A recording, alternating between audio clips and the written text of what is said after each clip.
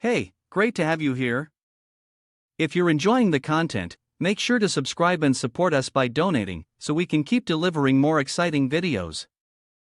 Now, let's jump into the story of I Only Work Office Hours in the Immortal Cultivation World right here on GMT Recap. The young man lying here is named Hua Chong Yun.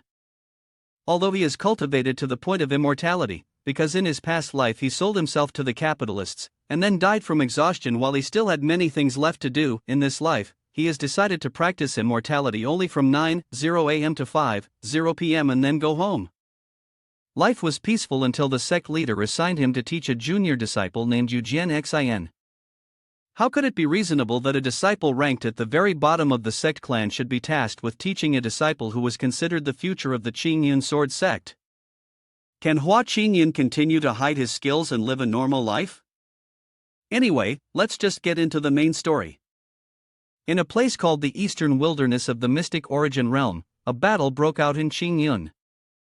The air was heavy with tension, black clouds covered the sky, and bolts of dangerous purple lightning struck down onto a towering stone mountain. A voice shouted, facing the demonic shadow blood formation, Qingyun sword sect, is that all you have?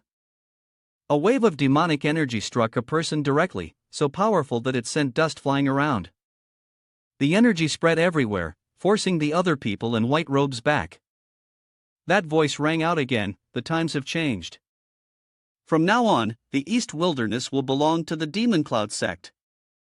A hand lay flat on the ground, with drops of blood falling, muttering, Demon Cloud sect. The young man, though severely injured, still courageously shouted, "Don't be reckless.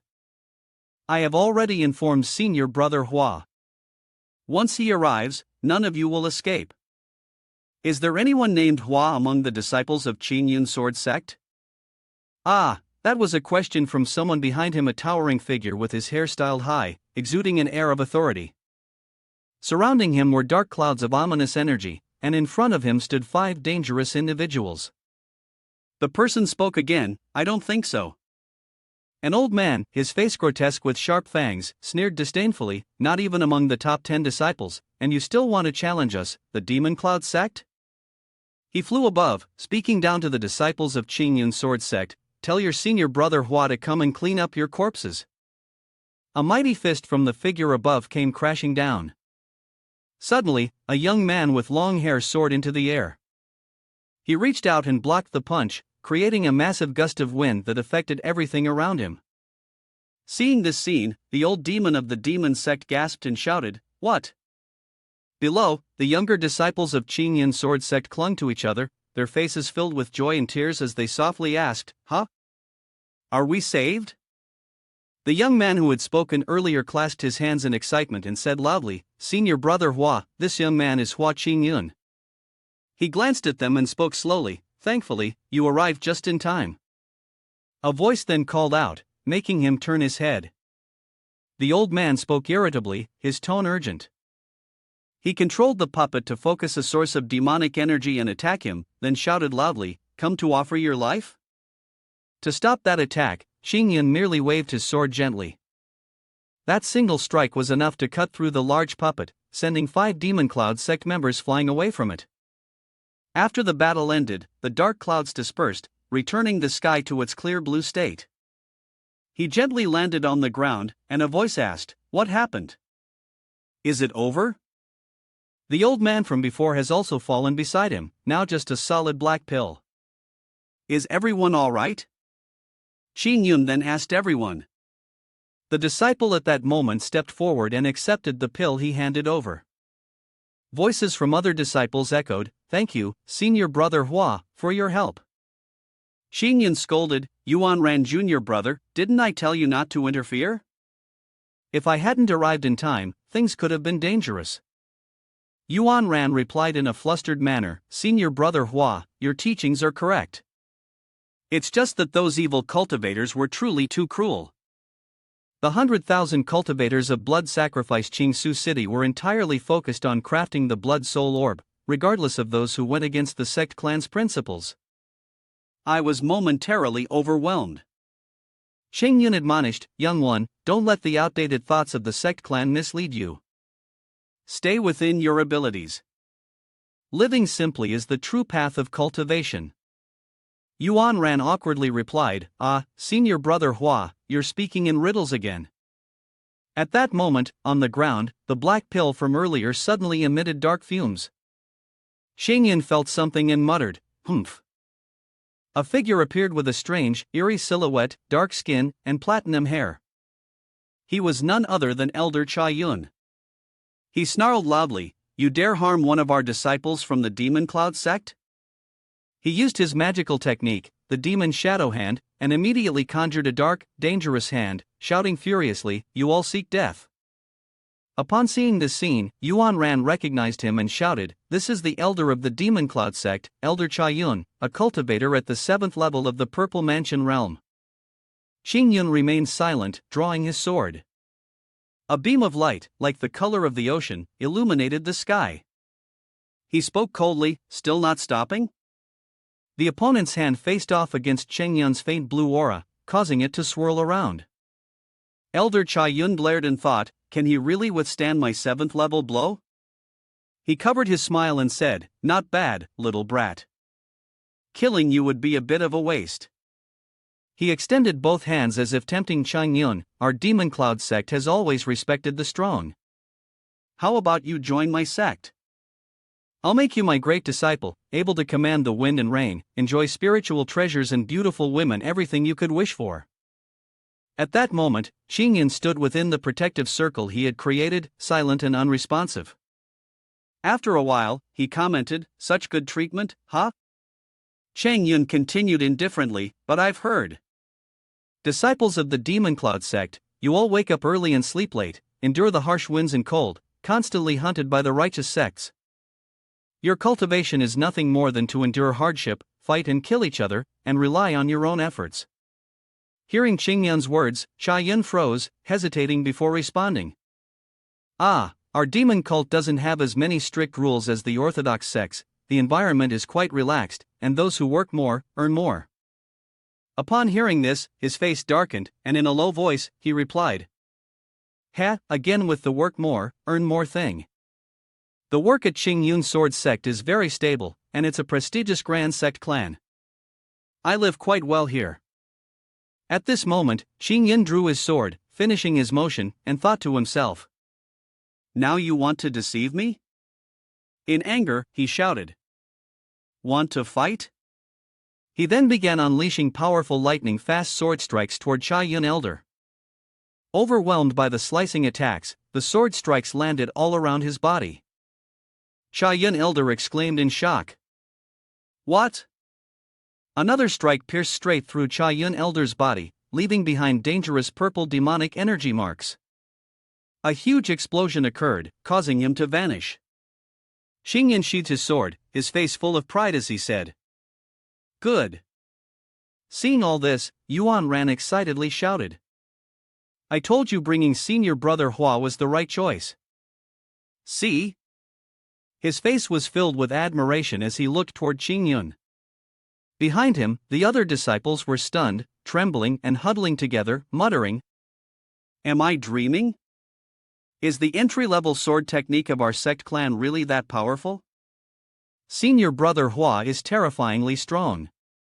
At this moment, Chayun Elder was lying motionless on the ground, his body heavily wounded, losing much of his strength. He muttered, "Why?"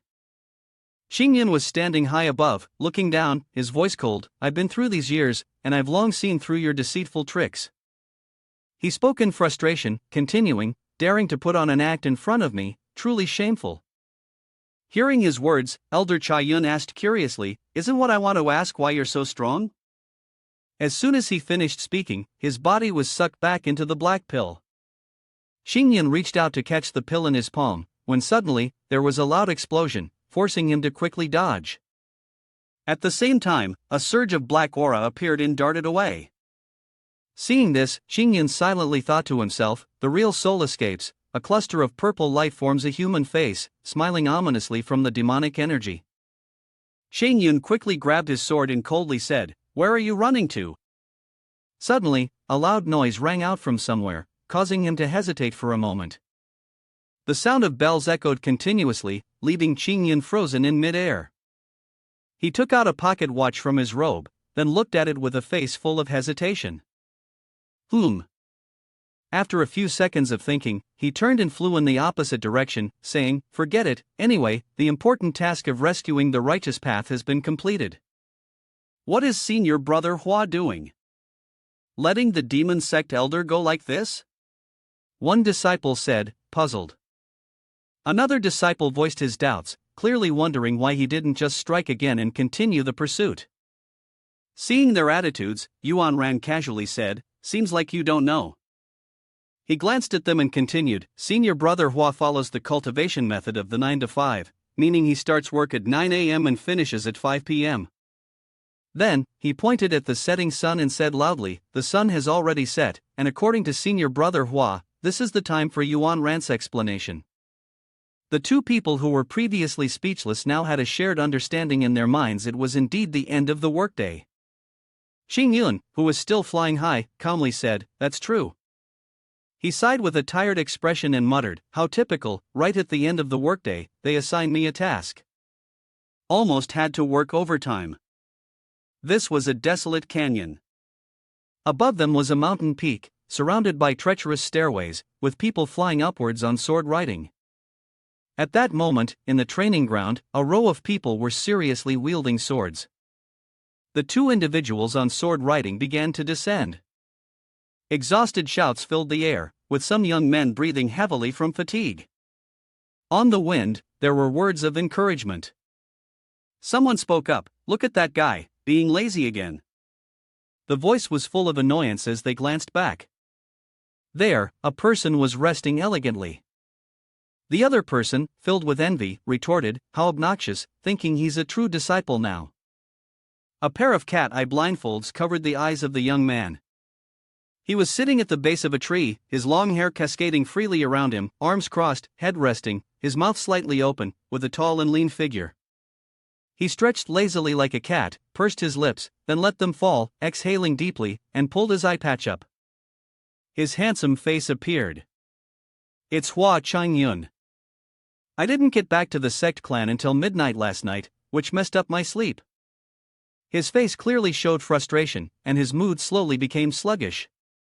"If I had known this was going to happen, I never would have bothered becoming a disciple in the first place, especially with all these troublesome tasks they keep handing me."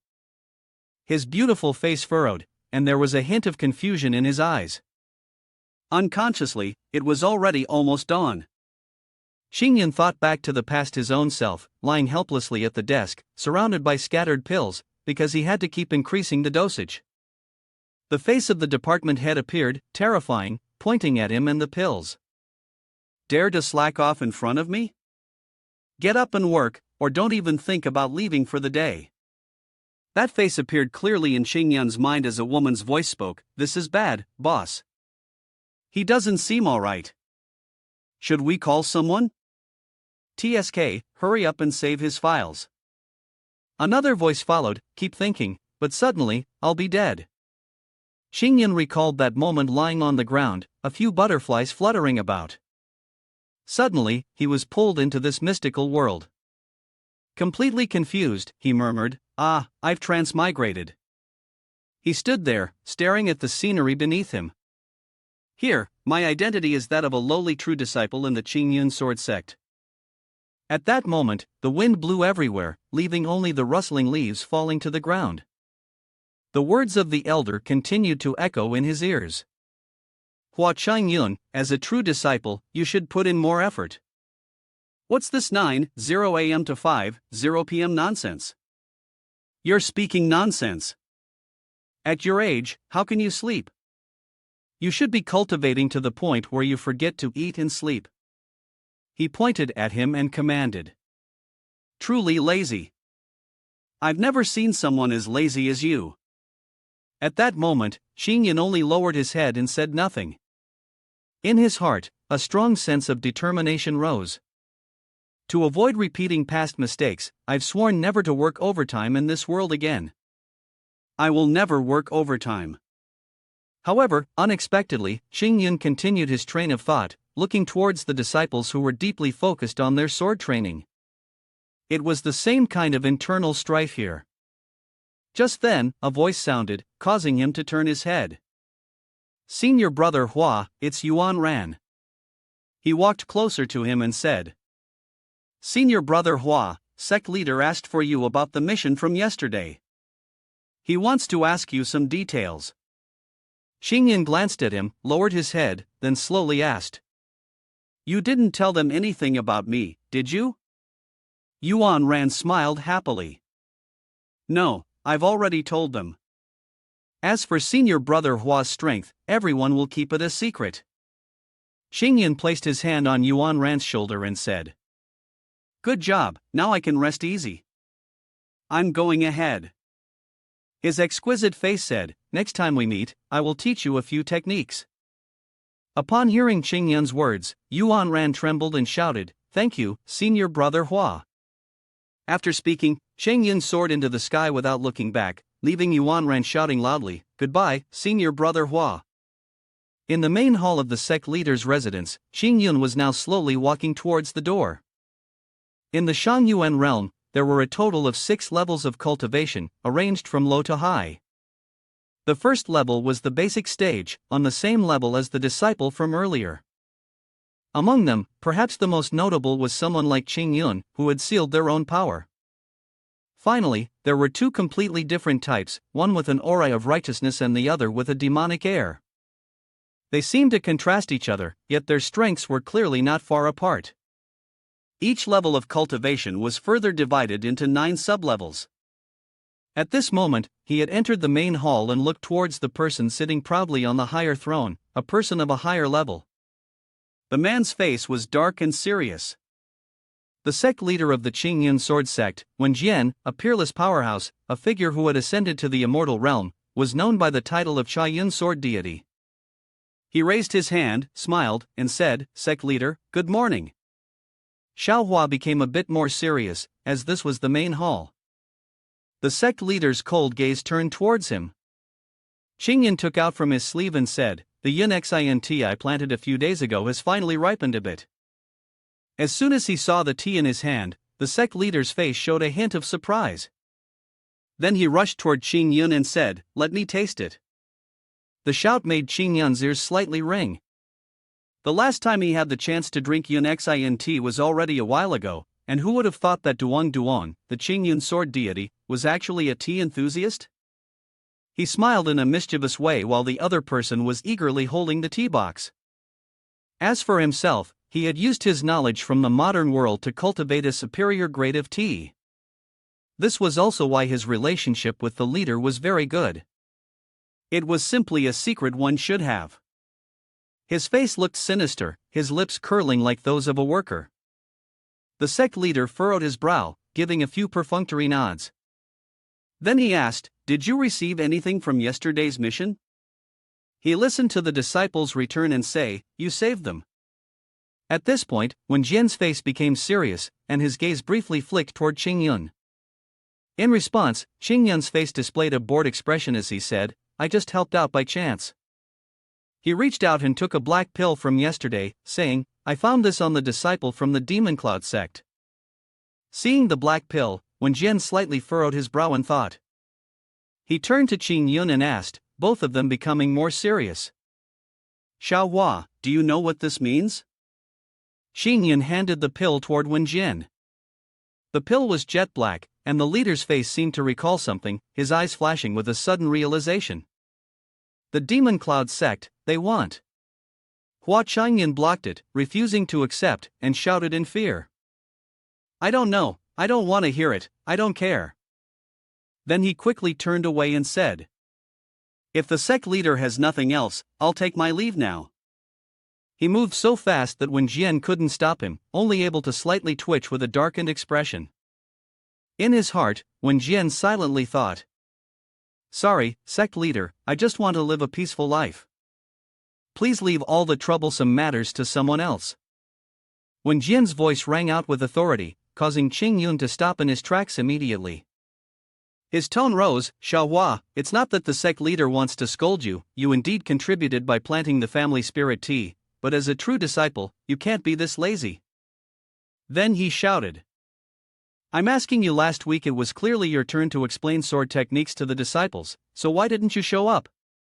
Wen Jian pointed angrily at Chayun. Hearing this, he slightly turned his head and said, "When it was my turn, it was already past the hour. Work at 9, rest at 5, that's my rule. I hope the sect leader understands." Upon hearing his words, Wen Jian's face was filled with fury, and he shouted, "Because you were absent from the sword technique gathering, 4 hall masters came to see me." His words echoed, making Chayun stop once again. Wen Jian thought, "I want to strip this so-called true disciple of his title." He turned back and said, "Did they really say that?" Sensing things weren't going well, Wen Jian paused for a moment and then said, "Xiao Hua."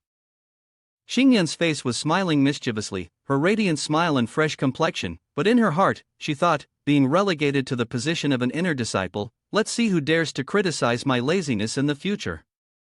Chayun eagerly asked Wen Jian, "Sect leader, when will you revoke my status as a true disciple?" Wen Jian's face darkened, anger boiling over as he gritted his teeth and said, "You." He pointed a finger at Chayun, "Dream on. Since the establishment of the Chayun sword sect, no true disciple has ever been dismissed." Wen Jian's face twisted with fury as he continued, "Dismissing you would be like slapping my face and that of the elders." He was so enraged that the corner of his mouth slightly bled. Upon hearing this, Xinyan's face faltered a little, as if about to shed a tear. "Damn it, I knew there wouldn't be anything good about this." The sound of footsteps made them both turn their heads. They simultaneously bowed in respect to the sect leader and senior brother Hua. Wen Jian immediately changed his expression. "Oh, Jian Xian has come as well." A young girl with short hair walked step by step toward the two. There were thousands of inner disciples who day and night longed to become true disciples. She frowned in confusion and said, "Senior brother Hua, are you really going to give up this rare opportunity?" "Why is that?" The person before them was a stunning beauty, with an elegant and graceful figure that captivated the eyes of Jian Xian, the top true disciple of Chayun. Looking at her, Chayun didn't respond. Jian Xian, the true disciple of Chayun sword sect, was indeed a beauty. Despite her young age, she had already reached the 4th stage of the Purple Mansion realm. Both her strength and popularity were at the top tier. The beautiful light green hair fluttered in the air, regarded as the future of Chayun sword sect. The young woman's face was so beautiful that Chayun was left in a daze. Chayun stiffened slightly, turned his head back, and silently pondered his own identity. The 55th true disciple of Chayun sword sect. He clenched his hand, turned his head, and said slowly, "Junior sister, there's something you may not know. I've been stuck in the spiritual palace realm for a long time." Upon hearing his words, her face showed a look of confusion as she looked up at him, wondering if it meant he wanted to start over from the inner sect. He clenched his hand and spoke firmly, "I will consolidate my basics and then break through once more. I'll take a roundabout route to rise up, as the saying goes, revisit the old to learn the new." The other person immediately looked surprised, her mouth slightly agape, not expecting that her brother would be so ambitious and deeply knowledgeable about the cultivation path, entirely different from the rumors she had heard. Bowing deeply before Chayun was Jian Xian, still too shallow in his understanding. He waved his hand with a smile and said, "You're too polite." Witnessing all of this, Wen Jian couldn't help but sigh helplessly. He then spoke, "Xiao Hua, the reason I called Jian Xian here," his voice paused briefly before continuing, "is because the hall masters have a request for you." He glanced at Wen Jian, raised an eyebrow, and asked, "What request?" Wen Jian smiled brightly, gesturing with his hand to explain, "They want you."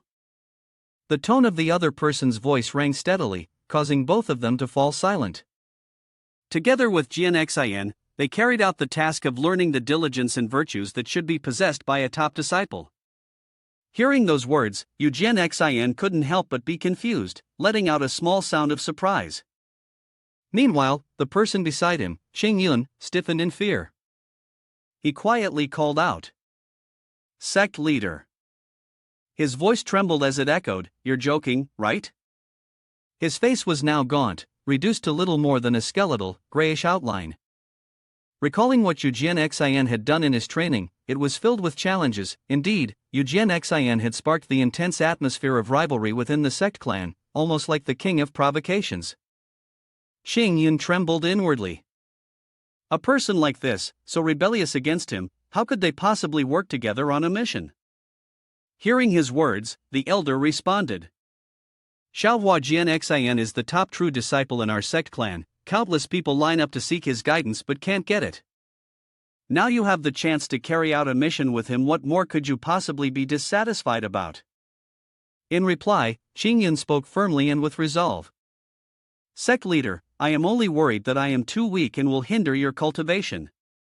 His face tightened slightly, and he countered logically, though his thoughts still lingered. I don't want to be a hindrance either, you know? He glanced nervously, his face filled with both anticipation and worry. Wuyan Xin immediately shouted. Brother, you're overthinking it. His face brightened with a radiant smile as he spoke cheerfully. We are all fellow disciples, we should help each other and improve together. Wuyan Xin's face beamed as he continued to highlight the benefits that could be gained. Moreover, senior brother Hua might even use this opportunity to prove himself and dispel the rumors that others had fabricated about him. Hearing what she said, Chayun couldn't stop exuding dangerous waves of oppressive energy, his heart filled with fear to the point of paling. Impressive, you even want to drag me into this fight, huh? His face showed signs of fear and confusion. He clasped his hands together solemnly, and his expression darkened with seriousness. Sect leader, my task is not urgent, I just worry that no one will water the tea plants. He spoke carefully, hoping to make Wuyan change his mind and allow him to escape, secretly still holding on to hope. Sect leader, you want me to take on this task without hesitation, even inviting junior sister Yu, but I am someone with principles. I could rest comfortably in the sect clan, so why should I go with a little girl?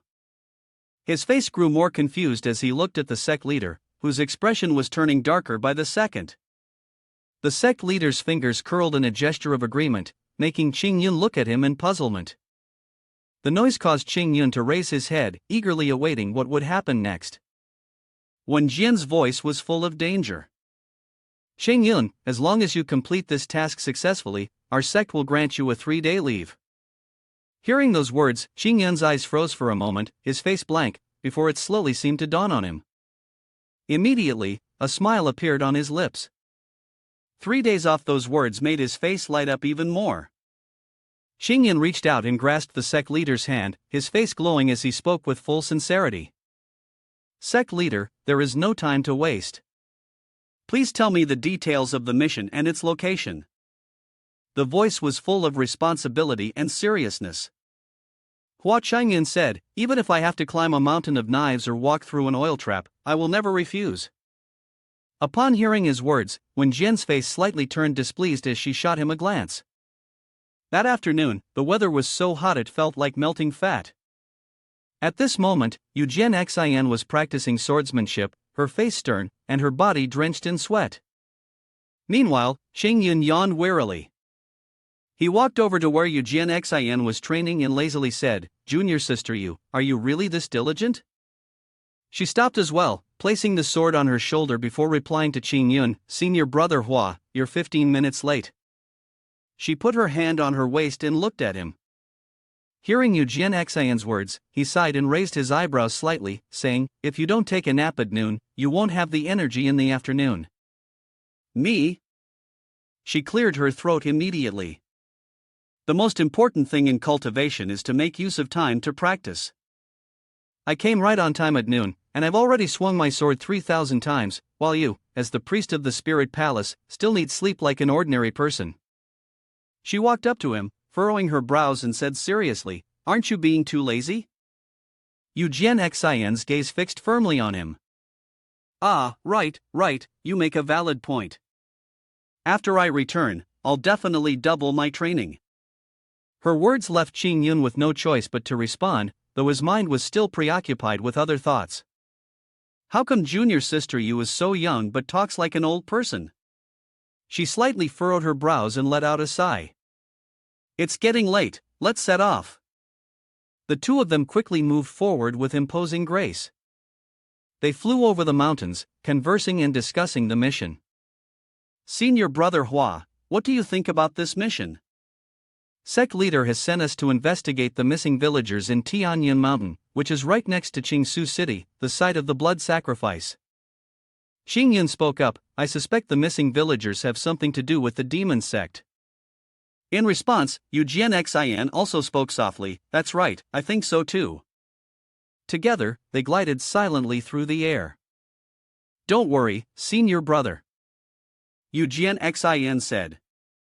Although you're only at the 6th level of the spiritual palace realm, I will protect you.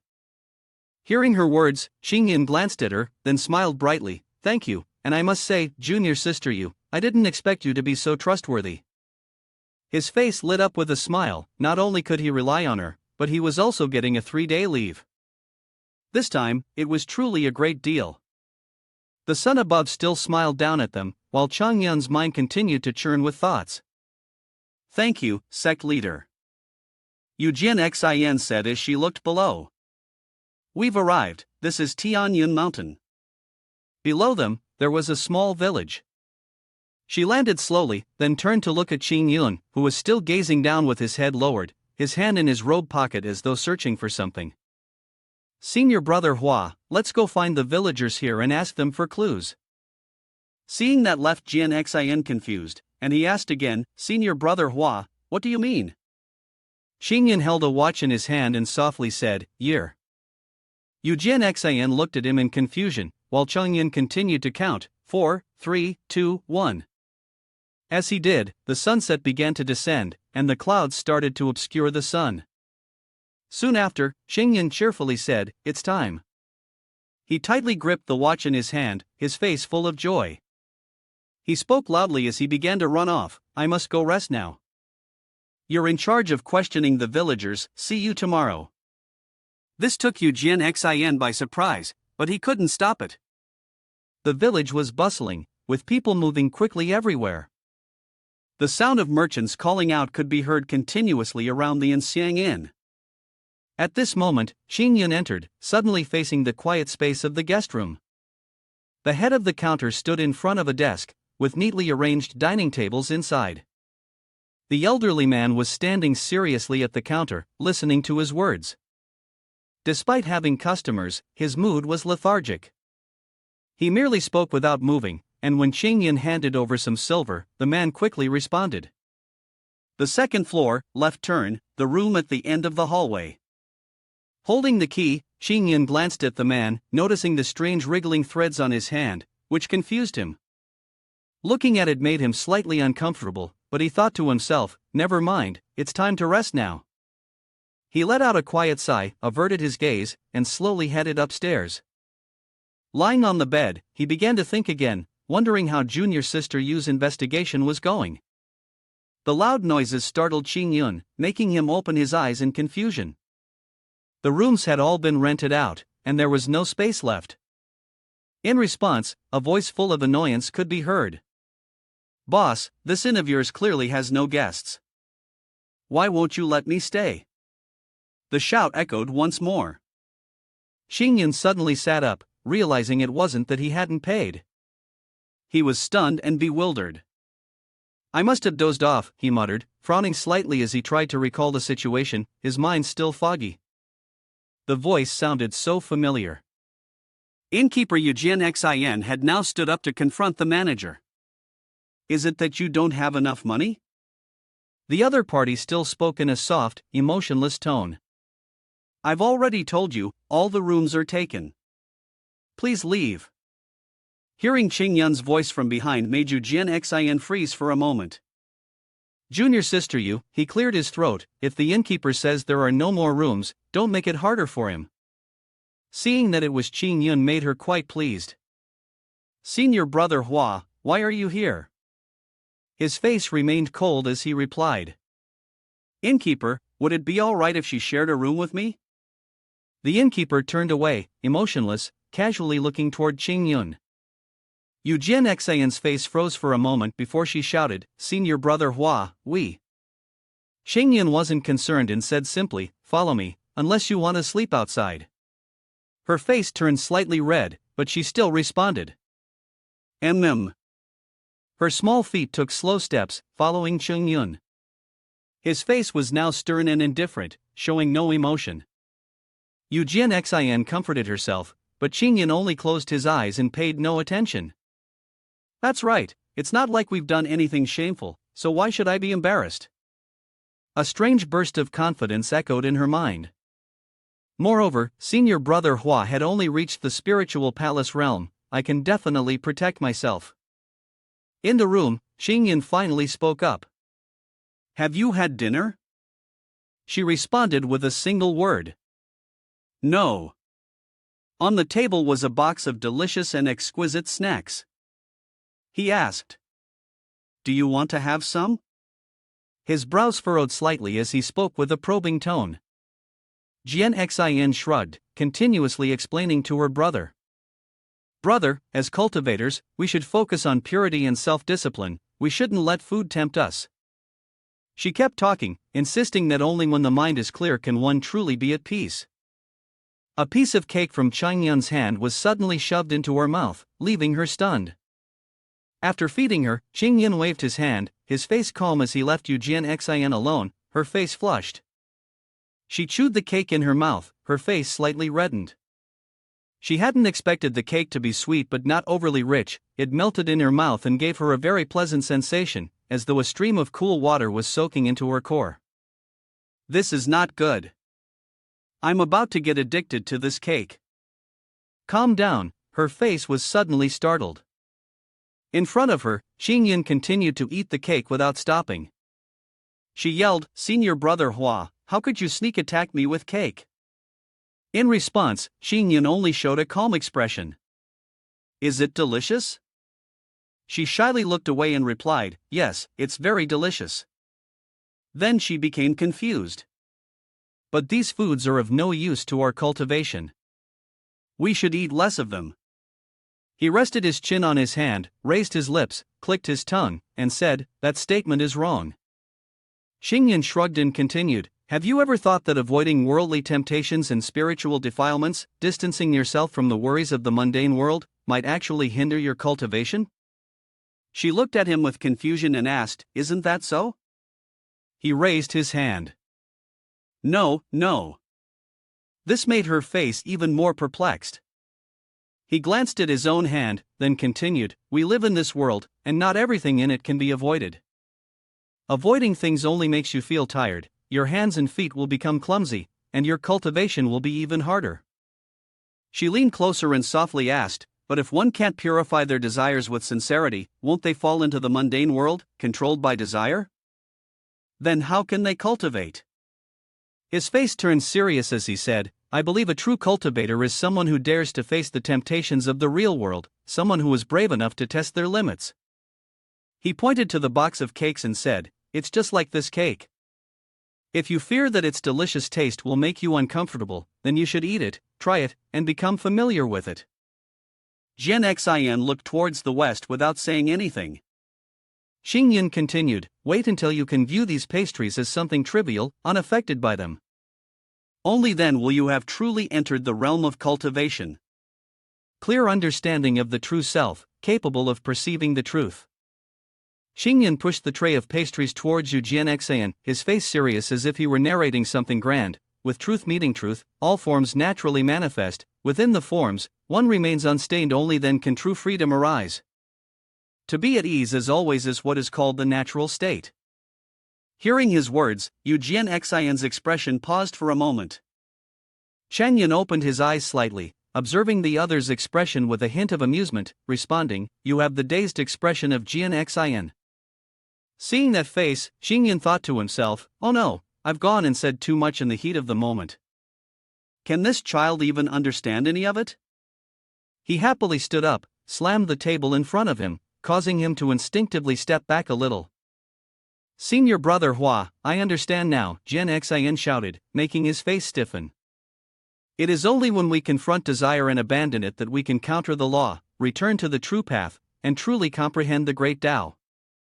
Then, Eugen Xin was seen devouring the pastries in a terrifying manner, while Qingyan stood there, dazed, his thoughts incessantly cursing. What the hell does she understand? Stop, already. My pastries, he pouted, starting to climb onto the bed casually and said, sorry, you rest for now. In response, there was the face of Eugen Xin, who was now filled with joy as she said, brother, I'm fine. I haven't slept, so I can just sit here. The night sky was serene, with the crescent moon above casting its light onto the ground below, faintly shimmering on the wooden ceiling. At this moment, Eugen Xin was practicing diligently, while Qing had fallen deeply into sleep, unaware of anything happening around him. Outside, the shadow of a person silently stood before their room. The figure muttered to himself, then pulled something out of his coat pocket. Little girl, I originally wanted to let you go, but the incense you're burning. The little pieces of broken fragments are very telling. Don't blame me. The smoke spread throughout the room, filling every corner. Eugen Xin, who was meditating, was surrounded by this mist. She slightly opened her eyes, wondering where this strange fragrance was coming from. When she fully regained consciousness, she was startled to find herself surrounded by a purple haze. Eugen Xin shakily stood up. It's over, it's poison. Her face tightened as she realized that she had been poisoned, and for some unknown reason, she quickly fell to the ground. Before she completely lost consciousness, Jian Xin glanced at the bed. Senior brother Hua, run! The person on the bed, who had been resting his chin on his hand, looked around, which caused her to widen her eyes in surprise. Xing Yun appeared bored, his expression blank, not affected by the mist that was rendering others unconscious. Jian Xin, confused, closed her eyes lightly and silently called out, Senior brother Hua. Then, finally, unable to compose himself, he fainted. Elsewhere, in that forest, a soft gust of wind blew, causing the leaves to scatter in an unpredictable manner. A pair of slender legs appeared, trembling as they moved. The person bowed respectfully before the one sitting high above. Lord, the disciple of Qing Yun's sword sect has been knocked out by the spirit separation incense. The other person leaned back against a log, exuding an air of authority. The shopkeeper, trembling with fear, spoke in a shaken voice. One of them is the direct disciple of Qing Yun's sword sect, Eugen Xin. The other is of unknown identity, only known as Senior Brother Hua. The person immediately turned their head, their red pupils glancing briefly before letting out a soft laugh. I never expected you to catch Eugen Xin. He spoke, his tone carrying an air of threat. As for this Senior Brother Hua, I've never heard of him. He's probably just a subordinate following along. Below, the shopkeeper continued to tremble as he praised. Fortunately, thanks to Lord's hidden talisman, I was not discovered by them. His face revealed someone with white hair, red pupils, and 3 long scars on his left cheek. This time, you've achieved great merit. The shopkeeper outside continued to tremble and said. Lord, then my wife and child slowly jumped down. Don't worry, they are fine. Now, I will take you to meet them. Upon hearing this, the shopkeeper seemed to stand up. Thank you, Lord. Then, a surge of demonic energy pierced through his body, causing it to shatter into pieces. The other person gently licked the blood from his hand, then shouted loudly. Finally, the last ritual is about to be completed. His face was full of danger, yet he flashed a cunning smile. He raised his voice, Number 3, Number 4, go to the inn and bring back those 2 disciples of the Qing Yun sword sect. 2 others appeared, one with purple hair, while the other had a rope tied around the back of his green pants. His face was sinister, with eyes that were wide open, bloodshot. At Qing Yun's place, Eugen Xin had just woken up. She gently parted her lips, and in front of her was the gaze of Qing Yun, which seemed full of sorrow. He spoke, You're awake. Looking at the person in front of her, who was sitting cross-legged, she said, Senior Brother Hua. Then, as if realizing something, she quickly stood up and exclaimed, No, this isn't right. We need to leave now, it's dangerous here. Qing Yun merely glanced at Jian Xin indifferently, and she clenched her fist slightly. But when Jian Xin looked at Chayun, he remained calm, which made her hesitate. Jian Xin asked, "Brother, are you alright?" But Chayun's face only showed a faint smile as he leaned back against the bedpost, exuding an air of mystery.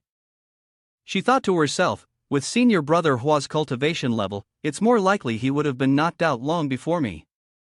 Chayun then spoke, "While I was sleeping, I used the fetal breathing technique instead of channeling spiritual energy like you all, so I wasn't affected by the spirit separation incense." He got up from the bed and slowly walked toward the door, as if waiting for the other to make a move. "I've already dispelled the fragrance in the room and helped you detoxify." On the table, a red incense stick had burned a little, and to her surprise, it was the spirit separation incense. Looking at it, he sighed, while Jian Xin froze in place. Cultivators below the 5th level of the Purple Mansion realm would have a hard time resisting the poison of this fragrance. He then said, Your social experience is still too little, you cannot be so unprepared like this." He straightened up, speaking languidly, "If you were to go on a mission alone this time." Hearing his words made Jian Xin hesitate, clenching her fists. His comment left her speechless, and the consequences were hard to imagine. After that, she cupped her hands together and said, "Thank you, senior brother Hua, for saving me." From now on, Jian Xin will definitely be more cautious. Chayun didn't seem to care, pouring a cup of tea and watching the steam rising from the warm cup in his hands. He softly said, "You, must be more polite. Drink some tea to warm yourself up." He courteously offered the tea. This made Jian Xin feel grateful and exclaim, "Thank you, brother." In her heart, she thought, the senior brother Hua in the rumors was just a lazy true disciple. She took the cup of warm tea from his hand, but her thoughts never stopped. However, she didn't expect that only 2 or 3 sentences could enlighten her. She took a sip of the tea, then continued to stay on guard, silently acknowledging that he had saved her life.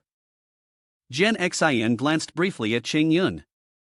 At this moment, Chayun was drinking tea, his considerate demeanor, and his looks weren't bad. It was just a pity that his cultivation seemed off. Jian Xin lightly tapped her beautiful face. "Wait, what am I thinking?" She shuddered, causing the tea to make a sound. Confused, he asked, "Are you feeling better now?"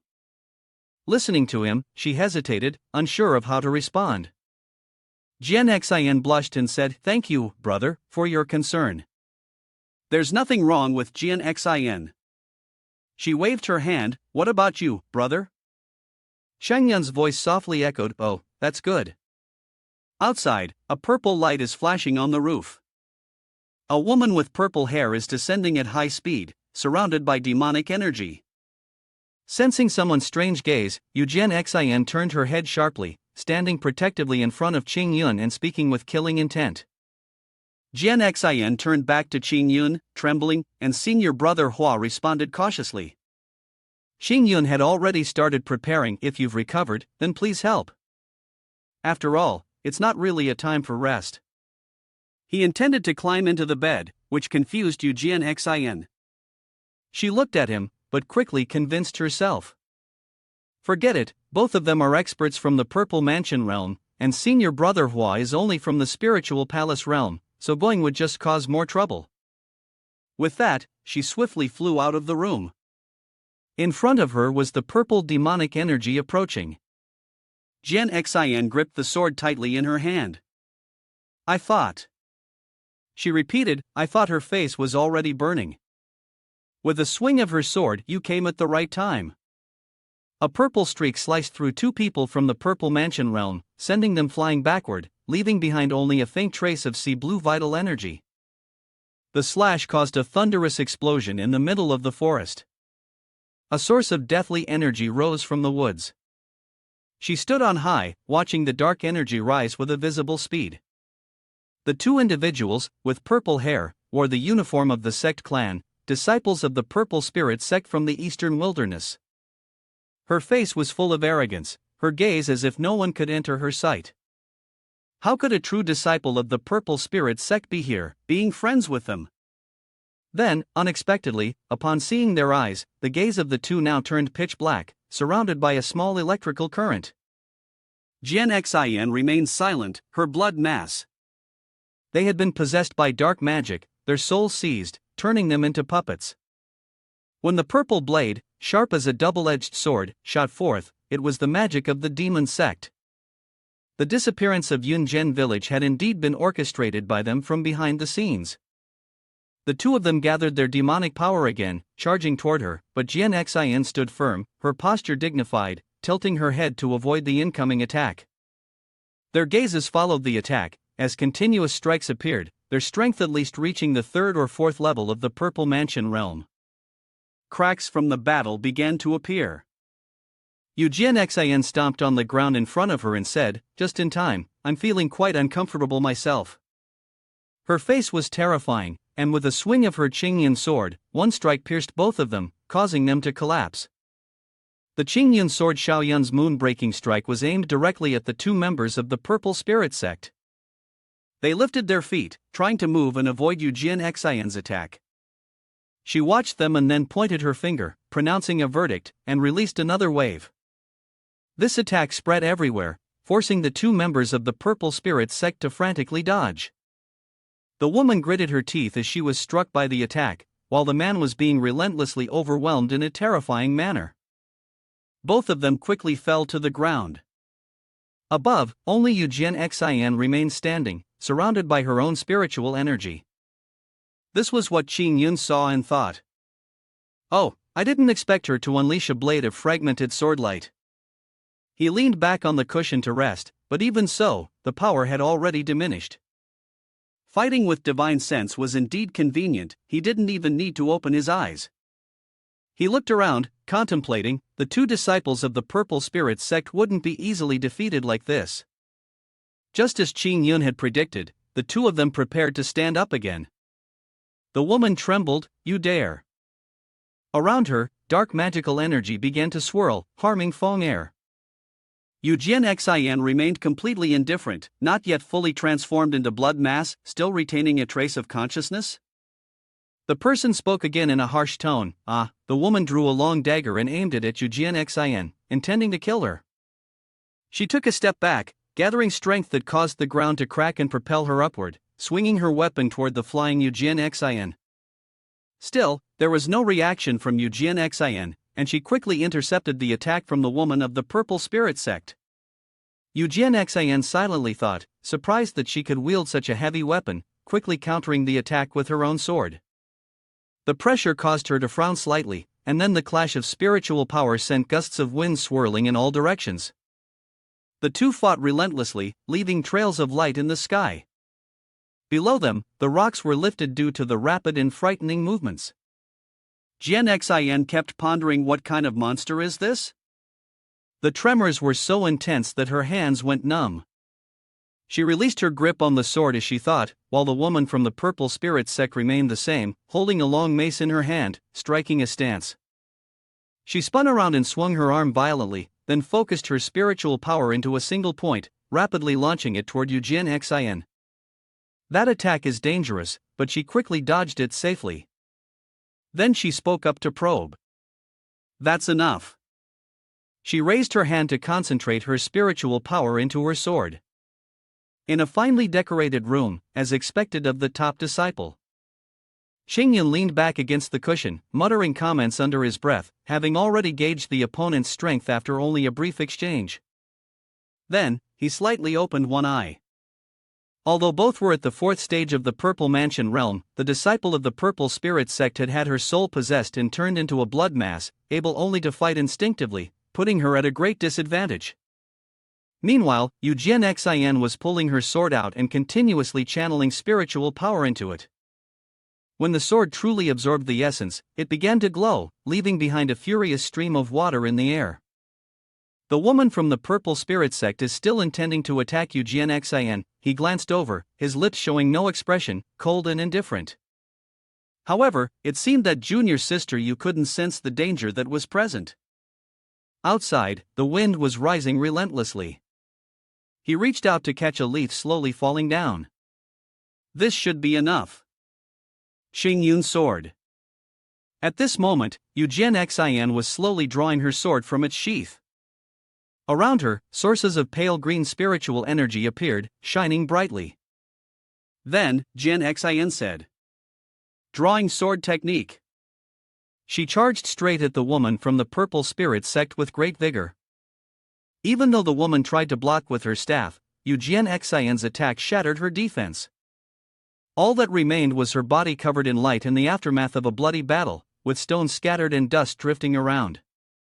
She thought for a moment, then walked on the stones, approaching the woman from the purple spirit sect. Despite the woman trembling, she had already subdued her. Next, I must think of a way to help them awaken.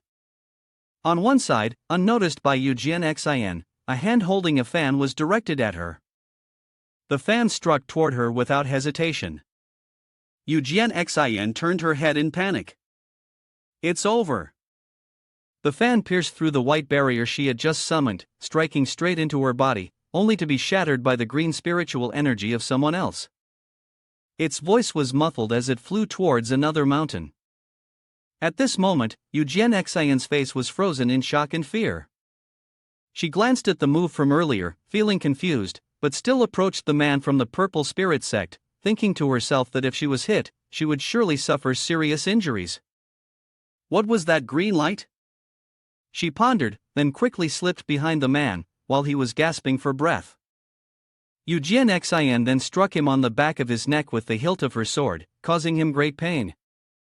Who exactly had come to help and brought the two members of the purple spirit sect back to the inn?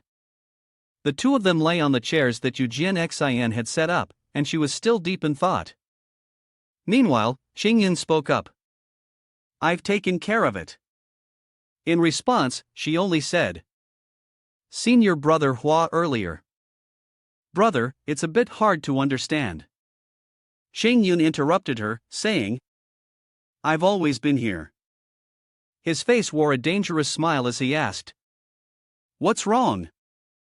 Seeing his expression, Eugen quickly replied, "No, nothing's wrong. I just thought too much." Senior brother Hua is only at the 6th level of the spiritual palace realm.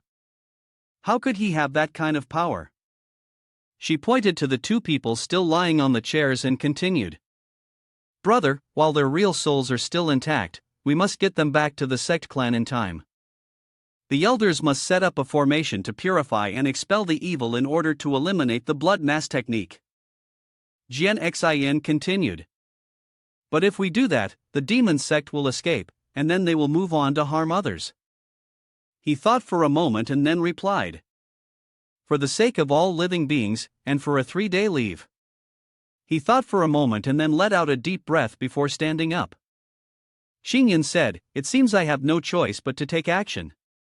He gathered his magical energy into the palm of his hand.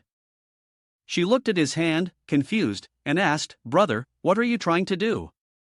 Xingyan replied, "I will use my divine consciousness to enter his mind and extract the blood mass." Upon hearing his words, Eugen anxiously said, "Brother, have you lost your mind?"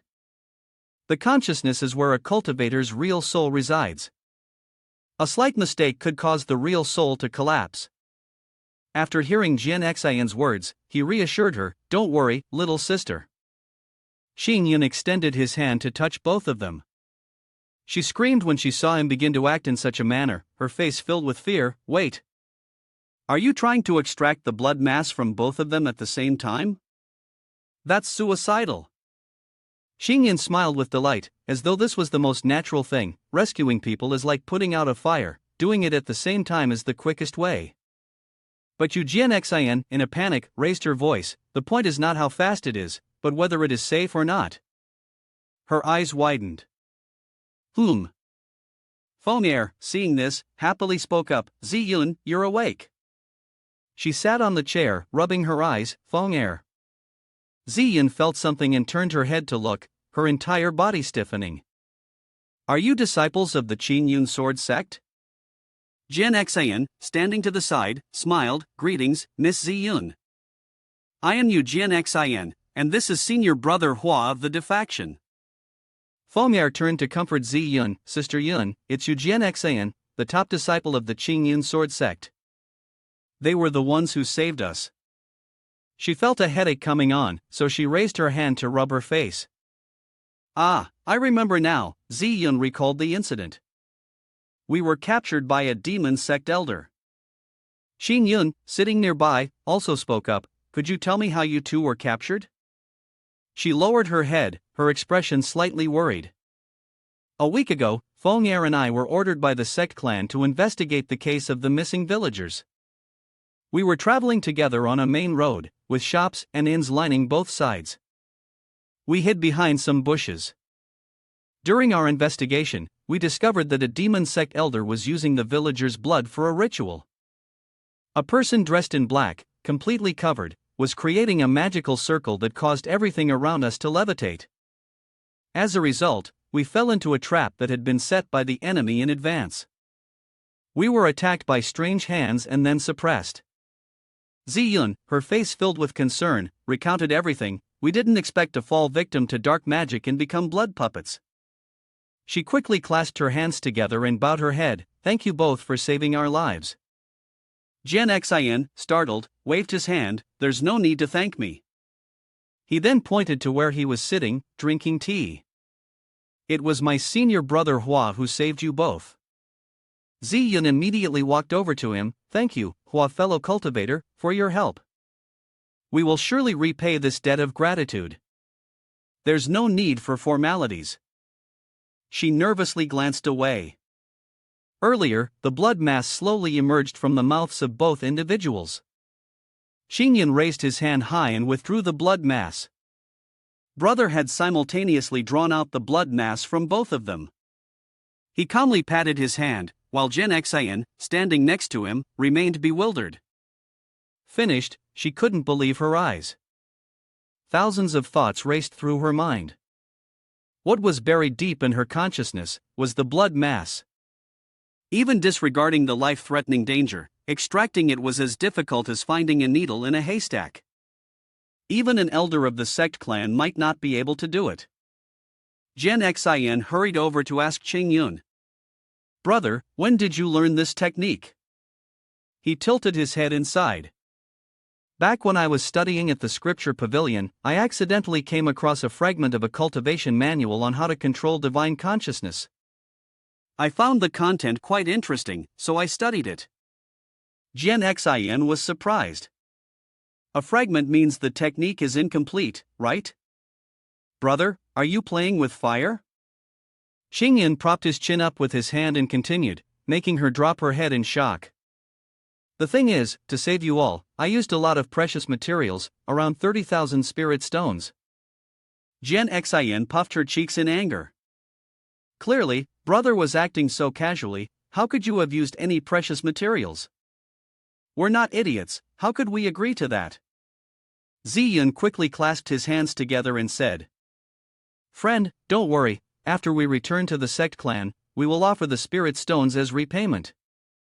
His eyes gleamed as if he had already anticipated this, while Jian Xian was completely taken aback. Really agreed? Xingyun, with a smug expression, thought to himself. He had to admit that to set up the pure heart exorcism formation to eliminate the blood mass, it would require 50,000 high-grade spirit stones. 30,000 was already a friendly price, so how could he not take it? He smiled and said to them, causing the woman standing beside him to puff her cheeks in disagreement. No rush. The Qingyun Sword Sect and the Purple Spirit Sect have a relationship, so rescuing the two of you is also my duty. By the way, two friends, could you recall the specific situation when you went to capture the demon sect elder? Ziyun said seriously. His name is Mo Xian, and his strength is not much to speak of. I could have dealt with him alone. However, his specialty lies in using formations and poisons. We were poisoned by him. Chayun waved his hand, interrupting her. I see, then this will be simple. He smiled and asked, I have a pill that can help both of you become immune to the poisonous fragrance for 3 hours. Do the three of you have the confidence to subdue the demon sect elder? Ziyun's face lit up with joy. If we can be immune to the poisonous fragrance, I will kill him immediately. But then, she suddenly realized something was off. Ziyan scratched her head and asked, causing Qingyan to freeze. Why is it the three of us?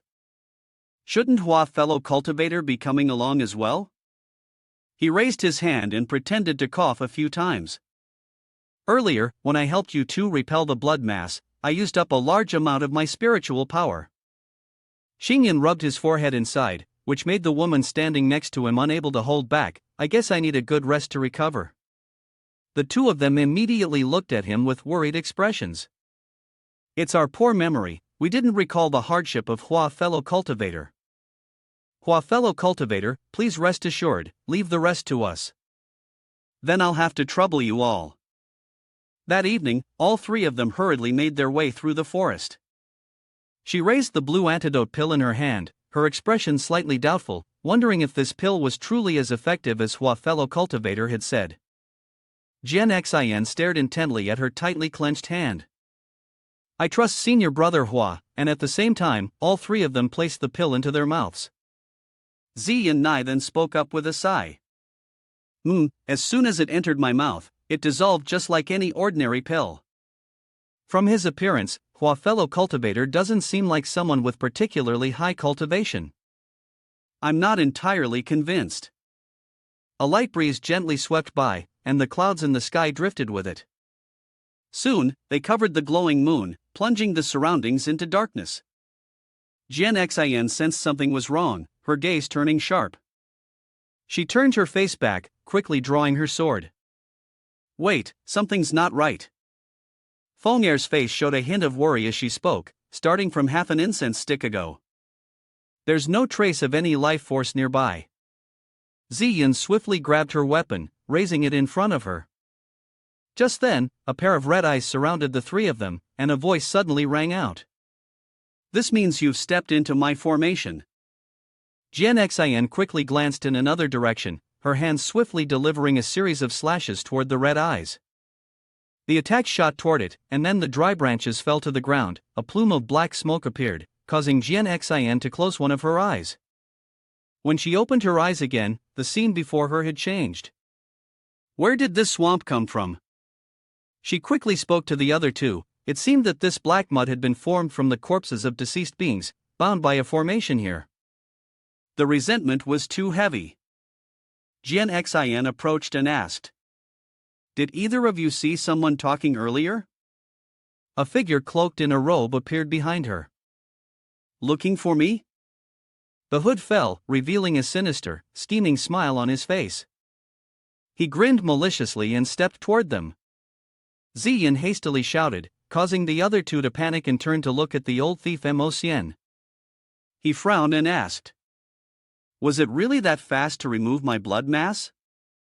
Elder Yin glanced over. It seemed that the grand disciple of the Qingyan sword sect had a hidden treasure on him. Jian Xin gripped her sword tightly, her eyes flashing with a sharp gleam.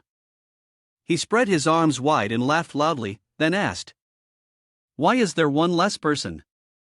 Could it be that hearing my famous name has frightened them off? Ziyun gritted her teeth and spoke. Because you are dealing with trash like you with the weapon I hold tightly in my hands, I alone am enough. Ziyun struck fiercely, smashing the ground beneath him. The stones flew high into the air, dust and smoke rising in a thick cloud from the direction, before gradually dissipating to reveal Ziyun holding a weapon in her hand. There was no one in sight. She bit her lip and looked up, her face slightly anxious. Chayun elder stood to one side, smiling. You've been injured once already, and yet you still fell into the trap again. Ziyun quickly circled behind him. Shut up, you're about to die. She leapt high and continued her assault. Chayun elder calmly looked up. Just as her strike was about to hit him, it was blocked. You disciples, each and every one of you, are as foolish as the next. He smiled smugly. Does my bone-eroding fragrance smell good?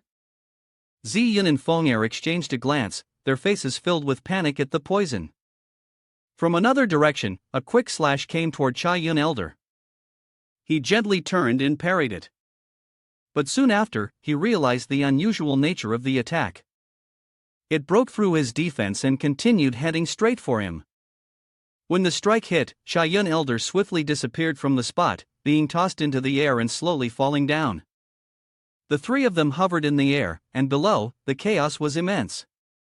Jian Xian stood above, looking down at the large hole in the ground beneath. She gritted her teeth in anger, clicking her tongue. Not going to fight, huh? Suddenly, the leaves around them began to dissolve, and Jian Xian panicked when she saw this. It's poison. The smoke gathered and concentrated in one place, and his body gradually became clearer. Jian Xian indeed had some skills. The body of Chayun elder was recreated, and he stood above Jian Xian, looking down. He laughed loudly. Pointless. You have already fallen victim to my bone-eroding fragrance. Chayun elder's face twisted with malice as he pointed downwards. It has been over 10 seconds now, fall down for me. The dust scattered, but Jian Xian and Feng'er were unharmed. He sensed something unusual. This is wrong. The two stood below, looking up at Chayun elder and sneering. Where had Ziyun appeared from behind him? Why was one person missing? She struck hard at the back of Chayun elder's neck and shouted. Take a punch from me. Chayun elder, in pain, spat blood as he was sent flying from the high ground, crashing straight into the ground. Feng'er quickly took a battle stance. You've launched so many attacks, striking him from all angles. Chayun elder, still recovering from the previous blow, couldn't block the next one. The ground shattered into countless fragments, and the dust slowly dispersed. He coughed up a large mouthful of blood. Chayun elder's face twisted in fury, and he pushed his hands into the ground to raise his body. Huff, huff, huff. He shot them a furious glare. You. The three still stood above, forcing him to look up at them. How come you're not affected by the poison? Ziyun winked, sticking out her tongue in a teasing manner. It's impossible. She clenched her fists and thought, the pill of Hua fellow cultivator is so powerful, there's no need to worry about those despicable tricks. Dealing with the demon sect is basically as easy as turning over the palm. Chayun elder collapsed to the ground, the toxicity of the bone-eroding fragrance stronger than the spirit separation incense. Even if one seals off the aura, it will still seep in. Apart from my antidote, no pill can cure the poison. He gritted his teeth in anger. Could it be that they still have some hidden treasures on them? Jian Xian's golden eyes flashed. This is it. She raised her sword high, the Qingyun sword. Chayun elder wiped the blood from his face with his hand. He used his other hand to clutch his opposite shoulder, chuckling, is this the end? Chayun stomped hard on the ground, launching himself upward. The spot he just stepped on cracked open, leaving a large hole. That's right, the game ends here. He unleashed a massive force that enveloped the area, the great formation of heavenly blood refining. The space around the three suddenly trembled violently, making them all panic. Yeah, what happened? Jian Xian bit her lip, trying to lift her head to look up. This is Chayun, standing high above and laughing loudly. He said, I told you, you have already fallen into my formation. He commanded, and the ground around them began to move. Number 1, deal with them. Ziyun glanced at them, her face full of confusion. The mud below was slowly reshaping into a human body. When it was fully formed, a strange symbol appeared on its chest. It opened its mouth wide, revealing sharp fangs. Feng'er and Ziyun were panicking, while Jian Xian remained calm, standing still. Its eyes were hollow, and its large mouth exhaled smoke. She frowned and stared at it, and seeing that, it confidently grinned. None of you will escape, including that coward from Yunzhen village. Father Yun extended his hand to create a spark and grinned in a sinister way. I've already sent number 2 from the Purple Mansion realm. Upon hearing his words, Jian Xian felt a sudden wave of fear. We're doomed, senior brother Hua is in danger. Meanwhile, over at Qingyun's side, he was completely unaware and still asleep. A hand gently opened the door, letting a faint light spill into the room. A massive creature crawled in through the small window, 3 pairs of red eyes glaring at something, before it slowly made its way to the empty bed. In the adjacent room, Xingyun sensed it and opened one eye. It struck the door violently, sending splinters flying, yet he remained unfazed, still lying on the bed. The door was shattered, and a massive figure entered, causing him to widen his eyes. Once inside, it let out a loud roar. Suddenly, laughter echoed, making it fall silent. Xingyun stood up from the bed. "You can't find anyone, so you're just going to leave?" he asked seriously. "Do you really have to drag someone into this fight?"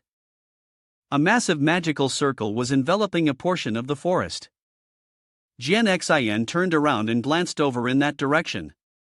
She swung her arm fiercely, delivering multiple slashes. The attack sped toward the creature that was being formed. It extended its arm and used its strength. A powerful strike immediately blocked the slashes. Ziyun, holding a weapon in her hand, approached from behind it. She launched a swift attack, but it had already sensed her and turned around to defend. In the creature's hand, it gripped the weapon tightly, catching Ziyun off guard. With a powerful shove, it threw her far away. The 2 other figures, standing at a distance, watched as it charged towards Ziyun. Feng'er, standing behind, quickly unleashed an attack that startled Jian Xin, binding Ziyun. Long chains surged forward and wrapped tightly around the creature's body. The creature's eyes became ferocious, and then it let out a deafening roar, shattering the chains. A slash appeared out of nowhere and swiftly flew toward it.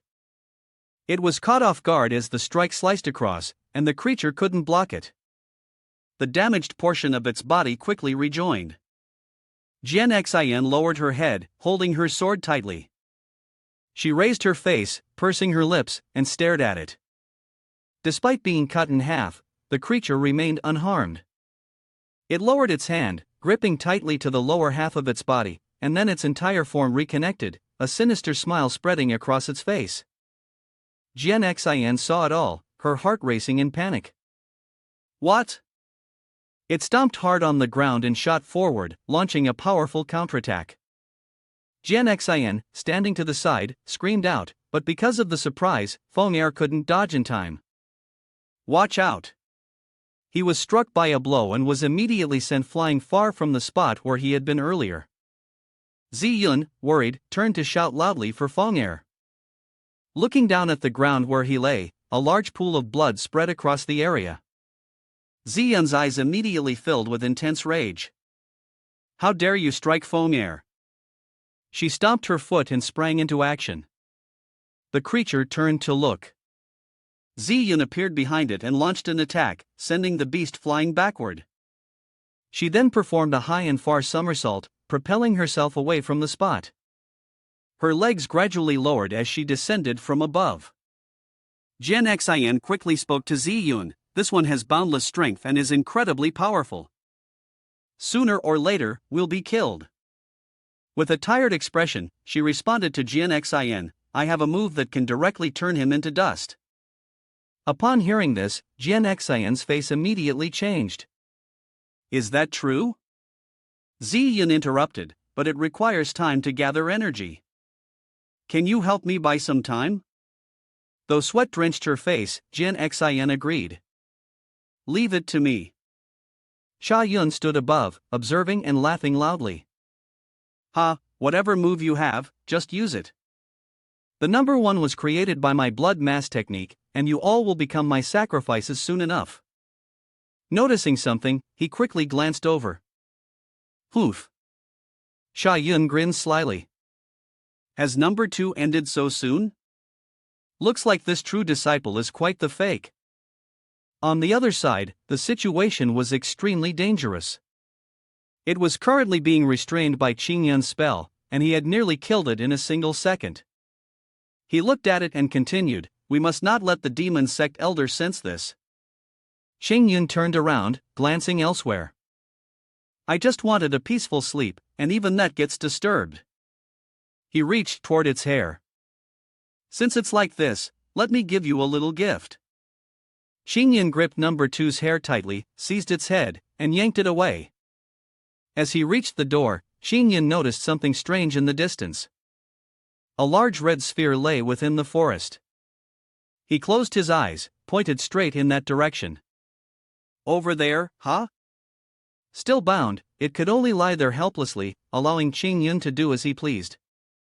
He opened his eyes wide and shouted, "Die!" Xinyan hurled number 2 forcefully toward the sphere. It was thrown at high speed, crying in fear. A flash of light lit up the night sky, and number 2 foamed at the mouth and passed out on the spot. He turned back into the room. There was still some time before the hour of rest. Xinyan rubbed his forehead and sighed, "Let's see if there's a better room, I'll get some more sleep." On Jian Xian's side, numerous giant hands were rushing toward her. Jian Xian quickly raised her sword to block them. She shut one eye tightly, bracing for the impact. Lacking the strength to stop the attack, Jian Xian was knocked backward. She planted her hand on the ground to stop herself from sliding further.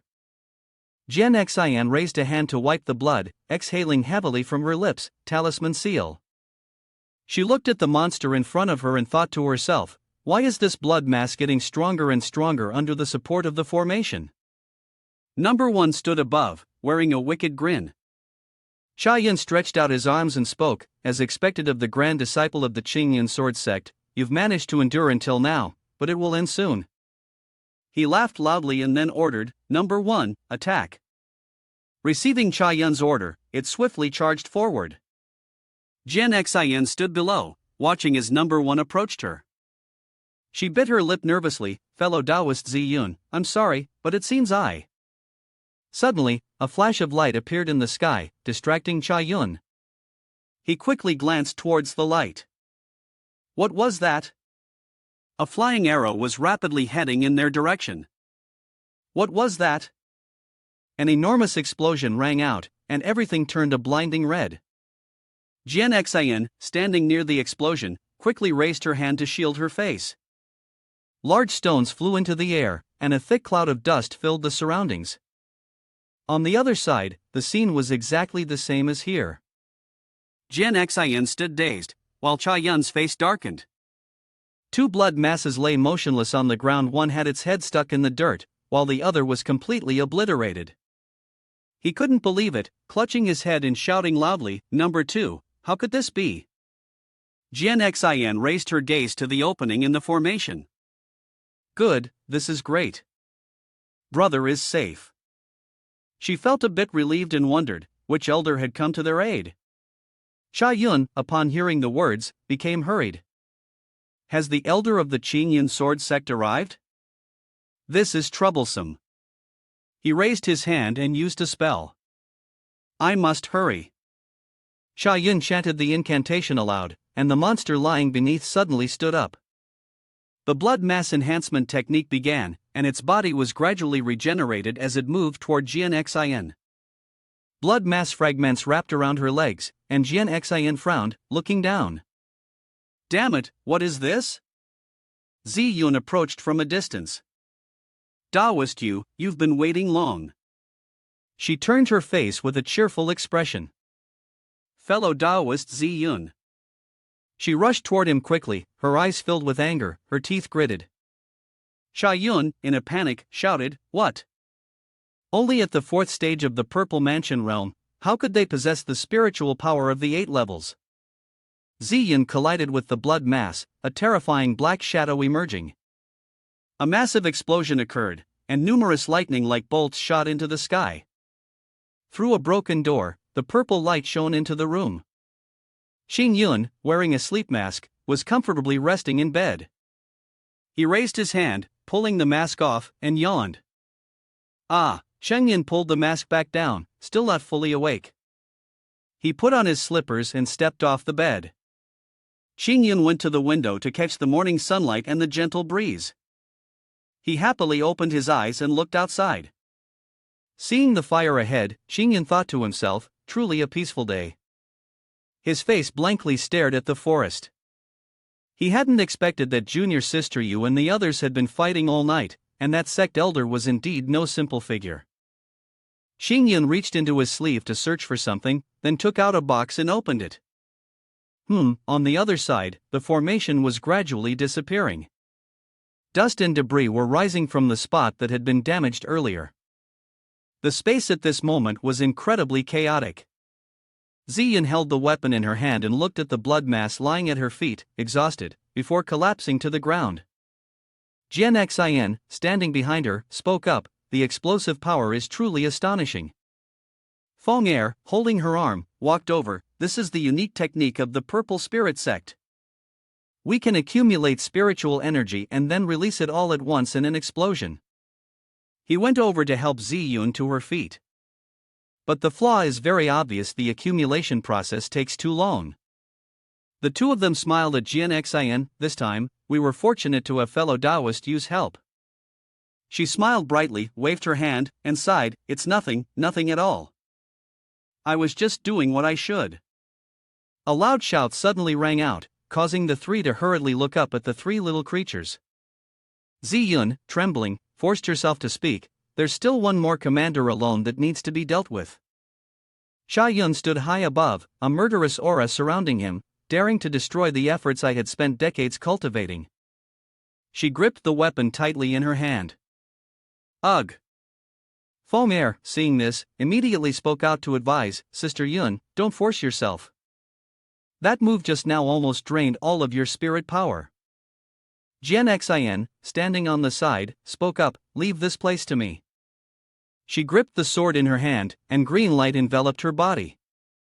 He spread his arms wide and unleashed numerous spells. "Today, the three of you will be buried here." Countless hands rushed toward Jian Xin. She swung her sword, slashing through the attacks with the Qingyun sword technique.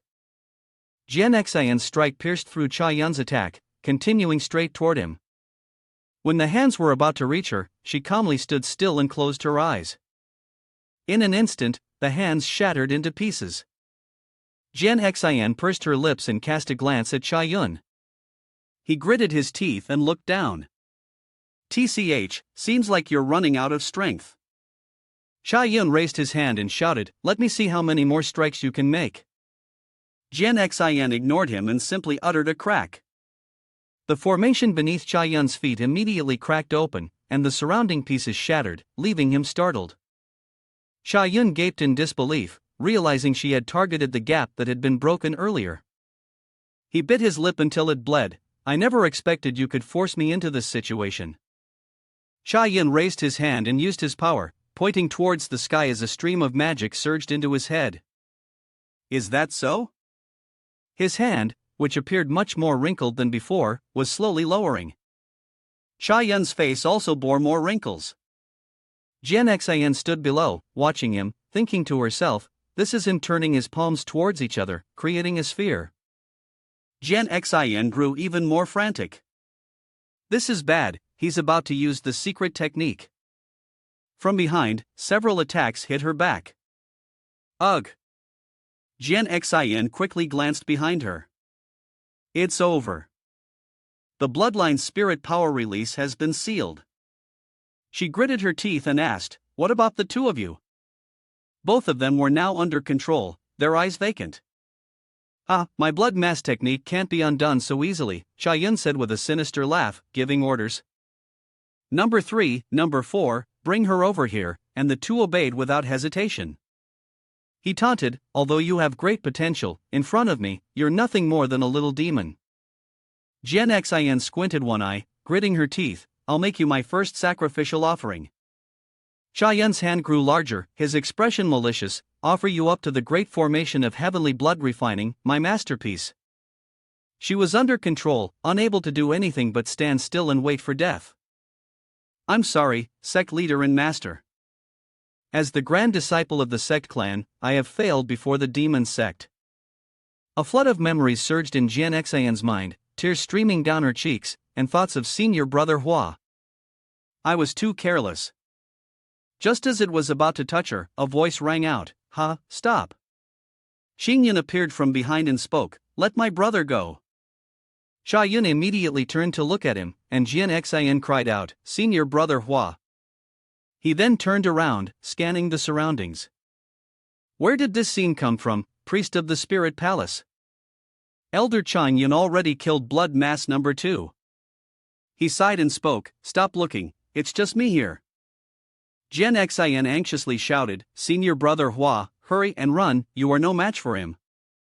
Chayun chuckled with amusement, "Since you've revealed yourself, and he's rushing towards Yun, let's start with you."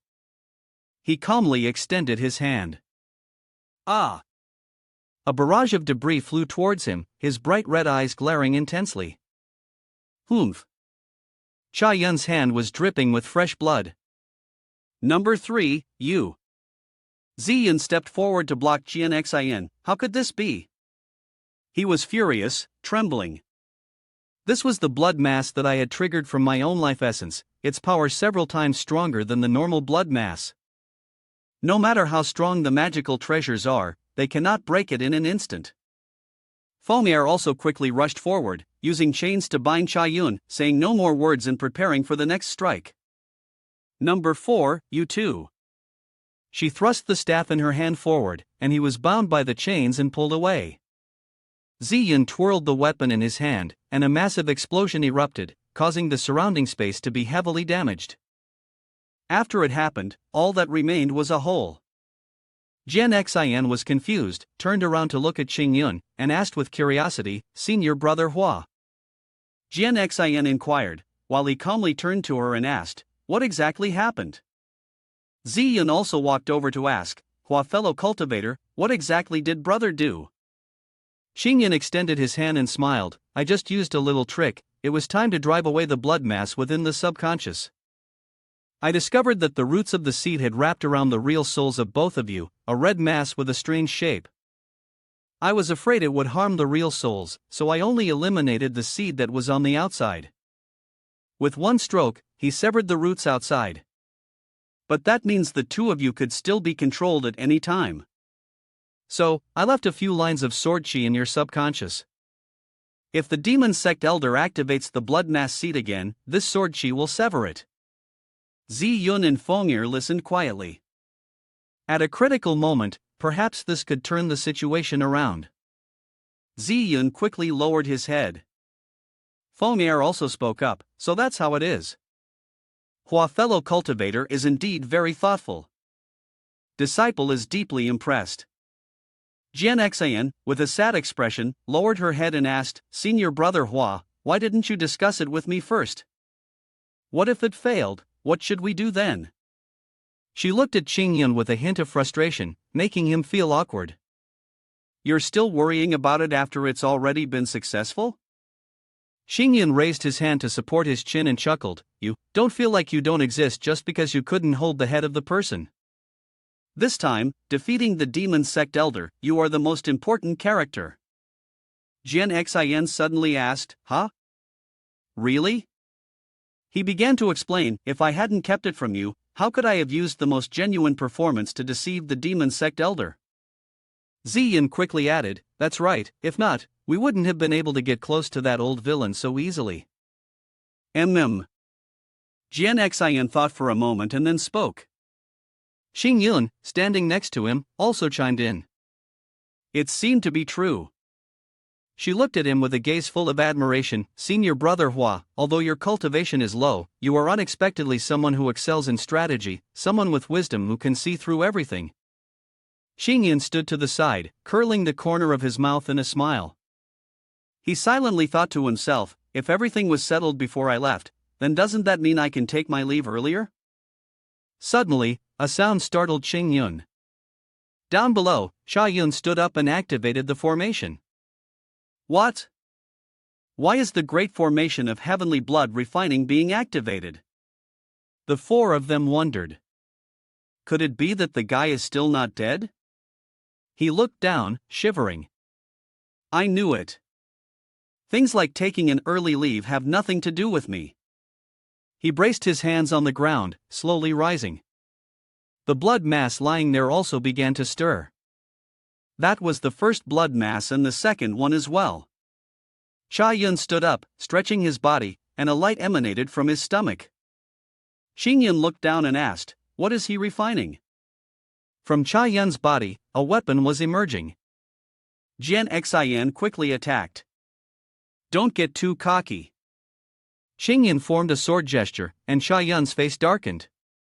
He drew a weapon from his abdomen. She rushed toward Chayun, breaking the sword technique.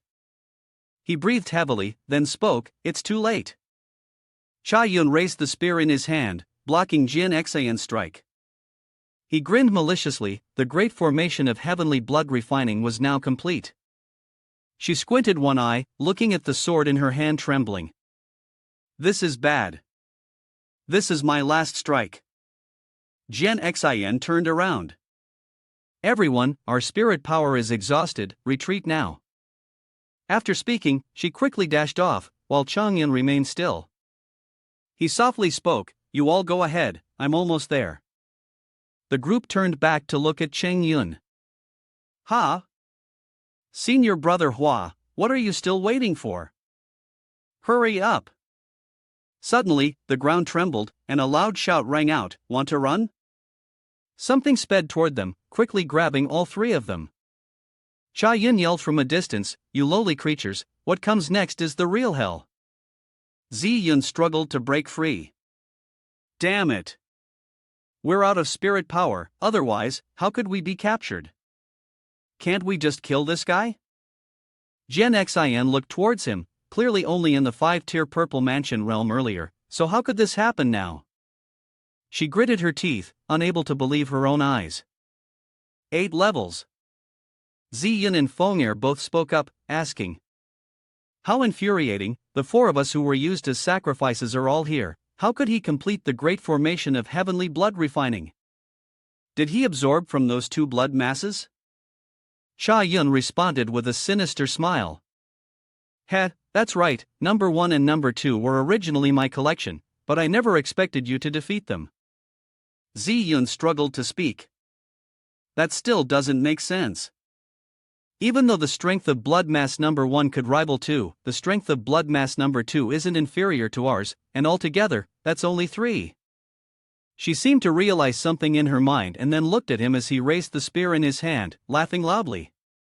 "Heh, that's right, and with me, I can also be the sacrifice." He pointed the spear forward and said, "The demonic embryo of the Crimson Forged demon weapon is the first move for the demon lord to dominate the world." Both of them were taken aback by his words. The Crimson Forged demon weapon. Chong Yun, standing to the side, began counting down. 5, 4, brother, what are you still looking at? Feng'er had a worried expression, as the records in the ancient scrolls noted that thousands of years ago, when demonic weapons first appeared, countless righteous warriors were slaughtered. Most of the territories had fallen into the hands of the demon sect. Powerful experts who had reached the immortal realm of the 5 regions of the central continent had to join forces to shatter the Crimson Forged demon weapon. That was how they ended this calamity. He continued counting down from 3. Chayun laughed loudly. "Oh, kid, you really don't know any better. As long as the physical body is fused and the soul is refined, the demonic embryo will be able to turn into a complete Crimson Forged demon weapon." Chayun kept counting down to 2, raising the weapon high. "Today, you 4 are fortunate enough to become sacrificial offerings to activate the demonic embryo." Suddenly, a strange sound echoed.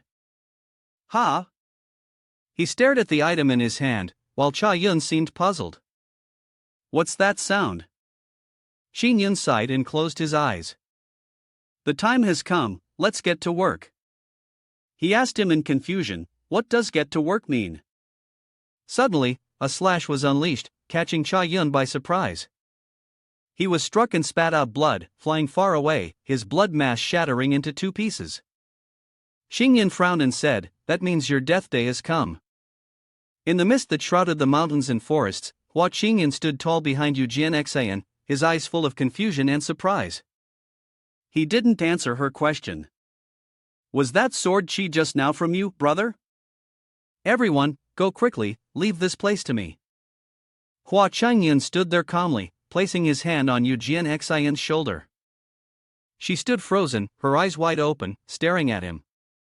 "But senior brother Hua, you all need to leave here quickly, set up the spirit convergence formation, and the heavenly formation to protect the village." Jin Xian, panicked, trembled as she urgently advised him.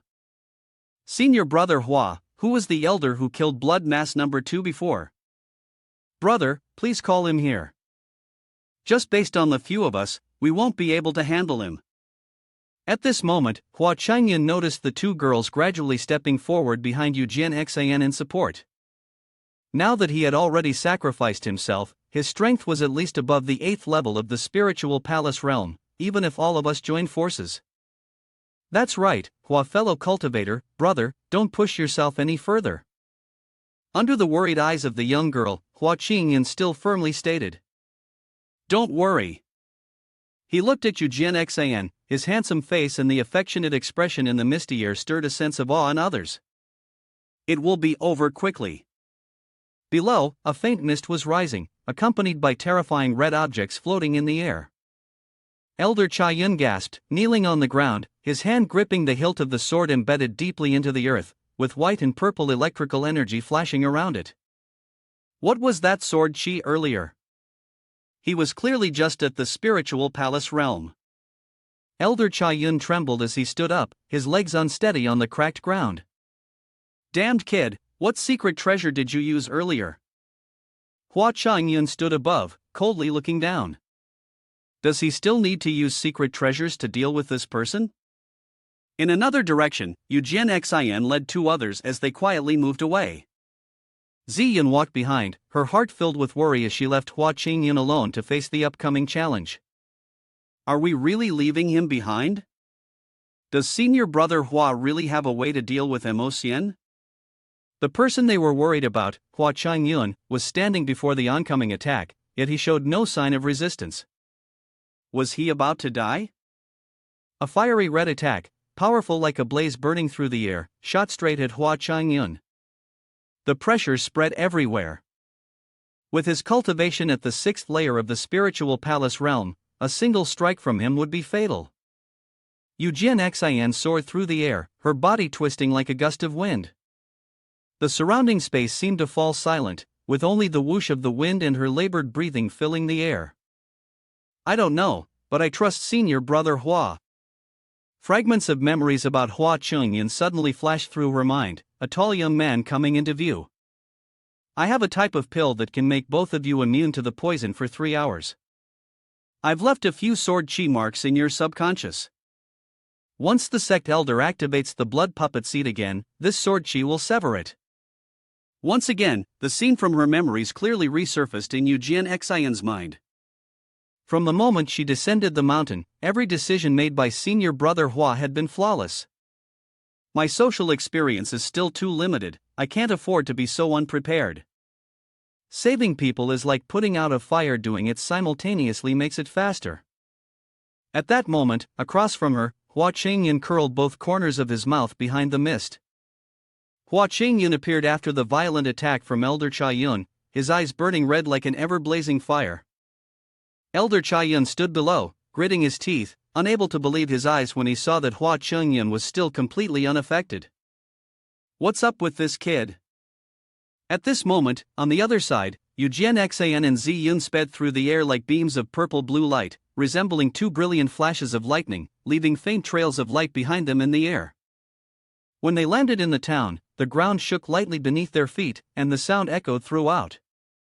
Her slender hand moved gracefully, with faint traces of energy swirling around her fingertips. Eugene swiftly executed her move, her sword in hand becoming a streak of lightning, shooting straight into the sky, its light blazing powerfully and brilliantly. In the blink of an eye, the treasured item soared upwards, as though propelled by an invisible force, cutting through the air and escaping from her grasp. It shot into the sky, then halted in the vast expanse, a shimmering light veil covering the town, forming a solid formation. The treasure slowly ascended, a faint light surrounding it, gradually spreading across the town. From a distance, Hua Chong Yun slightly moved his eyes, a small but significant signal. His gaze couldn't help but brighten. Hua Chong Yun crossed his arms, his expression relaxed.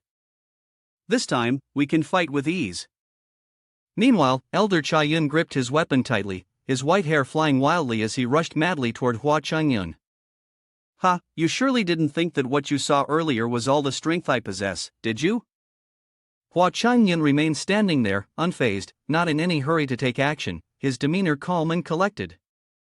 He remained steadfast, showing no intention of attacking. The air around him seemed utterly still. It's not that I want to lecture you. If you have any moves, just use them all now, otherwise, you might not get another chance. The provocation enraged Elder Chayun, his face darkening with fury as streams of red and black energy coiled around his body, forming enormous vortexes. His technique, unleashed directly before Hua Chong Yun, radiated immense power. Layers upon layers of energy engulfed the space bloodstrike slash. The surrounding atmosphere shattered, the ground cracked, and everything in its path was ravaged by the overwhelming force. Elder Chayun laughed, his brows knitting together, the grin on his face twisting into something savage and cruel. But as the mist began to clear, a scene left him stunned.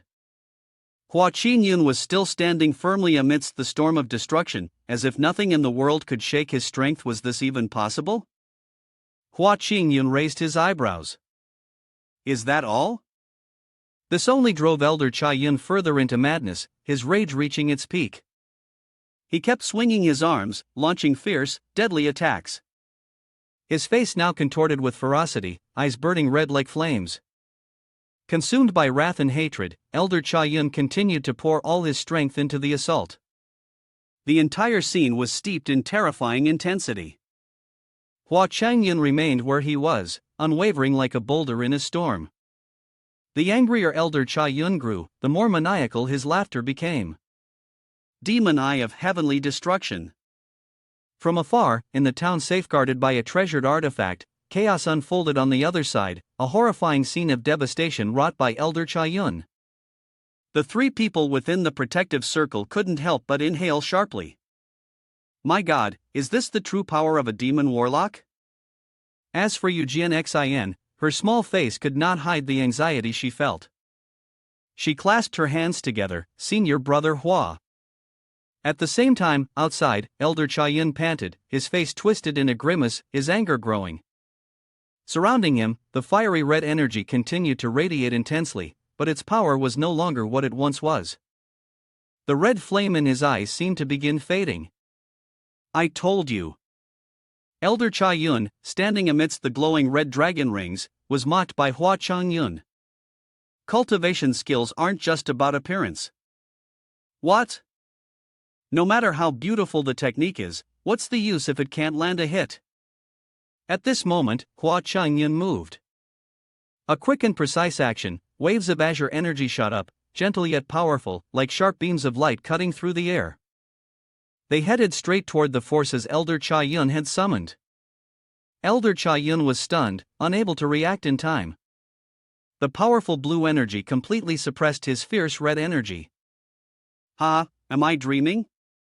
It felt like the ground beneath him was collapsing. Elder Chayun broke into a cold sweat, laughing. How could this be?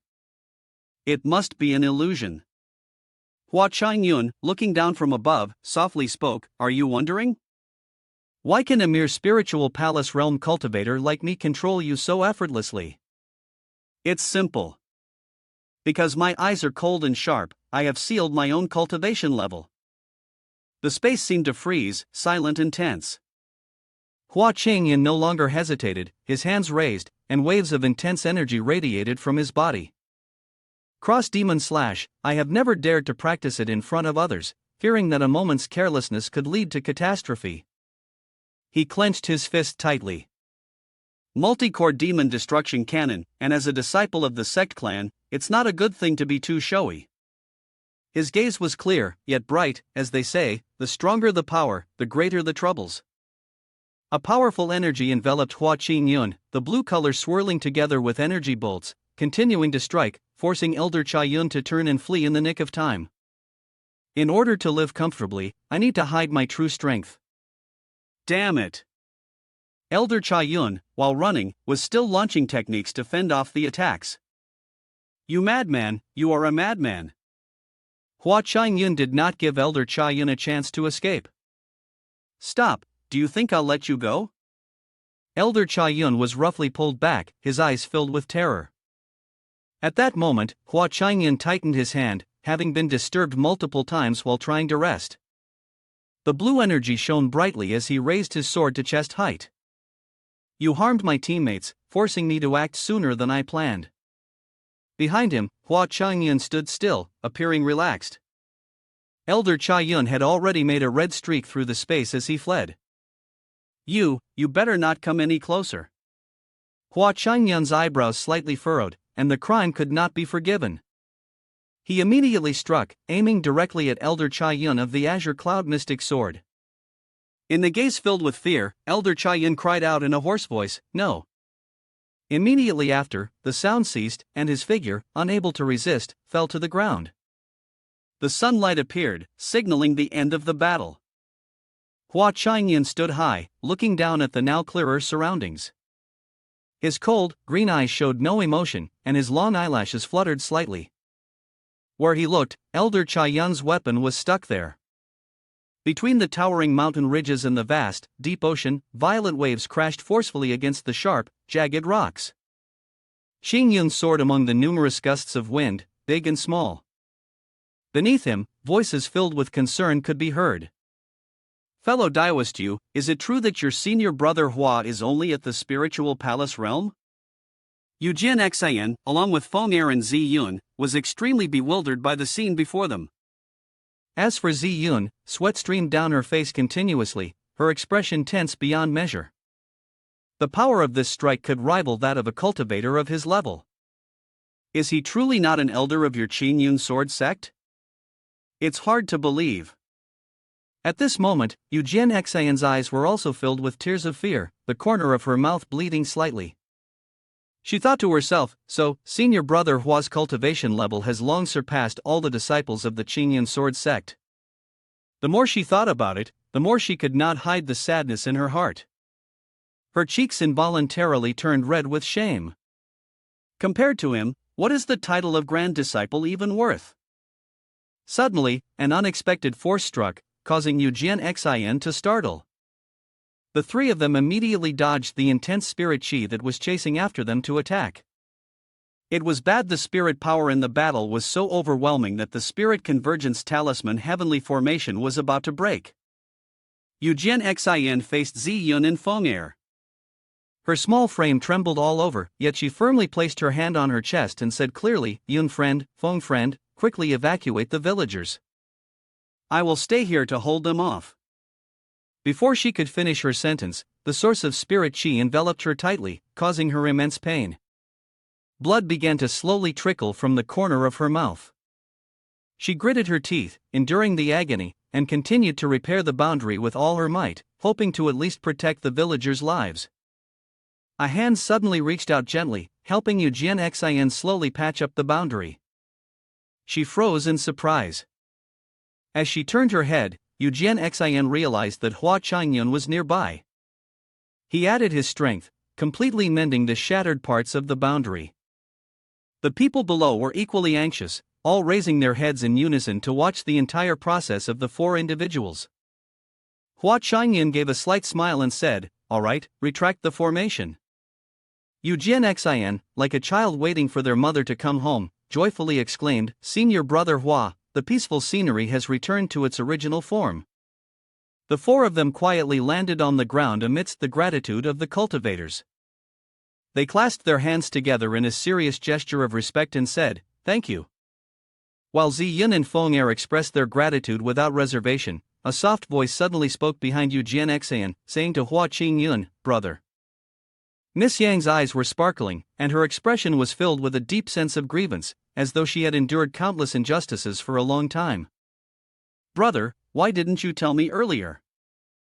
I thought Hua Chong Yun would explain everything in detail, but instead, he just scratched his head awkwardly, his round eyes looking away as if he didn't know anything, which left Eugene Xian in disbelief. "What are you talking about, little one?" Then, he calmly said, "Fortunately, thanks to the sword talisman Master gave me, I was able to defeat the demon elder."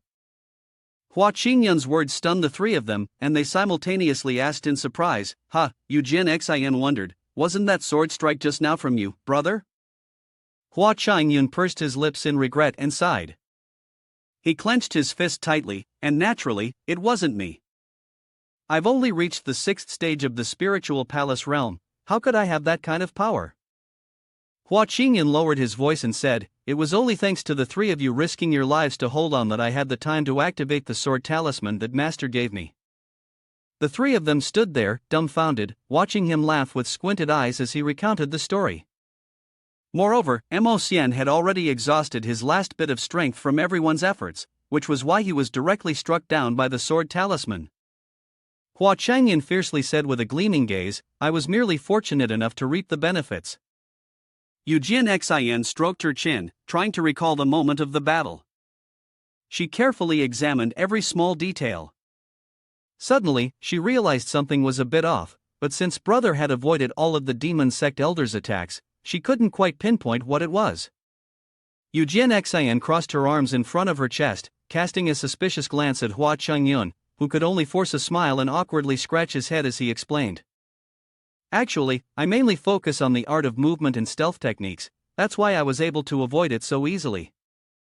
Hua Chong Yun extended his hand toward Eugene and kindly said, "You know, my master encourages Hall Master as the best in stealth techniques in the entire sect." Eugene was determined not to let him off the hook, pressing for an answer. "What about the Spirit Convergence Talisman Heavenly Formation from earlier? To stabilize a formation like that, it's not something a spiritual palace realm could accomplish." With no other option, Hua Chong Yun took out a gleaming jade artifact from his robe. Of course, he had used this. The three of them stared in awe. It was the Hidden Spirit Jade. Hidden Spirit Jade, a rare item that helps store spirit power and can channel spirit stones at any time. Because of its high value and one-time use, it was seldom used. Eugene cautiously examined the jade in Hua Chong Yun's hand, thinking to herself, "Senior brother Hua speaks smoothly with no flaws, but my instincts tell me something's off." Thinking of this, Eugene became uneasy, unconsciously touching the corner of her lips where blood had stained, but Hua Chong Yun had already understood her every move from the very start. He sighed softly. Hua Chong Yun gently patted Eugene's head, trying his best to reassure her. "Don't overthink it. If I were really that powerful, how could Master and the sect leader not have noticed? I am the supreme disciple of the Chong Yun sword sect, and this is an undeniable fact." Indeed, the pat on the head from Hua Chong Yun made Eugene feel as if her emotions were about to explode. Her face turned crimson, her mind spinning in confusion. "Senior brother Hua," she said, covering her face in embarrassment, shouting loudly. "Brother, not again?" Ziyun suddenly interjected, hesitantly asking.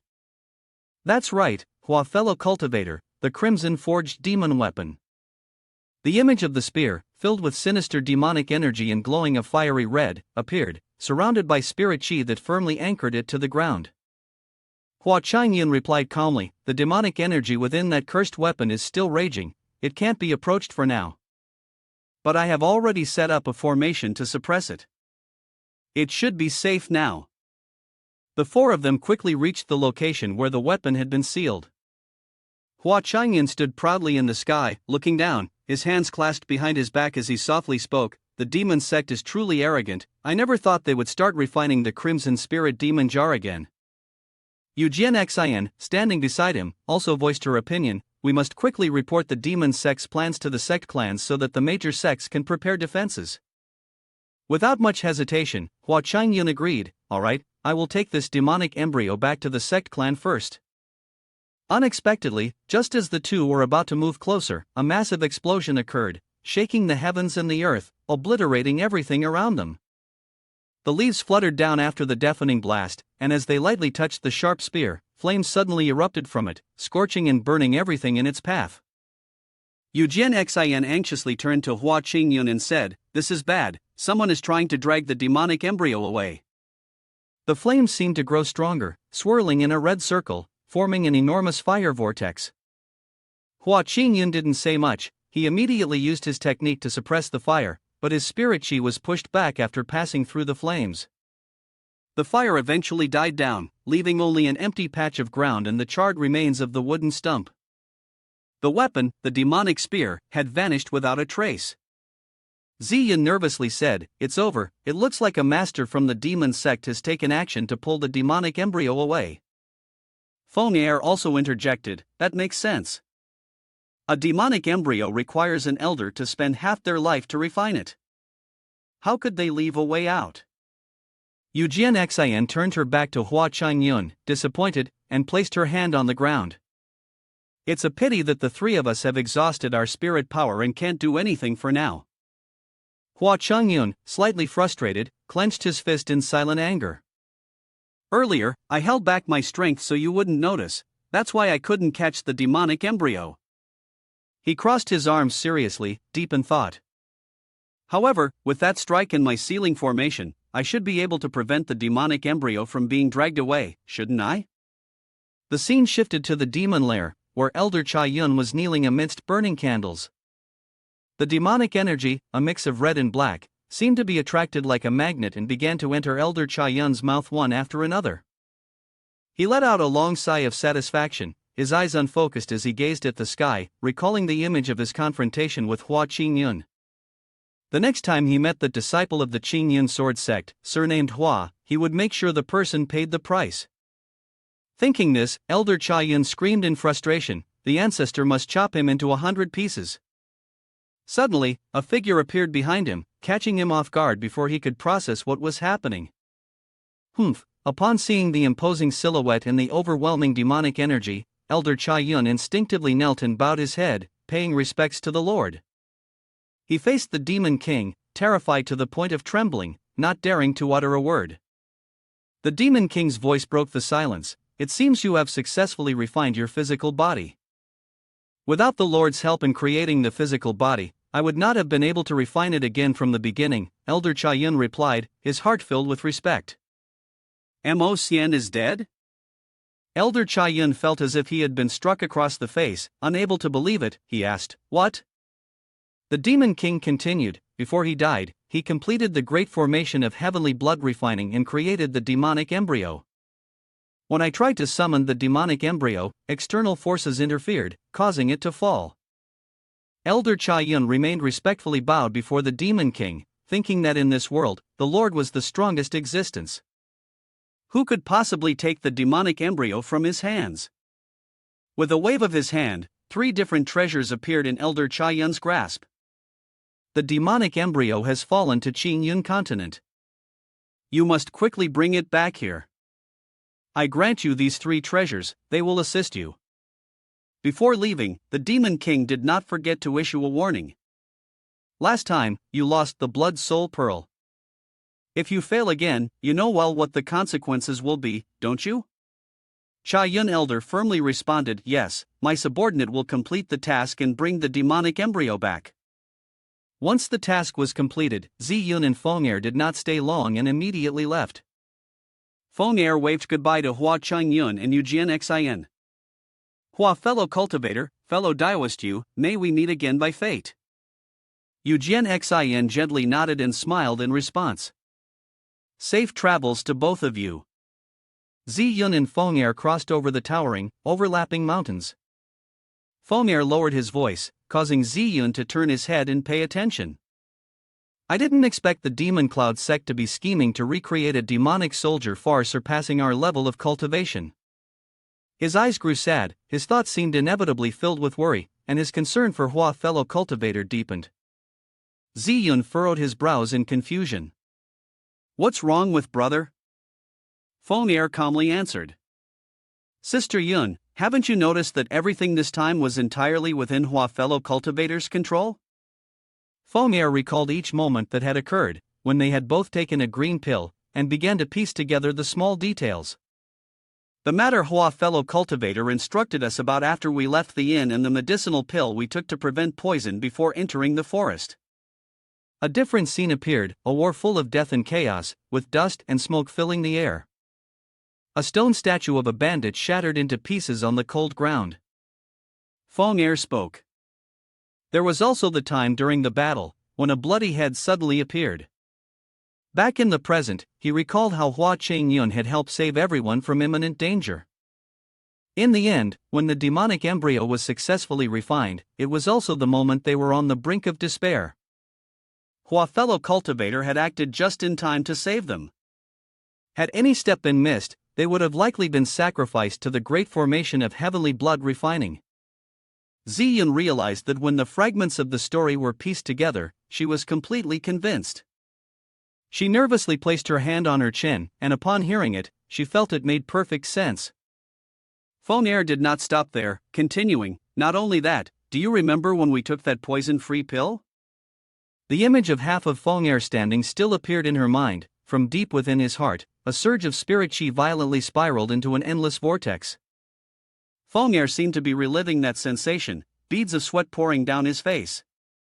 He was extremely tense, and after taking the pill, he had used his internal vision technique to examine his body, seemingly sensing an invisible sword chi swirling within. Fonair suddenly became agitated and spoke loudly, "I fear that what we took was not a regular pill, but a sword pill that had sword chi infused into it. The reason we didn't get poisoned is simple, it's because the sword chi contained in the pill expelled all the toxins that had entered our bodies." Ziyun was stunned, unable to believe her eyes. How could that be? Fonair, with excitement, concluded from his own understanding, only someone who has reached an extremely high level of swordsmanship could accomplish this. Ziyun scratched her head, her mind in confusion, clearly not understanding. Hua fellow cultivator is clearly very powerful. Why would he go to such lengths to hide his true abilities?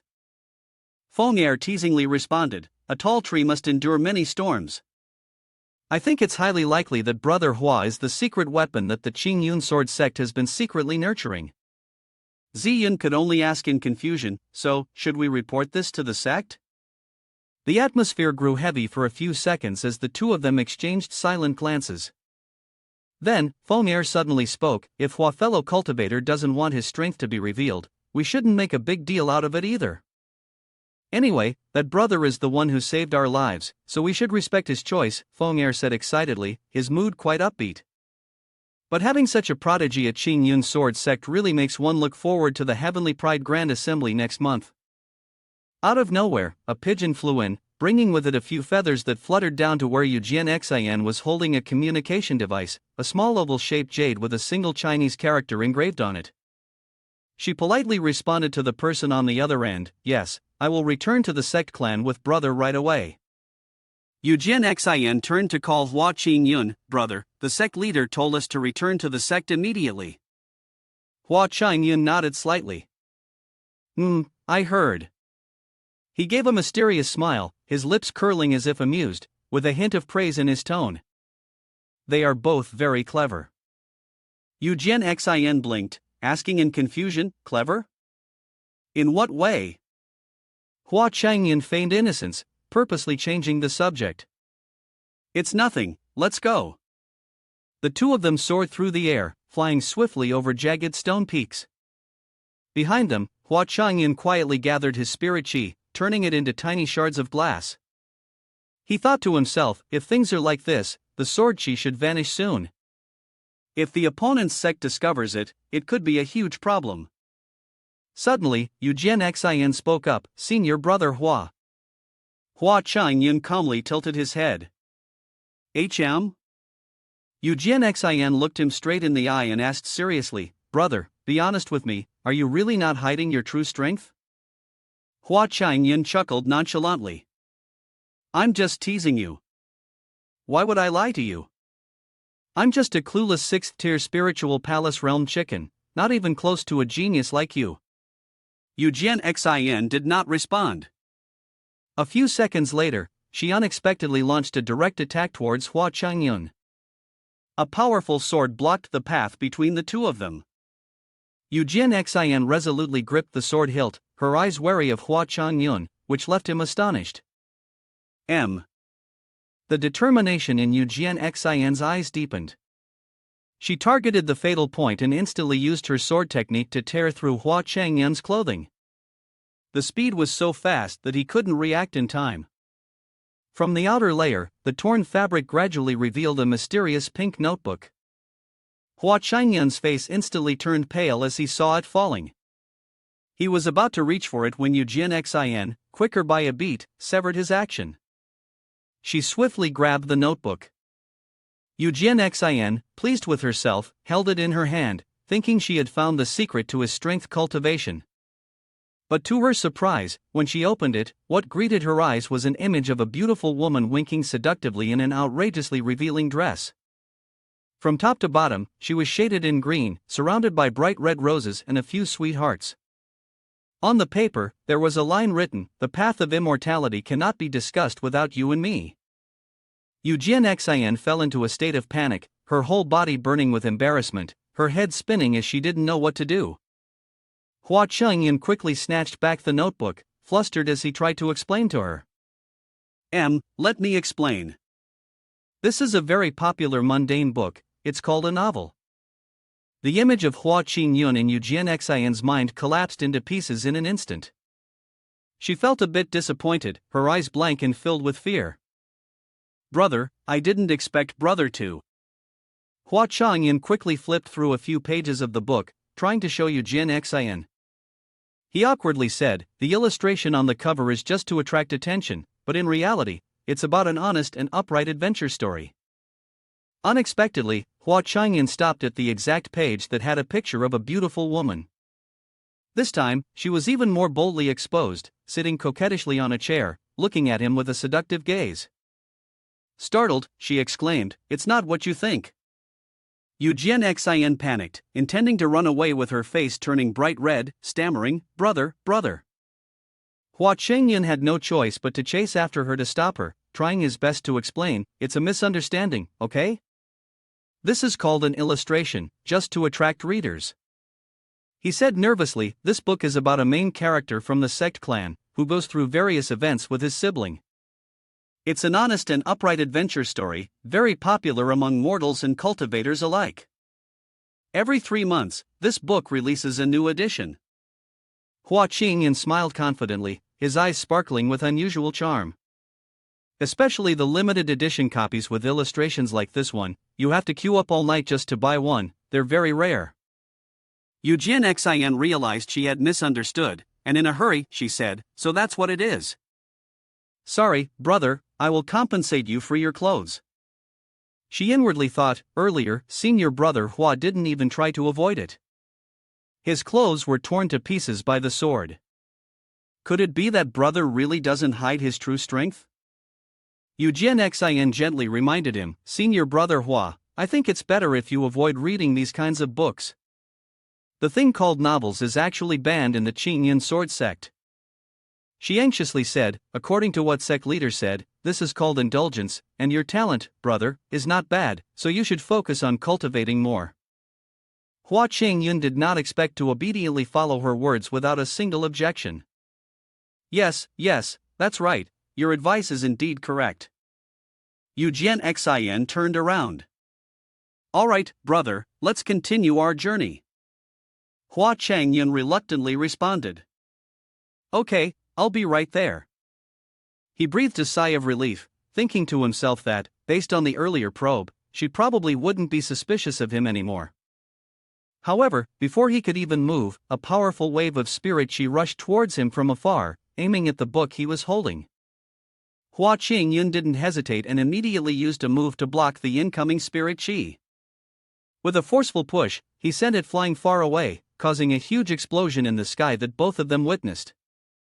Hua Chong Yun's hands trembled, frozen in place before the large rock that he had split in half in the blink of an eye. He knew for sure that he had fallen into Eugene's trap, fearfully saying, Can you pretend you didn't see that?"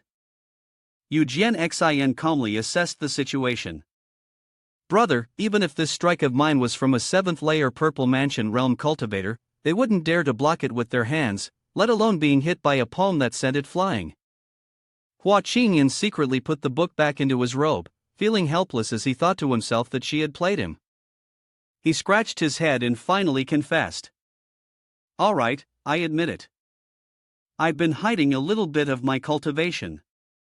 Eugene excitedly rushed to Hua Chong Yun's side and asked eagerly, "Brother, tell me honestly, is your swordsmanship better than mine?" He awkwardly replied, "I guess it's a little stronger, huh?" Eugene smiled wickedly with satisfaction. "That's great, then if I keep the secret for you, can you promise me something, brother?" Hua Chong Yun felt a bit uneasy, but still indulgently asked, "What is it?"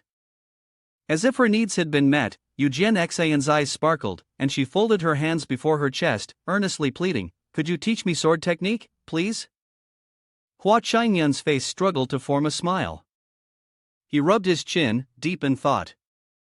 He had originally hoped that once this mission was over, he could rely on her to take a light 3-day break. Eugene Xian, like a small, lively puppy, looked up at him expectantly. "Brother, what do you think?" Hua Chong Yun helplessly thought to himself. "But why does it feel like I've just taken a heavy loss?" Helpless, he cleared his throat and reluctantly agreed, "I will teach you." Eugene Xian immediately interrupted, speaking with fiery enthusiasm and clarity, "Brother, don't worry, I will definitely keep it a secret." After getting what she wanted, Eugene Xian happily soared into the sky. Mischievously, she winked at Hua Chong Yun. "Brother, let's head back now." Despite his speechless distress, he murmured, "Sect leader, look at what a great thing you've done." "I'm doomed." Returning to Qingyun's sword sect, the two walked in sync along the main hall, where the atmosphere was simple and peaceful. A gentle breeze blew through, causing the green leaves to flutter in the air. Hua Chong Yun crossed his arms in front of his chest, his expression not looking too good, and he remained completely silent, not saying a word. Eugene Xian respectfully performed the ritual before greeting the sect leader, hall master, and the elders. Everyone in the sect clan turned in surprise. One elder spoke up, "Jian Xian, have you achieved great merit again?" He slowly walked over to Eugene Xian's side and asked with concern, "Jian Xian, you've worked hard. Are you injured anywhere?" On the other hand, Hua Chong Yun seemed a bit uncomfortable, wanting to avoid the people here. He glanced away coldly, performing the ritual indifferently, greetings to the sect leader, the elders, and the hall master. As expected, no sooner had he finished speaking than the others shot him fiery glares. The elders scolded him relentlessly, "Hua Chong Yun, did you cause trouble for junior sister you during this mission? If Jian Xian got hurt protecting you, you'd better watch out. As a true disciple, did you learn anything from the diligence of Jian Xian while performing this mission with the grand disciple?" Hua Chong Yun suppressed his frustration, growing more aggrieved with each passing moment. "Hey, you people are being way too biased. If it weren't for me, your grand disciple would have been devoured by the demon sect by now." When Jian, who had been sitting high up, suddenly stood up, his anger flaring as he shouted, "All right, stop talking." If it weren't for Qing Yun activating the sword talisman in time, it would have been difficult to kill the demon sect elder. Hua Chong Yun crossed his arms, leisurely watching those who had scolded him earlier. With Hallmaster trying to assert dominance, no one dared to utter a word. He smugly thought to himself, "Good sect leader, it was worth all the tea I gave him." One of them disagreed, saying, "The sword talisman was given to him by Hallmaster as a reward, and he merely activated it." Another person nodded in agreement, "That's right, this time, it's Hallmaster who deserves the most credit." The ancient Hallmaster, with long gray hair and piercing emerald eagle eyes, spoke coldly, "If he's my disciple, it's only natural that I would give him a sword talisman for protection." The other two dared not argue and awkwardly complimented, "We didn't expect ancient Hallmaster's sword technique to become even stronger." Yes, with the power of the sword talisman alone, it could destroy someone holding a demonic embryo like the demon sect elder. The ancient Hallmaster, deep in thought, muttered, "I distinctly remember giving Qing Yun the sword talisman for protection back then, and its power was only at the first level of the Purple Mansion realm. I heard the demon sect elder Emosian was at the 5th level of the Purple Mansion realm, and held the demonic embryo. Could it be that I gave the wrong one?" Hua Chong Yun, noticing the ancient Hallmaster deep in thought, quickly hid behind the crowd, trying to cover up the sweat on his face from the nervousness he felt. At this moment, when Jian boldly declared to everyone, "The reason I've gathered you all here is because both the Blood Soul Pearl and the demonic embryo have appeared, and I'm afraid the primordial realm is about to face a great crisis." He spoke calmly, "Jian Xian, please tell the elders here the details of what happened when you met the demon sect elder. This information is extremely important for the sect clan and the alliance." Eugene Xian firmly replied, "Yes." From the beautiful sunset until deep into the night, the meeting among the elders in the sect clan finally came to an end. Hua Chong Yun stretched wearily as he walked out, relieved that it was finally over. He felt a surge of happiness inside, thinking to himself, tomorrow when I wake up, I'll be free. I need to plan my 3-day break well. A sweet voice echoed, shattering all of Hua Chong Yun's daydreams. Brother. Wuyan Xin eagerly smiled and said. We made a pact earlier, brother. You promised to teach me sword techniques. Hua Chong Yun pretended not to know. He stiffened, quickly waving his hand to decline. I've got things to do these next 2 days, let's leave it for another time. But Wuyan Xin was resolute and wouldn't let go. With someone as skilled as you, brother, I can't wait even a moment longer. Hua Chong Yun feigned exhaustion. Look, we've both been exhausted from our trip. You need to give me some rest if I'm to have the strength to teach you. Upon hearing this, Wuyan Xin's eyes started to well up with tears, looking pitiful as she pouted. Brother, you spent the whole night resting at the inn while I was fighting hard. I didn't complain about being tired, so why are you complaining? Hua Chong Yun snapped back in annoyance. What are you talking about? I was the one who worked the hardest. Wuyan Xin's face darkened. She wiped away her tears, suddenly grabbing Hua Chong Yun by the collar and pulling him towards her. She threatened fiercely. If you don't teach me, I'll tell everyone about our relationship. Hua Chong Yun anxiously looked around to see if anyone was nearby, and in a low voice, he reminded her. My God, this is the entrance to the main hall. Don't say nonsense, what relationship do we even have? Wuyan Xin still clutched his clothes tightly, sobbing and crying out in pain. I don't care, brother said something and didn't keep his word, brother is a liar. Hua Chong Yun didn't want to see her throwing a tantrum anymore, so he reluctantly compromised and agreed. Alright, come to my mansion tonight, I'll teach you once. He pressed one finger lightly on Wuyan Xin's head, maintaining some distance, and said helplessly. Once you understand, don't come bothering me anymore. She beamed with joy, obediently nodding. Hua Chong Yun sighed, not forgetting to warn Wuyan Xin. Remember to avoid being seen. If anyone finds out you're coming to my house, tomorrow, the brothers, the younger ones, and the elders will tear me apart and hang me from the ceiling. She excitedly cheered. No problem. Then let's make sure we don't meet until we get back. That night, a lone figure sat at the tea table in the middle of the large courtyard of the Yuan, surrounded by endless mountains and forests, engulfed in a thick mist. As promised, Wuyan Xin landed in front of Hua Chong Yun at the appointed time. Brother, your face looks unusually grim, you don't seem very happy. He coldly said. You're here? Wuyan Xin innocently asked. Why is brother so serious? She shyly thought to herself, could it be that he cares so much about teaching me sword technique? Hua Chong Yun mysteriously spoke up, I just learned something very important a moment ago. Wuyan Xin, curious, asked, what is it? Hua Chong Yun, filled with frustration, replied seriously, the day after tomorrow, the new edition of the book you've been practicing will be released.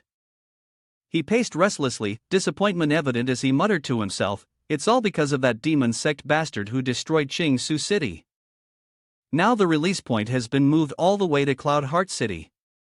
If I want to get the limited edition with the illustrations, I'll have to line up overnight. This made Wuyan Xin so frustrated that she snapped, you've been stressing out for half a day over this? Hua Chong Yun cleared his throat, then frankly said, so, I'll have to head to Cloud Heart City tomorrow. As for teaching you sword technique, I can only demonstrate it once. Wuyan Xin immediately corrected her posture. Yes, brother. Hua Chong Yun extended his hand, casually saying, alright, now, give it your all and attack me. Wuyan Xin, a little confused, hesitated and stepped back. If I go all out, I'm afraid your house, brother. Hua Chong Yun executed a move, challenging her. Do it, you still don't have the ability to destroy my house. Wuyan Xin felt invigorated. She smirked wickedly, drawing her sword infused with spirit chi, her eyes glinting with malice as she fixed them on Hua Chong Yun. "Alright, then brother, be careful." Chong Yun raised her sword, and immediately, the spirit chi within it erupted fiercely, like sharp claws reaching out to grasp its prey. Ninth Heaven, the technique she had just unleashed, was already close to Hua Chong Yun, who raised his hand and swiftly countered with his move. "A good sword," he said. "With just a light touch of my finger, I can stop the entire spirit chi and send it flying away." Xian was left speechless, standing frozen as she watched him undisturbed. On the contrary, he even controlled her ninth heaven technique, sending it soaring into the sky. The spirit chi shot up between the bright full moon, forming a swirling vortex that left Xian in awe. Hua Chong Yun gently turned his head, calmly watching the stream of spirit chi gradually dissipate into mist and vanish into the air. Xian panted heavily, unable to believe that her entire attack had turned into nothing more than a wisp of smoke swirling around her. She dropped to her knees, trembling, surrendering before Hua Chong Yun. "I've lost." He gently comforted her. "My dear, nothing in this world is perfect. Even sword techniques are the same." In the end, Hua Chong Yun took the time to patiently explain the reason for her defeat. "I simply found the flaw in your sword technique and used my spirit power to destroy it."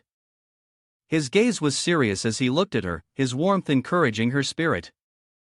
"As long as you continue refining your sword technique and cultivate to the highest level." Under the night sky, filled with countless stars and the shining moon, Hua Chong Yun smiled softly. "By then, even if you only have a blade of grass, will you not be able to cut through the moon and stars?" Xian was stunned. She gritted her teeth, seemingly somewhat dissatisfied. "I've been a member of the Chong Yun sword sect for more than 20 years, practicing the sword technique every day, comprehending the way of the sword. Although I have become a grand disciple," she thought to herself with disappointment, "I still can't even dare to imagine reaching a level where a single blade of grass could cut through the entire moon and stars." Hua Chong Yun suddenly stamped his foot on the ground and gently called to her. "Take a good look, little one." He threw a stone high into the air, and in an instant, he struck it with a few brutal sword moves. The result was that the ordinary stone turned into one containing spirit power and magical energy. He held it up for Xian to see. "Focus and comprehend the sword marks on this stone. It is enough to help elevate your swordsmanship by a level." After saying that, Hua Chong Yun flicked the stone, sending it flying toward Xian, who was sitting cross-legged on the ground. Her trembling hands caught it, and she noticed a clear Chinese character carved into it. Hua Chong Yun secretly winked and instructed. "Remember, under no circumstances should anyone else see this stone." Xian hugged the stone to her chest and happily replied, "Yes." Before Hua Chong Yun could say anything more, she soared into the sky, her eyes squinting with joy as she laughed. "Thank you, brother, for your guidance. I will return and comprehend it immediately." In an instant, she vanished, sparkling like a distant star.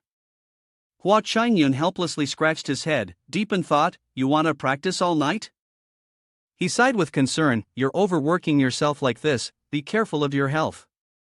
In the early morning, the peaceful scenery of Hua Chong Yun's courtyard slowly emerged from the mist, hidden within the green forest. Tall ancient trees shaded a vast open area, followed by towering mountains that blocked the blue sky and white clouds. Hua Chong Yun lightly touched the black ink characters written on the paper and said excitedly, "Alright, let's head to Cloud Heart City." Suddenly, a strange sound broke the silence. He turned around, his face filled with confusion. "Ha!" A streak of light, resembling a shooting star, flashed across the sky, cutting through it. He laughed loudly. Hua Chong Yun was slightly surprised to realize that the person was his master. He thought to himself, "So master wants to go out today too?" The ancient hall master soared through the air like an arrow, his face suddenly darkened as he sensed the dangerous threat following him. The ancient hall master abruptly stopped and casually faced the stranger who had been tailing him. "Friend, you've been following me for so long, aren't you tired?" The demon, whose entire body was ablaze with red fire, exuded a sinister aura. He couldn't help but laugh mockingly. I'm just curious if the speed of the ancient hallmaster is truly as fast as the rumors say. The demonic energy dissipated entirely, revealing his scarred face in full view. He showed no restraint in mocking, but it seemed that was all there was to it. The ancient hallmaster narrowed his eyes and thought to himself, sect leader of the Demon Cloud sect, Huang Ba. He arrogantly clasped his hands behind his back and pretended to inquire, "How did you know I would appear here?" Huang Ba responded, half jokingly and half seriously, "Who knows? Maybe someone told me." The ancient hallmaster was highly suspicious and asked bluntly, "So there's a spy within the Chayun sword sect? What are you demonic cultivators plotting?" Huang Ba intentionally challenged him back, seemingly trying to provoke the elder of Chayun sect. "Our goals have never changed." "Ancient hallmaster, you must be stalling for time." There was a cunning look in his eyes that he could hardly conceal. "Since the moment you discovered me, you've been secretly accumulating the sword formation. I suppose you've gathered quite a bit by now, haven't you?"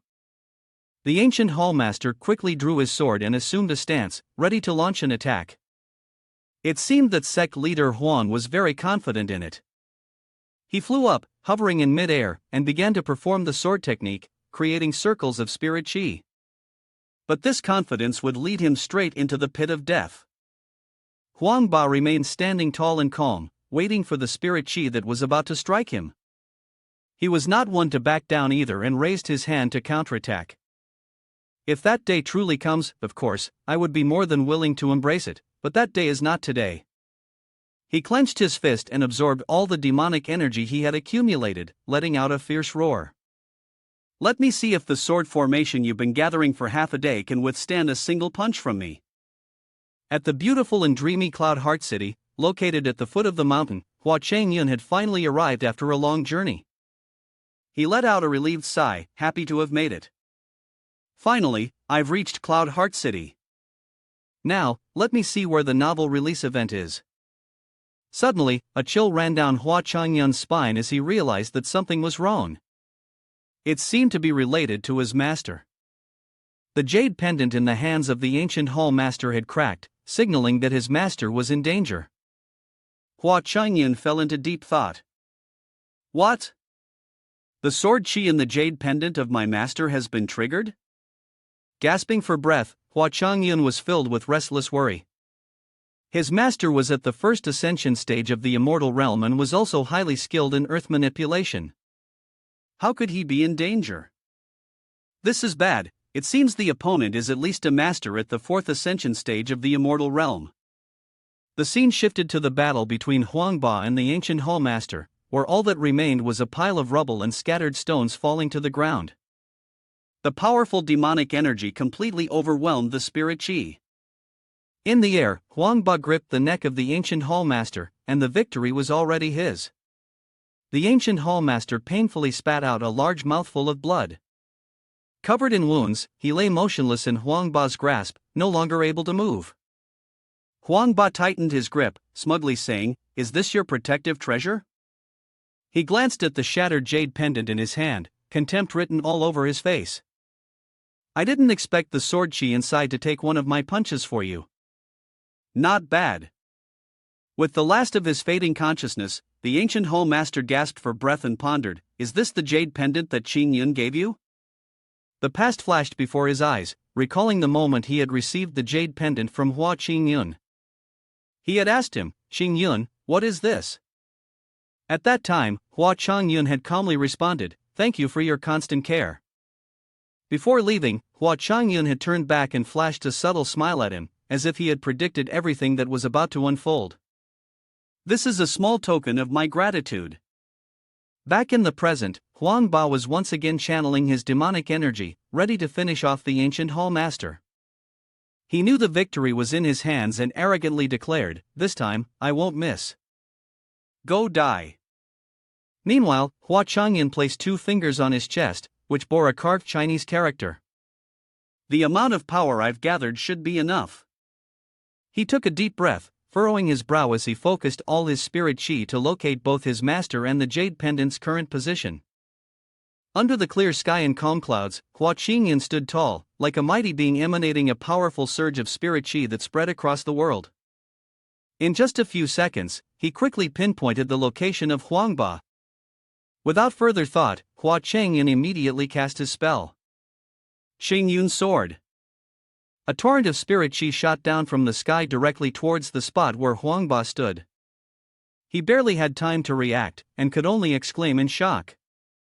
What? The destructive force of the move created by Hua Chong Yun was overwhelming, shaking the very earth, causing the ground to tremble, and transforming Huangba from a healthy man into a battered fiend. He could barely stand, clutching his arm in pain, coughing violently, struggling to speak. Could this sword technique be the one from Wuyan sect leader of the Chong Yun sword sect? He opened his hand in anger, glaring at the tattered talisman with a few curved lines drawn on it, and realized that the ancient hall master had disappeared without a trace. Curse! Huangba's bloodshot eyes bulged, his teeth clenched as he bitterly accepted the bitter reality. Next time we meet, I will definitely kill you. Chong Yun, using his divine power, created a massive force, piercing deep into the land as he muttered to himself. Hit it! But is it really over? He withdrew his hand, carefully considering the situation, thinking that the enemy's strength might be above the fourth ascension stage of the immortal realm. He wondered to himself, but why would the master of the supreme demon sect want to kill the master? He thought as he rushed off. Fortunately, the master had successfully escaped. His mind was still clouded, and he pondered as he descended into a marketplace. Once he returned to the sect clan, he had to check on the master. The hustle and bustle below caught Chong Yun's attention. He saw many people standing in long lines. He was confused. Could there really be so many? This place was selling books, and the vendor was calling out, "Next!" Those who had bought the books cheered with joy, "Great, we got it!" Chong Yun joined the line, waiting amidst the crowd, feeling hopeless. How many more hours do I have to stand in this line? Although the line of people waiting to buy books showed no sign of thinning out, the vendor announced, "This is the last one." This caused an uproar among the crowd. What? It's sold out. Some people cried and lamented, "I've been waiting here all afternoon." Another sighed, let's go." Chong Yun was fortunate enough to be the one to purchase the last book. He felt a sense of satisfaction as he stood before the disappointed crowd behind him. Reaching out to grab the book, he thought, "Great, my luck is not bad." Suddenly, another hand reached out and touched the book before him. He was surprised. It was a beautiful girl. Her name was Yu Qingwu. The two of them both placed their hands on the book, and an intense murderous aura radiated between them. Changwu put on a charming and gentle expression to persuade Chong Yun. "Excuse me, could I have the last volume?" But he remained unmoved, instead firmly replying, "No." She quickly turned to the vendor and asked, "Can I pay double for it?" This put him in an awkward position. Then, she changed her tone and, with a touch of competitiveness, said, "Ha, dream on. I'm not short of this little bit of money." Both of them, with determination, raised their voices to the vendor. "I'll take the book, and you'll be sweating."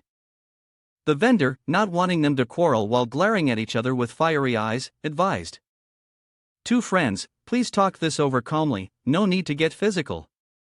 He then suggested an alternative. "There's really only one copy left.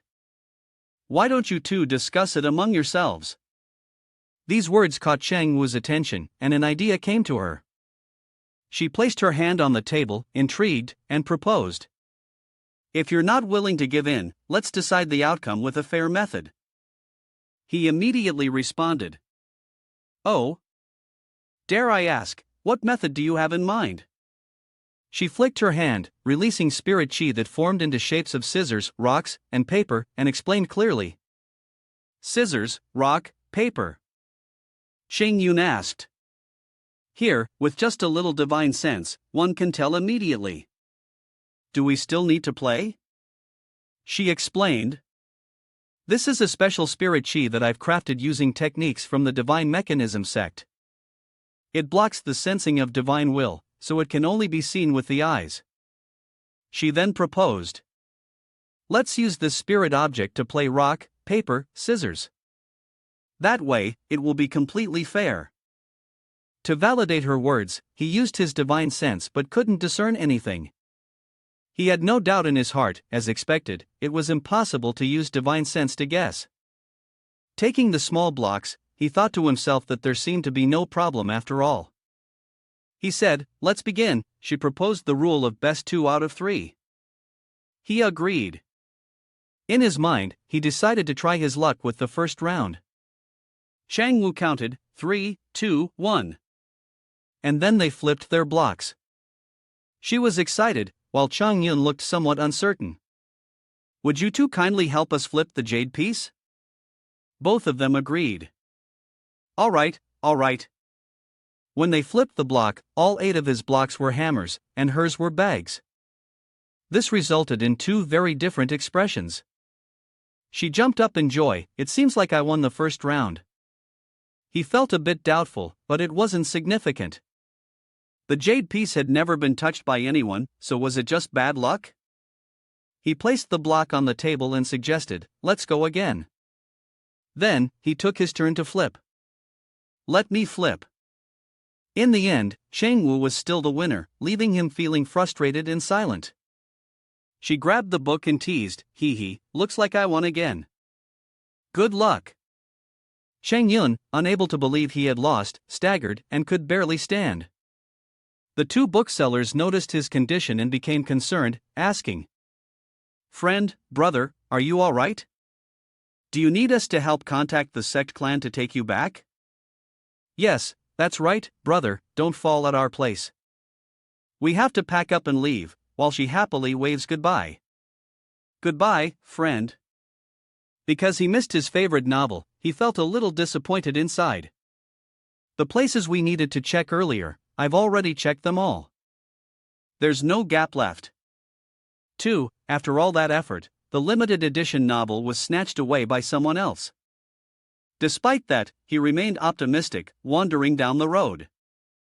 Forget it, since I'm already here, I'll just take a little walk. The tea in the manor is almost ripe, I need to go prepare some more tea leaves for the sect leader. The sky was darkening, and Chang Yun walked dejectedly across the rooftops. His father had already bought enough, there's nothing to do here, maybe it's better to head home directly. Suddenly, the sound of an argument reached his ears, full of anger. It was clear she was cheating, catching his attention. The argument continued. Cheating? Didn't you all check it already? Chang Yun stood on a nearby roof, looking down. There were 2 men and a woman. The man was speaking loudly. Then explain, why is it that you win every time? Give me back the spirit pills. The woman retorted just as sharply. Isn't it just luck? The other man immediately countered. Luck? You've beaten us 20 times in total, this doesn't seem like simple luck, does it? Turns out, it wasn't someone unfamiliar, but Yu Qing Wu. She argued back. This is called the favored ones are always blessed. As for you two, it's probably because you've done many bad deeds, that's why Heaven's Way is now punishing you. The 2 young men, Bai Ren and Mo Yun, grew furious. Ugh, Heaven's Way doesn't do such nonsense, she continued to deny firmly.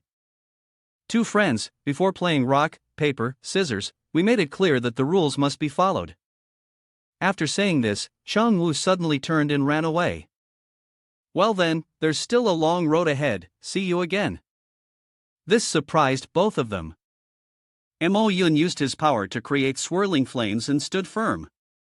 She couldn't leave. The flames intertwined, forming a hand that reached out to catch Chang Wu. She noticed something unexpected, realizing something, deep within the purple mansion realm. Turning around, she saw something and suddenly waved her hand, calling loudly. Brother, make these 2 brothers over their jump in surprise. Hoof. Chang Yun was slowly descending to the ground. Chang Wu loudly called for his help. Brother, please help me. Byron asked him in confusion. Who are you? Ignoring his furious expression and the killing intent radiating from him, she still tried to act. Brother, they want to do something awful to me. Don't talk nonsense, they awkwardly clarified. When did we ever do something awful to you? But then, she asked him again. Are you her Tao companion? Or her brother? I warn you, if you want to help her. Before they could finish, he decisively refused. Two friends, I don't know her, I'm just passing by. You two continue, I definitely won't interrupt. Changwu was anxious, sweat pouring down her face, blinking with feigned innocence. Brother, how heartless you are. Have you already forgotten our fateful encounter? The more she spoke, the more infuriated he became. It was nothing more than a game of rock, paper, scissors, and he had lost to her. That was all. At this point, the two other brothers finally came to a realization. So it wasn't just them, she had tricked many others the same way.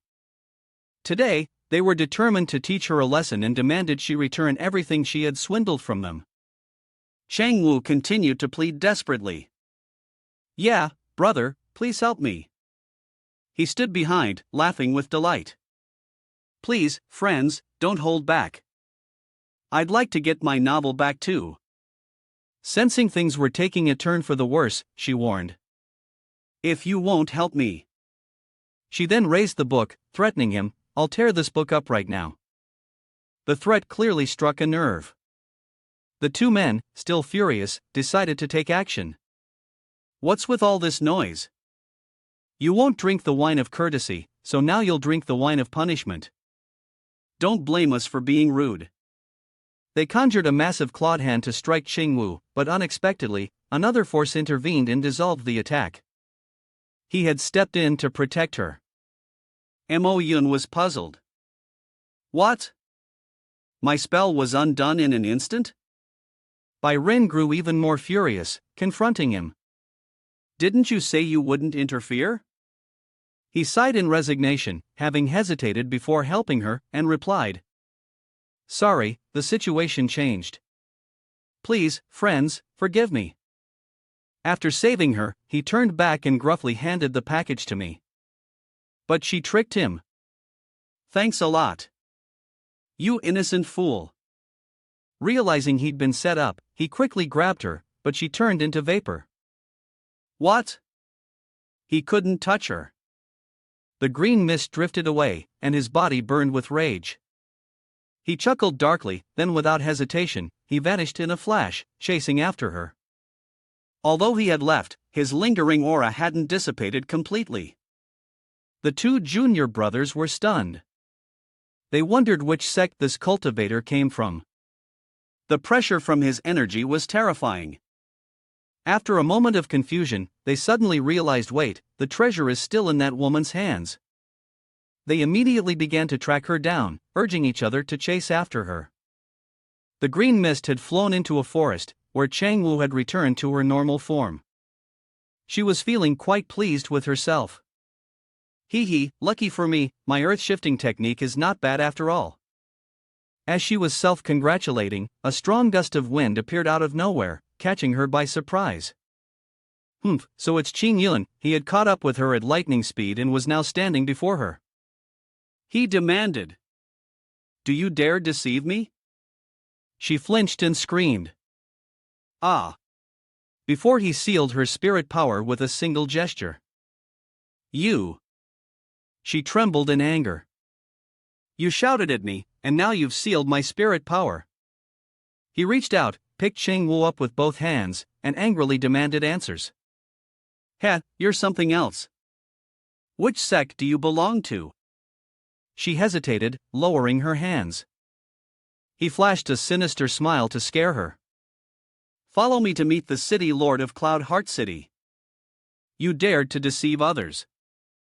Based on the Immortal sect practitioner technique, when her spirit power was sealed, she would have to clean pigsties for 7 days. Just hearing this made her turn pale with fear. You! She struggled and screamed. You dare! Yun and Byron arrived, witnessing this scene, unsure of what to do, and just stood there silently, watching. The two of them, each unwilling to yield, were still arguing. Yun said, "If you want me to spare you, fine. Hand over the book with your name on it." Wu was furious, not understanding the phrase pity the flower, treasure the jade. If this continued, she would surely remain single for life. Then, she took the book from her person and handed it to him, setting her condition. "Quickly undo my spirit power." Once he got what he wanted, he broke the seal for her. Then, he tossed a spirit stone into her hand and said, "Take this spirit stone. Consider it as me buying it from you." She was reluctant. "Fine." Then he seriously asked, "I'm really curious, how did you manage to cheat during rock, paper, scissors?" Hearing this, Wu became furious. "I didn't cheat." She kept talking, but then fell silent, drawing everyone's attention. After a moment, she responded, "I just used a little magic." The two others were stunned by the unexpected revelation. Clearly, that was cheating. Yun pressed further. "Oh, what kind of magic?" She pulled out a hammer-shaped block, but when her fingers touched it, it transformed into a scissors shape. Yun stood at a distance, praising, "This spell doesn't reveal any spirit power, it's truly remarkable." Byron understood, "No wonder we lost." With this magic, she can alter our cards anytime. Yun still had many doubts in her heart. "When we had our second match, I flipped your jade piece first. How could you still defeat me? If I draw the card myself, you wouldn't be able to alter it, would you?"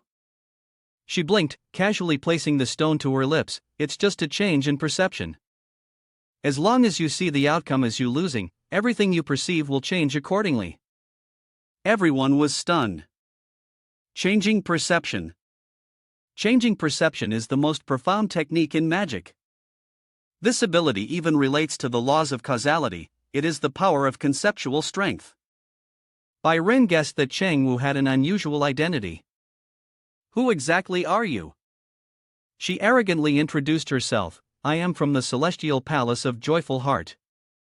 Wu noticed Yun's odd expression and asked, "Brother, what kind of force is the Celestial Palace of Joyful Heart?" Yun replied, "It is an ancient sect clan, renowned for their mastery of magic. They have always lived in seclusion, and though they have never joined any alliance, their power is not to be underestimated." Afterward, both of them clasped their hands in greeting. "I am a disciple of the Cloud Heart sect, Yun. This is my junior brother, Byron." "Miss you, I didn't expect you to be a disciple of the Palace of the Heart in Heaven, in Morning of the Blossoms." Unexpectedly, they had given her everything she had taken from them, which made her suspicious. "The treasures I took earlier, my brother and I will not ask for them back." Taking this opportunity, Yun suggested recruiting Wu. "Would it be possible for you to join us and head to the Heart Mountain range to search for the secret treasure? If we encounter any danger, your magic will be very helpful." Yun seemed to pay attention to what he said, while Wu appeared excited about the secret treasure. She didn't hesitate and quickly agreed. "All right, I'll go with you too." A few days ago, deep within the Cloud Heart Mountain range, a crimson gleam fell, and spirit chi surged.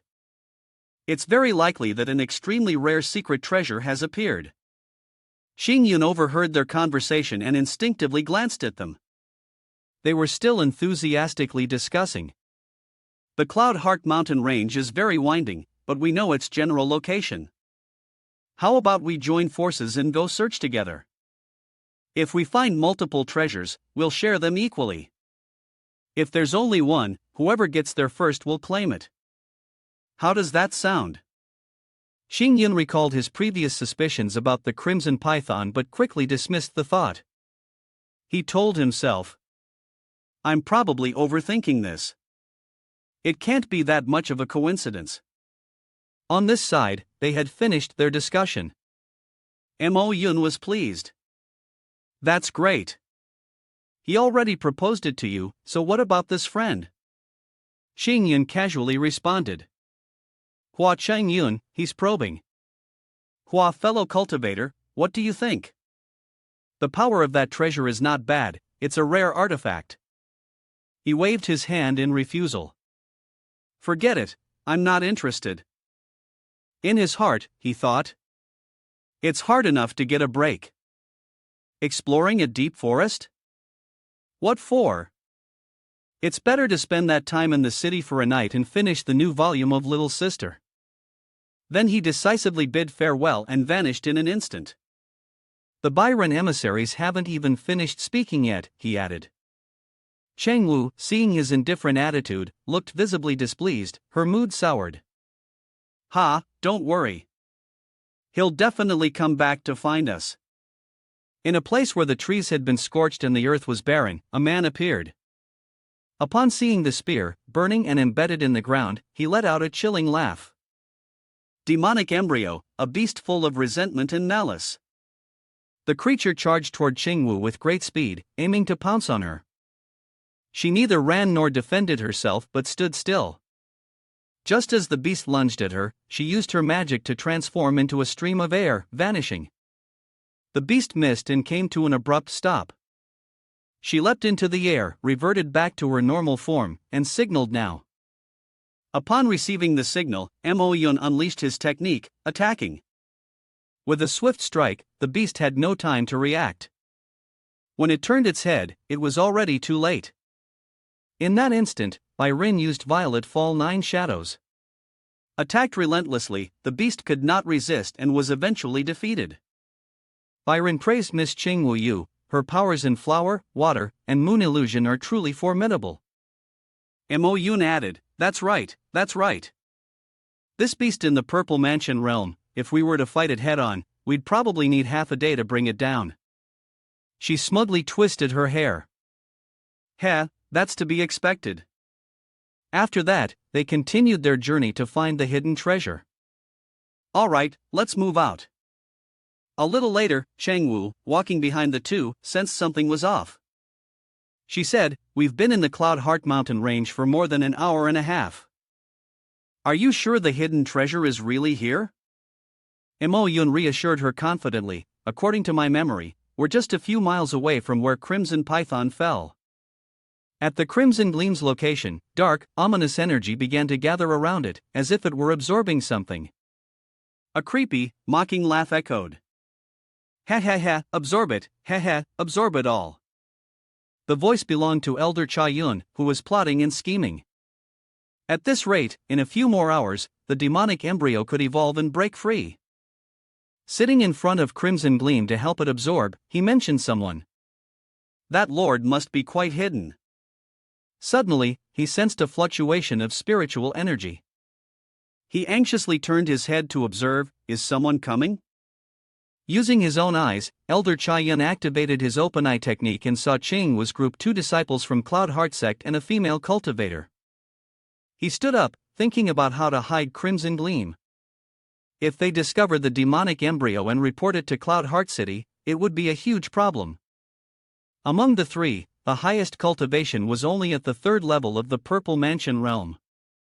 While thinking, he took something out from his person, but as a disciple of the Sect clan, he always carried a treasure that could summon blood mass. It seems it won't be dealt with cleanly. Elder Chayun took out a silver bell with a chain, releasing a heavy, ominous aura. He sneered maliciously. Luckily, I've prepared everything well. Then, he raised both hands to the sky, summoning something, causing the ground around him to shake. Come out now, brat. The entity was enveloped by swirling dark energy moving at such a high speed that it was hard to see clearly. He commanded, I must stay here to guard the demonic embryo. As he spoke, Elder Chayun shook the bell in his hand. Go over there and capture those Sect clan cultivators for me. The creature's eyes gleamed brightly, its entire body pitch black. After receiving the order, it swiftly flew off. His malicious smile echoed again. 3 living sacrifices coming right to my door, how could I let such an opportunity slip by? In the evening at Cloud Heart City, all the lights inside were on. Inside, Qingyun was sitting, sipping tea. He elegantly enjoyed his tea while flipping through the pages of a novel by the window. He sighed, picked up the book, and realized that he had almost finished reading it. Content and happy, he turned to the last page. The identity of the mysterious culprit lurking behind was finally about to be revealed. He eagerly brightened up, his eyes shining, but what met his gaze were illustrations and a line of text. Want to know who the culprit is? Not telling you, is it going to shock you into stone? Chayun couldn't hold back and cursed, "Damn little girl." His shout made Cloud Heart City tremble. People started asking each other, "What's going on? Is it an earthquake?" In the blink of an eye, he darted off. Some people caught a glimpse of him, curious. "Oh my, what was that?" In an instant, he arrived at Cloud Heart Mountain Range, thinking to himself, "Is it Yu Qingwu?" With a displeased expression, he muttered, "Even if I have to flatten the entire Cloud Heart Mountain Range, I will find her." At Cloud Heart Mountain Range, where Chang Wu and the group were traveling, the surroundings were dim and desolate. She spoke up. "What's wrong with this forest? The deeper we go, the more decayed it looks." Her mood was deteriorating, and a sense of fear started creeping into her heart. "And I keep feeling like someone is watching us." Suddenly, Ren turned around and shouted, "Something's wrong, something is getting closer to us." Her words startled both of them. Immediately after, he was attacked by the dark shadow, but it moved so quickly that no one could see it. Both Qingwu and Mo Yun were stunned. He shouted, "Junior brother, quickly come and help Ren." Junior brother. While he was checking Ren's condition, Chang Wu yelled, "Never mind, be careful." But due to his carelessness, he too was attacked in the blink of an eye. At this moment, both of them had collapsed, leaving only Chang Wu standing. She fearfully asked, "Who is it?" Her whole body trembling, she stammered, "Come out." But the dark shadow had already appeared behind her. She couldn't react in time, her eyes wide open but gradually beginning to close. Hua Chong Yun lowered his head, silently pondering.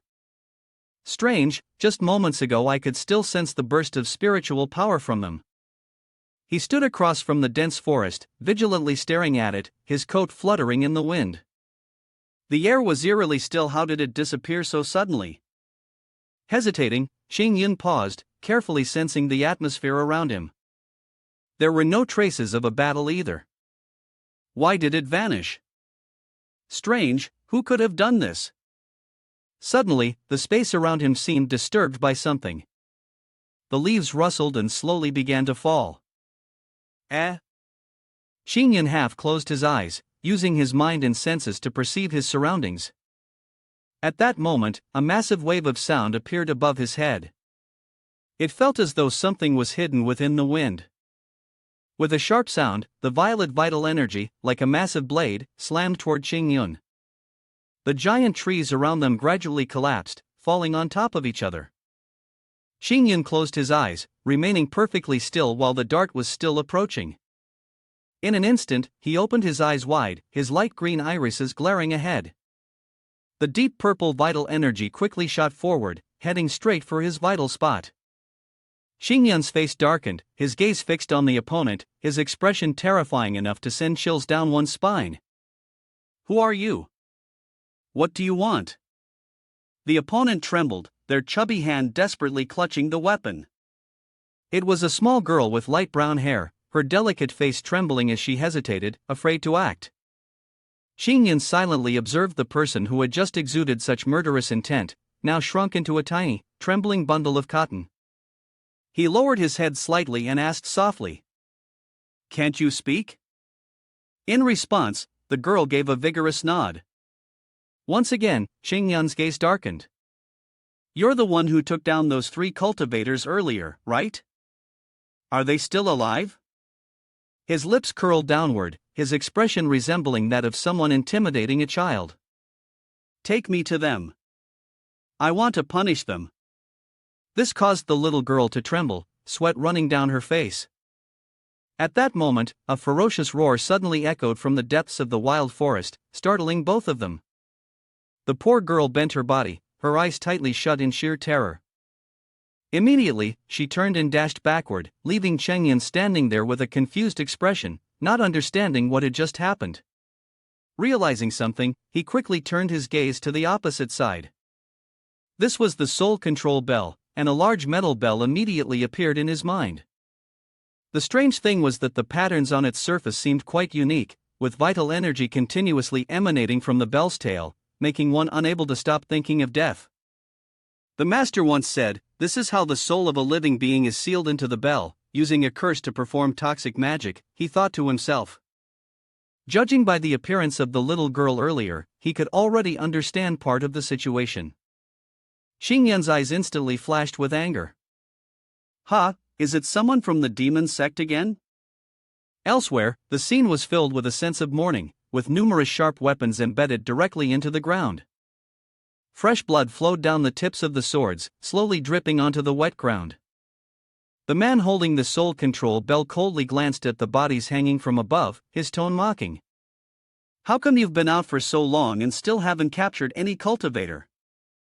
He shook his hand vigorously, making the silver bell ring out a piercing sound.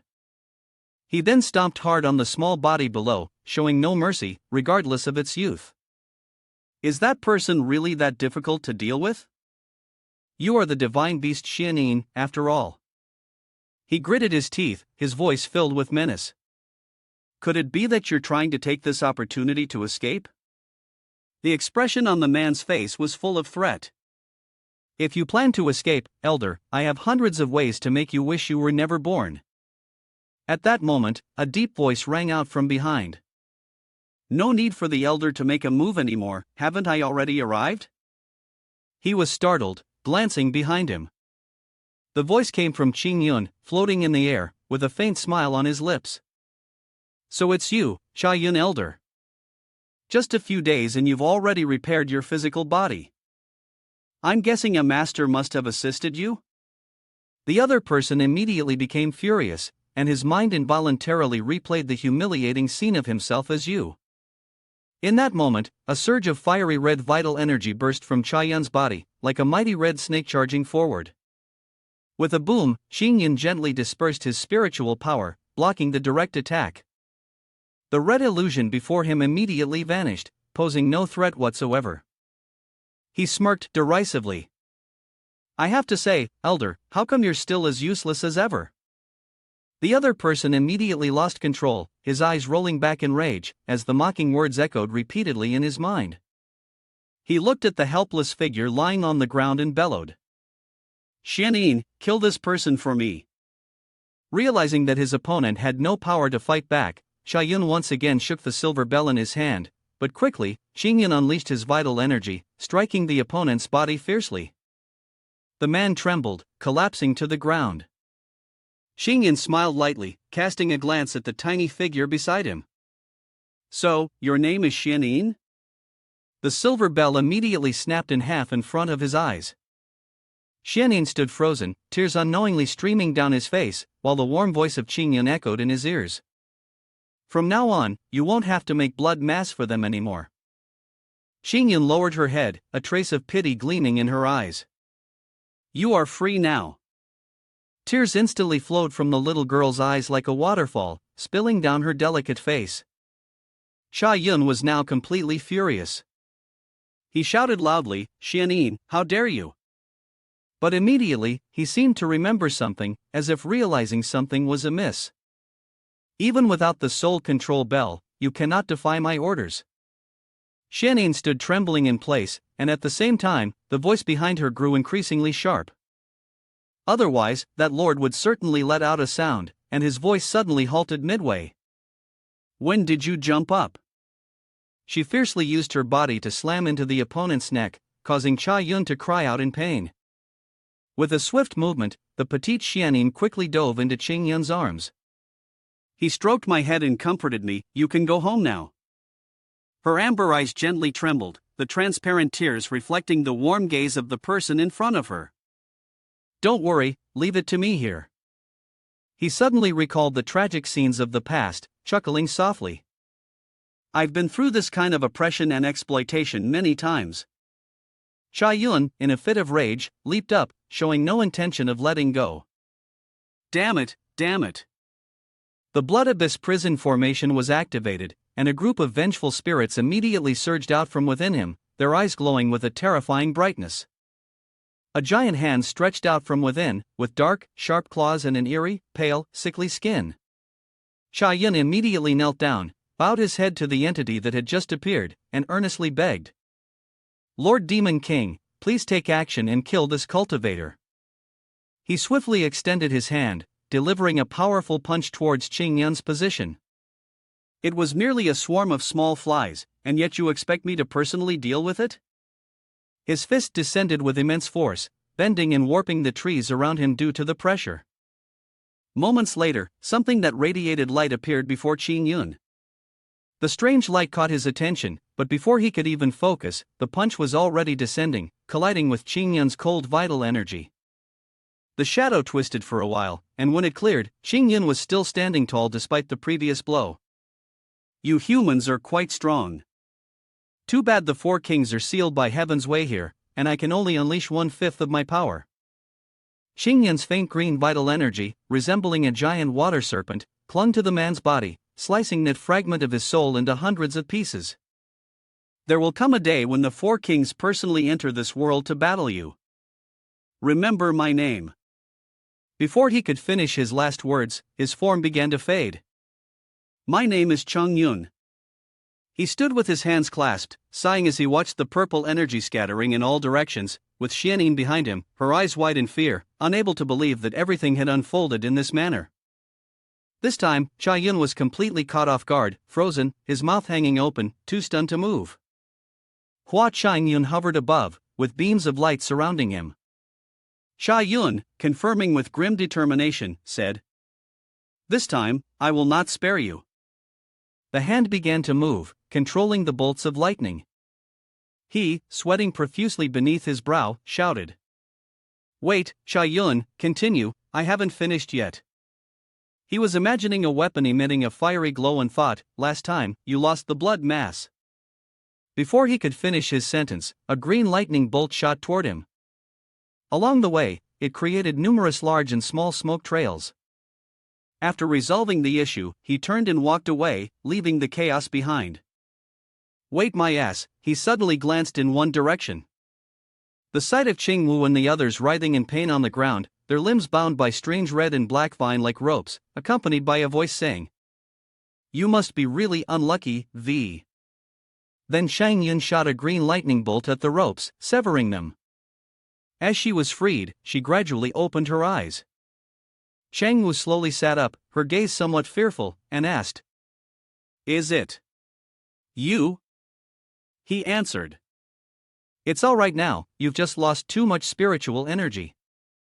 Rest for a bit, and I'll take you all back to the city first."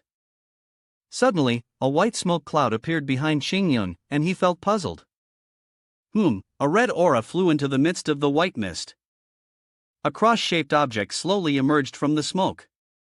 The shadow of Chayun appeared vaguely, holding a spear in his hand, and spoke.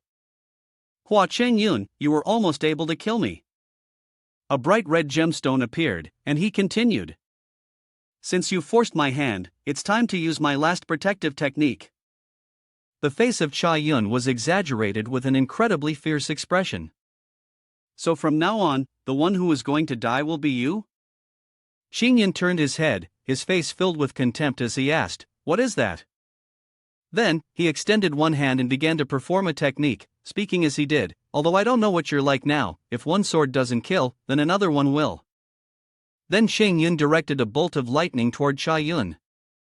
On the other side, he had also prepared an attacking stance, his mouth twisted into a triumphant grin as he said, "Ha, I am much stronger than you now." Suddenly, a red mist in the shape of a smiling face appeared, looking exceedingly eerie, advancing toward Qingyun. This took him by surprise.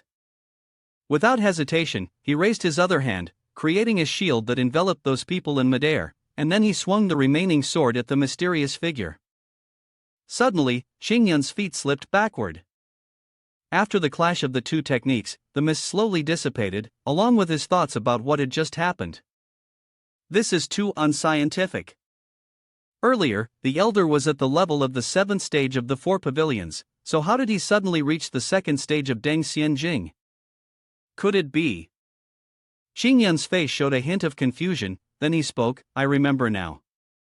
The thing on your forehead is the ancient treasure, the heaven-passing jade, right? Chayun below smiled and replied, no wonder you're a disciple of the orthodox sects with a prestigious lineage. You were able to recognize this treasure.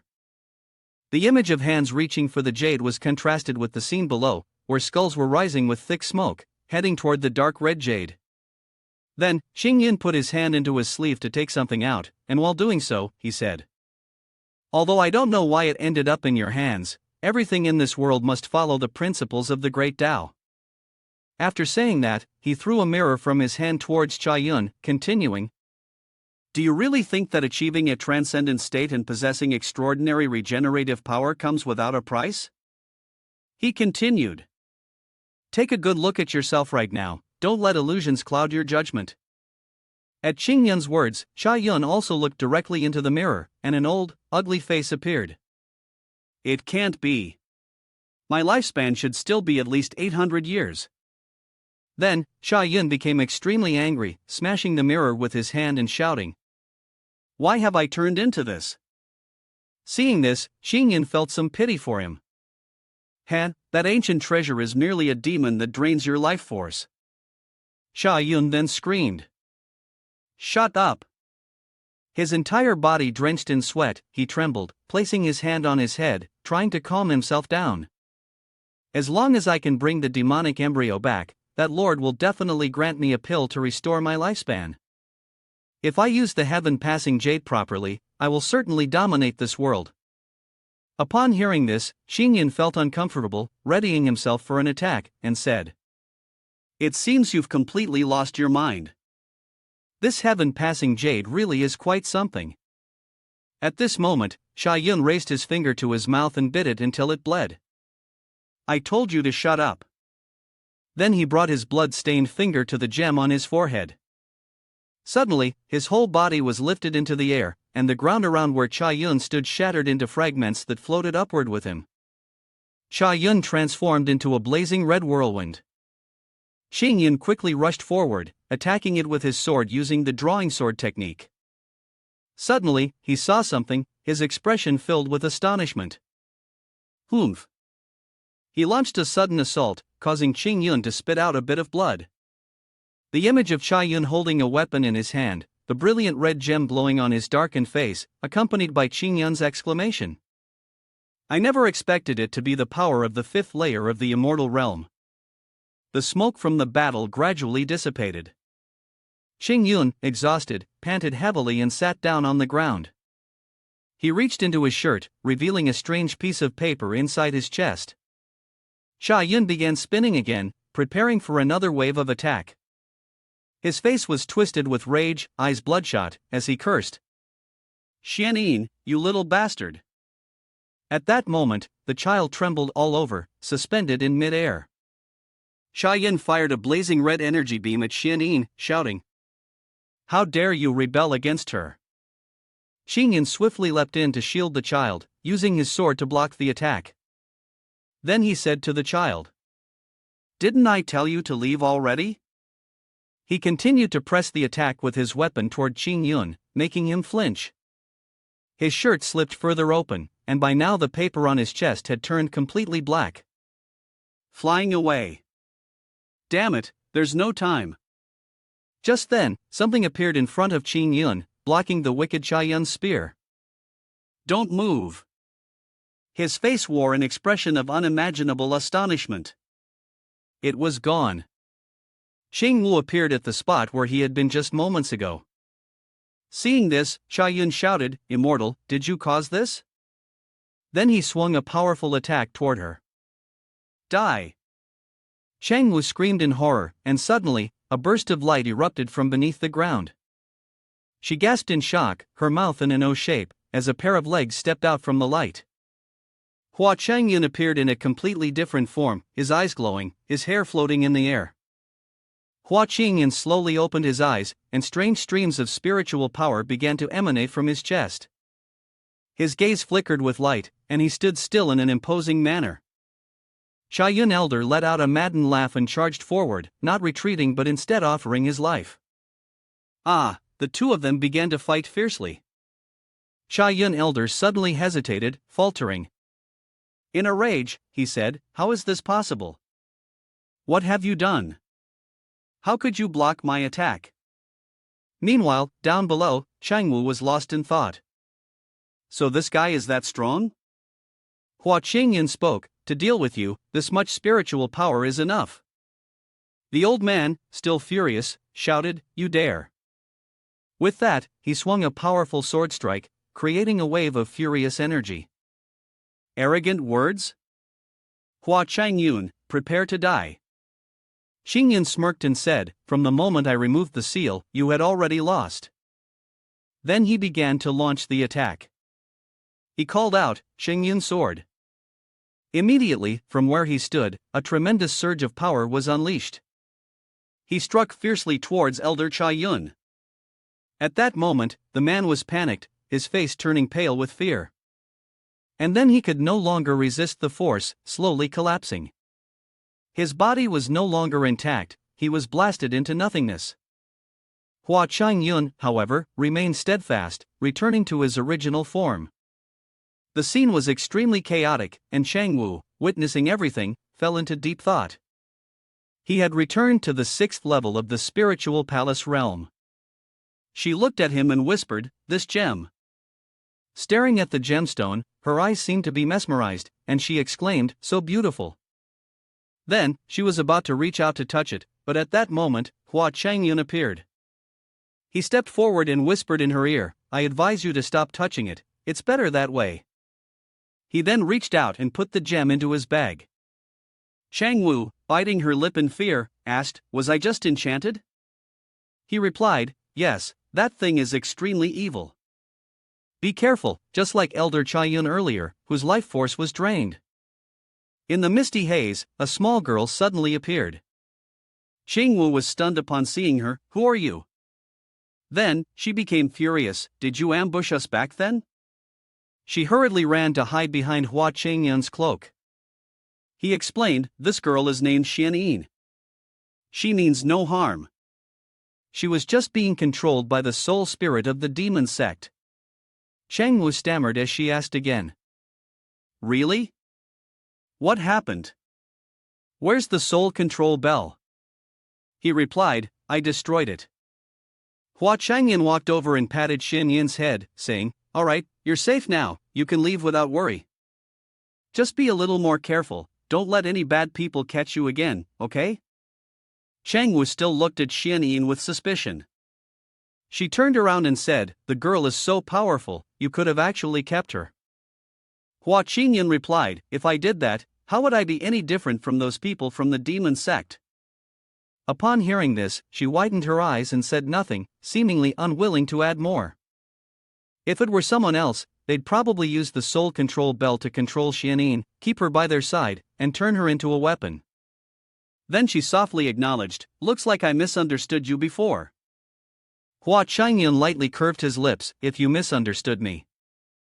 He then smiled brightly and continued, "Could you return the last page that you tore off?" She felt helpless, this guy only cared about novels. She handed Hua Chong Yun the piece of paper. He spoke, "Thank you for this." He held it, clearly excited. "This is indeed the page that was torn off." He put the paper away, then turned and smiled. "Thanks to your help earlier, things would have gotten troublesome without it. By the way, I hope you won't speak of today to anyone." He added, "Killing the elder was a big achievement. Don't ask too many questions, just consider it a way to repay a favor." "Understood?" Looking at the spear left by Father Yun, he asked, "What are you going to do with this?" Xing Yun immediately replied, "I will take this back to the sect clan for them to handle." He smiled and said, "Miss Yu, please take care of the 2 disciples of Cloud Heart sect. I'll take this item back to the sect clan first." She immediately scolded, "Hey, are you just leaving like that? I'm not their nanny, you know." At that moment, Xing Yun moved forward to take the spear, but just as he touched it, a force stopped him. "I won't let you take the demonic embryo spear," a voice coldly declared. He thought, another one at the immortal realm? The person who was holding the spear in their hand spoke again, "Chayun of the Chayun sword sect, I'll remember you." He was left dumbfounded after hearing that. Before he could react, the person vanished. Chang Wu trembled and asked, "Such powerful force? Who was that just now?" He answered, "Probably some elder of the demon sect." She urged from behind him, "Aren't you going to chase them? That weapon seemed really important, right?" He replied, "First of all, that person's strength is very formidable, not easy to deal with. Second, retrieving the demonic embryo spear is not my mission." He squinted and continued, "Third, it's time to rest. Miss you, perhaps we'll meet again by chance." In his heart, he thought, "I need to hurry back home to read the novel." With that, he flew off in an instant. Chang Wu stayed behind and stuck out her tongue, muttering, "Who wants to meet you? Ever since meeting you, nothing good has happened." Xianyin also flew behind Hua Chong Yun, watching him thoughtfully. That girl indeed followed him. She thought further, his strength is profound and hard to gauge, his character is not bad, and his appearance is decent as well. Then, she gritted her teeth, how annoying. What am I even thinking? This guy dares to make me clean up the mess. Really, the next time we meet, I will definitely. Suddenly, she quickly dismissed the thought, no, I don't want to see him again. Get up. A voice rang out, shaking the heavens. The subordinates who were knocked down began to stir, painfully clutching their faces. Yun softly asked, "What happened? Where is Elder Yun's father?" Xian Wu frowned and explained, "Here's what happened." Yun, upon hearing this, was confused. That secret treasure, is it a weapon of the demon sect? Xian Wu replied, "Well, you could say that. We were just lucky. Elder Yun's father died due to the depletion of his lifespan." Yun stood up and said, "Has Hua fellow cultivator already left? We still haven't had the chance to thank him." Byron also called out, "Brother, isn't the Heaven's Jin Prosperity Guild starting soon? With your strength, he will definitely represent our sect clan at the event." Yun added, "Right, I can personally thank him then." Xian Wu, after hearing this, asked in confusion, "What is this Heaven's Jin Prosperity Guild?" Yun scratched his head and said, "Miss you from the Flower Heart Celestial Palace lives in seclusion, so it's not strange that you don't know about it." He began to explain, most of the forces in the eastern wilderness have joined the sect clan alliance. Every 10 years, each great sect clan sends 5 people to compete in various forms of contests to determine their ranking, which is called the Heaven's Jin Prosperity Guild.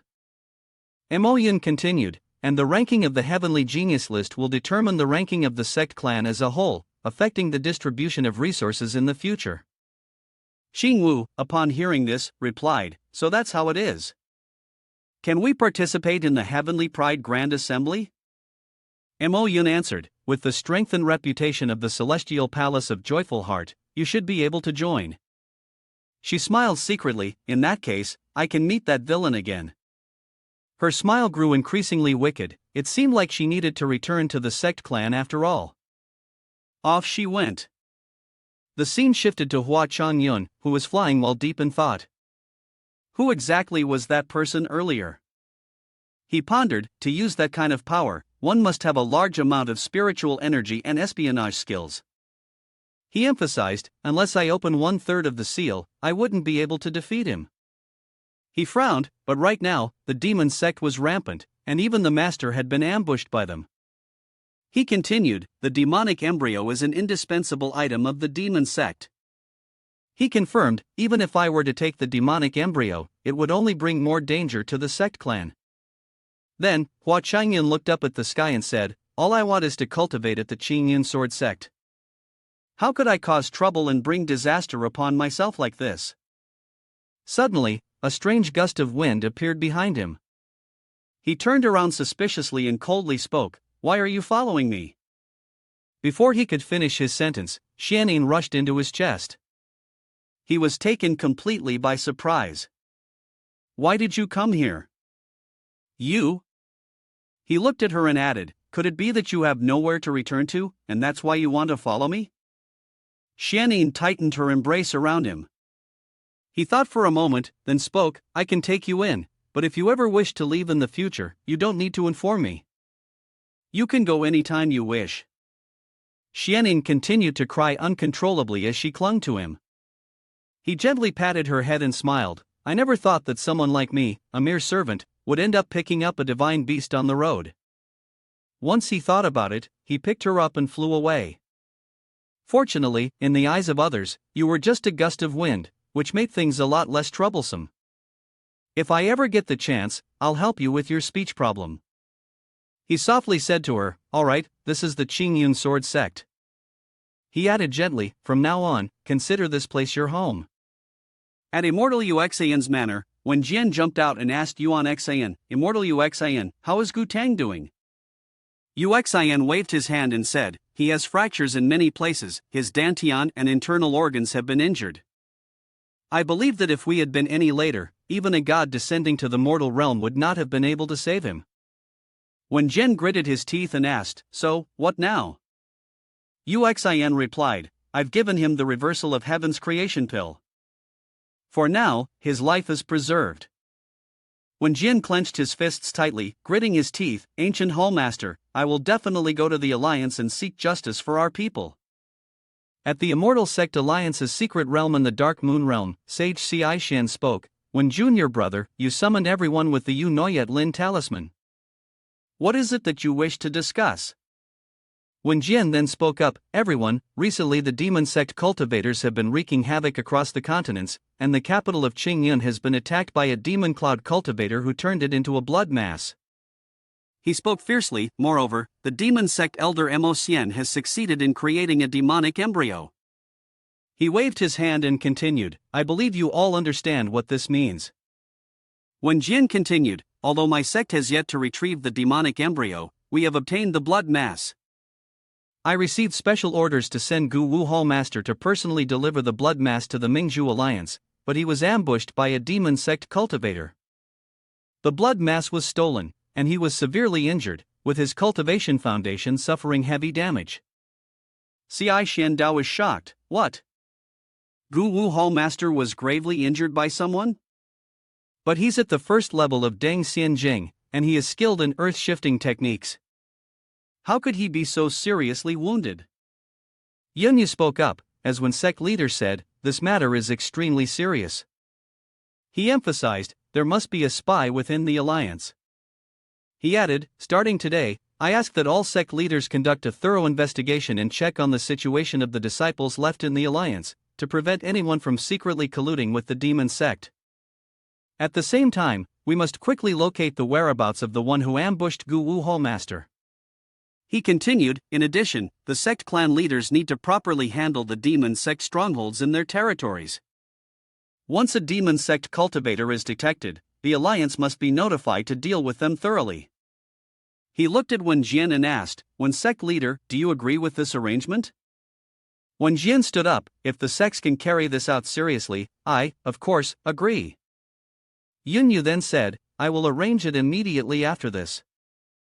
Yunyu Xian also added, speaking about the demon sect cultivator, let me tell you, a few hours ago, the true disciples of our sect clan reported that they encountered a demon sect elder, Chayun elder, at Cloud Heart Mountain Range, within our Cloud Heart Pearl territory. He frowned as he continued, they were ambushed by Chayun elder, drained of all their spiritual power, and nearly lost their lives.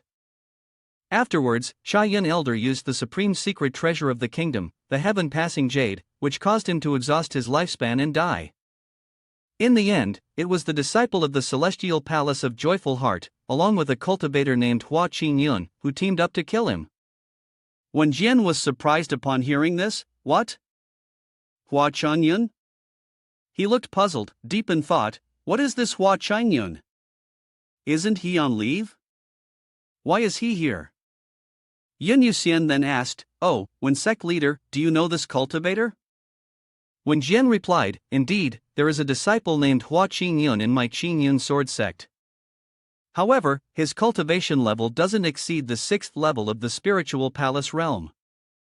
He added, perhaps he was just a supporting disciple assisting the celestial palace of Joyful Heart. I will ask him when I return. Su Ting then raised his voice, ladies and gentlemen, recently the demon sect has been more active to prevent this danger in the future. He emphasized, I believe that the upcoming Heaven's Jin Prosperity Guild will see some changes in the rules. This will encourage the efforts and growth of the disciples.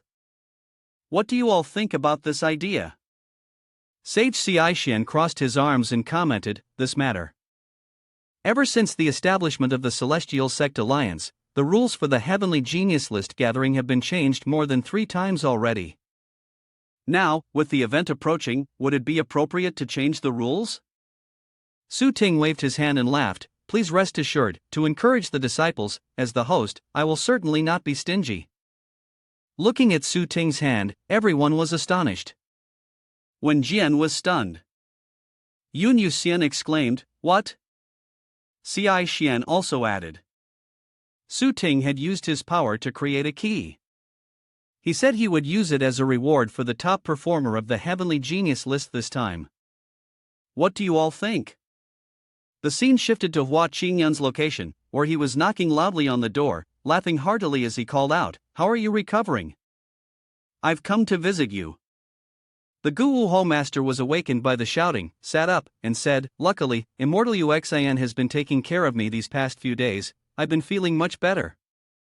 He smiled lightly, but I still need a few more days to rest.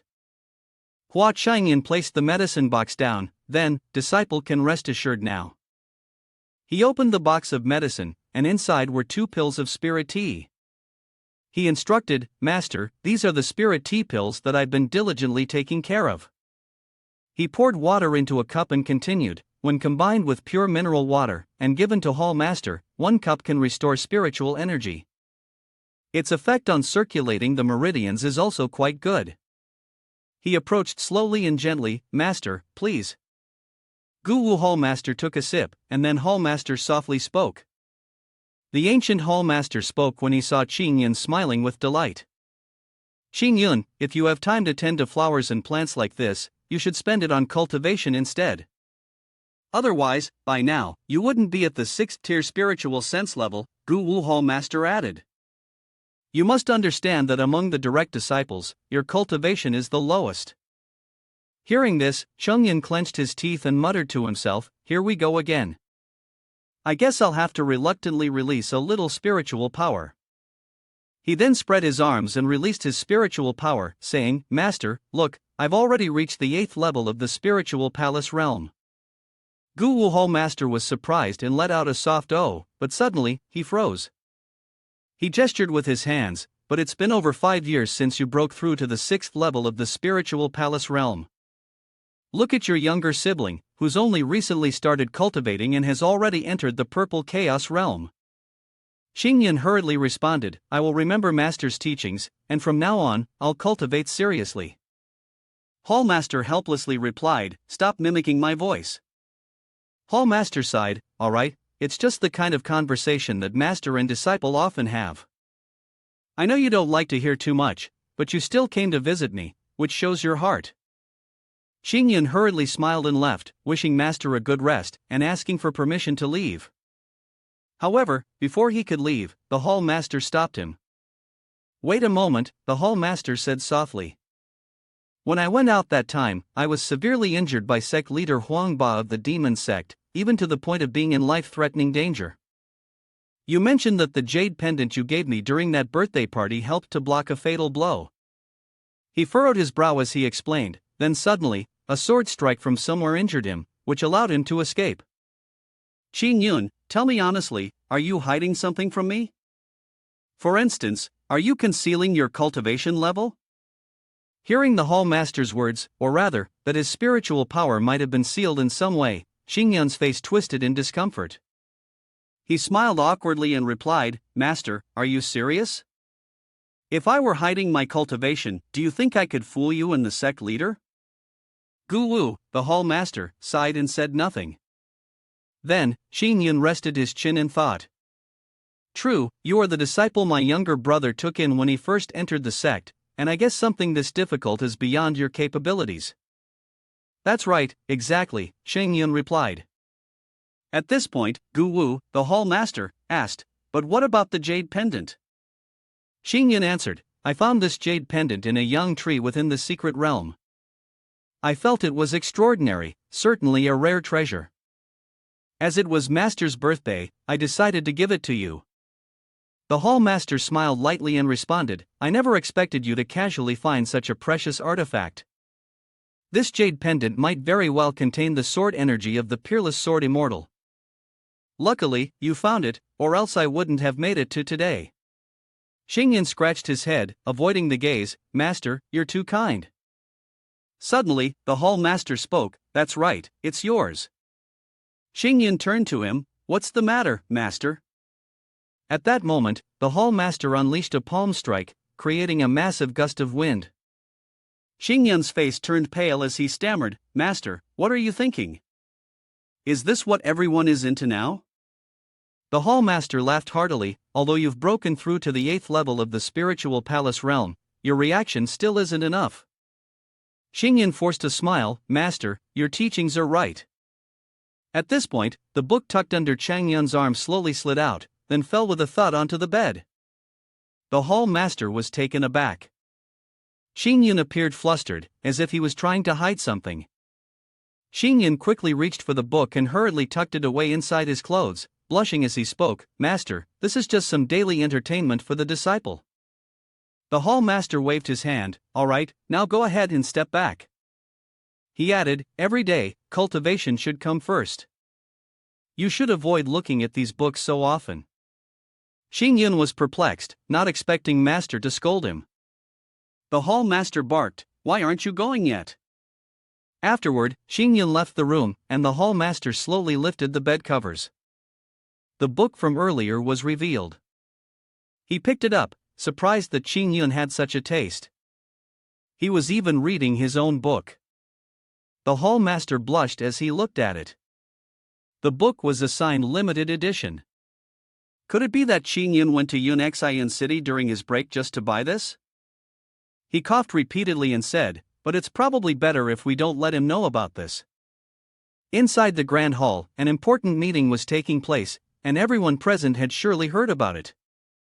When Jian stood in the middle and addressed the attendees, the rules of the Heaven's Jin Prosperity Guild will be changing. Feng Tianlu, the hall master of Fengling Hall, hesitated before voicing his opinion. Sect leader, until now, the Heaven's Jin Prosperity Guild has been highly respected, engaging in martial arts exchanges. Are we truly going to change this now? When Jian smirked slightly and replied, Yes, this time, we are testing the ability of disciples from various sects to react in dangerous situations. After 10 sect leaders cast their votes, if the vote reaches 73, the change will be approved. The changes being proposed were quite significant. First, the rule prohibiting the harm of others' lives would be abolished. To ensure safety, a new law would be introduced, requiring all cultivators to sign a life and death waiver before entering the battlefield. Furthermore, trust in the sects would be strengthened by having the elders of each sect protect their disciples during the matches. However, if any casualties occurred, the sects would not be allowed to express anger. The people present showed some hesitation upon hearing this. Hallmaster Lan Yu Hall, Lan Ton, had also raised concerns about this to them. But the disciples who participated in the Heaven's Jin Prosperity Guild were not all geniuses. If something unexpected happened, it was feared there would be a loss in cultivation rank. When Jian explained to him, it's understandable for Hall Master Lan to be worried, but the demon sect cultivators are becoming more active every day. He smiled comfortably to reassure him. In order to deal with this threat in the future, young disciples must endure intense training to mature. At this point, Hall Master of the Blue Heart Hall and Donggung also added their comments.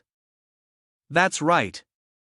Whether it's the cultivators of the Yin sect or the monsters in the secret realm, they will pose a great danger to the lives of the disciples. It can be said that every cultivator in the world must face this danger daily. Gu Wu strongly agreed with this point of view. Exactly. After encountering danger, a calm mindset, sharp judgment, and decisive action are essential. One can imagine what it would be like for a righteous cultivator to fight against the demon sect's cruelty. Therefore, Hall Master of the Flowing Clouds Hall spoke even more seriously about this matter. Factors beyond this realm, on the other hand, will negatively impact the survival ability of the cultivators. Wen Jian smiled even brighter thanks to the support. The ancient Hall Master is right. Moreover, this time, the Eastern Taoist Master Day is preparing for the one who will lead. He mentioned something very important that made all the Hall Masters startle. The final key to the tomb of the Jade Dust Emperor. What? Not only those who disagreed, but even those who agreed, exclaimed in surprise. Gu Wu slightly shook, shocked. You are referring to the leader of the primordial realm 5 million years ago. The tomb of the Jade Dust Emperor, after his death, still holds countless supreme cultivation techniques. The radiance he emitted caused the earth and stones to collapse, and the waters to churn. Later, someone discovered his tomb in the Kyuyusi, which contains many terrifying forbidden arts. To open it, one must gather all 5 pieces of the key. And what stunned them even more clearly was that, up until now, they had already acquired 4 pieces of the key. It was truly unexpected that the last piece was in the hands of the Jing Tian sect. When Jian shrugged and replied, "That's right. If we manage to get the final piece of the key, we'll have hope of entering the Emperor's tomb and sharing the rewards." Sect leader Cheng Yun's ambition was immense as his voice grew increasingly determined. Therefore, for this Heaven's Jian Prosperity Guild, our Chang Yun Sword sect must secure the top position. I declare it. His voice echoed throughout the sect clan. The next week, the competition between the sects would begin. Everyone was buzzing with excitement. Have you heard? This time, the battle between the sect clans won't be like before. The new rules have been announced, and it's even harder to believe. Not only can we use talismans, celestial wings, and treasures, but even forbidden divine techniques are allowed. Is that true? Won't it be very dangerous? An eager disciple explained, "Don't worry. During the battle, the elders of each sect will protect their disciples." Moreover, the patriarchs also mentioned that the top 5 winners will receive generous rewards and have the opportunity to represent their sect at the Grand Heavens Jian Prosperity Guild every year. They hurried off. Then what are we waiting for? Let's go to Ba Dao Go and buy our things. If we're late, they might sell out. Hey, wait for me. Xing Yun, standing by the tree, gently removed his blindfold. The excitement is too much already. He calmly twirled the blindfold in his hand. Fortunately, I had saved up a little in advance. Yuan Ran suddenly appeared behind him and startled him. Senior brother Hua. Xing Yun sat up and saw the cheerful expression on his junior brother's face. Yuan Ran junior brother, why are you still here? Didn't you go buy some healing medicine or talismans? He stood up abruptly and pointed to himself with pride. With Hua junior brother teaching me that sword technique, what else do I need? Xing Yun sighed and reminded him. There's always a higher mountain. In battle, you can't be complacent, or you'll end up failing. Yuan Ran, still innocent, responded. In this competition, I'm confident that I will secure first place. According to the rules, the top 3 will be able to challenge a direct disciple if they win. Xing Yun was surprised. The rules this time are quite similar to the previous competition. They will become the new direct disciple. Xing Yun exclaimed. Yuan junior brother, are you serious? He affirmed once again. Absolutely sure. I've heard that many internal disciples are lining up, waiting to challenge him. Xing Yun whispered and smiled cunningly. What if, in the fight, I pretend to lose, so those internal disciples can defeat me? That way, wouldn't I be able to smoothly shed my identity as a true disciple and return to being an inner disciple? Life would be much more comfortable then. He laughed wickedly, even though Yuan Ran was still staring at him with wide eyes. Not surprising, Hua junior brother. Even with so many junior brothers challenging you, you remain unfazed. Those who dare to underestimate senior brother Hua will eventually pay the price. At this moment, the communication stone in Xingyun's pocket suddenly lit up. Xingyun came to the flowing clouds hall to find me. He immediately rushed over and instantly recognized that voice. Master, did you call for me? That's why he left in such a hurry. Junior brother, practice hard. I'm off to find the master.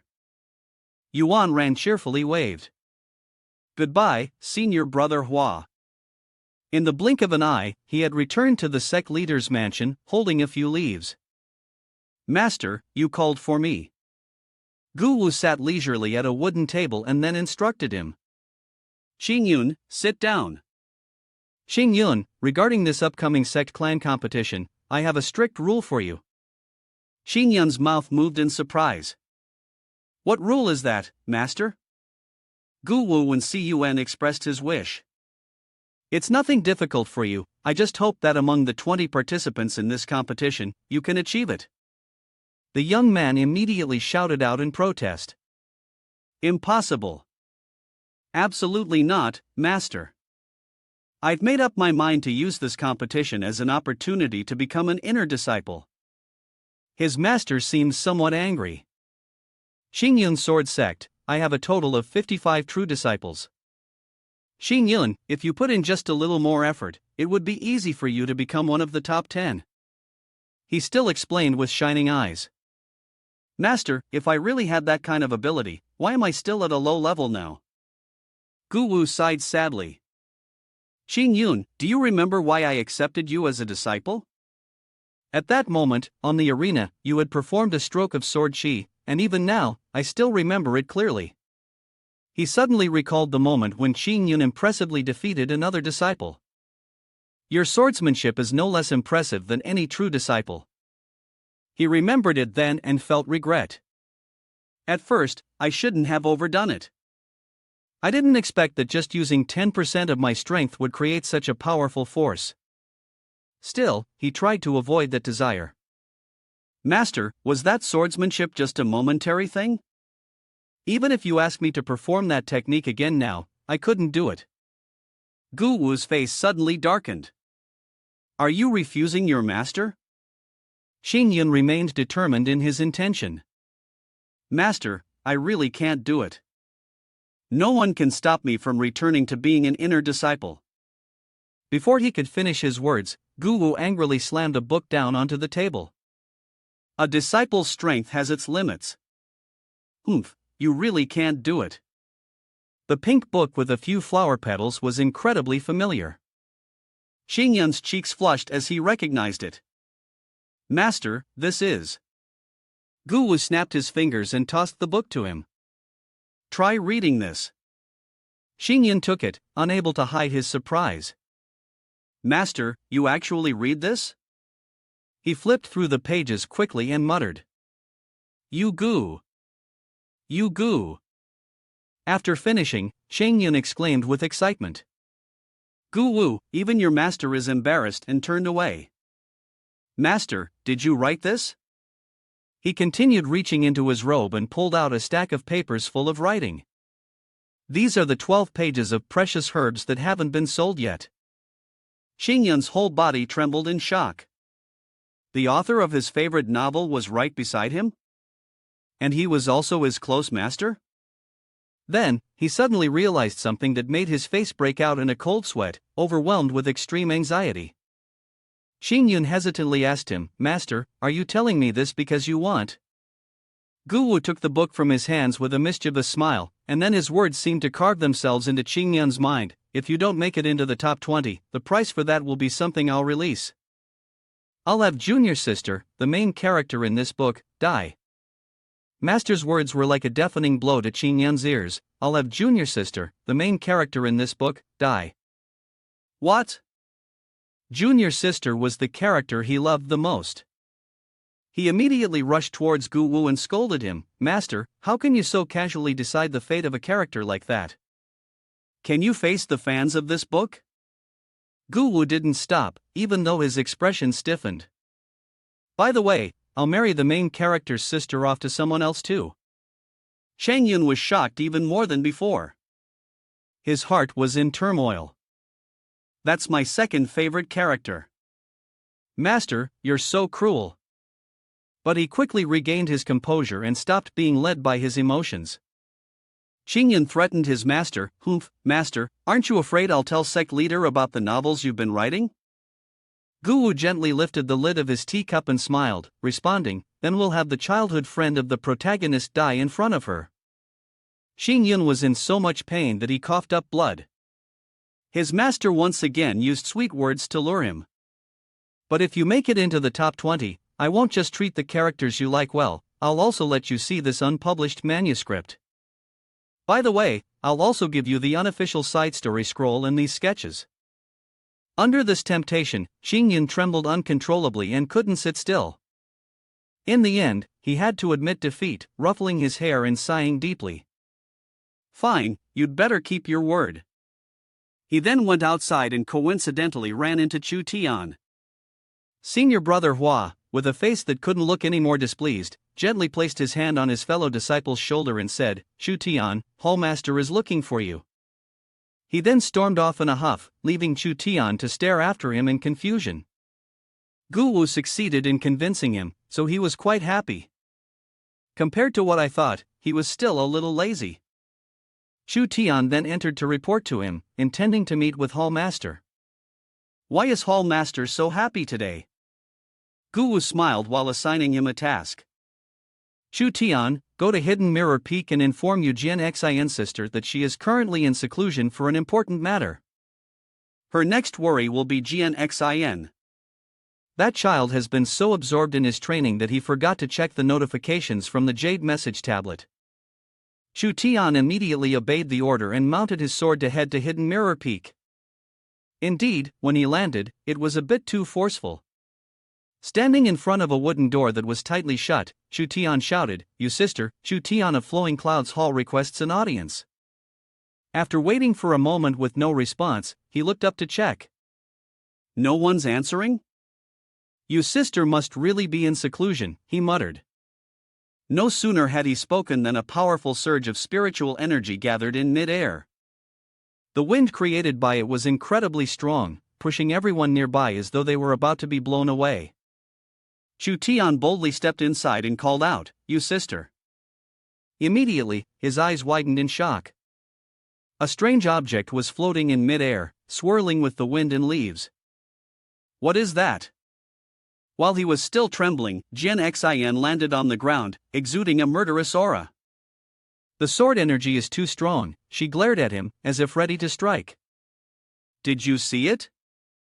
Tian was terrified and nearly soiled himself but still forced himself to report. You sister, I didn't see anything. I am Tian, a disciple of the inner sect of Flowing Clouds Hall. The Hallmaster ordered me to inform you about the upcoming Tian Sheng conference and invite you to participate in the Sect Clan Competition. Jian Xin's attitude immediately softened, turning adorable. So you're junior brother to senior brother Hua? Despite this, she still smiled coldly at him and asked, "You haven't seen anything, right?" Tian, utterly frightened, shouted, "I haven't seen anything at all. I haven't seen anything. Please stop bullying the junior." She finally allowed him to leave. All right, I understand. You may go. After Tian left, Jian Xin let out a long sigh to herself. I'd been so focused on sword training that I didn't even notice when others entered. A smile slowly spread across her face as she remembered Chayun. Senior brother Hua is really incredible. These past few days, I felt my swordsmanship improve again. She then grimaced as she recalled the battle with the slimy monsters she had once struggled so hard against. If I were to fight the puppets under Emotion's command now. Jian Xin spun her spiritual energy around her finger. In just 3 strikes, I could tear them apart. The small stone, engraved with characters, was still enveloped in her spiritual power. I need to keep practicing hard these last few days, she smiled with great satisfaction. Senior brother Hua, wait for me. In the Sect Clan Competition, Jian Xin will definitely surprise you. Meanwhile, Chayun was still fuming and shouting, "Damn it, I can't believe the master actually dared to threaten me." He pressed his lips together, brooding over the grudge. On the table before him lay numerous treasures he had acquired.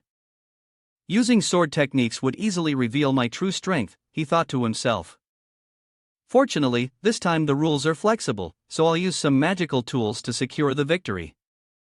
Even so, I'll still win, and this way, I won't become the center of attention. He gathered all of them into a bag. With these items, as long as I adjust the force a little, winning a few rounds should be fairly easy. However, as he was packing up his items, Xinyan's eyes landed on something. The red stone was emitting a faint glow. This was the lost gem of Elder Ziyun. The stone's red gleam made it even more beautiful. Xingyan was about to reach out to take it when the stone suddenly spoke, "Pick me up, and I will help you achieve everything." It reflected the image of the person before it and enticed him. "As long as you merge your soul into my body, I can grant you heaven-passing creation and supreme cultivation. If you desire any treasure, I will fetch it for you." It kept exaggerating, which started to irritate him. Come on, come on." Although Xinyan was clearly annoyed, the magical power from the red stone only grew stronger. With just a little infusion of spiritual energy, he could gain boundless strength. "Come on, take me all for yourself." He threw it to the ground. "Take yourself, damn you. If you keep babbling, I'll grab a stick and smash you to pieces." The red stone fell to the ground and remained silent for a moment. Then it flew up in surprise and questioned him. "You won't accept the benefits I offer? I've lived this long and never encountered such a situation before." "What is this?" Xingyan sneered, causing the mysterious voice to feel embarrassed. "Is this all the benefits you have? I thought it was some kind of ridiculous advertisement." Then the power from the stone surged outward even more. He raised an eyebrow and asked, "What exactly are you?" Thanks to his question, the mysterious voice finally had the chance to demonstrate its power. "I am the heaven-passing lord of the demon world, the heavenly demon." Xingyan looked at the thing in front of him with a look of frustration. What was this so-called heaven-passing lord? He had never heard of it before. The red gem immediately became angry, impertinent. "I was the one who, together with the demon sect, came to this world. After the demon sect left, I stayed behind. In terms of status, the cultivators of the primordial realm must respectfully address me as lord." Xingyan sneered even more disdainfully. "Oh, so you were abandoned, huh?" The heaven-passing lord was infuriated to the highest degree and shouted loudly, You're just a mere gem, so all you can do is float around and shout at me. How dare you insult me? If you have the ability, put your spiritual power into the heaven-passing jade. I'll show you what respect really means." He seemed to take an interest, watching the streams of spiritual energy radiating around him. So the heaven-passing jade contains a secret space? The red gem reflected Xingyan's face like a mirror. The heaven-passing lord, still full of himself, said, "So, what's this? You, little brat, do you not dare to enter?" Xingyan said nothing, but gently infused his own strength into the gem. Gradually, it grew stronger, matching his calm demeanor. What was there to be afraid of?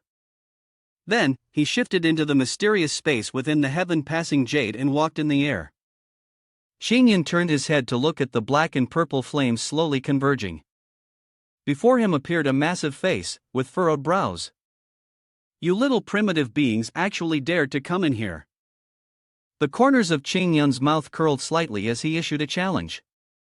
"Why do you look so shabby? You don't even have a body." The heaven-passing lord, enraged, retorted. "Impudent! I am the heaven-passing demon lord. A worthless human like you dares to speak to me like this?" Xingyan crossed his arms, puzzled. "Why did you change your title to Demon Lord?" The figure before him quickly clarified without wasting words.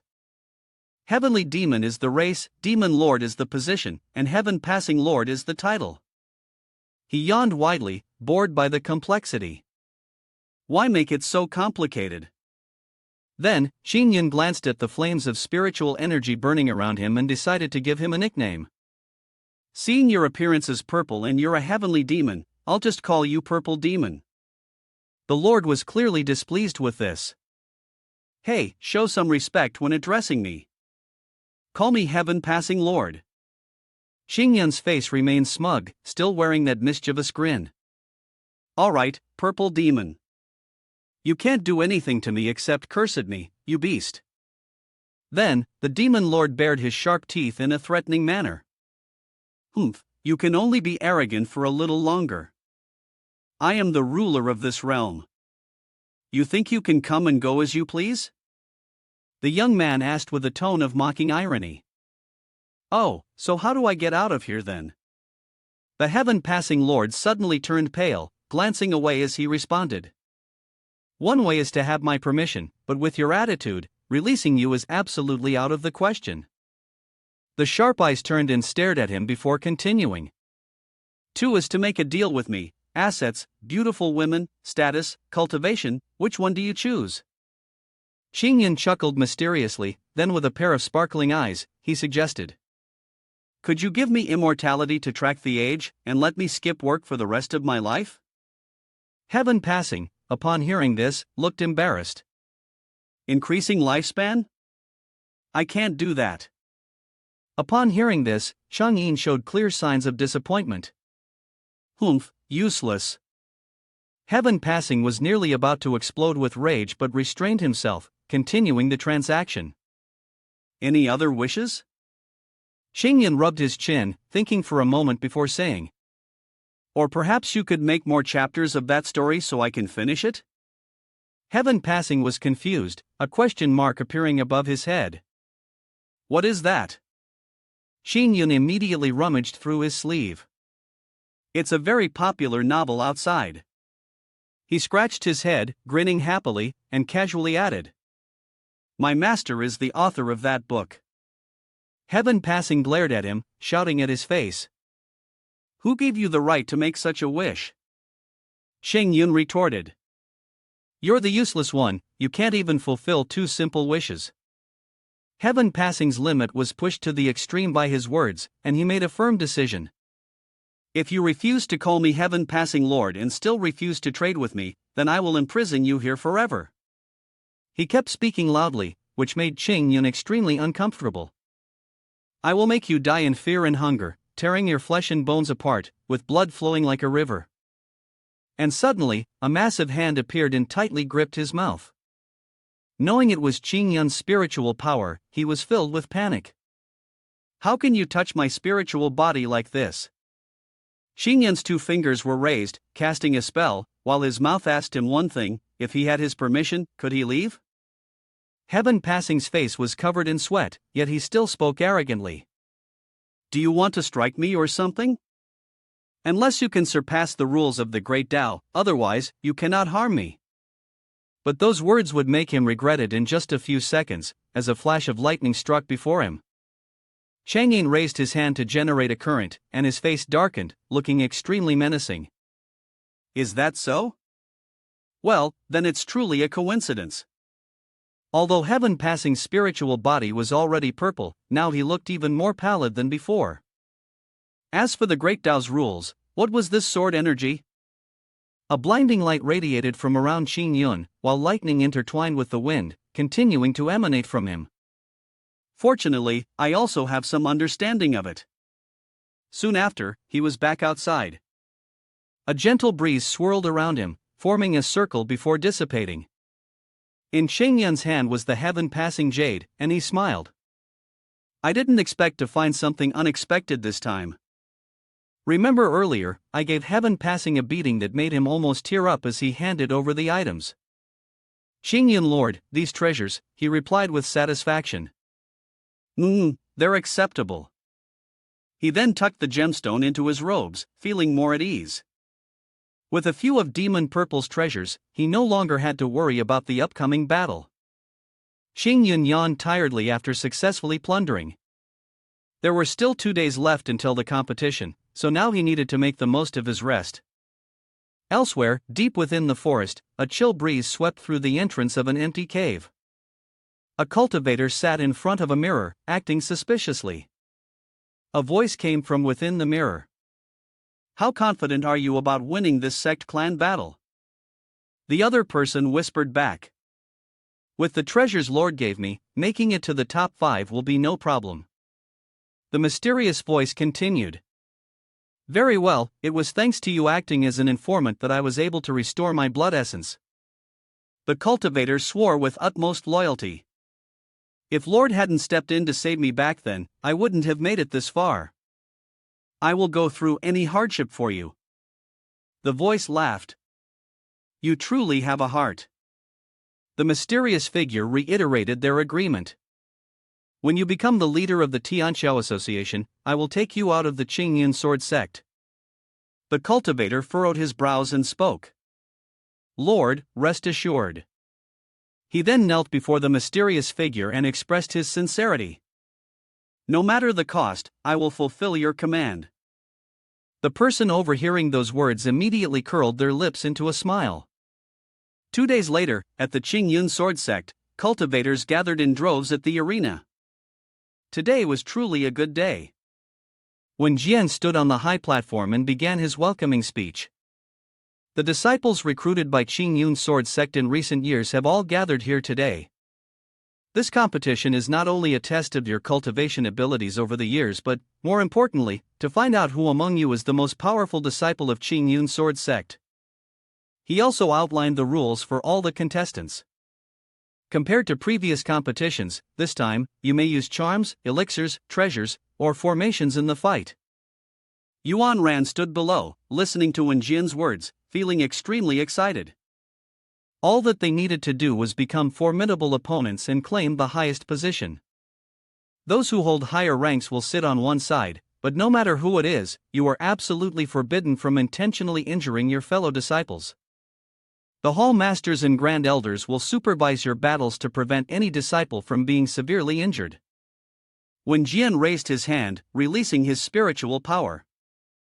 Now, the battles for the inner disciples will begin immediately. The moves he performed were accompanied by a gust of wind, creating twinkling lights in the sky. These lights gradually formed into signs engraved with the names of the contestants. They then swiftly flew down and landed in front of their respective owners. The jade tablet in your hands is your battle token, Wen Jian announced. Yuan Ran also received his jade tablet and read the name engraved on it, Jialing Yi. Some other contestants were quite confused after seeing their order. 3rd A, 6th B, 4th D, 7th. The arena was opened with the signal from Wen Jian. Those whose jade tokens glowed at the same time would step onto the stage to compete. Immediately, 2 people stepped forward and drew their swords. Round 1. Jingyin Hall. Zhang Ding and Lan Yu Hall. Bai Zhan. Cheers rang out from below. Go! Go! Lan Tong, sitting in the stands, eagerly asked Dong Gung, who was next to him. Master Dong, what do you think of these 2 inner disciples? He smiled and replied. They do show some talent. Gu Wu, sitting beside him, suddenly spoke. With the spiritual power of an inner disciple, his expression was calm as he observed the fight and commented. The battle will probably only last as long as a tea break. The battle on the arena was intense, with dust flying everywhere. Oh, does the late hall master mean that the leader, they are still communicating with each other as the birds fly back here to watch the match? Can it already be known today? Next, please. Qingyun returned to the sect clan just as the sky was beginning to darken, but the competition was still ongoing. Next, please. Next, please. When the number of participants had decreased significantly, the real battle began with 2 very prominent faces. Yuling Hall, Yang Kai and Fengling Hall. Ci Yuan Ran. Yuan Ran, holding a sword in one hand, stood straight and proper. The final match between the inner disciples was about to begin. Qingyun looked down from above and appeared surprised. Oh, it's almost over, huh? Seeing his brother, his closest confidant, standing on the arena, he smiled warmly. Well done, Yuan Ran Jr. brother, I didn't expect you to make it to the final round. A deadly slash from the opponent was swung, but Yuan Ran used both hands to block and narrowly avoided Yang Kai's sword strike. The two of them backed away, creating an invisible pressure that left the spectators in awe. Zhang Ding from Yuling Hall was at the 5th level of the Sacred Spirit domain. He silently praised his junior brother, noting that Yuan Ran was even one level ahead of him. At this point, Yuan Ran had regained the upper hand, continuously attacking and cornering his opponent. Though a higher cultivation level would pose lethal pressure, Yuan Ran's swordsmanship was incredibly refined. Fighting against a direct disciple clearly showed that he had comprehended an additional layer of sword intent. His stance remained steady, showing no signs of vulnerability. I only taught Yuan Ran the sword techniques so he could apply them effectively, even on the battlefield. He's truly talented. If he performs well, there's a strong possibility that Master Feng Tian from Feng Tian Hall will take him on as a direct disciple. Yang Kai swung his sword to deflect his opponent's strike. With one hand behind his back and the other pointing his sword forward, he suggested, "Disciple, it's enough with the probing. Let's see your final move to decide the winner." Yuan Ran wiped the sweat from his cheek and replied, "All right, I was just about to do that." Yang Kai's finger pinched a piece of talisman in his hand, then he set it ablaze with a bolt of lightning to activate it. The cultivators who witnessed the battle gasped in surprise. The soul gas-burning talisman, but to be able to ignite one's spiritual power and consciousness in such a short time, unleashing such a powerful force. Does Brother Yang really intend to use this bloodline-consuming talisman? Yuan Ran was not to be outdone and quickly took a pill, swallowing it whole. The fatigue vanished instantly, replaced by a surge of spiritual power. This is the explosive energy pill. I didn't expect the disciple to have another trick up his sleeve. Although it's only a Tier 3 medicine, its effectiveness can be said to rival the soul gas-burning talisman. Yang Kai began to wield his sword with exquisite skill, executing the moonlit spirit sword in Crescent Moon Rebirth. "Be careful, disciple." Yuan Ran said nothing, focusing his strength into his own sword. The two forces clashed violently, battling as if they sought to tear apart the very fabric of space. Qingyun's eyes grew somber, the outcome already determined. The impact of the two strikes affected the surroundings so greatly that the nearby cultivators could only close their eyes and step back. Dust and smoke billowed across the dirt arena. The figure of the loser gradually became clear. Yuan Ran's face was injured. He drove his sword into the ground and muttered to himself, "I have lost." Yang Kai remained standing, humbly addressing the young disciple. "I only have a bit more spiritual power than you." He had also suffered minor injuries and had to speak while catching his breath. "If you and I were at the same cultivation level, losing to you wouldn't be surprising at all." Yuan Ran looked up in astonishment. "Really?" In his mind suddenly appeared the face of Qin Yun's senior brother Hua. "If it hadn't been for brother's guidance, I would never have achieved this level in swordsmanship in my entire life." The final announcement echoed throughout the arena. The match between the inner disciples had come to an end. The winner was Yang Kai of Fengling Hall. Cheers erupted from below. "Congratulations, Brother Yang, that was an impressive performance." When Jian raised his eyebrows and remarked, "Truly, two exceptionally talented disciples," he turned to Yuan Xin and said, "One has a solid foundation, the other extraordinary talent. Both of them have the potential to become direct disciples. Immortal Xin, this is thanks to you." She gently extended a finger, letting her spiritual energy flow out. "This is my responsibility to begin with." Immediately, both of them felt rejuvenated and exclaimed. Their injuries and spiritual energy were fully restored. The match overseer then said to Yang Kai, "You are the champion of this tournament. According to the rules, you may now choose a direct disciple to challenge. If you win, you will take their place." He hesitated for a moment, then said, "I choose." Just as Qing Yun had anticipated, all eyes turned toward him. The other disciples began murmuring softly. Senior brother Hua may be a direct disciple, but his strength ranks at the bottom of the Tianxiao leaderboard, with only 6th level sacred spirit domain cultivation. He's probably the weakest direct disciple in the Chayun sword sect. Senior brother Hua, the weakest direct disciple, facing off against the top inner disciple? This is going to be good.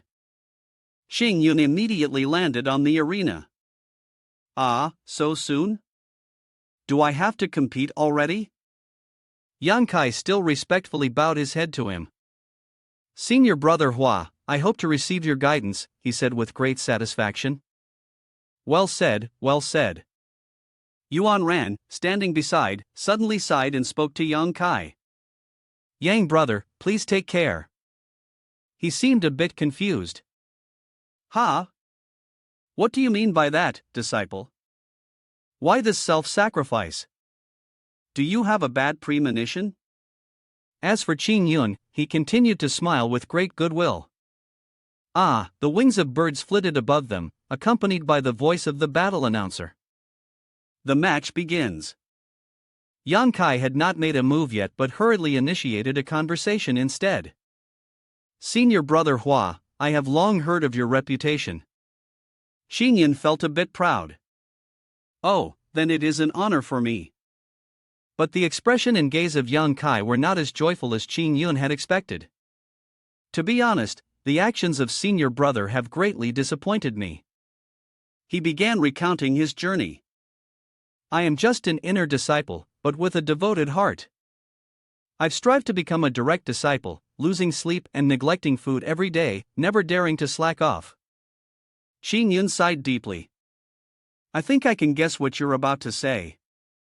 Immediately after, Yang Kai raised his voice.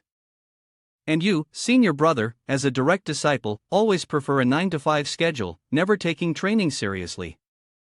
The sight of you sprawled under the tree during practice makes an inner disciple like me very angry. During cultivation, brother also wasted a large amount of time being lazy. Chayun thought to himself, he really does understand me. He began channeling spiritual energy into his sword and said arrogantly, your cowardly actions, brother, are not worthy of the Chayun sword sect. I will defeat you and become the next direct disciple. Chayun raised his arm, and around him, talismans swirled in a circle. He unexpectedly said, so, my 9-to-5 work schedule has caused you so much suffering? Yang Kai, not waiting any longer, charged forward. Senior brother Hua, watch this. The corner of Chayun's mouth curled into a sly smile. He murmured to himself, creating a shield around his body. As Yang Kai charged in, his strike hit the protective barrier. The inner sect disciple was startled, but he still tried to strike again, each blow ineffective. Yang Kai had no choice but to retreat before Chayun's strong defensive shield. The other disciples gaped in shock. What? Meanwhile, Donggung stood up in anger. How insolent! My Chayun sword sect disciples hold the sword path in high regard, invincible. On this sword path, life and death are determined by the sword. He pointed toward Chayun and berated him. Look at Hua Chong Yun, hiding behind talismans. Is this the way of swordsmanship? Does he even have the right to practice the sword anymore? This is a disgrace to our Chayun sword sect. However, another voice interjected, rejecting that view. Is Master Dong suggesting that in the Chayun sword sect, one can only practice the swordsmanship and not any defensive techniques? Guwu, standing beside, bluntly reproached him, if everyone were as reckless as you, our Chayun sword sect would have been destroyed long ago. Donggung, veins bulging, snapped, what does the late hallmaster mean by that? When Jin interjected at this point, stepping in to prevent further hostility between them. Enough, this competition is to prepare for the upcoming Heaven's Jin Prosperity Guild. No need for more words. He has acted in a way that benefits Chayun. If Chayun has chosen this path, there must be a reason behind it. As long as victory is achieved, what's wrong with that? Yang Kai stood facing him at this moment, speaking in his agitated tone. Senior brother Hua, as a direct disciple. He gritted his teeth and trembled violently. You're fighting with an inner disciple like me, yet you dare to hide behind talismans? Then, fueled by his anger, he charged forward. Wasn't this action the same as that of a turtle? Xingyun's hand effortlessly pierced through the shield. He caught Yang Kai's sword blade precisely, gradually causing the protective layer around it to disintegrate. Inner disciple Yang Kai was startled, trying to retreat but couldn't. What? Xingyun, slightly more serious, withdrew his talisman and said, "If you insist on confronting me like this, I will still give you a chance." The onlookers below were becoming impatient. Ah, finally, an action. I was about to fall asleep. There was one among them who, for some reason, tried to smile and wish the unfortunate one well. Yang brother, good luck. Yang Kai was still innocent, showing joy at Changyun's words. Brother, at last, you've made a move. He calmed himself down and put his hands together in an apologetic gesture. My previous words were a bit rude, I hope you won't take them to heart. Changyun responded warmly. Forget about the past, I understand. A smile, not very happy, appeared on his face, but his words remained forgiving. It's nothing, of course, I won't mind. Yang Kai continued to channel his spiritual energy into his sword, simultaneously creating numerous large swords. Then I hope brother will give me some guidance. Xingyun took out a fire talisman and held it in his hand. The disciples watched in surprise. What kind of talisman was that? They had never seen it before. Then, the talisman created countless fireballs floating in the air. The number of fireballs continued to increase, growing stronger and more powerful, startling the onlookers. To think that such a simple talisman could release so much spiritual energy. Yang Kai's sword technique was first directed at the fireballs, but they were dispersed as if touched by the wind. Now, Yang Kai's mood began to panic, with more than half still remaining. How could this be? Xingyun pointed, commanding the fireballs to fly. Go, gather together to form a powerful stream. It was a moment when Yang Kai could not avoid, nor did he have any defensive techniques, so he shouted in desperation. Take the risk. He spat out a mouthful of blood and turned his spiritual energy red. The blood splattered onto the sword, and combined with the newly strengthened power, it became a formidable force. Yang Kai swung the sword in a wide arc towards the column of fire.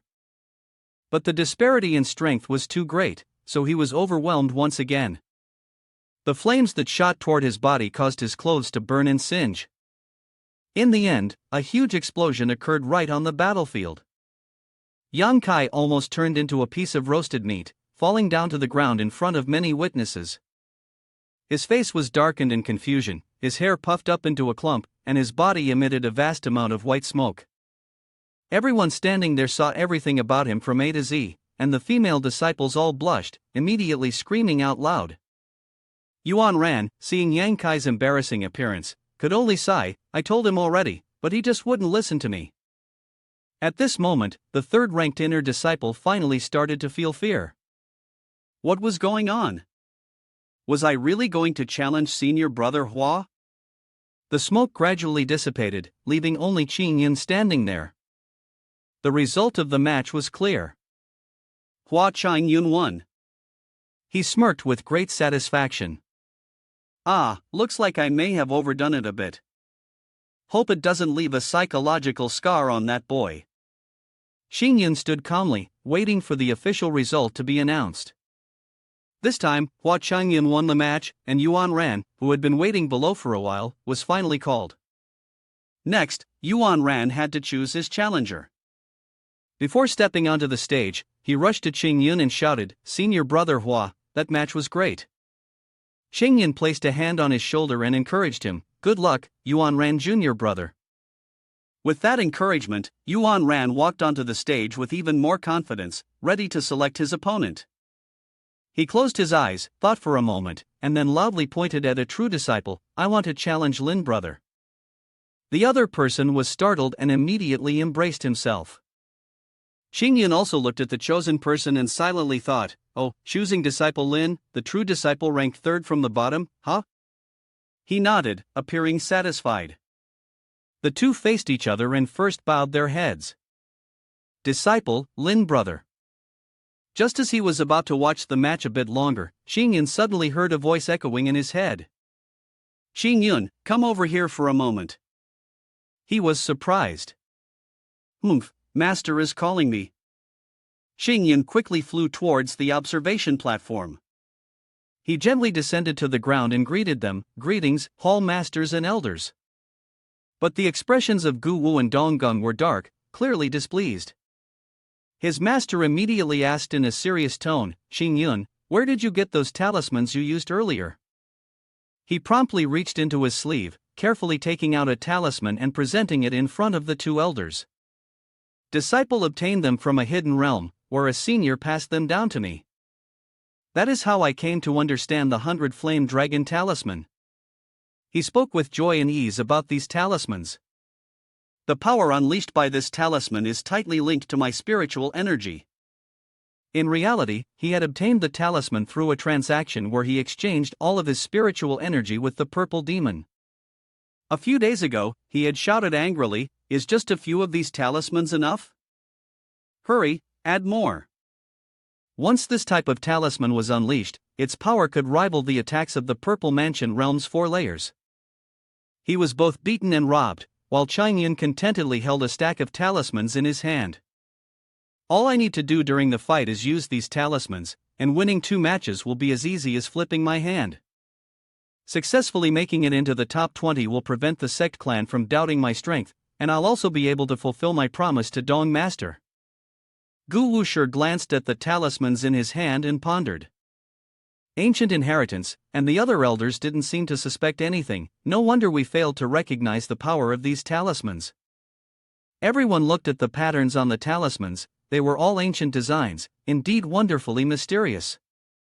However, Donggun looked uncomfortable and called out his name, Hua Chong Yun. A strong hatred emanated from him, all directed towards Chayun.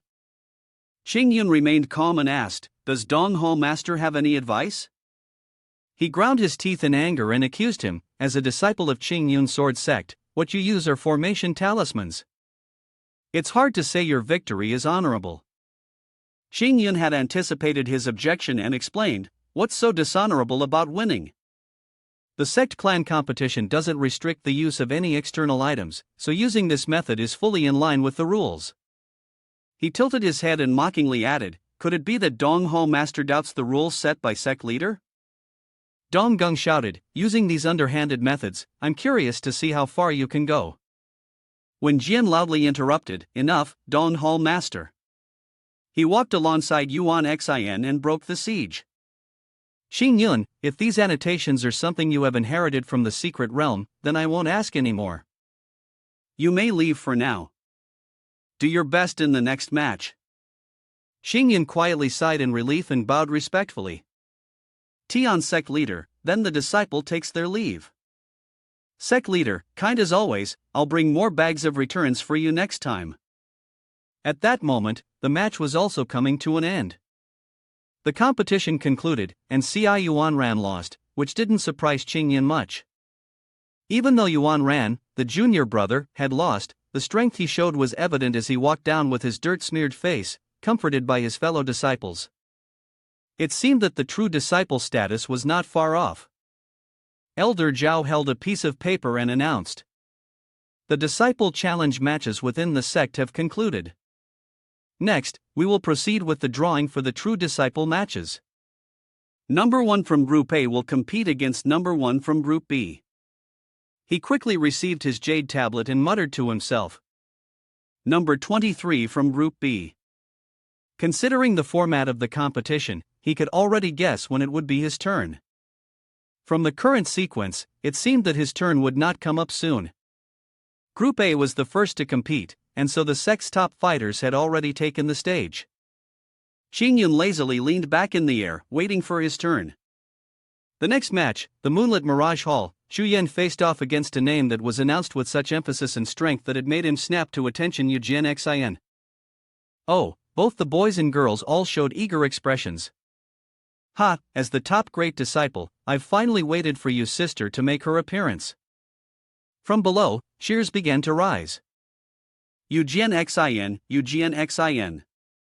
Xingyun sat down to enjoy the spectacle, noticing that junior sister Yu's popularity was still high.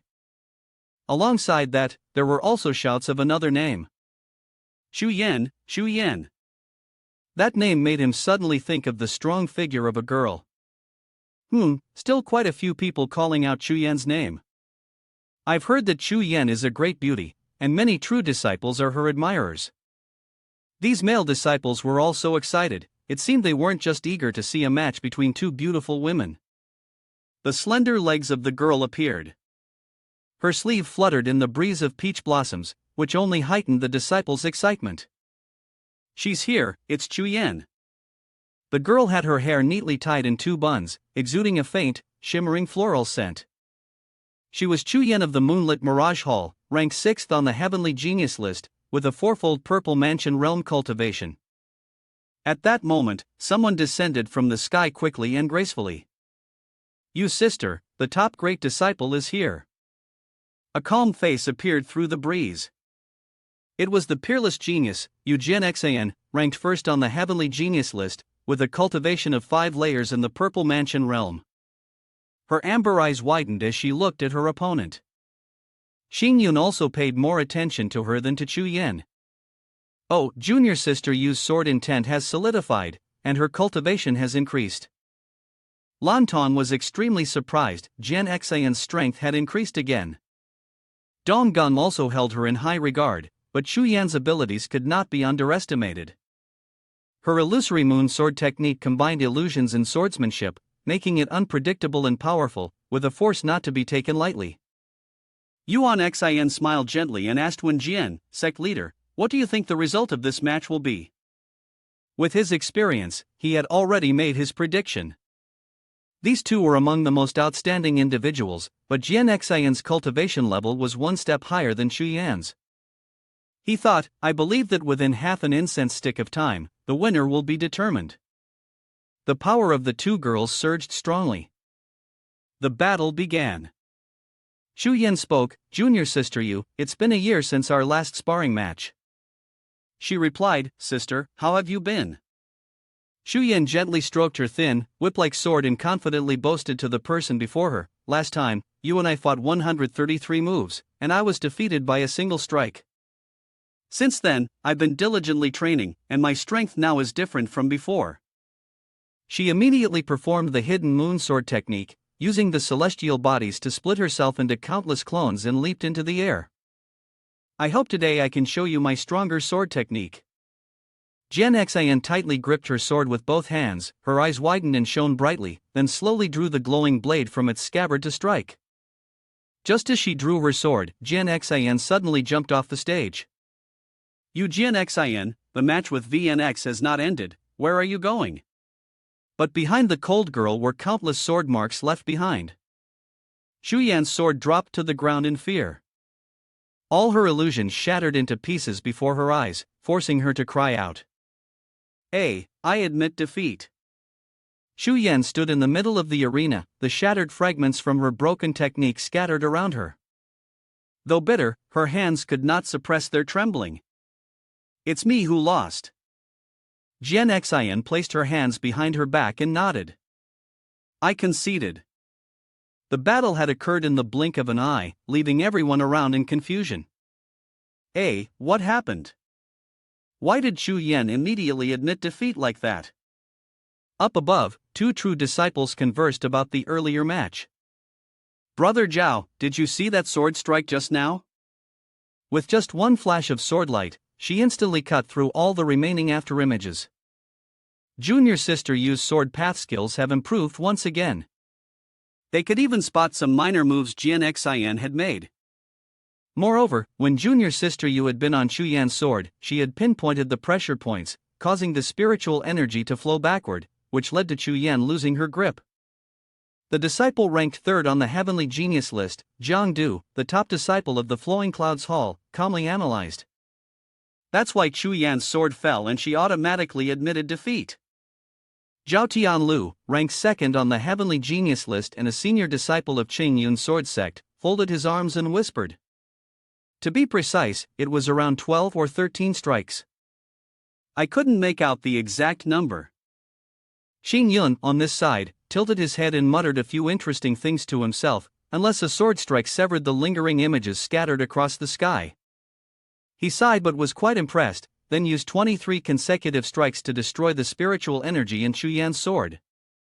His determined eyes and decisive sword affirmed the uniqueness of Jian. Indeed, she was the top true disciple.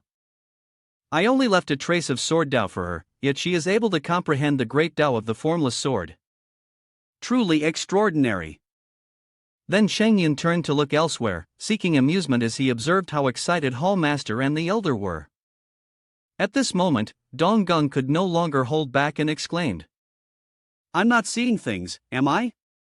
Shocked and laughing aloud, recalling the great Tao of the formless sword and remembering the slender figure of that girl, they hadn't expected this. No doubt, Jian was still so young. How could she have been cultivating for more than 20 years? Gu Wu, witnessing all of this, was filled with anticipation for this prodigious talent, with a future that seemed limitless. The so-called Great Tao of the Formless Sword referred to the 3,000 Great Taos within the Great Tao Sword. Across the entire primordial realm, cultivators in the Purple Mansion realm, 9 layers, numbered in the tens of thousands, but among them, only a rare few could comprehend and integrate the Great Tao, thus stepping into immortality. Such individuals were as rare as a phoenix feather. He then turned to the sect leader and said, Countless cultivators, driven by a chance encounter with the Great Tao, constantly venture into dangerous forbidden areas, just to gain a glimpse of understanding. From that, they achieve enlightenment, sect leader. This kind of talent is nearly impossible to find in the entire primordial realm. If one wholeheartedly nurtures, the Qingyun sword sect will have a successor, and the future is certainly promising. When Jian also smiled with pleasure, our Qingyun sword sect has such a talented disciple, and in the future, it will definitely grow stronger. Once this competition is over, I will look for Jian to ask how exactly she cultivated. Over here, Chayun, holding a clock in his hand, tiredly urged the competition, Can we finish the contest today? My work shift is almost over. The previous battle had ended, and the injured ones returned as they continued announcing names. Next, disciple number 23 was called up, Flowing Clouds Hall, Hua Chong Yun. He started speaking confidently, but his voice gradually grew softer. Facing Flowing Clouds Hall, Hua Chong Yun was the same man again. Shan Yu gritted his teeth in anger, then snorted. He forcefully leaped down from above and landed on the ground with tremendous power and authority. With the 14th rank on the Heavenly Genius list and at the second level of the Purple Mansion realm, second disciple of Flowing Clouds Hall, Shan Yu stared ahead and raised his massive sword. Xingyan felt a bit uneasy, not expecting that the first opponent he would face would be his own brother disciple, and the 13th ranked on the Heavenly Genius list. Unlike his fellow disciple, he calmly entered the arena, and the match immediately began. As Xingyan formed a protective shield, Shan Yu asked, Before we start the match, have you finished setting up your talismans? He replied, I guess it's done. Seeing his attitude, Shan Yu became annoyed and voiced his thoughts. Since the day I joined Flowing Clouds Hall, I have made a firm resolution to become the leader of Qingyun Sword Sect. You have trained the disciples harshly, helping them become strong quickly. Normally, I am very strict with the brothers, hoping that all the disciples of Flowing Clouds Hall can put in effort and devote themselves to cultivation, dedicating some of their strength to the hall. But you have also been provoked by the work hard, rest hard mentality of Qingyun. But you, being a true disciple of Flowing Clouds Hall, not only do you not try, but you are also lazy, dragging down the entire Flowing Clouds Hall. He was startled when he heard this, wondering how his brother was more concerned about him than the master. He calmly defended himself, praising his brother's spirit, but he could not impose his brother's will upon him. My life rule is to work from 9 a.m. to 5 p.m., not laziness. One must understand that life, beyond cultivation and work, has many other meaningful things to pursue and experience. He suddenly recalled the angry face of his boss in his previous life. This was something he had to pay a heavy price to understand. He hoped his brother could comprehend this.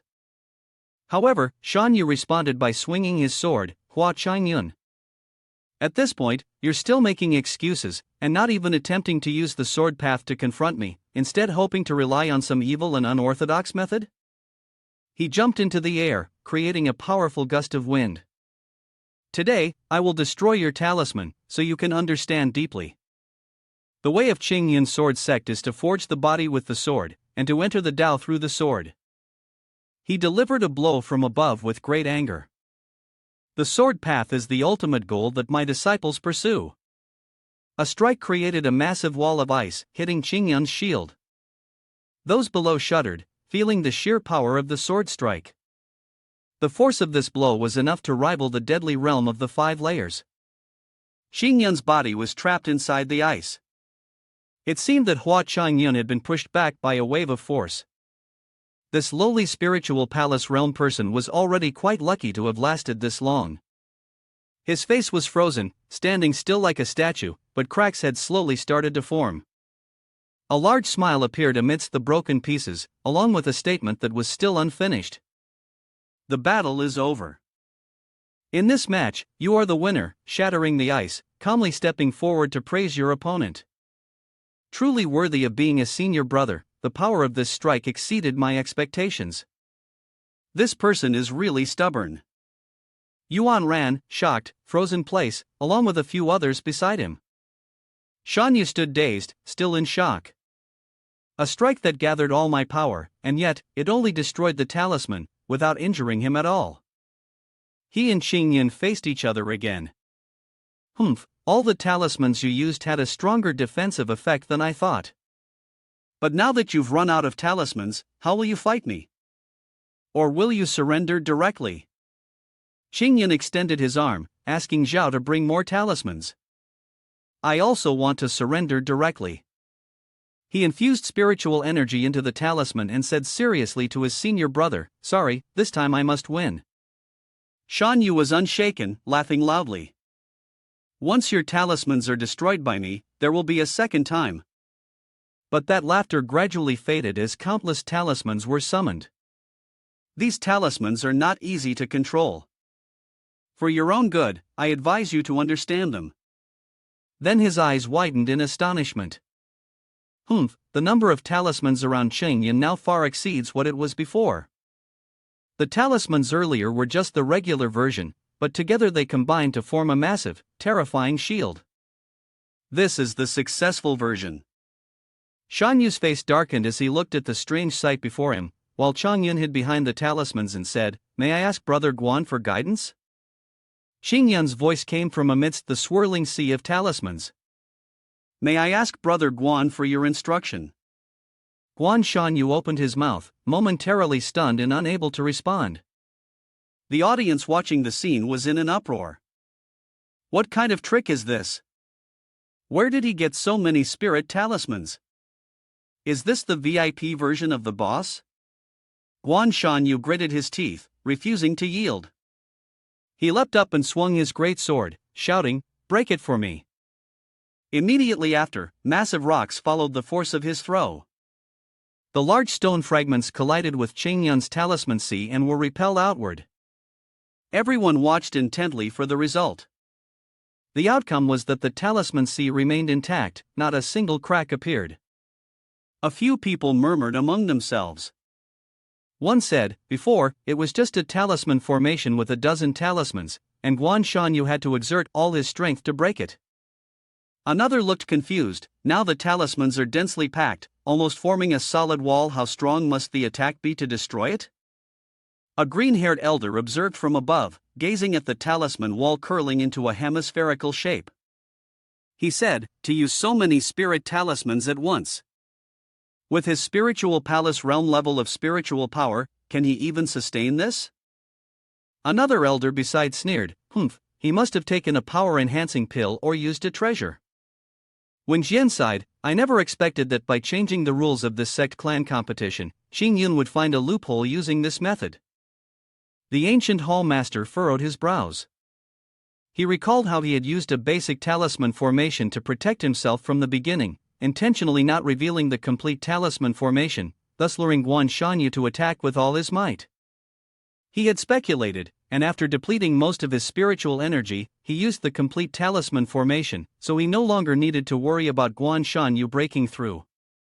Thinking of Qingyun's star-like bright eyes, the ancient hall master wondered, Could it be that everything was within his calculations? He smirked, for the promise he made to me. It's rare to see Ching Yun take such risks. I'm truly pleased. The ancient hallmaster looked up at the arena, where chunks of ice were continuously slamming against the protective wall. But both of these are my disciples. No matter who loses, he thought with a heavy heart, I don't want to see it. At this moment, Guan Shanyu was exhausted, panting heavily, kneeling on the ground. He cursed inwardly, damn it. Seeing the talisman wall, which had remained unscathed all this time, Guan Shanyu sat down in despair. He angrily punched the floor. Even though I've exhausted all my spiritual energy, I still can't break this talisman formation. He closed his eyes and shouted, I concede. Upon hearing this, the referee shouted loudly, the winner of this match is Hua Chong Yun from Flowing Clouds Hall. At that moment, the talisman wall finally began to dissipate. Chong Yun raised his hand to gather all the talismans he had used, then clasped his hands together and bowed, saying, Brother has already given way to me. Guan Shanyu ignored him, snorting coldly, and turned to leave. After walking a few steps, he stopped, turned back, and said to Chong Yun, the intensity of your formation, for a cultivator at the third level of the Purple Mansion realm, all it takes is a little focus and a counterattack to destroy it. Guan Shanyu disdainfully added, such tactics, how could they possibly work again on other disciples? With a sigh, he continued, I've lost to you. I don't have the right to say these words. He kindly reminded him, but added, relying solely on this talisman array, it will be very difficult for you to progress further. I can only hope that you have another trump card, something that will allow Flowing Clouds Hall to rise to a higher rank. Hearing these words, Chong Yun seemed somewhat surprised. Brother. Guan Shanyu said nothing more, leaping away to leave. Chong Yun could only clasp his hands together in thanks, expressing his gratitude for the brother's guidance. He recalled the words Guan Shanyu had spoken to him, his lips slightly moving. Although Guan Shanyu's words were a bit sharp, he didn't say anything further, instead just clasping his hands and watching the back of Guan Shanyu as he walked away. But at his core, that brother was still a good person. As for rank, it was just another trouble for him. In this world, all he wanted was a simple, peaceful life. Then, Chong Yun stepped onto the floor and turned back onto the main path, the surroundings quieting down a little. Suddenly, a mocking voice echoed. Winning like this is really pathetic. Someone else chimed in, exactly, how could one possibly win without drawing a single sword strike? Chong Yun quietly glanced at them, a sneer forming in his heart. Ha, I knew this kind of reaction would come. He walked to a quiet spot, leaned against a tree, and relaxed, feeling exhausted after what had just transpired. At a high vantage point, Eugene Xin had been observing the match from the beginning, and she wondered aloud, why did senior brother Hua use the spiritual talisman? Suddenly, a voice called out to her, Junior sister you, look back and see who's coming. The true disciple of Hidden Scenery Hall, Luohi, smiled and walked towards the match. Weren't you also feeling that it wasn't very honorable just now? Eugene Xin repeated, not honorable. Luohi's words seemed to strike a nerve with her, and she furrowed her brows sharply. Sister La, how could you say something like that? She irritably explained, the rules for this competition were established long ago by the sect leader. There are no restrictions on any method, as long as you win. Eugene Xin leaned in close to Luohi's face and questioned, senior brother Hua won with his own skill, what's so dishonorable about that? Luohi was confused, not understanding why she was so angry. I just wanted to casually pick a topic to talk about. Junior sister Yu's reaction seems a bit too much. Luohi, also displeased, responded, but our Chong Yun sword sect hasn't even used a single sword technique, isn't that going too far? Eugene Xin sneered, who said that our Chong Yun sword sect must rely solely on the sword to enter the Tao. From what I know, second elder entered the Deng Xian Jing because of the great Tao of wind. She suddenly let out a strange giggle. The reason was that senior brother Hua did not unsheath his sword, and Eugene Xin's eyes lit up because no one could force him to draw his sword. Luohi looked at Eugene Xin with confusion, as it was somewhat unusual. Junior sister Yu, what's going on with you? She compared the Emergence from before to the one before her, so cheerful. As the great disciple at the top of the sect clan, she had always been diligent and had never paid any attention to lazy disciples. Luo he looked at the other person's shy, flushed face in confusion. But when it came to Hua Chong Yun, the laziest disciple in the sect clan, she defended him. Today, junior sister, you seems a little unusual. Suddenly, a loud shout rang out. Zhao Rui, how could you strike so ruthlessly? This voice caught the attention of both Emergence and Luo He, and even Chong Yun, who had been resting quietly, was awakened.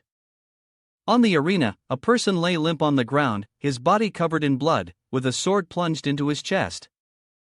The one responsible for this cruel act was slowly descending to the ground, his cloak blowing in the strong wind, and a smug smile still on his face. He was Zhao Rui, the true disciple of the Flowing Clouds Hall, and also ranked 33 RD on the Tian shell list. Someone announced the rules of the competition. Although this sect clan contest had no restrictions on the conditions of the match, there was one extremely strict regulation: one must never intentionally harm a fellow disciple. The law enforcement elder shouted loudly. Zhao Rui, what have you done? Zhao Rui immediately explained, hoping that the law enforcement elder would consider his words. He said, the sword technique of the disciple suddenly erupted with such force that it couldn't be retracted in time, which led to the unfortunate accident of killing this disciple. Feng Tianliang pondered for a moment before speaking to the late hall master. The sword strike from this disciple earlier was able to instantly unleash the power of the fivefold purple realm. The late hall master, why have I never heard of such a talented disciple in the Flowing Clouds Hall? The late hall master began to think. Zhao Rui had gone out many years ago to search for a secret realm, and it wasn't until half a month ago that he managed to break through and return to the sect clan. Unexpectedly, he had advanced from the second layer of the Purple Mansion realm to the fifth layer. The late hallmaster recalled that time and wondered if perhaps Zhao Rui had inherited some great legacy during his travels. When Jian recalled Zhao Rui's sword move earlier. That strike was a technique from an ancient secret art called violent spirit decision. It concentrated all the spiritual energy in the body into one point, then released it outward. He speculated that the attack's strength came from the technique itself, but the drawback was that it was difficult for the practitioner to control the intensity of the power. Where did the sect leader come from? Zhao Elder, this battle was not intentional on the part of this disciple. He then ordered for the body of Dugo to be properly arranged. One disciple responded, understood, sect leader. The sect leader took his seat and then instructed everyone. Dugo's strength was not high, but he still had to fight. Zhao Rui accidentally killed him, so I ask that all disciples be careful with their swords and blades. A disciple once said, if one's strength is not high, it would be better to surrender early. Tang Luo He and Emergence returned the salute. Tang Luo He felt distressed. In the past, during sect clan competitions, there were people who, due to their exhausted spiritual energy, pushed themselves too hard, or didn't care about their own lives and fought recklessly. Emergence agreed, that's right, but at that time, the hall masters and law enforcement elders were always there to provide timely assistance. She felt sorrowful, not expecting that something unexpected would truly happen today. Reflecting on the previous match, holding the enemy's blood-soaked sword in his hand, Zhao Rui grinned proudly. Xingyan also chose that moment, causing him to feel quite conflicted. Does it feel wrong? Just now, I seem to sense a trace of demonic energy from him. Someone reported that due to the incident in the match, it had created an immense psychological pressure on the remaining true disciples.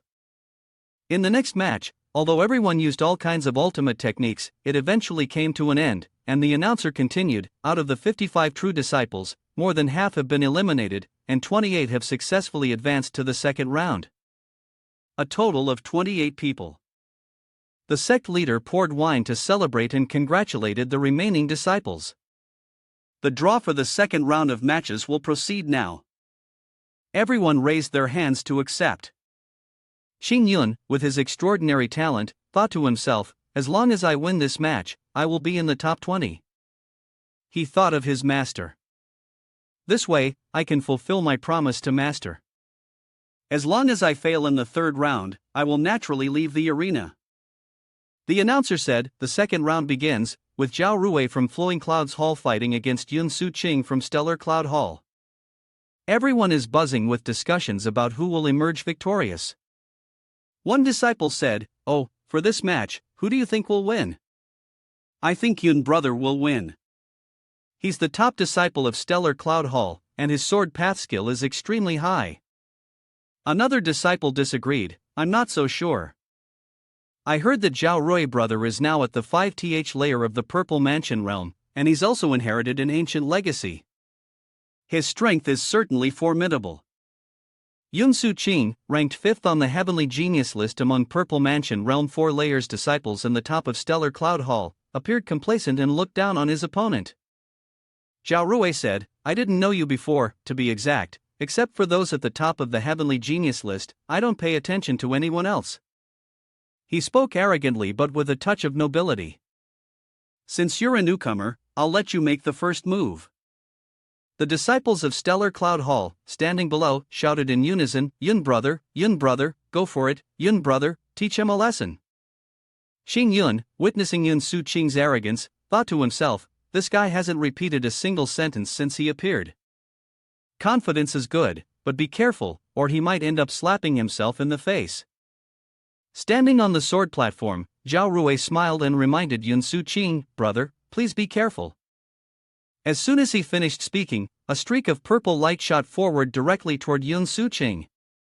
"That's fast, the two have already started fighting." The light emitted a blinding brilliance. Yun Su Qing continued to parry Zhao Rui's attack with his sword. In the blink of an eye, Yun Su Qing spat out blood, leaving the disciples of Stellar Cloud Hall below in a state of confusion. "What? Yun brother is injured?" Impossible, that last attack had such tremendous power. Yun Su Qing was struggling to keep up with the fight. At that moment, he realized that he had underestimated his opponent. Zhao Rui silently thought, he's still standing after that? Xing Yun understood Yun Su Qing's strategy. This Yun Su Qing is smarter than I thought, Xing Yun mused. He uses his arrogance and pride as a shield, actually provoking Zhao Rui to strike first with his words. However, he never said he wouldn't block. He realized that everything had been set up for this moment. Yun Su Qing employed the Starry Cloud Sword technique, spreading his spiritual energy across the sky and creating an explosion in midair, reducing the power of Zhao Rui's previous strike by half. Yun Su Qing made his move and spoke to Zhao Rui, "That was a good strike, but I've already seen through every step of your attack." He unleashed the Starry Cloud Sword technique, causing Zhao Rui to falter. Next move, Starsea. The crowd below was puzzled, is it over already? Xing Yun, deep in thought, murmured, "The outcome is already decided," as a powerful purple aura emanated, carrying immense force. Someone shouted, "Look, the spiritual pressure is terrifying." Zhao Rui was the one releasing that immense pressure. Yun Su Qing squinted, thinking to himself, even while taking my ultimate strike, he's still able to counterattack. He was surrounded by the purple aura. Yun Su Qing immediately counterattacked and said, "But it's useless now." Just as you were about to counterattack, you discovered Zhao Rui's true strength. What? Yun Su Qing was now extremely confused and flustered. This guy has been hiding his true power all along. Yun Su Qing was flustered by Zhao Rui's move, his face filled with embarrassment. He could only helplessly shout his surrender, "I admit defeat." Zhao Rui's magic circle seemed to envelop Yun Su Qing. Zhao Rui then released his grip, letting Yun Su Qing fall to the ground. Unexpectedly, Yun Su Qing was injured by Zhao Rui's skill. Everyone in the audience was bewildered, shocked, and could not believe their eyes. Zhao Rui swooped down and picked up his sword, humbly saying, "Brother, I concede." The scene was silent, with everyone still quiet, clearly stunned by the turn of events. Guan Shanyu, a Purple Mansion Realm 2 ND layer cultivator and the second disciple of Flowing Clouds Hall, watched in astonishment. Zhao Rui's strength is this powerful? The sword strike earlier had the force of a Purple Mansion Realm 8th layer cultivator. The late Hall Master commented, "But this disciple has too much killing intent." The speed of that sword strike was incredibly fast. Even I'm afraid I wouldn't have been able to save him in time. If it were a moment later, Yun Su Qing would have turned to dust. Lan Tong said to Guan Shanyu, but he stopped. It wasn't intentional harm. What happened earlier might really have been a misunderstanding. When Feng Tianliang rushed over, he thought that the man truly intended to take Yun Su Qing's life. He explained the sequence of events, but in the end, the man retracted his killing intent and halted his spirit sword. Clearly, he did not act recklessly, it seemed like he had another purpose. Feng Tianliang suspected that it might have something to do with the demonic energy on him. He was involved with the demon sect, and though he appeared worried, he didn't want to reveal anything. However, he was only a cultivator at the 5th layer of the Purple Mansion realm. In front of Hall Master Deng Xianjing and the elders, he was merely insignificant. Even if the situation collapsed, it wasn't his place to be concerned. Someone announced the next match. The Blue Heart Hall's Dong Zhan would face Flowing Clouds Hall's Hua Chong Yun. Hua Chong Yun was aware. It's my turn now. Before the match even began, Guan Shanyu arrogantly boasted to the late Hall Master, saying, "Sorry, late Hall Master, but it looks like your disciple's journey ends here." The late Hall Master seemed to agree, nodding that he wasn't wrong. With Qing Yun's 8th layer Spirit Palace cultivation, there was no way he could win against Dong Zhan. The battle was about to begin, and Qing Yun bowed to his opponent, hoping that Dong Zhan, brother, would offer more guidance. Dong Zhan, standing fourth on the Heavenly Genius list at the 5th layer of the Purple Mansion realm, was the top disciple of the Blue Heart Hall. He seemed to look down on his opponent, Qing Yun. "Someone like you, who has only relied on a few talismans to make it this far, deserves my guidance?" The crowd murmured and discussed among themselves. Dong Zhan had fought all the way to the end in the previous Sect Clan competition, but unfortunately, he was defeated by Eugene Xin. Many disciples believed Dong Zhan's strength was on par with Zhao Tianlu and Zhang Du. The ranking for the competition was as follows: first place on the Heavenly Genius list, Eugene Xin. Second place on the Heavenly Genius list, Zhao Tianlu. Third place on the Heavenly Genius list, Zhang Du. Fourth place on the Heavenly Genius list, Dong Zhan. Suddenly, an announcement echoed from somewhere: "The match begins." Dong Zhan, with a mocking tone, said to Qing Yun, "Someone like you isn't worth my time. If you don't want to get hurt, I suggest you surrender now." Qing Yun replied resolutely, "How can I know if I don't try?" Dong Zhan looked down on his opponent, "This unmoving turtle, with a single strike I can break it." Guan Shanyu, proud like his disciple, confidently declared that the outcome was already decided, but then suddenly Qing Yun executed a move that caught Dong Zhan, who was full of arrogance, completely off guard. "Ha!" Even his master was taken aback. Yeah, everyone in the hall started to discuss in a frenzy. "What? How did he do that?" Eugene Xin observed and exclaimed. "Talisman formation, because it's connected to the power of heaven and earth, it must remain on the ground to form a solid defense." Tang Luo, he was in a panic. Where did he even get the talisman from? "I've never heard of such a thing before." Eugene Xin said, "But senior brother Hua's talisman ball can actually move so flexibly." She thought to herself, "I didn't expect senior brother Hua to hide so much. There's the sword path out there, and now a talisman formation with such depth. Truly, I'll never catch up to him." Dong Zhan immediately countered, "Where are you running to?" After that, Dong Zhan did not hesitate and unleashed the Blue Heart Sword art, binding technique.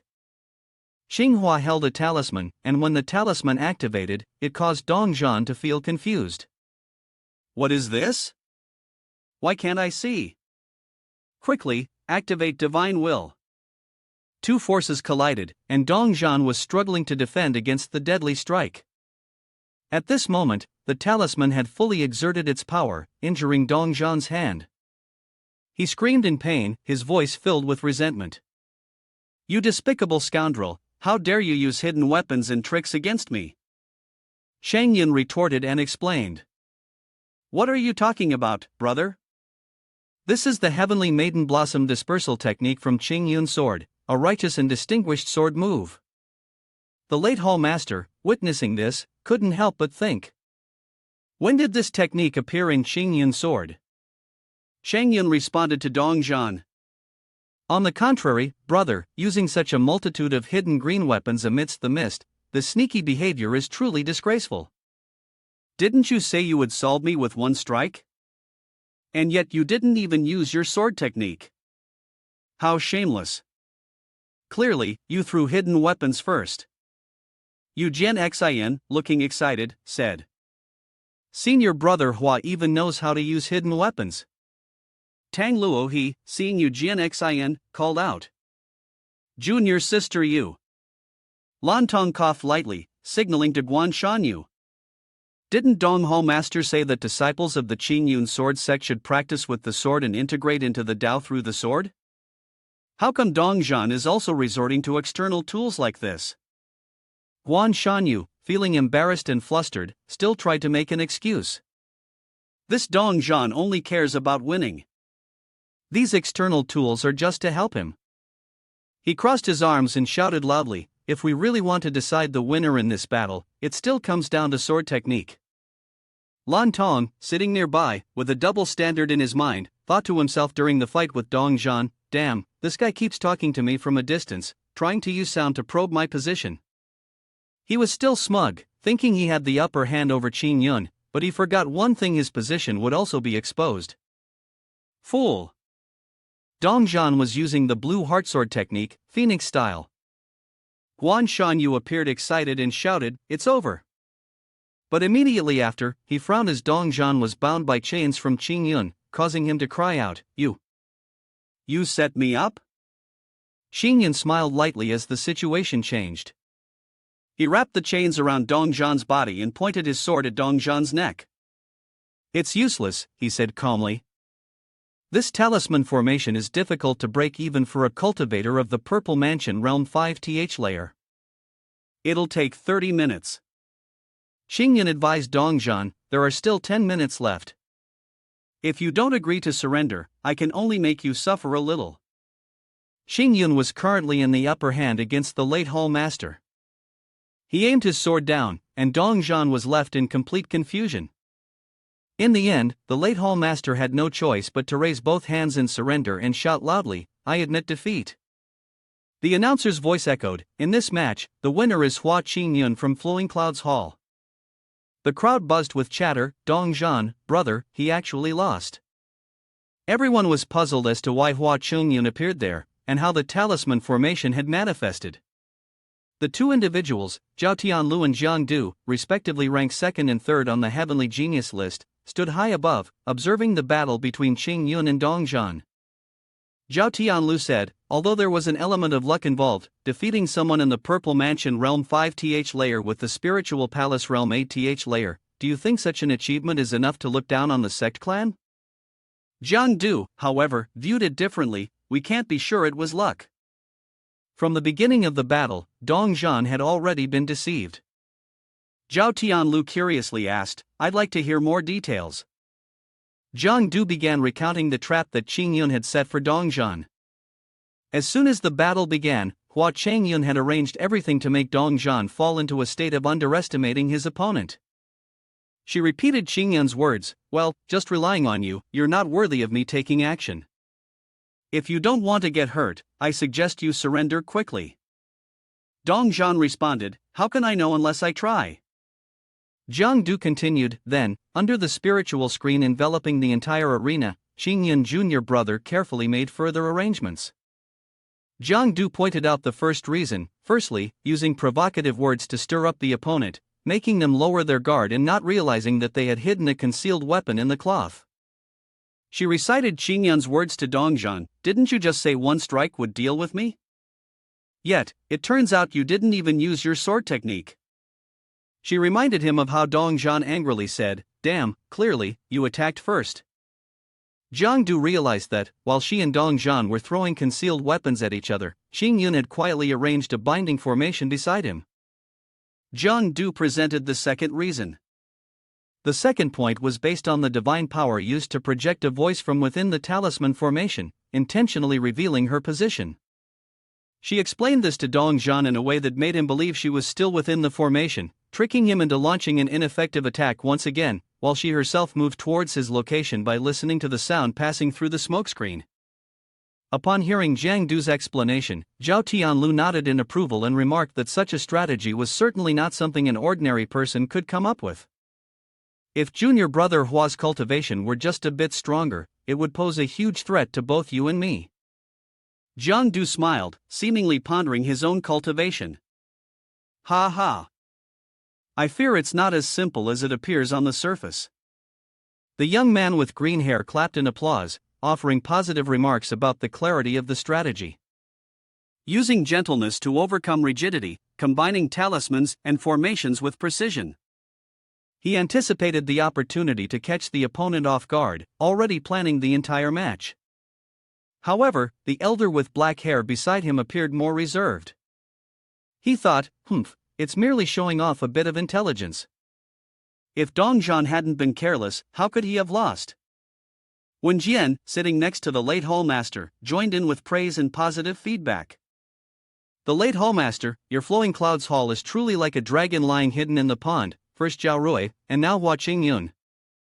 The late hallmaster smiled modestly. It's just the usual, nothing extraordinary. An announcement was made that the next match would be held by Yujian Xian from Hidden Scenery Hall, and she appeared in a dazzling fashion. A voice called out, "Junior sister Yu." The person announcing the next opponent for her to fight against was Lan Xin of the Moonlit Forest Hall, and he spoke. "Junior sister Yu, in terms of strength, I am not as good as you. This is Lan Xin, ranked 8th on the Heavenly Genius list, and the top disciple of the Moonlit Forest Hall," he asserted, "but as a swordsman, I have a heart that will never stop striving forward." Yujian Xian responded. "Give it your all, and fight until the very end." Lan Xin was incredibly determined and ambitious. "No," she replied, "what I mean is that in order to win, I will use any means necessary to defeat junior sister Yu."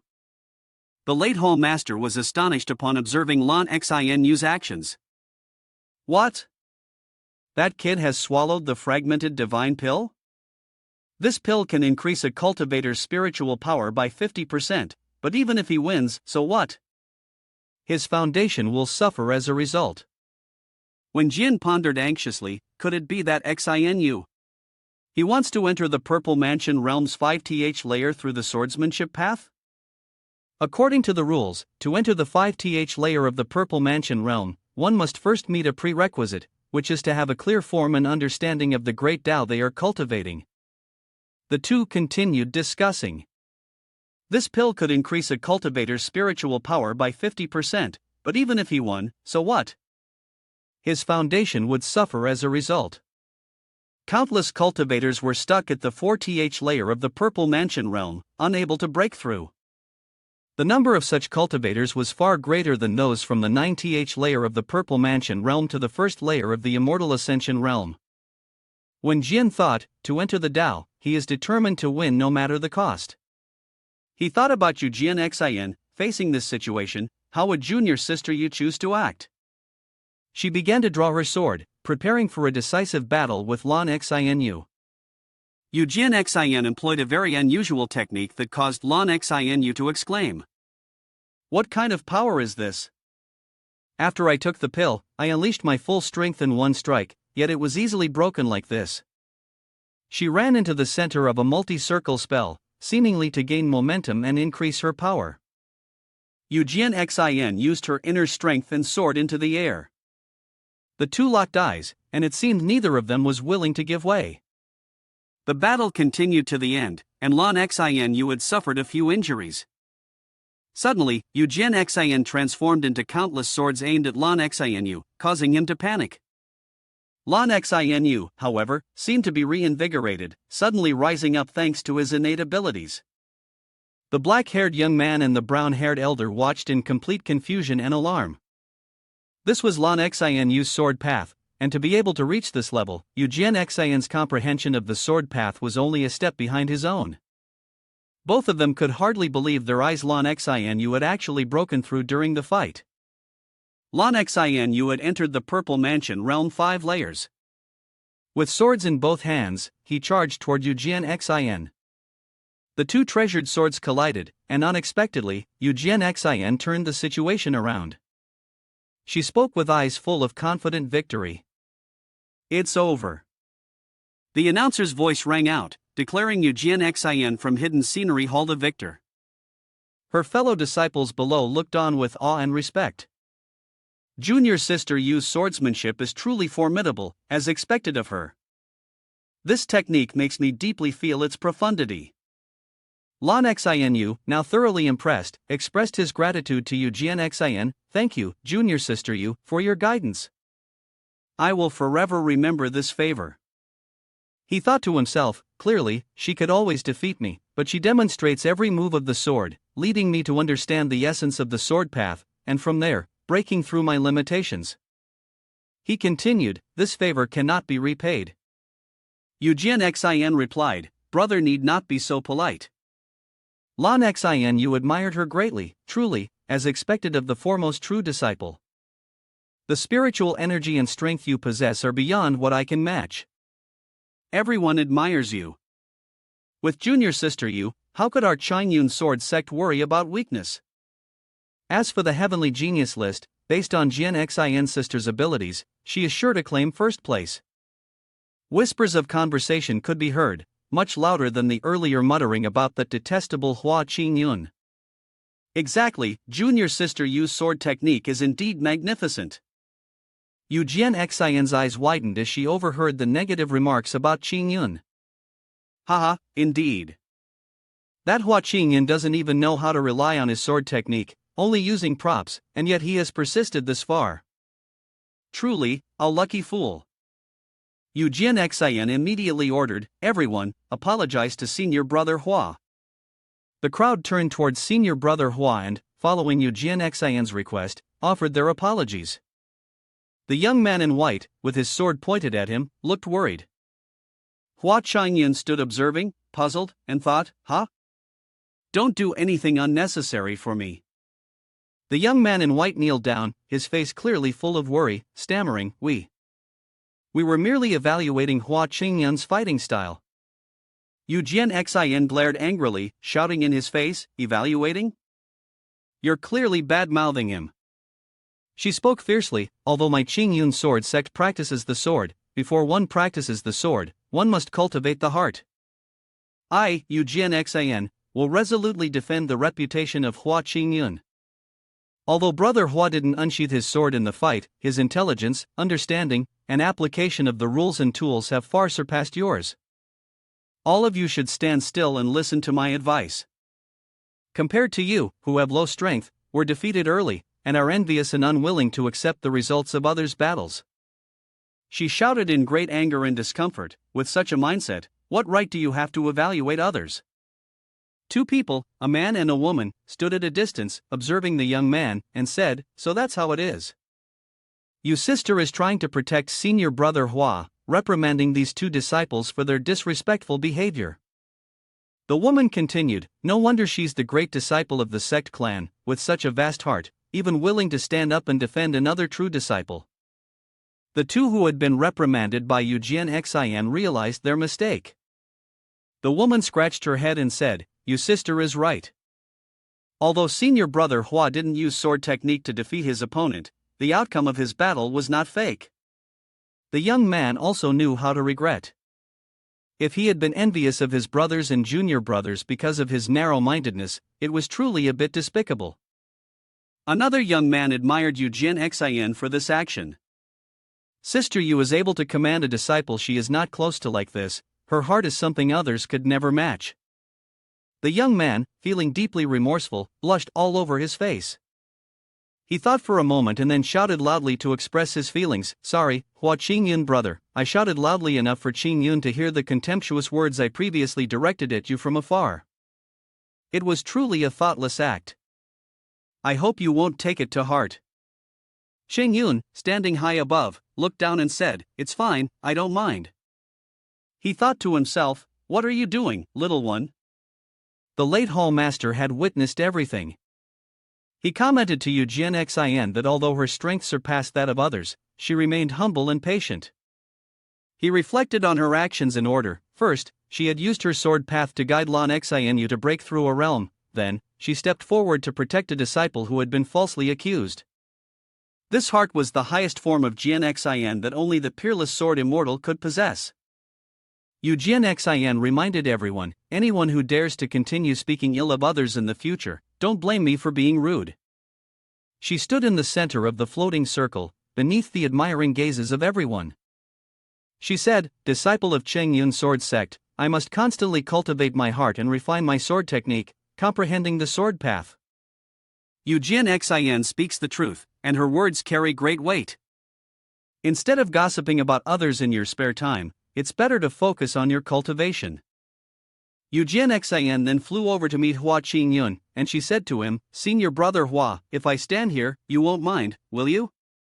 Chong Yun smiled faintly, if junior sister Yu wants to stand here, I naturally have no objections. The young man with black hair, seeing this, felt somewhat unwilling. He never expected that Jian Xian, in order to prevent people from speaking ill of Hua Chong Yun, would take the initiative to stand by his side. Damn, I'm so jealous. As Chong Yun walked, he questioned Jian Xian's intentions. Junior sister Yu, what do you mean by this? She asked for his opinion. What do you think? Senior brother Hua, is my behavior all right? She continued, this way, no one will dare to speak ill of you behind your back in the future. Upon hearing this, Chong Yun didn't know what to say and felt awkward. He was thinking to himself, who asked me to do all this unnecessary stuff? The thing I hate the most is attracting attention from others. As Chong Yun clenched his fist, Jian Xian spoke to him, Senior brother Hua's sword path is unparalleled, and the realm and strength I have now are all thanks to that stone you gave me. Although you don't care about fame or reputation, she moved closer to Chong Yun and continued, causing him great embarrassment, you've done me a favor, and I can't allow others to slander you. He blushed, feeling shy. Then why are you standing next to me? Go back to where you were before. Chong Yun thought to himself, if I had known earlier, I wouldn't have pointed it out to her in the first place. He stammered, well, actually. Jian Xian was puzzled, I have some doubts in my heart and want to take this opportunity to ask brother about it. Chong Yun immediately responded, I'm not your master. Jian Xian hinted at a threat, or is it that brother doesn't want to teach me? I can't guarantee what I'll do, and as for what other junior brothers and sisters think, that's none of my concern. Chong Yun reluctantly agreed, fine, you're being malicious. If you have a problem, just ask and hurry back afterward. Another female disciple, who had been observing Chong Yun and Jian Xian's actions, began to grow suspicious. She never expected that junior sister Yu would scold another true disciple because of Hua Chong Yun. Could it be that they? She began to imagine the nature of their relationship, frowning as she thought, a spiritual companion relationship, perhaps? She had a sudden thought, junior sister Yu, as the top disciple, is in love with someone beneath her status, Hua Chong Yun, and in order to avoid gossip, she must be secretly doing this. While lost in these thoughts, Shu Yan approached curiously and asked, oh, so they have that kind of relationship? The female disciple suddenly startled and called her name, Chu Chu's sister. Shu Yan leaned in to gossip, and upon closer inspection, realized that their relationship indeed seemed unusual, secretly exchanging spiritual messages. The two of them imagined the scene of the two of them being involved with each other, not realizing that this was indeed a shocking secret. The female disciple, alarmed, warned Shu Yan, sister, you absolutely mustn't speak carelessly. If you sister and senior brother Hua find out, the sect clan will hold me responsible. Shu Yan smiled and affirmed, of course, trust me, sister here has the most trustworthy mouth. With that, she disappeared. Alright, I still have something to handle, you continue watching. The female disciple hesitated, worried, and said with certainty, Sister Ku could not possibly be speaking nonsense, right? In the blink of an eye, Shu Yan could no longer suppress her gossiping nature.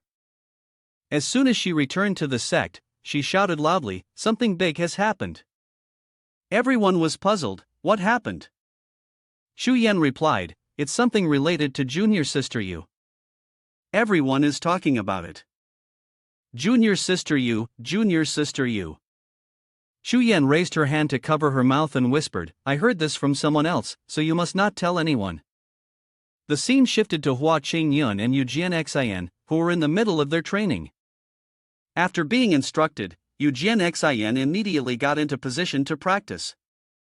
Xing Yun crossed his arms and sighed, "I knew it, you, the cultivation maniac. As soon as the question was answered, you jumped straight into practice. You're the type of person who can enter a cultivation state anytime, anywhere." Xing Yun couldn't help but exclaim as he saw Wuyan Mountain's focused posture in practice, "I truly admire you." The announcer's voice echoed, "The second round of the competition has ended." The audience below was buzzing. "Ah, is it over already? We're not going to finish the fight today?" "Yeah, I haven't seen enough yet." The announcer continued, "Considering the disciples have exhausted their spiritual energy, the sect leader and the hall masters have decided to end today's competition here. All disciples are invited to rest for the day, and the third round will begin tomorrow morning." Xing Yun reacted, Oh, that's it for today then, time to clock out." As soon as the words were spoken, everyone began to disperse. "Disciples, please leave in an orderly manner. The competition will begin tomorrow." The scene shifts to the full moon night inside the sect leader's manor. The sect leader asked a servant, "Have you investigated thoroughly?" The servant replied, "According to your instructions, sect leader, I have investigated the recent activities of several disciples." He reported that among all the disciples, 5 had suspicious behavior, and the most suspicious were 3 disciples from Qingyun Hall. The servant then listed the 3 individuals, Zhang Du, Zhao Rui, and Hua Chong Yun. The Guwu Hall master spoke up and asked the second elder, "Are you implying that there is a traitor within my Flowing Clouds Hall?" Guwu frowned and spoke in an annoyed tone. The high-level meeting of Qingyun Sword Sect tonight was to uncover a traitor hiding within the sect. When Guwu was ambushed, it had proven that there was a disciple within the sect clan who was a spy planted by the demon sect. The competition that the sect clan organized was not only to select 5 disciples capable of participating in the Heavenly Genius list but also to take the opportunity to find the traitor among the disciples. At this point, when Jian spoke, trying to calm the situation, "Ancient Hall Master, please don't be angry. It's just that the possibility of a traitor within the Flowing Clouds Hall is very high." He recalled that it was he himself who had handed the Blood Soul Pearl to Guwu. "After all, that day I sent you to escort the Blood Soul Pearl, and this matter was never mentioned to anyone else." When Jian continued, "When you left, you were very discreet, but despite that, this matter still leaked to the demon sect. Don't you find that suspicious?" Upon hearing this, Guwu fell silent, saying nothing. After a while, when Jian sat at the top, continuing to speak and inviting the second elder to proceed, the second elder quickly responded, "In the span of 1 year, the strength of these 3 individuals has greatly increased." The image of Zhang Du smiling appeared. First was the top disciple of Flowing Clouds Hall, Zhang Du. 2 years ago, his cultivation was still at the spiritual palace realm, 2D layer, not much different from Guanshan Yu's cultivation. But during the sect clan competition a year ago, he consecutively defeated powerful opponents and secured 3rd place on the Heavenly Genius list. According to him, it was due to an opportunity he encountered. He received guidance from a great master, and his progress in the path of the sword was rapid. At that time, Zhang Du could easily defeat his opponents and make them tremble in fear. The image of Zhao Rui then appeared, and the second elder continued, "Next is Zhao Rui, a disciple of Flowing Clouds Hall. He is an eccentric figure with average cultivation. A year ago, he was ranked 33 RD on the Heavenly Genius list, but in this competition, his cultivation skyrocketed from the 5th layer of the Qi condensation realm and could even rival Wuyan Mountain. In addition to this, the sword technique he comprehended also possesses extraordinary power, extremely peculiar, and even capable of killing people. According to him, he accidentally entered a secret realm and gained a great opportunity there." Finally, the third elder spoke of Hua Chong Yun from Flowing Clouds Hall. "At first glance, he seemed to have the least suspicion. But from my perspective, he hides the most secrets. According to his explanation, after he was promoted to true disciple, he became lazy, and it seemed like he hadn't practiced at all. Hua Chong Yun is currently inside a barrier, surrounded by talismanic symbols that are appearing around him. Furthermore, the time he spends on external missions will never exceed 2 days. In such a short period, how could he possibly master the talismanic path and the mysterious talisman formation? The second elder raised a finger and continued, "Moreover, I have also discovered recent connections between Chong Yun, our Yun sword sect, and the demon sect, all of which seem to be tied to his presence.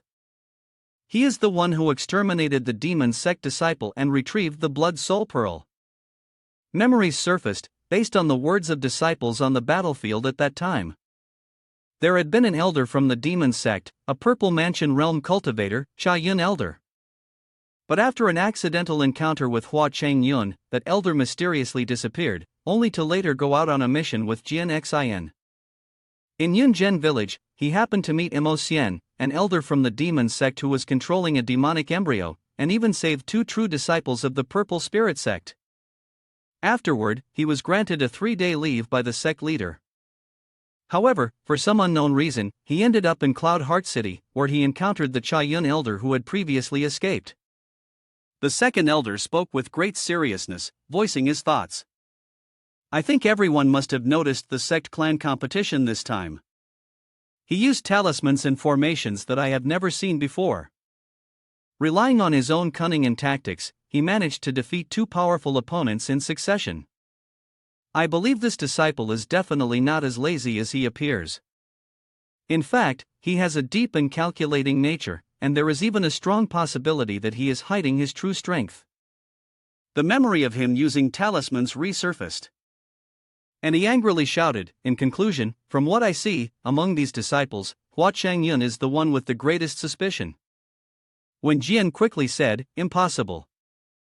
At the same time, Gu Wu was also voicing his objection, "Hua Chong Yun can't possibly be a traitor."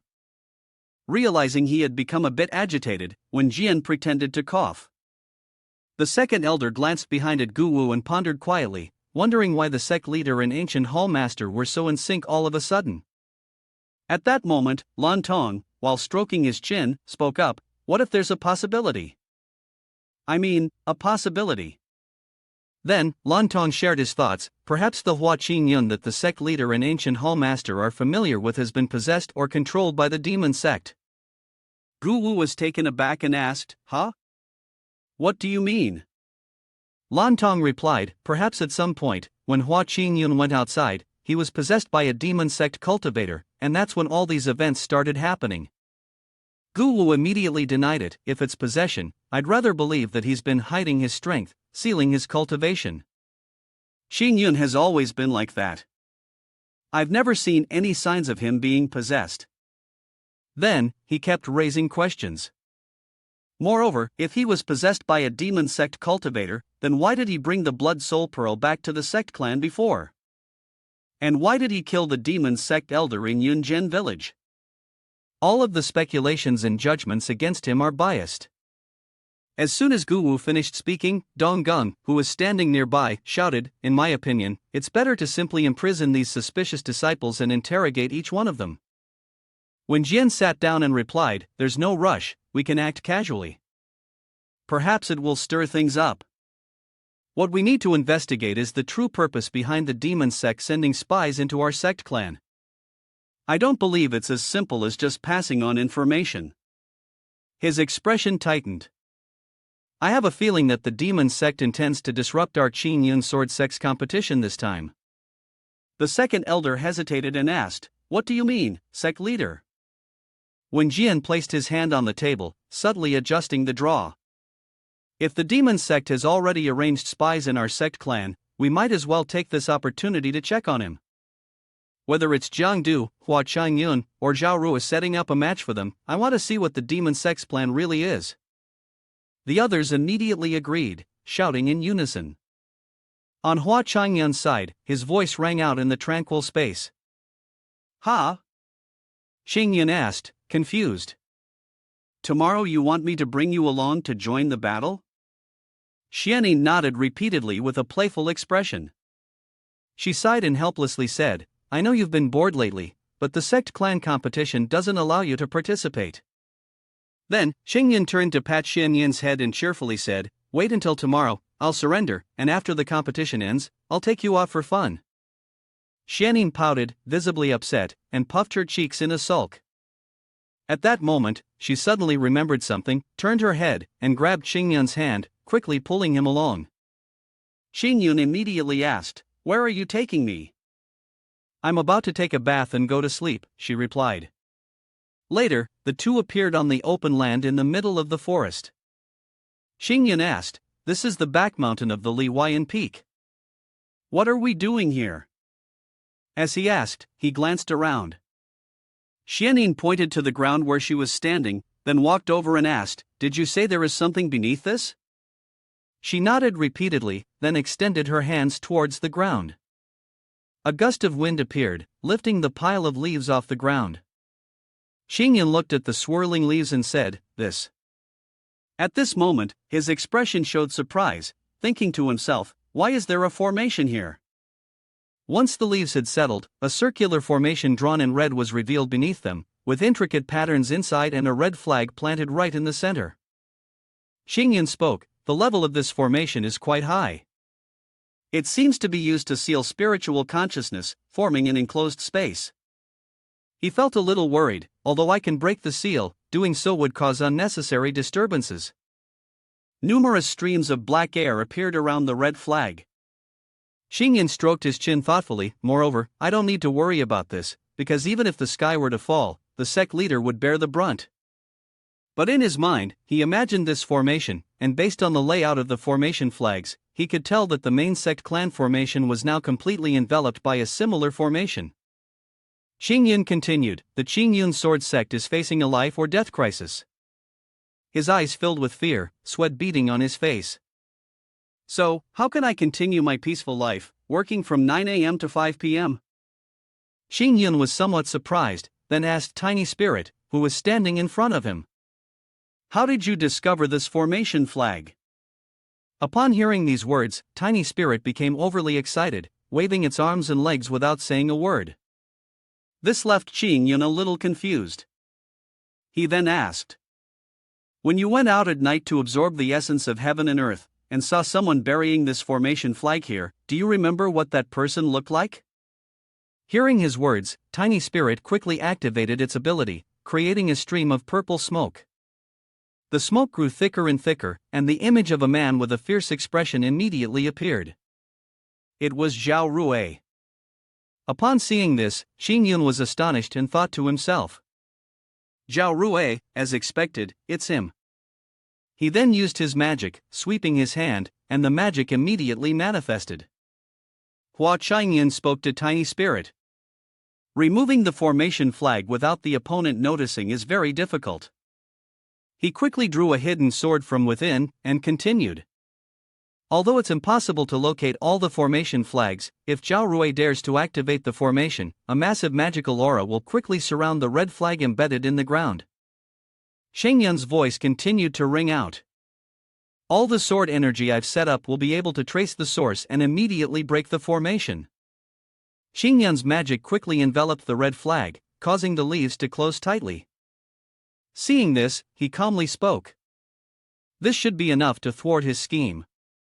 Tiny Spirit happily cheered for Xingyun, while he, somewhat surprised, exclaimed, Tiny Spirit's expression was one of great excitement. Seeing this, he said, "You think you've earned some merit and want to join me in the battle?" He then pinched her cheek tightly and continued. "I've told you, your existence within the rules of the sect clan means you cannot take the stage." Upon hearing this, Tiny Spirit became somewhat angry, puffing up her cheeks with a look of slight grievance. She then ran over and pulled at his sleeve. Xingyun, taken aback, didn't have time to react before Tiny Spirit tightly gripped a piece of orange paper and held it out in front of him. Seeing this, he helplessly spoke. "You mean, if the spirit garb can be used, then you can also take the stage?" Suddenly, his eyes widened as if he had realized something. Xingyun excitedly said to Tiny Spirit, "That's right, this sect clan competition doesn't have any restrictions on rules. Spirit garb, formations, and talismans can all be used. So, if I use my spirit steed, which I raised myself, to seize the match, that shouldn't be a problem, right? Tiny Spirit, overjoyed, quickly flew in circles around him. Then, scratching her head, she helplessly said, "But I originally planned to concede. Even if I took you there, I still couldn't let you take the stage." Hearing words that struck like a thunderclap, Tiny Spirit burst into tears, her body stiffened in panic, unable to believe what he had just said. Time passed swiftly, and by early the next morning, the Sect Clan competition continued as planned, inviting 20 disciples to move forward into the next round. Hearing that command, the others quickly flew down from the sky to the arena, and together they howled loudly. Hoo! As soon as they saw Wuyan Mountain's appearance, everyone around cheered in excitement. "Look, it's the top disciple, Wuyan Mountain, go for it." At this moment, the elder was looking at the competition roster. He looked up and said, "Where is Hua Chong Yun? Why hasn't he stepped onto the stage yet?" Upon hearing these words, the people around began to gossip. They said, "What's going on here? Has that Hua Chong Yun given up? A crucial competition like this, and he dares to not show up?" The elder, seeing that he was absent, became furious and shouted loudly, "Chong Yun, that brat, a competition as important as this, and he treats it like child's play." Hearing the crowd whispering about Chong Yun's mysterious disappearance, the ancient hallmaster helplessly spoke up to explain. "Actually, this disciple of mine has a habit. He always shows up exactly at the hour of the snake, 9 a.m., that's when he begins to take on his tasks or come to the martial arts stage. Every time I scold him, he always says something about working from 9 in the morning to 5 in the afternoon, and honestly, I don't understand it." His gaze shifted to the side, and he added, "It's only now the hour of the rabbit. I think he must be in his cave, still not here yet." The elder, feeling somewhat irritated, exclaimed, "Does that mean the entire Sect clan has to wait for him to arrive at the hour of the snake before we can begin the competition?" Hearing that, the green-haired man beside him immediately spoke up, "Forgive me for being blunt, but if he doesn't take this competition seriously, then it would be better to revoke his qualification to participate." Upon hearing this, another person recalled Wen Jian's words, "If the demon sect has already planted an insider within the Sect clan, then let's take this opportunity to test him a little." That person then spoke up, "Everyone, let's not forget the plan we made yesterday. If we arbitrarily revoke his right to participate, wouldn't all our efforts yesterday be wasted?" Hearing this, Wen Jian spoke up, "Second elder is right, therefore we cannot strip Hua Chong Yun of his qualification so rashly. Here's what we'll do: let Elder Zhao stall for some time." The ancient hallmaster quickly sent someone to summon Chong Yun from his cave dwelling. Hearing this, the ancient hallmaster bowed and responded, "As you command, sect leader." Then transmitted his voice, "This is the situation, Elder Zhao." Upon hearing this, Elder Zhao asked, "What's going on, sect leader? Are we really going to make over 10,000 disciples and a dozen hallmaster elders wait just because of one disciple's personal habits?" He continued helplessly, "Disciple Hua Chong Yun had something urgent to attend to and couldn't arrive on time." When the others heard this, they were deeply displeased. They frowned, still hoping the disciples would stay calm, not get impatient, and wait patiently. Yet all those present, upon hearing this, immediately expressed their displeasure. "What? So many of us have to wait for him alone? Protest. This is favoritism. Based on what? If he doesn't show up for the competition on time, then strip him of his qualification to compete." Suddenly, Wuyan Mountain shouted, "Silence! The path of cultivation has its own attachments for each individual." Her eyes were filled with indignation as she spoke. "Some people, when cultivating, quietly recite scriptures, others, when cultivating, adopt special postures to understand the heavens and earth. Senior brother Hua has his own path, and of course, I should understand and be tolerant, not just criticize. If all 11 disciples on the stage agree to wait for senior brother Hua, then I hope everyone can wait a little longer." She clasped her hands together. "Brothers and sisters, do you all agree to wait for senior brother Hua to continue the competition?" At that moment, the third-ranked disciple, Jiang Du, spoke up. I think junior sister Yu is right. Since there's still time today, it's no problem to wait a little longer for junior brother Hua. The second-ranked disciple, Zhao Tianlu, listed in the Heavenly Genius list, also spoke up. My goal is only junior sister Yu, and since you've spoken, it's no issue to wait a bit longer. Some people in the crowd echoed, actually, waiting a bit longer isn't a problem. Yes, exactly. Upon hearing everyone agree, Yujian Xin felt a bit of joy in her heart. She then shouted, thank you, brothers and sisters. Suddenly, a voice rang out, humph, I disagree. The person shouted angrily. A spiritual palace realm 8 layer, who had only made it into this round through luck. Yujian Xin's gaze subtly shifted, and she glanced at the 10th-ranked disciple on the Heavenly Genius list, Wang Dao, who irritably said, why should we waste our time waiting for him? Seeing this, Yujian Xin immediately confronted him, brother, I hope you can give senior brother Hua a chance. Upon hearing this, the man replied, even if he comes, his fate will be to be eliminated, there's no need to wait for him. Suddenly, a shockwave from the sky, coming from an unknown source, struck directly at him. His face turned pale with fear. Wang Dao gasped in terror. With a threatening expression, Yujian Xin spoke up, Wang brother, do you agree to wait for senior brother Hua? Yujian Xin smiled beautifully, but it gave off the feeling of a thorny rose. She said, Wang brother, you don't agree to wait for senior brother Hua, do you? The terrifying, sharp aura emanating from Yujian Xin made Wang Dao hesitate. He turned pale, stammering, actually, waiting for a little while is fine. Seeing this, the host also spoke up, if that's the case, I ask everyone to wait a little longer. The crowd voiced their dissatisfaction, protesting loudly. How could they let so many people wait just for him alone? What kind of reasoning was that? However, under the pressure of Yujian Xin, no one dared to speak further. An hour later, a junior brother urged Yun, senior brother Hua, please hurry, everyone is waiting for you. Yun, still half asleep, sluggishly responded, coming, coming. He descended into the quiet arena. Seeing the strange atmosphere, he looked around and was taken aback by the angry glares of everyone present. Embarrassed, he clasped his hands together and said, sorry, everyone, I'm late. He truly apologized for delaying everyone's match.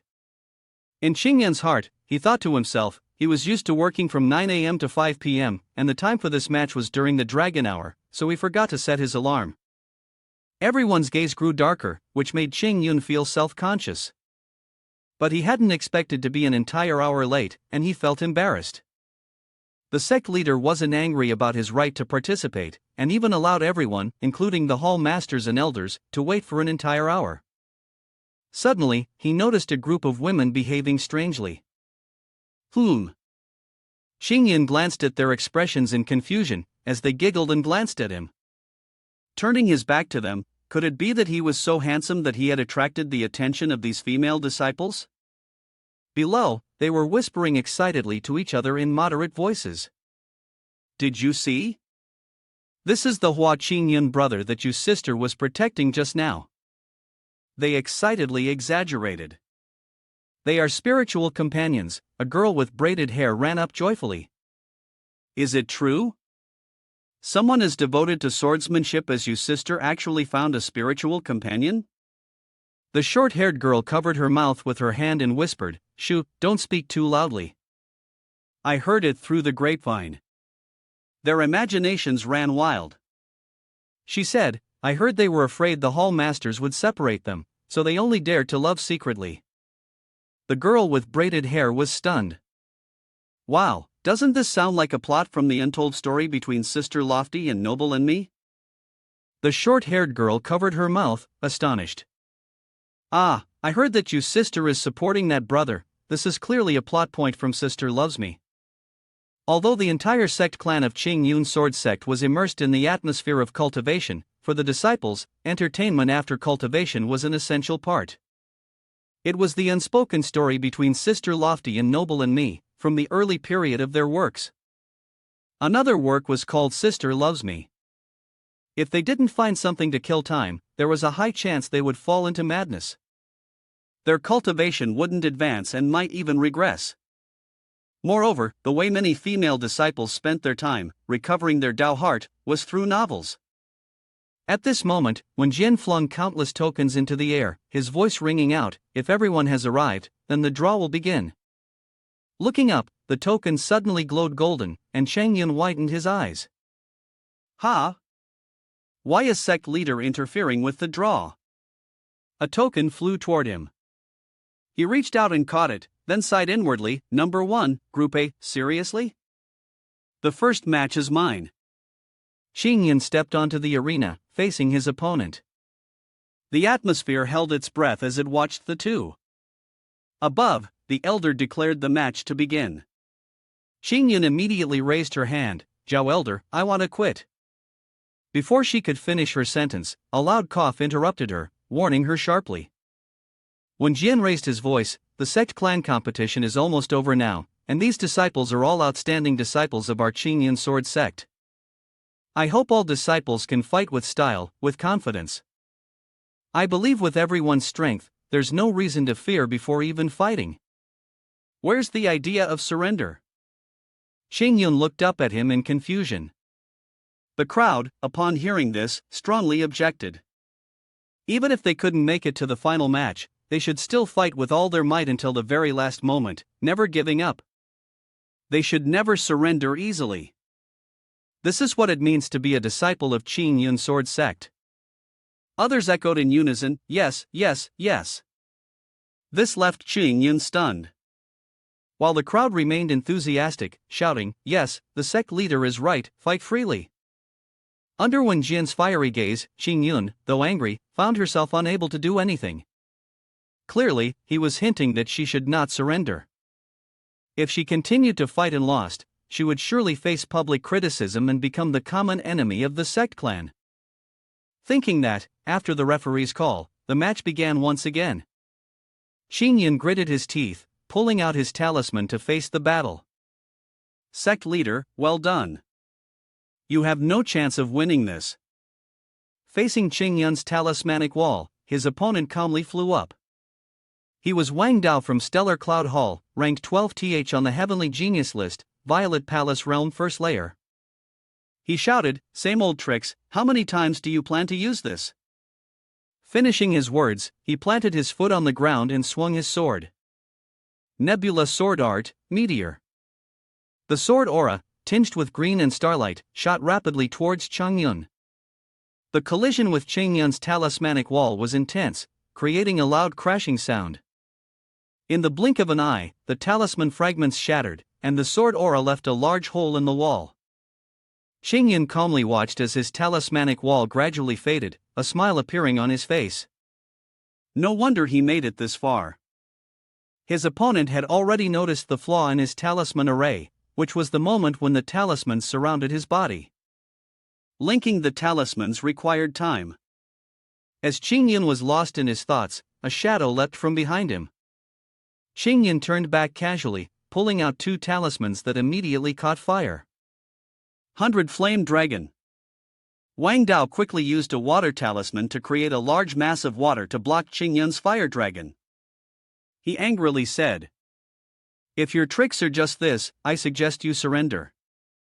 Without another word, he suddenly crouched and lunged forward, his sword releasing a bolt of purple lightning. He slashed down, piercing Chayun's body. He immediately vanished. Wang Dao furrowed his brow. Is it a smoke decoy? He swung his sword again, and the smoke dispersed, revealing the real Chayun not far away. He was still unharmed, just as he had been at the start, with his eyes showing a deer-like, innocent confusion. Wang Dao pointed his sword at him again and jumped to observe his posture. Chayun, with a blank expression, stood still, letting the tip of the sword come right up to his face. He closed his eyes and smiled contentedly. Good, finally, I can step down and rest. But at that moment, a wooden token on Chayun's belt suddenly vibrated. Wang Dao, in mid-swing, suddenly halted. He stared, confused, not understanding what was happening. Ha! Chayun was also baffled. Wang Dao gritted his teeth, trying to move. Why can't I move? Xingyun's face darkened as he stared at his opponent. What's going on? Wang Dao looked around frantically, as dark energy enveloped him, trapping him with no way out. What's happening? Xingyun, looking at the dark energy, instantly recognized it. Shanin. The dark energy thickened, gradually swallowing Wang Dao in its grip. Xianin appeared, a playful smile on his lips. Xingyun's face paled. When did you start following me, brat? Only then did he notice the wooden token on the belt with the character "in" engraved on it. This is a wooden token made from a 1,000-year-old Sephora tree. I heard that the divine beasts like Xianin belong to the realm of spirits and only live within ancient wood that nourishes their soul forms. He was startled. When did it get on him? Could it have been last night while he was asleep? Wang Dao jumped up and leaped to another spot, clicking his tongue. This dark wind is a type of formation. At that moment, he suddenly bumped into something hard behind him. He suppressed the pain, holding his back and looking back. What is this? But his eyes widened in surprise. Ha! There's nothing behind Wang Dao. In that instant, he sensed another aura approaching. He quickly turned and jumped to avoid the dark energy blast aimed at the spot where he had just stood. After landing firmly on the arena floor, Wang Dao turned sharply. What is going on here? Hua Chong Yun, what did you do? Xingyun casually shrugged and said, I didn't do anything at all. At this moment, he recalled how Xianin had easily subdued Yu Qingwu and her two companions, demonstrating absolute superiority. The power of the divine beast was likely enough to crush any cultivator below the 5th stage of the Purple Mansion realm. Meanwhile, Wang Dao was still being beaten to pieces. He closed his eyes in pain, which mingled with Xingyun's cries of suffering. Xianin, stop causing a ruckus and come back. The dark wind continued to batter Wang Dao, like a grain of rice being threshed. He couldn't resist at all. Wang Dao was being tossed around, unable to catch his breath.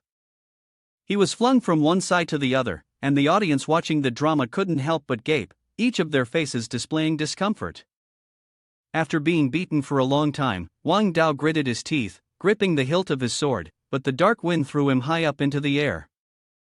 Wang Dao couldn't even let out a sound, finally crashing down onto the arena floor with a heavy thud.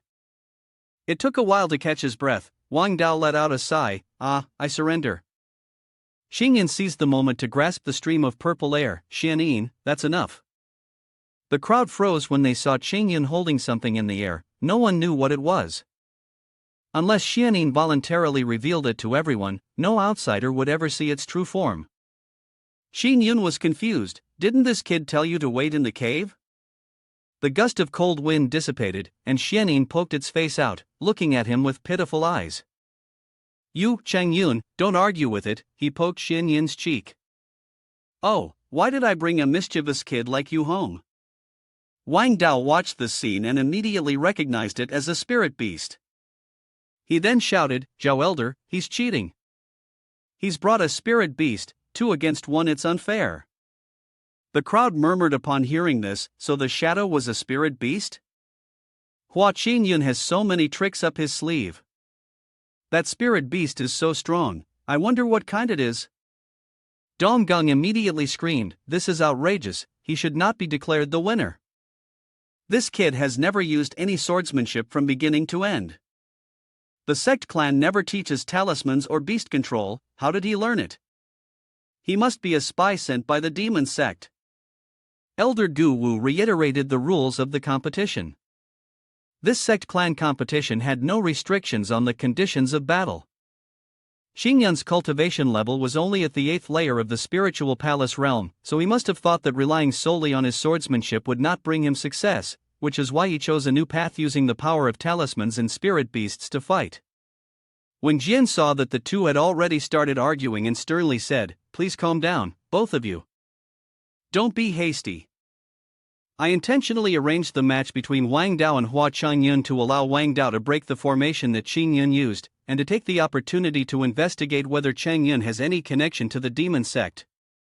However, I didn't expect him to win this match using a spirit beast. He looked at Chayun and continued, I believe that spirit beast might be the legendary Chayun divine beast. A rare creature like this, if he's willing to reveal it in front of everyone, it would be a lot of effort for a disciple of the demon sect to go through all that. The elders whispered amongst themselves, what? The Chayun divine beast from the legends? And it formed a contract with a mere true disciple? One elder reminded everyone, I think we can approve of this match. Don't forget, our purpose is to find the traitor.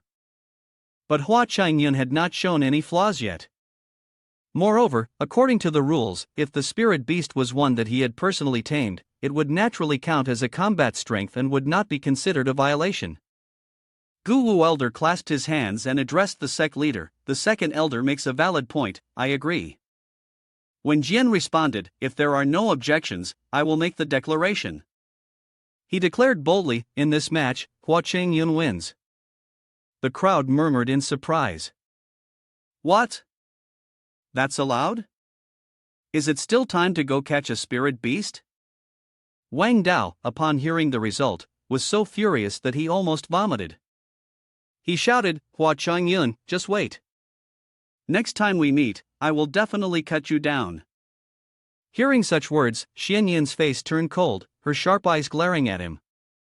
She intentionally controlled the cold wind, whipping it beneath Wang Dao's feet, causing him to immediately arch his back and run. Don't come here. Hua Chong Yun, at a loss for words, looked at the elders in confusion.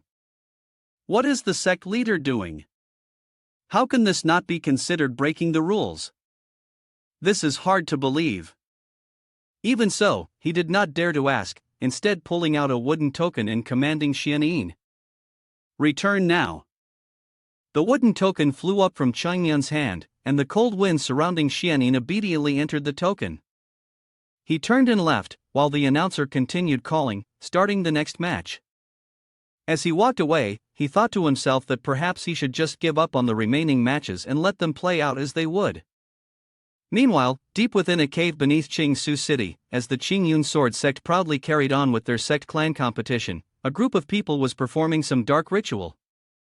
Dozens of cultivators from the demon sect, at the Purple Mansion realm, were gathering in the ruins of Qingsu City, not far from the Qingyun Sword sect. They were sitting cross-legged around a strange purple portal, and a pair of feet slowly stepped through the mystical purple gate. The demon sect cultivators bowed their heads to a woman known as the Blood Sea True Lord. She was at the 4th level of Deng Xianjing, and all the gods knelt before her. The demon sect cultivators kowed out as they stepped out, greeting her. The Blood Sea True Lord smirked. No need for such formalities. She said, the reinforcement we arranged for the Qingyun Sword sect has completed the False Heaven Spirit Bane formation. Now, we just need the formation to be activated, and at that time, we can destroy this sect clan with overwhelming power. A cultivator from Ma Eming asked, Jinjuan, with our strength, can we really defeat the Qingyun Sword sect? He hesitated. When Jian is at the 6th stage of Deng Xianjing, and there are also several elders and hall masters at the same level there. The Blood Sea True Lord had her own plans. Confidently, she replied, don't worry. She laughed loudly and waved her hand. That's precisely why the Lord specifically sent 2 friends to assist. On her left appeared a tall, scarred man with red hair. It was the sect leader of the Demon Cloud sect, Huang Ba. On her right stood a figure cloaked with their face obscured, the sect leader of the Xianin sect, Li Wuya, who was at the 3rd stage of Deng Xianjing. The cultivators, upon seeing the 2 newly arrived figures, scratched their heads in confusion. They hadn't expected to have the honor of meeting the 3 sect leaders of the demon sect today. The Blood Sea True Lord smiled faintly and said, we all possess the demonic power granted by the Lord, along with the restrictions of the False Heaven Spirit Bane formation. Her red pupils glimmered. After today, the Qingyun Sword sect will no longer exist, and the demon lord whom we serve will soon descend to this world once again. At this moment, the Qingyun Sword sect had just selected 6 of their strongest participants for the final sect clan competition. The judge loudly announced, "The match has concluded, and the 6 disciples moving on to the finals, please step forward." Each disciple stepped forward to the final round, striding confidently at the sound of the call. The crowd roared loudly, all of them elite disciples who had overcome numerous rounds of competition to reach this stage. Chayun was at the back, overhearing the whispers about him. "Look, that Hua Chong Yun, the so-called trap king, didn't even swing his sword and yet he's made it all the way to the finals. It's really hard to understand." When Jian hovered in the most prominent spot, explaining the rules to everyone. The final round of this sect clan competition will determine the ultimate winner in the Cosmic Mountains and Rivers map. Upon recognizing the image in Wen Jian's hand, everyone froze in shock. "This is the Cosmic Mountains and Rivers map," someone murmured. "I've heard that it's a treasured artifact passed down by the sect's founder since the establishment of the Chayun sword sect. This spiritual treasure contains worlds, rivers, and mountains, and countless rare talents and treasures. It is a secret realm that only the Chayun sword sect possesses." When Jian continued his explanation. "In the Cosmic Mountains and Rivers map, I will deploy a layer of domain. The area of the battle will be confined to a region called Dao Huayuan. Every hour, the domain will shrink by 10 miles. If you do not advance before the area contracts, you will be declared defeated and directly moved outside. While everyone is fighting, I will use magic to broadcast the battle situation for all the disciples to watch." Chayun thought to himself, "This is nothing but a survival battle. If I win, I'll get the chicken dinner? And there's even a live stream? If I don't fight and just step out, the comments will definitely tank my ranking. Looks like I have no choice but to keep playing along. Speak up." When Jian asked, "Do the last 6 have any objections to this rule?" Everyone agreed, "We have no objections, we will follow sect leader's orders." "Very well, then let's not waste any more time, the competition will begin immediately." As soon as the words were spoken, the 6 top disciples were instantly placed into different locations on the Mountains and Rivers map. After that, the Mountains and Rivers map automatically rolled up, and when Jian gripped the scroll tightly, he reached out, and immediately 6 ethereal golden screens appeared in front of him. On each screen was one of the disciples, and they were all stunned. "Wow, what they're paying more attention to than anything else is the scenery here. Help, this place is so beautiful," Elder Gu exclaimed. Truly worthy of being sect leader, his methods are extraordinary. He furrowed his brow. Now, the Cosmic Mountains and Rivers map and the sect leader were closely connected. With a single thought, sect leader could control anything within the Cosmic Mountains and Rivers map. He nodded in approval.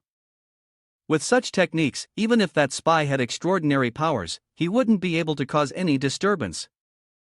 Haha, next, we just need to wait silently for that internal traitor to show his true colors. Amidst the intense atmosphere, a figure sneaked behind a house. He turned to ask another person, "What should we do? Without Zhao brother, we can't activate the false heaven spirit Bane formation? How should we handle this?" The accomplice whispered reassuringly, "Don't worry, Zhao brother already anticipated this situation. Follow me. He has arranged for a substitute at Luoyun Pagoda. In the Mountains and Rivers map, peach blossoms are in full bloom in all directions. The scenery here is so vibrant, it feels alive. Chayun has landed." He gently touched the tree's trunk and looked up at the sky filled with hues of pink. "This is Dao Huayuan." He admired the flowers. "Oh, the peach tree is so beautiful. If this were in my past life, it would definitely be a popular check-in spot on the internet." Chayun recalled that before entering this place, from the perspective of the Mountains and Rivers map, just a moment ago, he seemed to have been in the northwest of Dao Huayuan. He secretly felt proud. As long as I make it to the center of Dao Huayuan and wait for the other disciples to arrive, it will be perfect. In his mind, he had already mapped out a flawless scenario. At that time, I'll make a mistake on purpose, give the impression of losing. Then the judge will announce that Hua Chong Yun has lost the match. As he nodded to himself, a powerful aura swiftly approached him. Chong Yun quickly sidestepped, and the person collided with the peach tree, scattering petals everywhere. Reflexively, Chayun closed his eyes for a moment, then slowly opened them to see who had arrived. The moment he saw, he immediately recognized the person. It's brother. A tall figure slowly walked towards him. It was the disciple who was the leader of Flowing Clouds Hall and also ranked third on the Heavenly Genius list. Jiangdu, he smiled warmly at Chayun. Chayun greeted him, calling him Jiangdu brother. Jiangdu grinned. Ha, long time no see. Chayun responded, fourth brother. Jiangdu bared his teeth in a hearty smile, but suddenly, the smile faded. He said with a serious face, since the time we went on a mission together a year ago, after I witnessed that world-shaking sword strike. Chayun froze in front of his terrifying expression, then forced a smile.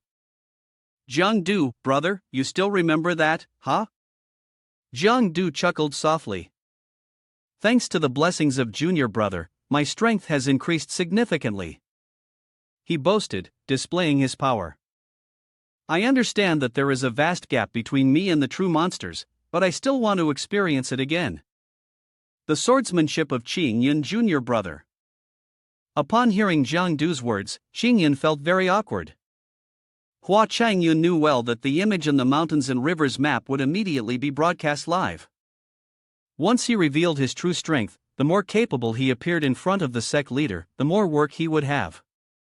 A strong determination appeared in Chayun's eyes. Absolutely not. He raised his hand to strike a posture, looking very dangerous. If his brother insisted on fighting, then he had no choice but to use this move. Jiangdu, seeing this, smiled with satisfaction. Finally, junior brother was taking it seriously. Chayun suddenly pointed behind him. What's that? Jiangdu turned to look in the direction he pointed to, but there was nothing special there, nothing at all.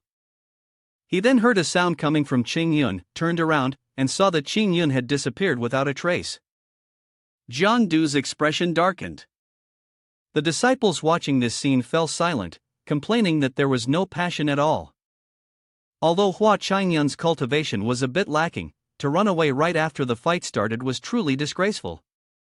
At that moment, someone recalled what Jiangdu had just said. Did everyone hear what Brother Jiang just said? Could it be that Hua Chong Yun is hiding his true strength, and he's actually more powerful than Brother Jiang? Maybe Brother Jiang was just mocking Hua Chong Yun. Did you really think he was being serious? Right now, Jiangdu was relentlessly chasing after Chong Yun, shouting loudly as he flew. Hua Chong Yun, stop right there. He flew alongside the white cranes. Seeing Chong Yun's back ahead of him, Jiangdu could feel the strength in his body gradually depleting. I can't take this anymore. He swung his sword. Stop running. Chong Yun sensed the sword energy approaching and turned his head slightly. The sword energy struck a tree, shattering it to pieces. It was unclear whether Chong Yun had been hit. As the smoke and dust dispersed, Jiangdu said irritably, Junior brother, stop. You were able to dodge my strike. He continued. That alone proves your cultivation level is extremely high. There's no need for you to flee. Facing him, Chong Yun clenched his teeth. How could you tarnish my innocence, brother? To be perfectly upright, my cultivation level is low. I only dodged it because I got lucky. Seeing Chong Yun say this on screen, the viewers were at a loss for words. Dong Gung frowned. The Chong Yun sword sect actually has such a shameless disciple as Hua Chong Yun. An elder expressed suspicion. Jiangdu's relentless pursuit was indeed suspicious. Could it be that Hua Chong Yun truly is a hidden master? Hua Chong Yun's inaction and refusal to fight were indeed suspicious. An elder nearby pondered for a moment before speaking with certainty. The truth could only be one. The actions of these two individuals indicated that one of them was a spy from the demon sect. He turned to Wenjian and suggested, Sect leader, how about you use the mountains and rivers map to force them into a duel? Through this battle, we can identify which one of them is the spy. Wenjian agreed, the words of the elders are indeed wise. In that case, I will assist them a little. With that, he raised his hand, and the mountains and rivers map flew from his grasp. The mountain opposite suddenly erupted with a loud sound, startling everyone. That direction was where Lu Yun Pagoda had exploded. Wen Jian was the first to sense the aura emanating from the top of the mountain. That's demonic energy. The mountain began to crumble, stones falling in a shower. Two figures suddenly appeared, and it seemed they were the ones responsible for the disaster. It was no surprise, as Zhao Rui had anticipated this situation earlier. A purple aura enveloped them. The long-haired figure raised a crescent moon-shaped jade pendant. As long as we open the formation, the reinforcements sent by that lord will arrive quickly. The two spoke in unison, for that lord, and their expressions immediately hardened. The purple jade glowed brightly, and both of them shattered the pendant simultaneously. The wind howled as the air was immediately shrouded in dark smoke, signaling impending doom. The entire mountain trembled, while a purple pillar of light pierced the sky. The violet light column grew increasingly dense, emanating from the surrounding mountains, eventually forming a gigantic formation in the sky. Eugen Xin, inside the mountains and rivers map, sensed the external aura and looked up. Ha! Xing Yun also felt it. He pointed again behind Zhang Du, his face serious. Brother, what is that? Of course, Zhang Du didn't believe it. Do you think I'll be deceived again this time? Xing Yun gazed into the distance, where a flock of birds, startled, flew about in a frenzy, and the sky suddenly turned purple. The aura was unsettling to him. It was the activation of the formation. Something was wrong, the sect clan was in danger. At that moment, a formation suddenly appeared in the sky, and chaos erupted outside. What was happening? When Jian commanded, this was a formation with an infiltrator. Two figures, one in green and one in red, soared up toward the high formation. They were Dong Geng and Gu Wu, elders. They attacked the formation with all their might, but to their surprise, the formation not only remained unharmed, but it also reversed their attacks, causing both of them to fall. Gu Wu elder said in disbelief, both spiritual energy and physical attacks are ineffective. Dong Geng clutched his chest, struggling to catch his breath. The intensity of this formation is at least that of a sect protecting great formation. This is the false heaven spirit Bane Grand formation. A green-haired elder channeled his spiritual energy into his palm and cautiously said to everyone, this formation can block spiritual energy and perception across an entire area. It is a powerful encirclement, and it must be broken from the outside, or we must find the formation flag and destroy it to neutralize it. Wen Jian quickly gave the order. All disciples, hurry to the 9 peaks, find the formation, and destroy it. At this moment, a seductive voice rang out. There's no need for such trouble. The mysterious formation above suddenly activated, and the wind howled violently, causing the earth and sky to tremble. The Blood Sea True Lord slowly stepped out, smiling seductively. Wen Jian, the sect leader, recognized this detestable female demon. The Blood Sea True Lord fondly said, Wen Jian sect leader still remembers my name, it's truly an honor for me. At the same time, Wen Jian also noticed 2 cultivators from the demon sect following her. Sect leader of the Demon Cloud sect, Huang Ba, sect leader of the Xianin sect, Li Wuya. He snorted and sneered. Demon sect, you've put in quite a bit of effort to attack my Qing Yun sword sect. Ascension Realm's 6th layer. Wen Jian roared in fury, clenching his fist to gather spiritual energy, a golden lightning bolt emitting from it, demonstrating his profound strength. But to think you can take down my Qing Yun sword sect with just your punches? You really overestimate yourselves. With that, he shot forward like a flash of lightning, heading straight for the Blood Sea True Lord and the 2 men behind her. The Blood Sea True Lord didn't flinch, merely raised her finger to her lips. Wen Jian's strike immediately slammed into the dark shield in front of her, and then, as if controlled, it veered off course and crashed into a nearby mountain. The Blood Sea True Lord laughed heartily. Wen Jian's sect leader is still as domineering as ever. She waved her hand. Unfortunately, today you all will have to leave your lives here. In the blink of an eye, when Jian felt his internal energy being invaded, his eyes bulging as he coughed up blood. The other elders jumped up in alarm. Sect leader, when Jian is stunned, sensing the force that just struck him. It's so powerful, could this be? With just one blow, when Jian recognized the unique power of the demon sect, the power of the demon god, the power of the most sinister and evil force in the demon realm. The demon race often borrowed the strength of the demon god to invade the primordial realm. After the chaotic battle years ago subsided, the power of the demon god had disappeared. Wiping the blood from his mouth, he reported to the others, the power of the demon god. The elders were astonished. The power of the demon god has long been lost. How is this possible? The Blood Sea True Lord possessed this kind of power. He had stolen the mountains and rivers map. Meanwhile, the Blood Sea True Lord didn't let them discuss further. She waved her hand to seize the mountains and rivers map. Cultivators wearing black robes flew out of the formation at her command. The Chayun sect disciples still shouted fiercely, "Don't even think about it, protect the sect leader." The demon sect cultivator only smiled. He waved his hand, and the elders of the Chayun sect were sent flying one by one. He snapped his fingers, and the mountains and rivers map flew into his hands. The elders who had been knocked down cursed, "Damn it, how could this be? He also possesses the power of the demon god."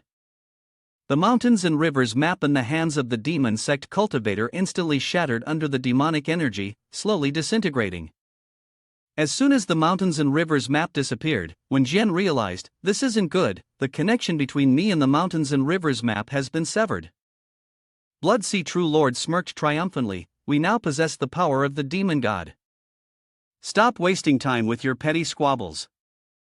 In 2 hours, you will all be refined into blood soul pearls by the false heaven spirit bane formation. Submit obediently, and we'll prepare to welcome the demon lord." The false heaven spirit bane formation referred to the dark spell formation above the Chayun sect. The disciples, in agony, knelt and clutched their heads. We won't die here, will we? What do we do? Who can save us? Blood Sea True Lord spoke calmly, "Don't worry. None of the Chayun sword sect will escape. I'll gather you all on the road to the underworld." She then named Xin Yuan and Mengfeng, commanding them to enter the mountains and rivers map and exterminate all the Heavenly Genius List members of the Chayun sword sect. The two obeyed the order, replying, "Yes," and immediately entered the painting within the mountains and rivers map. Chayun, while evading strikes, said wearily, "Stop hitting me, brother. Aren't you curious about the huge disturbance outside just now?" Jiang Du, no longer trusting anything, vehemently denied, "It's just my other brothers fighting. You won't fool me this time." He continued to block, raising his sword again. Chayun thought to himself, "At this point, I might as well help brother stop." Just then, Chayun sensed a powerful aura heading straight toward them. Humph, he was filled with delight. There was no need for him to make a move anymore. Chayun gently leapt up, sending a sword strike toward Jiang Du. Jiang Du paused, and before his eyes, several more sword strikes shot toward him. He immediately realized what was happening, deflected the sword strikes, and shouted, "Wang Song, are you joining in the fun too?" A young man with green hair stepped forward and said, "No, I just want the two of you brothers to stop for a moment. This person is the top disciple of Wang Song from the Fengling Hall." He continued, "The earlier shockwave, I'm sure both of you noticed. The Taoist path I cultivate allows me to perceive even the smallest changes in aura." Wang Song recounted what he had sensed. "Just now, two strange traces of spiritual energy from the Purple Mansion Realm 9 entered Dao Huayuan, raising suspicions." Chayun spoke up on behalf of Wang Song. "The sect clan has been ambushed, and the intruders have even entered here." Jiang Du was stunned. How could anyone dare to offend Chayun sword sect? Furthermore, the sect leader, Deng Xianjing, was an influential figure. Wang Song raised a piece of green jade, and the aura of the sect leader, which had been on the jade talisman, had already vanished. "All connections between us and the outside world have been severed." If you brothers don't believe me, you can verify it yourselves. This green jade is a transmission talisman, which allows special individuals to shatter it in times of danger, automatically withdrawing from the battle and leaving Dao Hua Yuan. Upon hearing this, Jiang Du murmured. So that's what happened. He looked at Wang Song with a suspicious gaze. I think you're trying to trick us into withdrawing from the battle. Chayun yawned and took out the jade. Why argue? It's just a small matter, don't you know the outcome after just trying? Then, he crushed the jade with force, and the two stared at him in disbelief. Are you serious? The jade talisman shattered, but nothing happened, and only then did they feel a chill run down their spines. The Sect clan was really in trouble. At that very moment, a purple light flashed at the spot where the three were standing, and a palm strike of divine power swept through the peach tree grove, causing a series of trees to snap in half. Jiang Du coughed a few times and asked, Ahem, who exactly are you? The figure, at the 9th level of the Purple Mansion realm, laughed with satisfaction. Ha, so you just noticed now? Too late. He clapped his gloved hands together and introduced himself. My name is Xin Yuan, and I am the one who will kill you. Hearing Xin Yuan's words, Xingyan smiled lightly. Are all traitors this polite nowadays? Xin Yuan realized that he was the one who had blocked his attack, and that was impressive, being able to deflect his strike with a talisman. Seeing the firm resolve in Xingyan's eyes, he suddenly burst into laughter, placing his hand on his left shoulder. He took off his cloak and laughed heartily. I thought that the Lord had sent us here to deal with a bunch of small fry, using a sledgehammer to crack a nut. That's why I only used 30% of my strength earlier, worried you'd die too quickly. He was clearly in high spirits. But you really didn't disappoint me. This hunt just got a lot more interesting. Wang Song was stunned, yet it only took 3 parts of their strength. Who were they, after all? How could they have entered the mountains and rivers map? He questioned what exactly had happened to the Qingyan sect. Xin Yuan stretched his neck and spoke casually, his words as light as the breeze. The Qingyun sword sect has been destroyed. He said, in less than 2 hours, the entire Qingyun sword sect will be refined into blood soul pearls by my demon sect, completely disappearing from the world. Both Wang Song and Jiang Du were in disbelief. What? Qingyun sighed in despair. I only participated in the Sect clan competition, and now my home is gone. Xin Yuan paid no attention to them. He raised his hand and beckoned. Before that, you all should put in your best effort to win me over. Jiang Du drew his sword and spoke to Wang Song.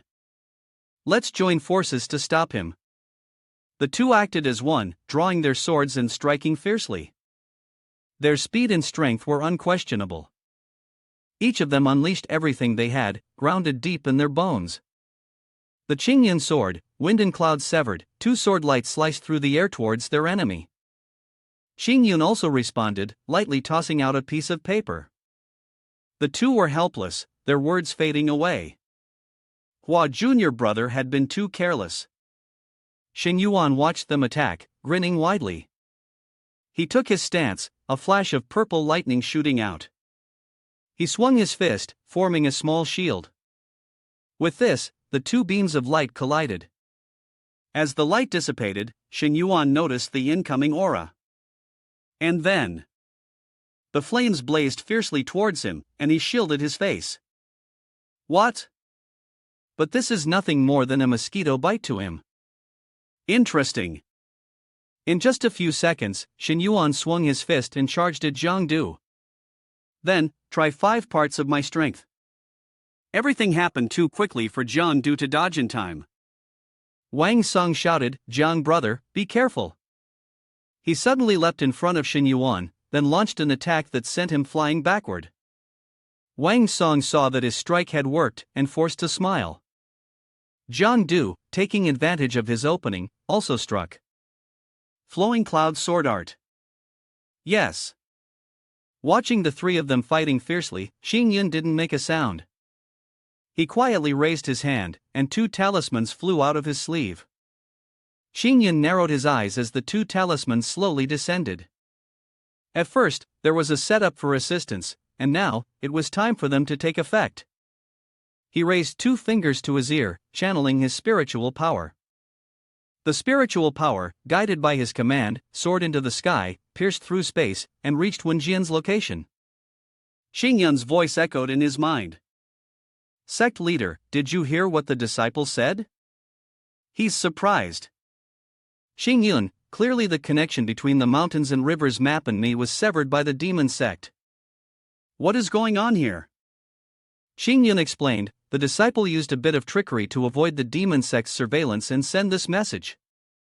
What is the situation with the sect clan now? Wenjian, without much conversation, replied, the demon sect has set up the grand formation of the mountains and rivers map. We're all injured, and we can only hold on for at most 2 hours. Listen to me, the demon sect has sent 2 powerful experts to kill you. They are the remnants of the sect clan's fire. Be extremely careful. Xingyun remained calm. Oh, this is not a big problem, he explained. The disciple sent a sound transmission for another matter. Earlier, the disciple discovered that Zhao Rui had set up a formation at the 9 peaks, so he arranged a sword chi. He continued, as long as the disciple activates the sword chi, the formation will be broken immediately. Everyone can take this opportunity to send a signal for rescue. Each pillar of the formation has a unique function and none can be missing. Once one of these pillars is damaged, it could cause the entire formation to collapse, and we might even be able to break out of the encirclement. With that, Xingyun smiled, as long as we're not bound by this formation, we can have a decisive battle with those from the demon sect. Hearing Xingyun's words, Wenjian also felt reassured and couldn't help but remind him. Xingyun, the 2 demons are very powerful, and they also have Zhao Rui's support. He instructed me to tell you, if the situation becomes urgent, you should head to the deepest part of Dao Huayuan. I've left some assistance for you. Xingyun took care to listen. Hearing that the sect leader had already anticipated this situation, Xingyun smiled. Understood, sect leader. Everyone, take care. He began the countdown, preparing himself. 3, 2, 1. A loud explosion rang out outside Xingyun's sect. The massive formation in the sky also started to shift, with cracks slowly spreading. The demon sect cultivators were thrown into chaos. What's going on? Not good, the formation's broken. The Blood Sea True Lord was also startled and looked at the formation. What happened? Huang Ba said, one of the formation pillars is damaged. Li Wuya was stunned. What? Isn't the Qingyun sword sect already out of people? Wenjian seized the opportunity and spoke up. Everyone, the formation has failed. Follow me for a counterattack. He unleashed a sword aura and transmitted sound through the gap in the formation. A line of text echoed out. The demon sect has infiltrated the Qingyun sword sect. Allies in the alliance, come to assist quickly. Zhang Du leapt up, soaring on his sword, with the wind howling around him. Xin Yuan stood with his arms crossed in mid-air, showing no sign of fear at these frightened mice. With one hand, he swatted away Zhang Du's sword aura, then sneered contemptuously.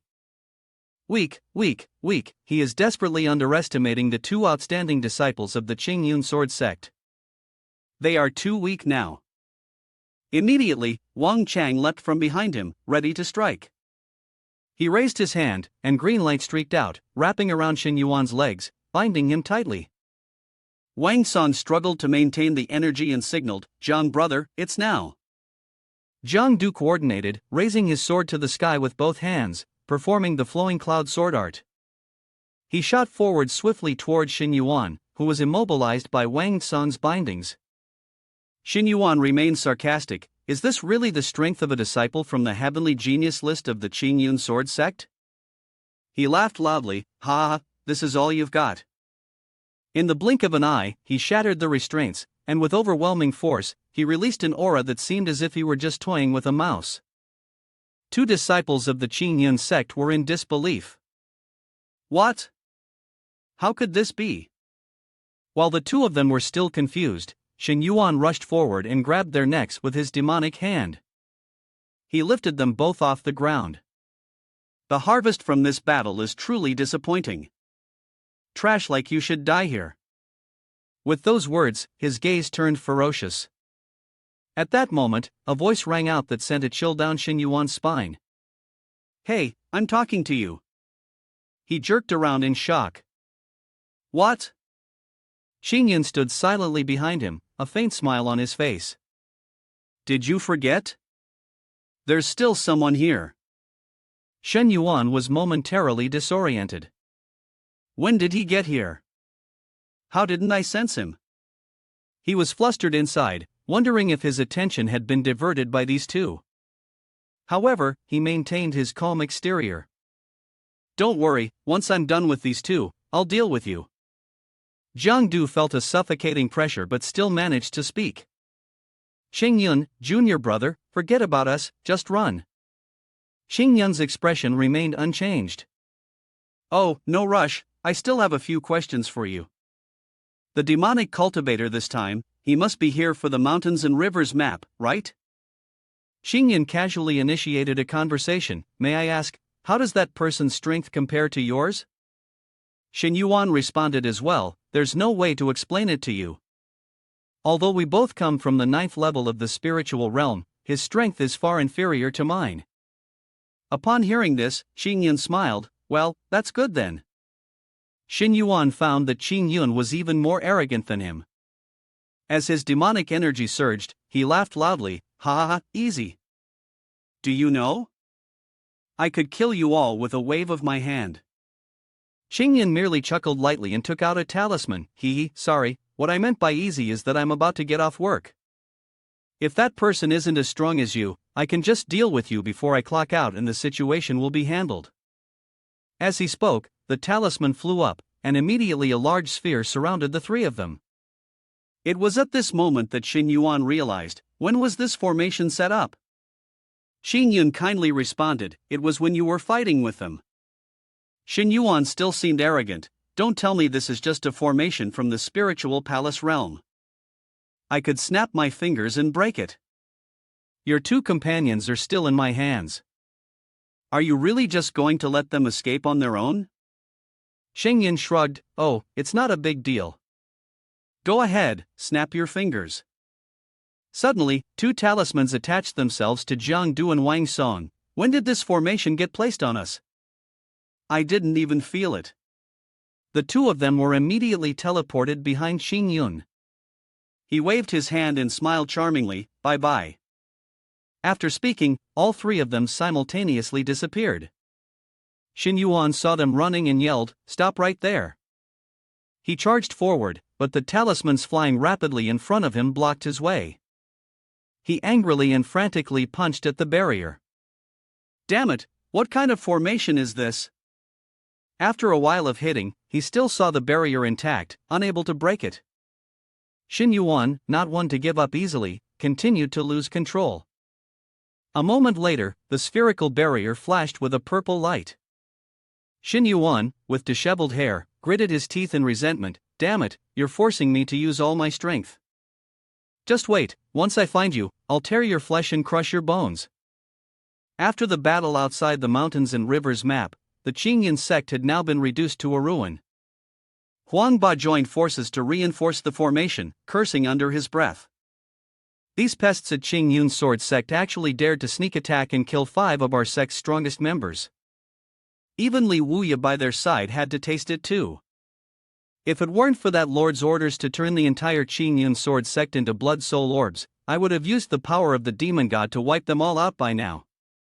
Blood Sea True Lord, after hearing their complaints, felt a headache coming on and screamed, "Enough!" If I hadn't made proper preparations, leaving behind a flag, the false heaven spirit Bane formation would have collapsed long ago. Things are really getting troublesome. We can't hold on much longer. The people from the Qingyun sect were also exhausted. Damn it, this was supposed to be the final battle with the demon sect, but they didn't expect their enemies to have a backup plan. No matter what, we'll have to call for help from the alliance. Moreover, the power of the Great Formation has weakened. The time it takes to refine us has changed from 2 hours to 10 hours, but how can we make use of that? When Jian laughed, it's quite useful, 10 hours is enough. He thought of the disciples who had entered the mountains and rivers map, silently entrusting them with his hopes. Chayun, or rather, everyone, was the heir of the Chayun sword sect. At this moment, the three from Chayun had arrived at a desolate place, surrounded by gnarled tree roots. Jiang Du asked curiously, "Where is this?" Chayun replied, "Don't worry, this is one of the few safe spots in Dao Huayuan." "It sounds safe." Jiang Du asked directly, "Junior brother Hua, what exactly were you trying to do earlier? Are you capable of controlling a Violet Palace Realm 9th layer demonic cultivator?" In the midst of his confusion, Chayun said, "That was the talisman sect leader gave me before. I didn't expect it to be useful in this situation." Then, his expression turned serious, and he coughed. "More importantly, I have some news to share with everyone. Sect leader left me a transmission talisman. He just took the risk to send a message, saying to me, Zhao Rui is an agent of the demon sect. Right now, the entire Chayun sect is trapped in the blood sacrifice formation. Everyone can hold out for another 10 hours. Upon hearing these words, both Jiang Du and Wang Song turned pale. What? Chayun continued. At this time, the 5 of us are the last hope of the Chayun sword sect. Wang Song couldn't believe it, clutching his head. Zhao Rui, that bastard. He suddenly remembered Jian Xin and exclaimed. According to Xin Yuan, another demon cultivator also entered Dao Huayuan. If Jian Xin and the others are caught. As soon as he finished speaking, both of them became agitated. I can still fight. So can I. Chayun calmly reminded them. Xin Yuan is at the Purple Mansion Realm 9th level, and both of you are seriously injured, your face is pale. Don't even think about rescuing anyone. The worst case scenario is if you encounter a demonic beast on the way, you'll end up serving as its food. Suddenly struck to the core, Wang Song helplessly shouted. Are we really just waiting to die? Chayun interrupted him. Of course not. He said. The task is urgent, everyone needs to recover their injuries and spiritual energy quickly. As for Jian Xin, has everyone forgotten? I asked Xin Yuan, and the remaining demon cultivator is no match for them. He spoke with complete confidence. I have a close relationship with Jian Xin. From what I know of her, she has enough strength to deal with them. Jiang Du still tried to argue. Jian Xin is a natural-born genius, but what if Xin Yuan and that demon cultivator join forces? Chayun smiled wryly. That won't happen, because he is completely enraged with us now. He chuckled. Right now, he's broken the formation to get out and is frantically searching for our location. Indeed, Xin Yuan had broken the formation, and the demonic energy roared. As soon as he escaped, he immediately began shouting loudly. Damn it, why has so much spiritual energy been wasted? Where did that formation master come from? Recalling Chayun's teasing expression, Xin Yuan couldn't help but feel a burning desire to strike him as if it were a punishment. Damned, I will definitely find the person and skin them alive. Back at Chayun's location, he presented a pill bottle. This is a pill for restoring spiritual energy. Before Xin Yuan finds our position, everyone must heal promptly. He handed it to Jiang Du and said, Wait until morning, and we will go outside to regroup with the others and rescue the Chayun sword sect. The 2 other men, upon hearing this, were puzzled. Why wait until morning? Isn't this the perfect time now? Jiang Du agreed. Exactly, in 2 hours, we can fully recover. Chayun held up a pocket watch and explained. Isn't it because my working hours are from 9:00 to 5:00? It's just about time for me to clock off. The 2 men were left speechless. After finishing the handover, Chayun leaned against a tree and began contemplating. This time, the demon sect came well prepared, and they must have a retreat path. Destroying this formation only buys a little time for the Sect clan. After 10 o'clock, the grand formation will restart. That will be the perfect time to break through the encirclement. With this thought, he closed his eyes and rested. Awake now. I hope that you two brothers won't disturb me before sunrise tomorrow. While Chayun was deeply asleep, on another part of the island, two people were facing each other in the forest. Zhao Tianlu, with a playful grin, pointed his sword at Xin. Junior sister Yu, your swordsmanship has truly improved recently, you're really a terrifying genius. As soon as he finished speaking, he swung his sword, releasing a wave of sword energy. Xin swiftly blocked it, her expression serious. All of this was thanks to senior brother Hua's help and guidance. Speaking of Chong Yun, Zhao Tianlu frowned in disbelief. Junior sister Yu, why be so modest? What does Hua junior brother know about swordsmanship? Xin stood firm in her stance. Senior brother Hua's swordsmanship is much stronger than mine. At that moment, a loud explosion echoed from the mountain nearby. Xin turned to look, feeling something was off. After the earlier shockwave in Dao Huayuan, the sect leader had lost contact. She hurriedly spoke to Zhao Tianlu. Something might have happened outside. Zhao brother, maybe we should stop for now. However, Zhao Tianlu remained indifferent. Whatever happens, it's none of our concern. The competition within the secret realm and the distinction between victory and defeat are what truly matter. Over here, Xin sensed something. She grew alert and looked up. She quickly covered her ears and shouted. Zhao brother, cover your ears.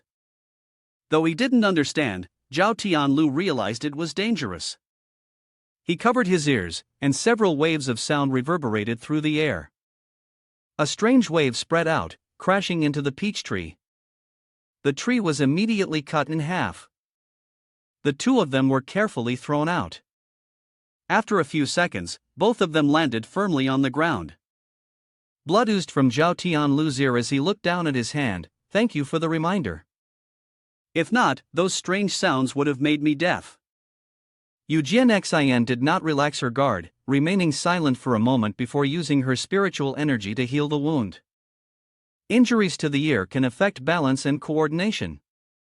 The power of this sound is immense. Could it be that someone is ambushing us? As soon as she finished speaking, the feeling of demonic energy swept over them.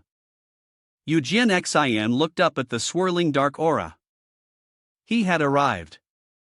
A bald man with a friendly smile appeared. Oh, you managed to withstand my sea of billows and waves and still stand strong. He nodded in approval, as expected of the genius disciples of Chayun sword sect. Zhao Tianlu stood frozen in shock, exclaiming, the aura on this person is terrifying. Xin growled, who are you? Inside, her alarm bells rang, and her mind raced. Why is there a demon sect in Dao Huayuan? Could the sect clan have been attacked? The man spread his arms, his voice dark and eerie. I am Meng Feng, sent by several lords to kill you. His voice echoed like it came from the depths of the underworld, and his cold gaze bore down on them. Zhao Tianlu, having heard of him before, broke into a cold sweat and said, Meng Feng from the Bloodsea sect. I heard he possesses a treasure called the heaven-subduing Jade Bell. With the ancient techniques he inherits, he can unleash terrifying sonic attacks. He's used these to annihilate entire sect clans, and he is ruthless. Meng Feng did not refute his words. He extended his hand, possessing a bit of knowledge on the matter, and to his surprise, a conch shell immediately appeared. He raised it in delight and shouted, you two will die here today. As soon as Meng Feng finished speaking, the ground immediately shattered. Xin stepped aside. This person was truly difficult to deal with. Zhao Tianlu, covering his ears, struggled to dodge. If this continues, our spiritual energy will be drained. The gap in our realms is too large. The longer we fight, the more disadvantageous it becomes.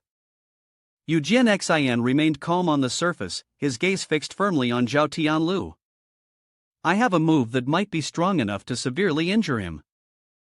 I need Brother Zhao to buy me some time. Zhao Tianlu, now covered in wounds, resolutely refused to give up. He continued to shout and strike. The Qingyun sword energy pierced through the thick sound waves and soared into the sky. Before the sword energy could fully pass through, the sound waves, upon touching a single hair of Meng foam, vanished. He lifted the heaven-subduing jade bell. Your comprehension of the sword path is not trivial. Meng foam stood high above, leisurely raising the conch shell. Under the influence of the sky-suppressing jade conch, they could struggle for the time it takes to burn a stick of incense. He smugly watched as Zhao Tianlu was trapped within the sound trap he had created. Unfortunately, bugs are still bugs, obediently waiting to be slaughtered.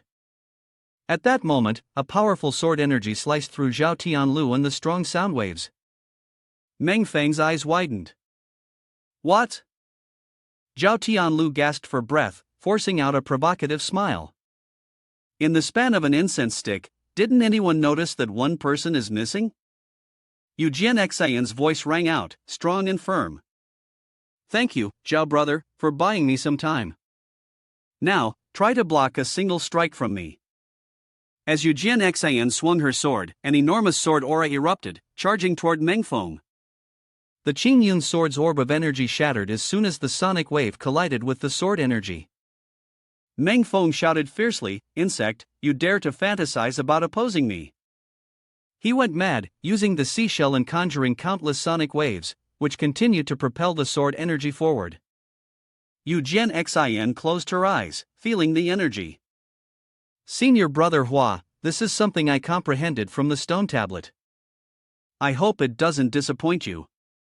The moment she opened her eyes, the sword energy from earlier split into countless smaller sword energies, annihilating all the sonic waves Meng Foam had unleashed. How is this possible? He stared in disbelief as the sword energies advanced toward him.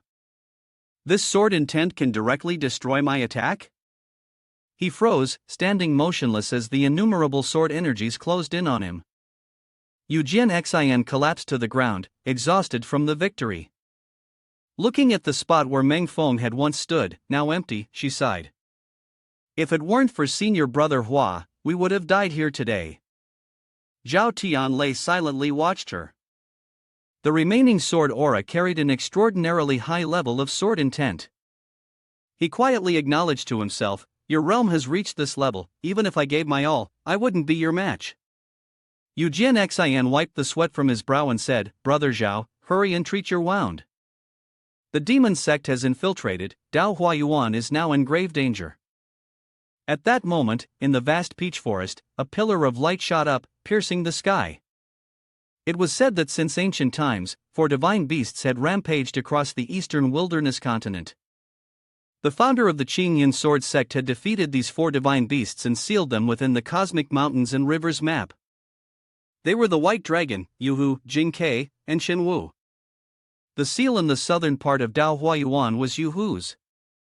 As soon as Yuhu was released, it immediately asserted its dominance, roaring, humans, it was you who broke my seal. A demon before it trembled and knelt. Junior Zhao Rui, under the command of the demon lord, had broken the seal of the senior, and he begged, Senior, please join the lord's forces. Yuhu disdainfully raised its claw and snorted, the demon race, even its scum, think they deserve my full allegiance? Zhao Rui knelt down, pleading, the demon lord has promised that if you help, the demon sect will reveal the whereabouts of the jade demon enchantress. Just as the claw was about to crush the worthless being beneath it, it suddenly stopped. A wave of stillness enveloped the area. Zhao Rui trembled, unsure if he had escaped death. Yuhu seemed intrigued by the proposition. The jade demon enchantress is interesting. In that case, I will accompany you on your journey. As soon as the words left its mouth, the pillar of light faded, and it seemed they had already left. Qingyun vaguely sensed the presence. He sat up and sighed, has Zhao Rui already broken the seal of the divine beast? The situation is critical, just as the sect leader said. He glanced over at the 2 people sitting in isolation over there. Although he really didn't want to admit it, for the sake of securing a peaceful life for the next half of his life after the 9-to-5 workday, he reluctantly slid his hand into his inner robe.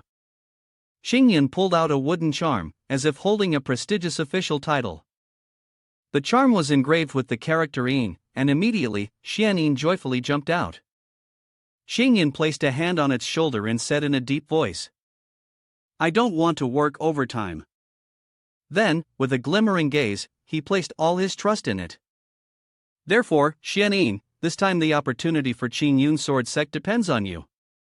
Don't worry, in the future, I'll ask for time off on your behalf from Wenjian Sect leader. Xianyin, like a confused young deer, didn't understand anything but still listened to Qing Yun whisper in its ear. Later, you will go and do this and this. He asked. Got it? Xianyin nodded brightly. With the command go, Xianyin immediately took off, carrying the heavy responsibility, while Changyun leisurely leaned against a tree and continued his nap. At the ox hour, the moon in Dao Huayuan shone brightly, the space quiet and still, as a dark figure soared swiftly through the air. Xin Yuan, holding a compass, appeared to have used a talisman to hide their traces. He ground his teeth. They actually forced me to use forbidden arts to track them. Xin Yuan sneered at the thought of Qing Yun's face. I really underestimated you. The needle on the compass suddenly moved, and the two needles aligned, pointing in one direction. Xin Yuan immediately knew where that was. He chuckled coldly. Found them.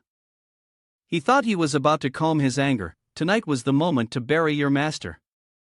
Xin Yuan took a deep breath and then shouted, his voice echoing through the mountains. Little brat, get out here. Without waiting for a response, he gathered his strength into his clenched fist and struck at the mountain. A cruel mask appeared, symbolizing his power. His strike collided with the rocks, sending debris flying, but when the smoke cleared, the circle marking the Qing Yun sect was still there, perfect and untouched. Xin Yuan bitterly thought of the formation that trapped him. Interesting.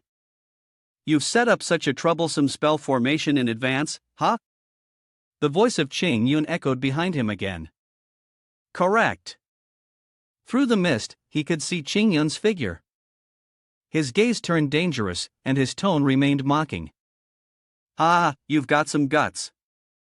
You really dared to show up. Are you ready to beg for your life in my hands?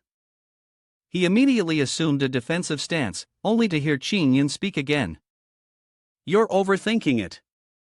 Before him stood a puppet of Qing Yun's likeness, who spoke. My body has already disintegrated by now, working overtime is impossible. Xin Yuan struggled to force out each word. What? Just a puppet dares to come at me? In a fit of rage, he charged forward, to Navi. The gap between realms like the spiritual palace and the surroundings was vast, he would die. The puppet dodged his strike easily and casually remarked. The gap in power is too great. The bizarre smile on its face never faded, and a series of substitute talismans shot out, swirling around it. But who said I only prepared one substitute talisman? It spoke, come and see, the final upgraded version of my spell formation. Immediately, the effigies seemed to come alive, charging toward Xin Yuan one after another. Qing Yun continued, if you want to find me after work hours, you must first pass through this door. Xin Yuan muda de muda, countless fists flew out seeking death. In the cave where Qing Yun and his group were hiding, the tree roots twisted into loops, forming a perfect spot to conceal themselves. Wang Song blinked lightly, looking down at the surging spiritual energy in his hands. He walked over to inquire about Zhang Du. Zhang brother, how are you recovering? Zhang Du replied, the spiritual energy in my body has recovered about 80 to 90%, and the wounds have been properly treated. His face turned serious as he voiced the concern in his heart. Now that the sect clan and the others are in danger, what should we do? He glanced over at Qing Yun, who was leaning against a tree, and thought, should we really wait for the right moment, as Hua Jr. brother suggested? Wang Song reassured him, stay calm. I don't know the situation with junior sister you and the others, but if there are any signals left for gathering, it's highly likely it will lead to pursuit. Hua Jr. brother is right. Right now, recovering our strength here is the best option. At that moment, the ground shook, and a loud shout came from outside, "Despicable and shameless, if you have the guts, come out here." Both of them were startled. "We're done for, it's that ghostly bastard, damn it, how could he find us so quickly?" They hurriedly turned to look at Chayun, who was snoring loudly, and felt helpless. "Don Su, in this situation, you're still sleeping so soundly. With this kind of temperament, even if I meditate for another 10 years, I won't be able to change it." The two of them anxiously discussed among themselves. "At this rate, this action will blow up sooner or later. Should we wake up Hua Jr. brother?" Wang Sang added, "Shen Yuan is at the Violet Palace realm, 9th level, the gap between his power and ours is too great." Last time, Hua Jr. brother's charm technique controlled him, but that was just luck. Now, even if we wake him up, the three of us can't win. We can only leave it at that." He paused, exclaiming, "Clever?" Jiang Du was confused. "What do you mean, clever?" Wang Sang explained, "I once heard the elders say that the best time to break the blood sacrifice great formation is during the brief moment when the formation starts up." Senior brother Hua also mentioned that the blood sacrifice formation won't activate for another 10 hours. He analyzed logically, calculating the time, it will be tomorrow, right when the formation activates. The final moment when the Sect clan breaks through the encirclement will also be our chance to escape the mountains and rivers map and counterattack the demon sect. Wang Sang then proposed, "So, there's no need to wake up junior brother, we can do this instead." He whispered. Jiang Du felt a bit uneasy. "This method is too risky, if we're not careful, we could all be killed." Wang Sang asserted firmly, "But this is the only way for now. Do you want to bet on it?" Jiang Du didn't hesitate any longer. "Alright, if that's the case, let's bet." In fact, from earlier, Chayun hadn't been sleeping, and he had overheard everything they said. He smiled. The plan wasn't bad, but it was too risky. Elsewhere, two figures sat cross-legged resting in the flower forest of the island. Eugene was meditating with her eyes closed, focusing on regulating the spiritual energy in her body, when a dark figure suddenly sped toward her. She instinctively shouted, "Who's there?" Zhao Tianlu also sensed the presence, realizing that someone had managed to appear silently by their side. The power of these individuals was not simple at all. The dark figure wasted no time and charged straight ahead, swirling into a black mist before Eugene. Xianyin suddenly leapt out, startling her into speechlessness. Eugene looked at the adorable child in front of her. The familiar aura was unmistakable. "This is senior brother Hua's spirit beast." "What's happened to senior brother Hua? Why did he send you to find me?" Zhao Tianlu outside scratched his head, confused. What did you see?" Everyone knew, unless Xianyin willingly revealed itself, no one else could see its true form. At that moment, only Eugene could see it. Xianyin extended its hand, and Chayun appeared on the screen, smiling as he said, "Hi there, I'm telling you, this is a recorded message from brother. The Sect clan is in a perilous situation, and saving the entire Chayun sword sect is up to you now." Eugene still didn't understand the situation, did she? Chayun explained in detail, "In Dao Hua Yuan, there is a seal on the 4 great divine beasts. Each of these divine beasts possesses an overwhelming cultivation. Not only do they have physical strength, but also power within the mountains and rivers map of the sun and moon. That traitor Zhao Rui has already released Yuhu. The fish diagram is aiding the demon sect in their evil deeds. Now, the only way to fight against it is to unseal Jingke. Only then can we stand a chance against it." Eugene, holding Xianyin, could not help but ask, "But, since senior brother Hua is a divine beast, how can Jingke help us defeat Yuhu?" At this moment, Chayun nodded. "You must be wondering why Jingke would help us defeat Yuhu, right?" "Good question." The sect leader said Jingke once made an agreement with the founding master of the Chayun sword sect. According to what he said, when the sect is in danger, Jingke will help us 3 times. She is the assistant that the sect leader kept for us. Eugene spirits lifted. "Brother, where is Jingke's seal located?" Xing Yun answered thoughtfully, the seal is deep within Dao Hua Yuan. Xian Yin will guide you. I wish you all smooth sailing. Upon hearing this, Eugen Xin felt as if he had drunk 10 cans of Red Bull. We can't delay. We must depart immediately. Meanwhile, on the other side, Xin Yuan withdrew his fist and exuded a dark purple demonic aura.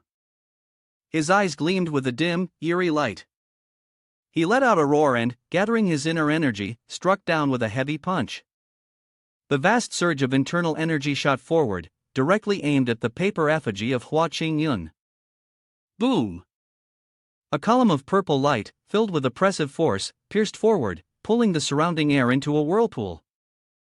After the dust settled, the ground beneath Xin Yuan's feet was covered with countless small holes, with pieces of paper fluttering in the air. Looking at the pieces of paper, he muttered a disdainful remark, "These talismans really are a curse." However, Xin Yuan then broke into a series of harsh, mocking laughs, his small pupils gleaming with excitement as he said, "But now, all the protective talismans have been destroyed by me." The traces of his strike were etched in broken lines across the mountainside, and Xin Yuan smirked. This time, I don't believe you can escape. Suddenly, he froze, his eyes widening slightly. Ha! In the circle of inner force he had created, 2 beams of light as bright as stars suddenly appeared on the mountainside. Seeing the 2 strong beams of spiritual light land on the mountain, Xin Yuan was taken aback. As the light gradually faded and the dust settled, the figures of Wang Chang and Jiang Du appeared in an impressive manner, their hair flying in the wind. Xin Yuan's face twisted with annoyance, his eyes narrowing as he coldly asked, "So, you two have decided to surrender since you couldn't escape?" Upon hearing this, the two exchanged glances. Wang Chang stepped forward, speaking seriously as he said, "We've witnessed the power of the demon sect and have decided to abandon the old ways and join under your command, Lord Xin. We are willing to serve the demon sect, as loyal as cattle or dogs." What? Xin Yuan found this laughable, the corners of his mouth curling into a smirk. 2 disciples of the prestigious Orthodox sect suddenly want to join the demon sect? Without warning, he gathered his inner energy, a wave of purple demonic energy swirling around him. Xin Yuan burst into maniacal laughter, his voice filled with mocking derision. The red veins in his pupils flared up. Xin Yuan stated clearly, "A few hours ago, the 2 of you would rather die than submit." He shouted angrily, "Do you think I will believe your words? That brat from the spiritual palace realm is probably lurking somewhere, planning to ambush me when I'm off guard." The Lord had overthought it. Wang Chang and Jiang Du simultaneously raised their hands and pointed towards Xing Yun behind them, who was sleeping, his nostrils flaring, wrapped up like a mummy. In unison, they expressed, "To show our sincerity, we've kept him awake in a deep sleep, deliberately tying him up and bringing him here." Xin Yuan sprayed a stiffening agent, disgusted and sneering, questioning, "What is this nonsense?" Jiang Du, seemingly in great agony, knelt on the ground and replied, "A cultivator's life is nothing more than seeking immortality and enlightenment, dying in vain for the sect clan, which will surely burn through our cultivation process. If the Qingyun sword sect has been destroyed, we would rather follow Lord and join the demon sect." Xin Yuan hastily responded, his magic power swelling even more in his hands. Sparks of lightning swirled in the air, and he slowly chanted, "Is that so? Then show me your sincerity." With that, he struck down with a palm, aimed at the 3 kneeling on the ground, like a giant hand descending to suppress all living beings. Xin Yuan thought that with this blow, even someone in the 5th realm would be turned to dust. But just then, Hua Chong Yun suddenly stretched and yawned. Xin Yuan, like a rat caught by its tail, was startled, his eyes wide open in surprise. But at the same time, behind Jiang Du, a dark shadow suddenly flashed, its form unclear, causing him to be startled. He immediately ducked his head, and a loud explosion erupted from behind him. Jiang Du slightly turned his face, beads of sweat dotting his forehead, his gaze deep and evident, his lips tightly pressed, trembling as he thought, "That was real just now." Images of Qing Yun's expressions suddenly flashed through his mind. Jiang Du cursed inwardly, "Damn it, that little brat is full of tricks. I suspect there's something fishy going on. I can't act recklessly. It's safest to leave this to Lord to handle." At that moment, Xing Yuan's voice rang out again, "All right then." He said no more, simply raising his hand to point toward them. The demonic power surged toward them like a dark cloud. A chain of ice formed and shot directly into the chests of Wang Chang and Zhang Du. Xin Yuan's voice was cold and harsh. "I've placed a restriction from the demon sect on you. If you behave, I will recommend both of you to join the demon sect and serve that lord wholeheartedly. But if you try anything," his tone turned grim and unfathomable, "in a single thought, I can take your lives." After threatening them, Xin Yuan turned and left, but not before casting a glance and ordering, "Take him with me." On the ground, Wang Chang's face had lost a bit of its color, as though he had just survived a close call. He breathed heavily, his eyes thinking, "I can only hope our plan works." The night sky still glimmered with thousands of stars in another place. Amidst the dense, overlapping trees with pink leaves, a tree stood tall, its green leaves turning yellow in the center. Its strong roots claimed a portion of land, pushing up above the ground. A pair of footsteps suddenly arrived here, the silhouette of a young girl with ribbons fluttering in the wind. She slowly approached the distinctive tree, lifting her slender, delicate arm, gently touching the rough bark. A translucent, radiant mist suddenly appeared, enveloping her hand. The girl mumbled. "Like this, the seal will be removed, right?" Xianyin flew low beside her, his gaze firm as he nodded, his small mouth producing a few words. She withdrew her hand, staring at the vine swaying without a word. A face gradually appeared on the tree's trunk. The tree opened its eyes to look at the living being before it, its voice deep and resonant. "Humans, I advise you to stop here. This is all. Spirit tree, I have guarded this place for a long time. If the seal is broken, can you bear the consequences?" Yu Jian firmly replied. "We have no choice but to lift the seal. Now, the Qingyun sword sect needs the help of Senior Jing Ke." She spoke forcefully. "Apologies." Yu Jian then swung her hand and, without hesitation, touched the body of the spirit tree. The spirit tree remained silent, slowly closing its eyes. Immediately, a powerful burst of light shot out, so intense that every branch flickered with small flames. The sounds of wind and fire clashed, neither in harmony, both echoing loudly. The leaves disappeared among the scenes. Before the battle even began, a majestic fire phoenix appeared. Its overwhelming aura made it difficult for Yu Jian to withstand, causing her to kneel to the ground. Behind, Zhao Tianlu also lost her composure, tumbling to the ground with a thud, trembling uncontrollably, and raised her voice. You are the ancient divine beast?" In her words, "Jing Ke?" Jing Ke's eyes were calm but shining brightly. It was indifferent as it coldly responded. "Don't call me you. You. Yu Jian quickly supported herself, clinging to the spiritual tree, and explained. "Brother was just worried and lost his composure. I hope the senior will forgive him." With each heavy breath, she continued. "The demon sect has infiltrated, the traitor Zhao Rui released Yuhu, and now, both inside and outside the mountains and rivers map, the disciples of the Qingyun sword sect are in danger. Only you can face Yuhu and save everyone." Upon hearing the news, the divine beast did not seem in a hurry. It calmly assessed the situation. "When Jian actually went so far as to disturb me. It seems the Qingyun sword sect has encountered a great trouble this time. However, I agree to help the Qingyun sword sect 3 times, but that does not mean I will save your disciples." Yu Jian seemed unable to believe her ears. She widened her eyes, gritted her teeth, and spoke forcefully. "Senior, do you intend to go back on your word?"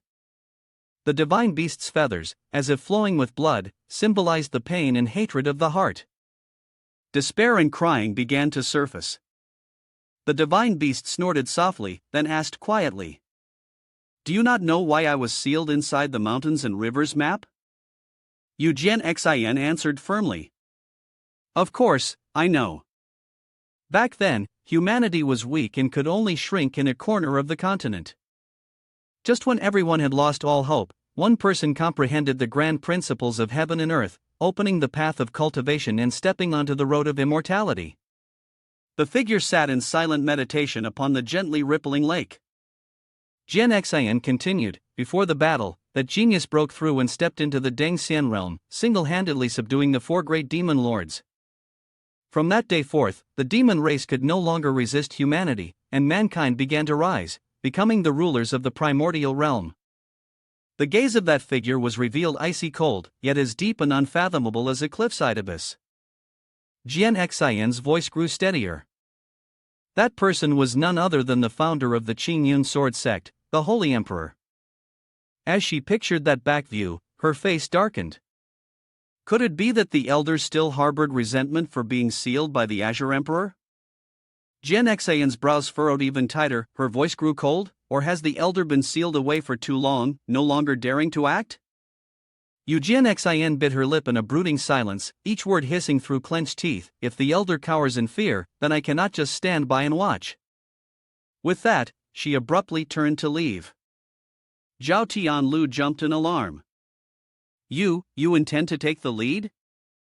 Jian Xian glared with her amber eyes, blazing with fury, and declared loudly and resolutely, I will stop Zhao Rui and Yu Hu. Even if the rumors are true that the elder only watches from the sidelines, even if I am the last disciple of the Qingyun sword sect, I will fight to the end and never give up. At that moment, Jing Kai suddenly burst into laughter. He spread his wings with a powerful sweep, his tone both eager and expectant as he spoke. Who would have thought that after all these years, the Qingyun sword sect would still have such a stubborn disciple? Very well, I shall lend you my aid this once. After the hour of the dragon, Jian Xian and Zhao Tianlu stood atop the body of the mythical beast Jing Kai, riding it as it sped forward.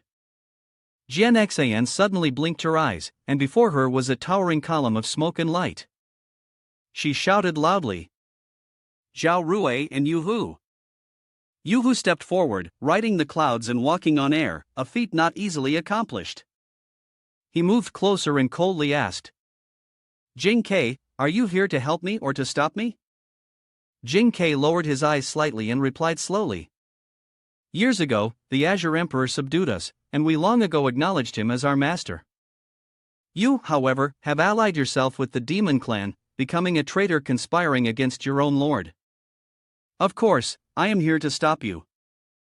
Yu Hu, however, did not heed the words, and angrily retorted. Back then, we were not strong enough. But now the Azure Emperor is no longer in the mortal realm. What right do the demon race have to bow under the human race? Jing Kai did not argue further, directly cursing. Foolish pighead, then let the battle begin.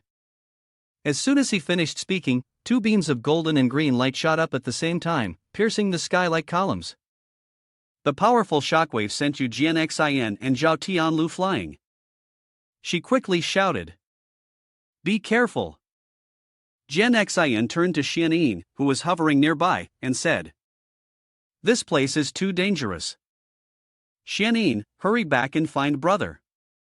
The little one did not hesitate, obediently following the instruction and flew off immediately. Only then did Jian Xian lift her cold gaze toward a distant direction, where a figure stood waiting. She whispered, We still have a debt to settle. Zhao Rui sneered, his voice dripping with malice as he enunciated each word, Don't worry, in the spirit of our shared sect, I will ensure that you die comfortably. Zhao Tianlu furrowed his brows in annoyance, a sense of disgust washing over him. He swiftly drew his spirit sword and responded loudly, Ridiculous. Your swordsmanship is nowhere near junior sister Yu's level. You, a traitor, deserve to die. Zhao Rui remained calm, a nonchalant expression on his face. In terms of swordsmanship, I may not compare to you, but fighting is not solely about sword skills. There are other means to victory. With that, he bit down on a pill and cast a spell, the effects immediate. His demonic energy surged, spilling out uncontrollably. Zhao Rui grinned wickedly. That Hua Chong Yun only has the cultivation of the 8th level of the spirit realm. How can he even use half of your sword techniques? Then, with a swift motion, he pinched Zhao Tianlu's sword intent between his fingers. At that moment, Zhao Tianlu could hardly believe his eyes. A sense of fear crept into his body. He panicked, wondering, what kind of dark technique is this? Zhao Rui mocked him, his eyes flashing with a cruel gleam. He thought to himself, no matter how I activate my spiritual power, I cannot escape the binding force of these two fingers. The effects of the medicine were evident now, making Zhao Rui appear much older than before. Zhao Rui maintained his sneer, casually passing judgment, since you have willingly offered yourselves up, let me grant you the honor of dying first. With that, he unleashed a powerful palm strike, sending Zhao Tianlu crashing into the forest of peach blossoms. Zhao Tianlu flew off, and Yujian Xian rushed to catch him, bracing him against her back. Both were surrounded by a large blue orb, pressing down forcefully, shattering and rearranging the little knowledge they had. After the protective orb dissipated, Yujian Xian, concerned, thought to herself, the attack was too powerful. At that moment, Zhao Tianlu suddenly spoke beside her, what on earth did that kid swallow?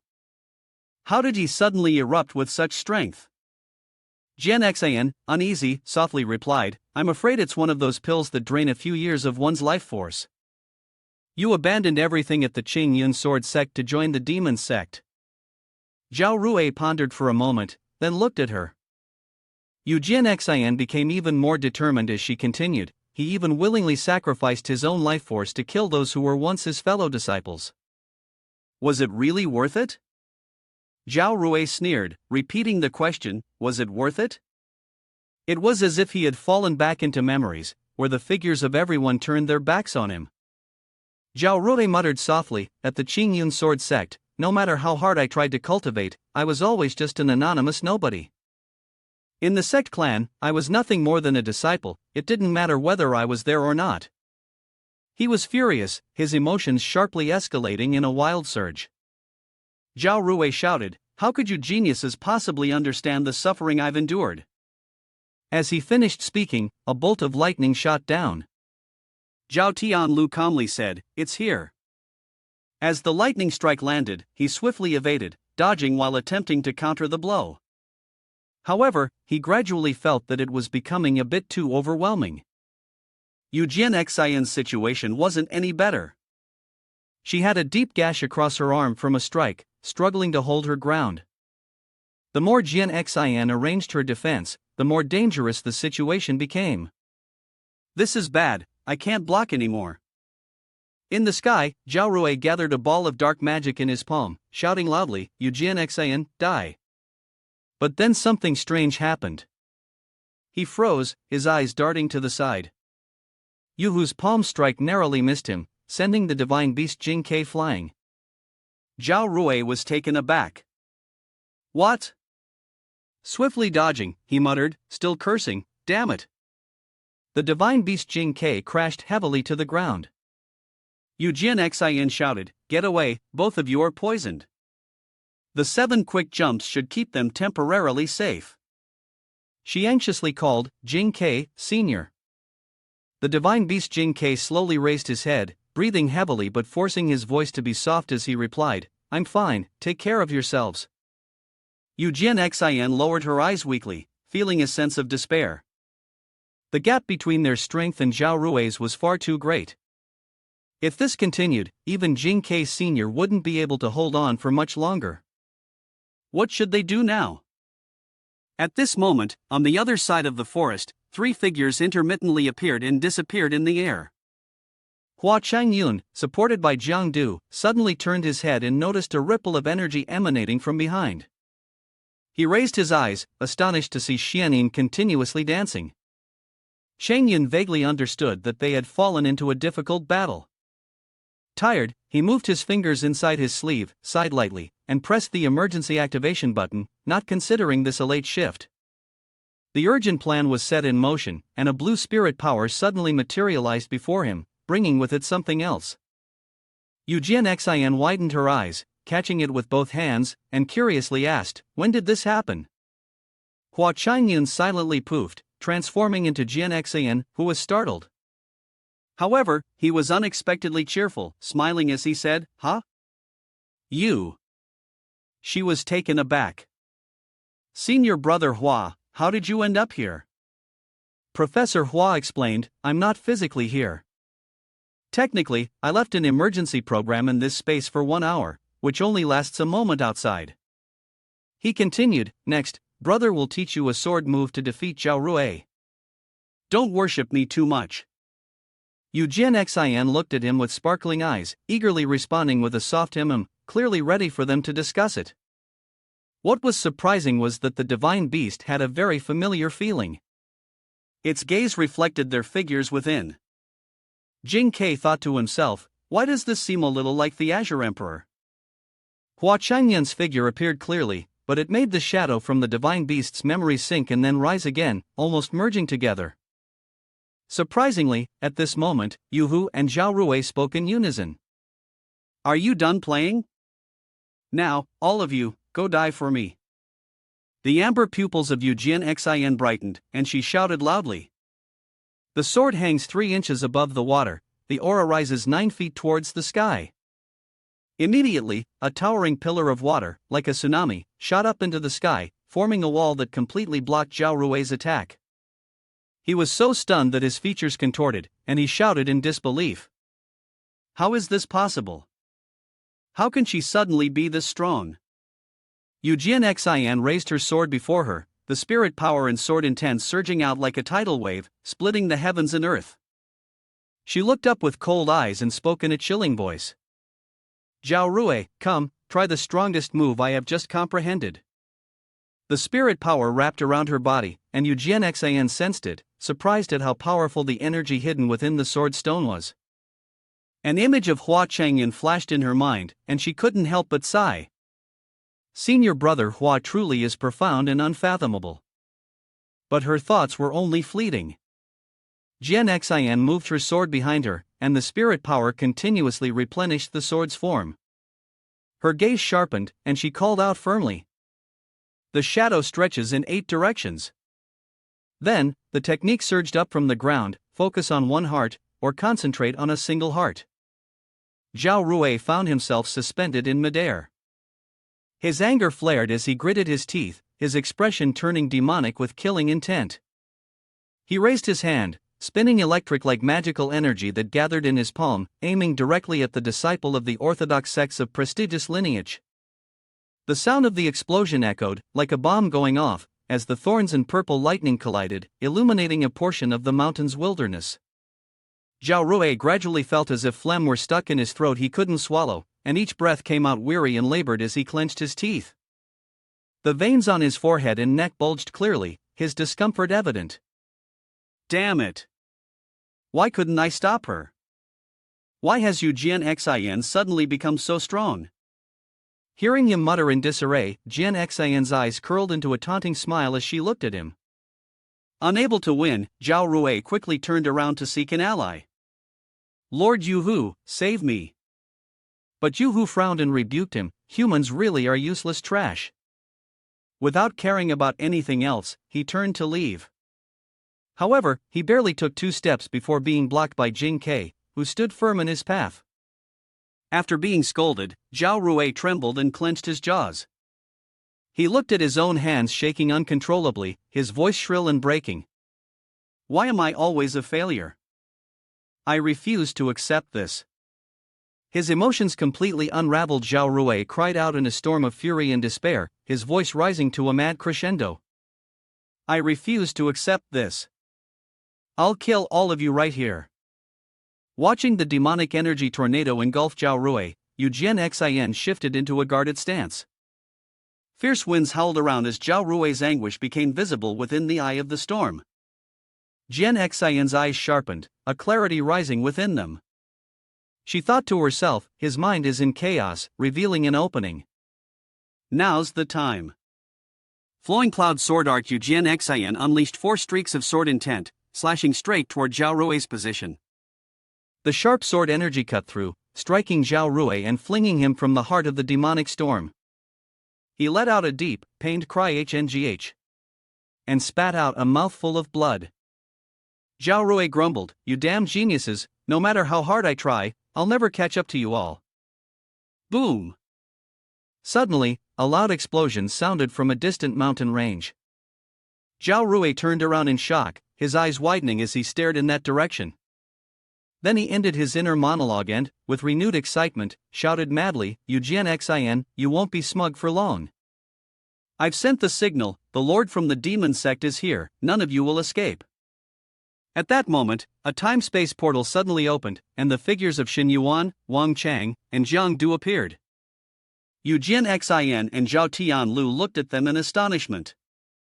She couldn't believe it, stammering, that's Brother Jiang, Brother Wang, and Senior Brother Hua, but why is Senior Brother Hua so dazzled? As though not hearing her mumbling, Zhao Rui continued to laugh maniacally, ha ha, scared, huh? Your time to die has come. Suddenly, a hand imbued with demonic energy pierced through Zhao Rui's chest. Zhao Rui, in disbelief, froze. He looked at the dark figure, spitting out a mouthful of hot blood, the blood staining his vision. Zhao Rui stared in horror, sobbing uncontrollably. At that moment, Xin Yuan's calm voice rang out, Tisk, lucky for you that you sent the signal. You've helped me clean up the remnants of the Qingyun sword sect. However, trash like you isn't worthy of following that lord. With that, he waved his hand, tossing Zhao Rui aside like a piece of garbage. Then Xin Yuan continued, Jiang Du, Wang Chang, didn't you two want to join the demon sect? Go and kill those two fellow disciples. I'll recommend you both as subordinates to that lord. If you do not take action, I will initiate the forbidden spell, causing you to die on the spot. Hearing these words, Wang Chang and Jiang Du's expressions simultaneously darkened. Jiang Du took a step forward and dropped Hua Chong Yun with a thud. He and Wang Chang stood together, both channeling their inner strength. Wang Chang spoke, if the Lord has given the command, then we shall fight with all our might. We may not be able to defeat you, but we will pretend to betray you. At the last moment, we will strike you with a heavy blow. Even if we have to self-destruct, it will not matter. Jiang Du continued, and with those words, both of them simultaneously turned and attacked. This is our plan. Xin Yuan, accept your death. Xin Yuan easily dodged the attack. As if he had expected it, he said, I knew it. All of you will die. With that, he released his demonic barrier, and his massive hand shot out, trailing sparks of lightning. Wang Chang and Jiang Du were bound by the forbidden spell, screaming in agony. Xin leaped forward and stopped, her hand raised to intervene. Xin Yuan sneered. He snapped his fingers and muttered, you overestimate yourselves. One strike, and it's over. Immediately, the demonic hand grew larger, descending with overwhelming force, crushing the ground beneath them. Xin, her internal strength damaged, coughed up blood. She winced in pain, thinking to herself, damn it, my spirit power was already depleted from the previous battle. Could it be that I will die here today?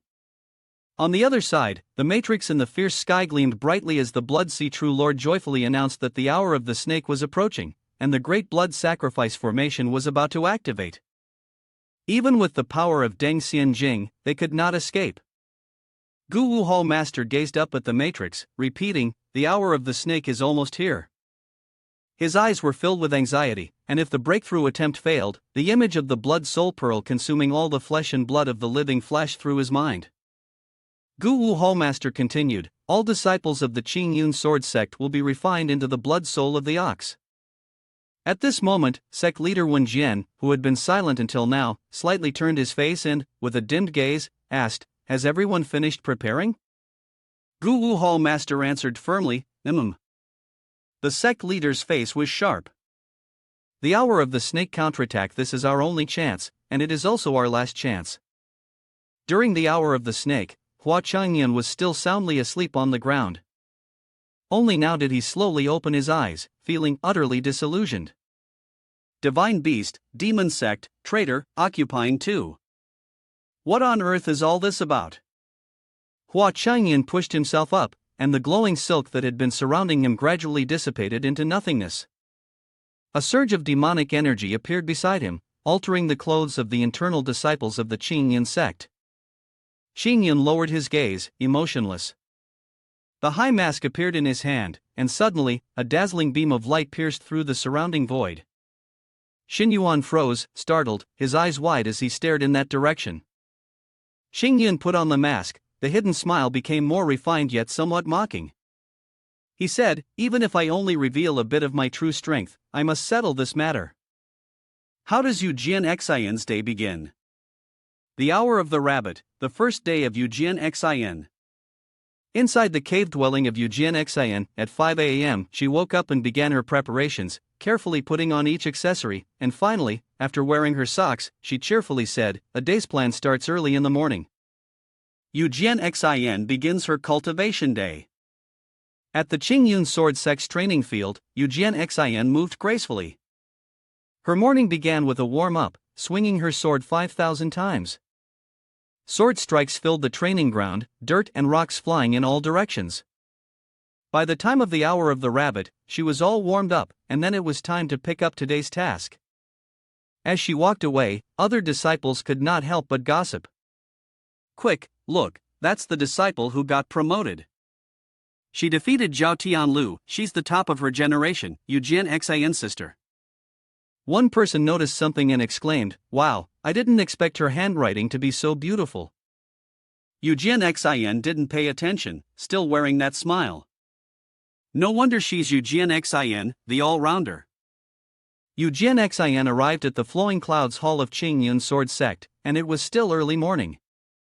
She bowed and received the task token from Gu Elder. Thank you, Master. Wuyan Xin hurriedly ran ahead, while Gu Wu, yawning, thought to himself, starting the mission as soon as the day breaks, this kid is really hard-working. By the time they reached the deep forest, the wild boar demon's havoc below the mountain had already been taken care of during the hour of the snake in the morning. She then headed to the market beneath the mountain at noon, and as she read the mission card, she was puzzled, helped the sect leader buy 2 bags of tea. The sound of the sugar-coated Ha's stall could be heard by the roadside. Wuyan Xin's eyes sparkled with longing as she gazed at it. Sugar-coated Ha's. Her eyes shone brightly, her small mouth watering, yet her hands were twisting in restraint. It was all perfectly normal, very common, and quite ordinary, always pure. But no, cultivators must purify their minds and desires, and avoid the temptation of food. Suddenly, a figure rushed past her and a voice rang out, catch the thief. Wuyan Xin's gaze shifted immediately. Steal the bed, HNH the chivalrous hero, the old woman's purse. The woman grabbed her hand and hastily thanked her, thank you, young lady, I have nothing to repay you with. How about this? Are you still single? I'll introduce someone to you. The woman was too eager, and Wuyan Xin blushed, hurriedly stepping away. He'll definitely be handsome, no need for Madame's introduction. After completing the mission, she double-checked the card, helped the sect leader buy 2 bags of tea. Soon, Wuyan Xin returned to Flowing Clouds Hall of Chayun Sword Sect in the afternoon. Hour of the goat, the girl excitedly spoke up, Master, I've come to exchange my task card. Gu Wu was taken by surprise and paused for a moment. You're back already? That was quick. He quickly hid the cultivation book he was reading, though he couldn't help but think to himself, that was too close. Gu Wu sighed as Wuyan Xin left, almost revealing another identity of his, one he could never mention, almost getting exposed. Chayun Sword Sect, afternoon. The other disciples whispered as they saw Wuyan Xin. Look, it's Wuyan Xin's sister. Wow, Wuyan Xin's sister, look at me in the tea garden during the hour of the monkey. Hua Chong Yun was observing the tea leaves. Every night, the spirit power from each tea spirit would form into a group. By early morning, as long as they timed it right, the tea could be brewed perfectly. When Jian, standing next to him, laughed. So that's how it is. Xiao Hua, I never expected you to be so knowledgeable about tea cultivation and appreciation. Extracting the spirit she blocked in the tea. This method is something very few people would think of. Hua Chong Yun closed his eyes, inhaled the fragrance of the tea, and replied, it's nothing. I just used to steal energy online. The sect leader immediately asked, what do you mean by online? What kind of spirit chi is that? Oh, it's nothing important. When Jian continued, Xiaohua, although your tea skills have improved rapidly this year, your ranking has recently dropped to third place among the true disciples. Jian Xin will be here soon, why don't you let her teach you? As soon as Hua Chong Yun heard that, he dashed off. The vast sea of knowledge is like turning around to find land, it's just rank 30 after all. There are 55 true disciples in total, and there's still room for me to fall further. Goodbye, you can run now. While running, he continued, I've recently discovered that sect leader Hong Cha, brother oolong, and bubble tea are delicious. Sect leader, if you have time, come try it. Jian Xin, coming from the opposite direction, spoke up, Sect leader, this is the tea you wanted. The two passed by each other in a hurry. As Jian Xin handed the tea to Wenjian, she thought to herself, huh? Shouldn't senior brother Hua have said something? She turned around to look. What exactly is bubble tea? Meanwhile, at mysterious mountain cliff behind Qingyun's sword sect, Huanghan. Although Jian Xin was practicing, her mind was filled with one question, what exactly is bubble tea? It was the hour of the rooster, late evening, and wherever she looked, she seemed to see bubble tea. The thought made her blush, and she felt a little embarrassed, taking out her frustration on the surroundings. Jian Xin adjusted her Dao heart. She shouldn't be thinking about such things during cultivation. A stone she kicked flew a long distance and landed near where Hua Chong Yun was sitting, thinking to himself, it's already rooster hour. Why is anyone still here?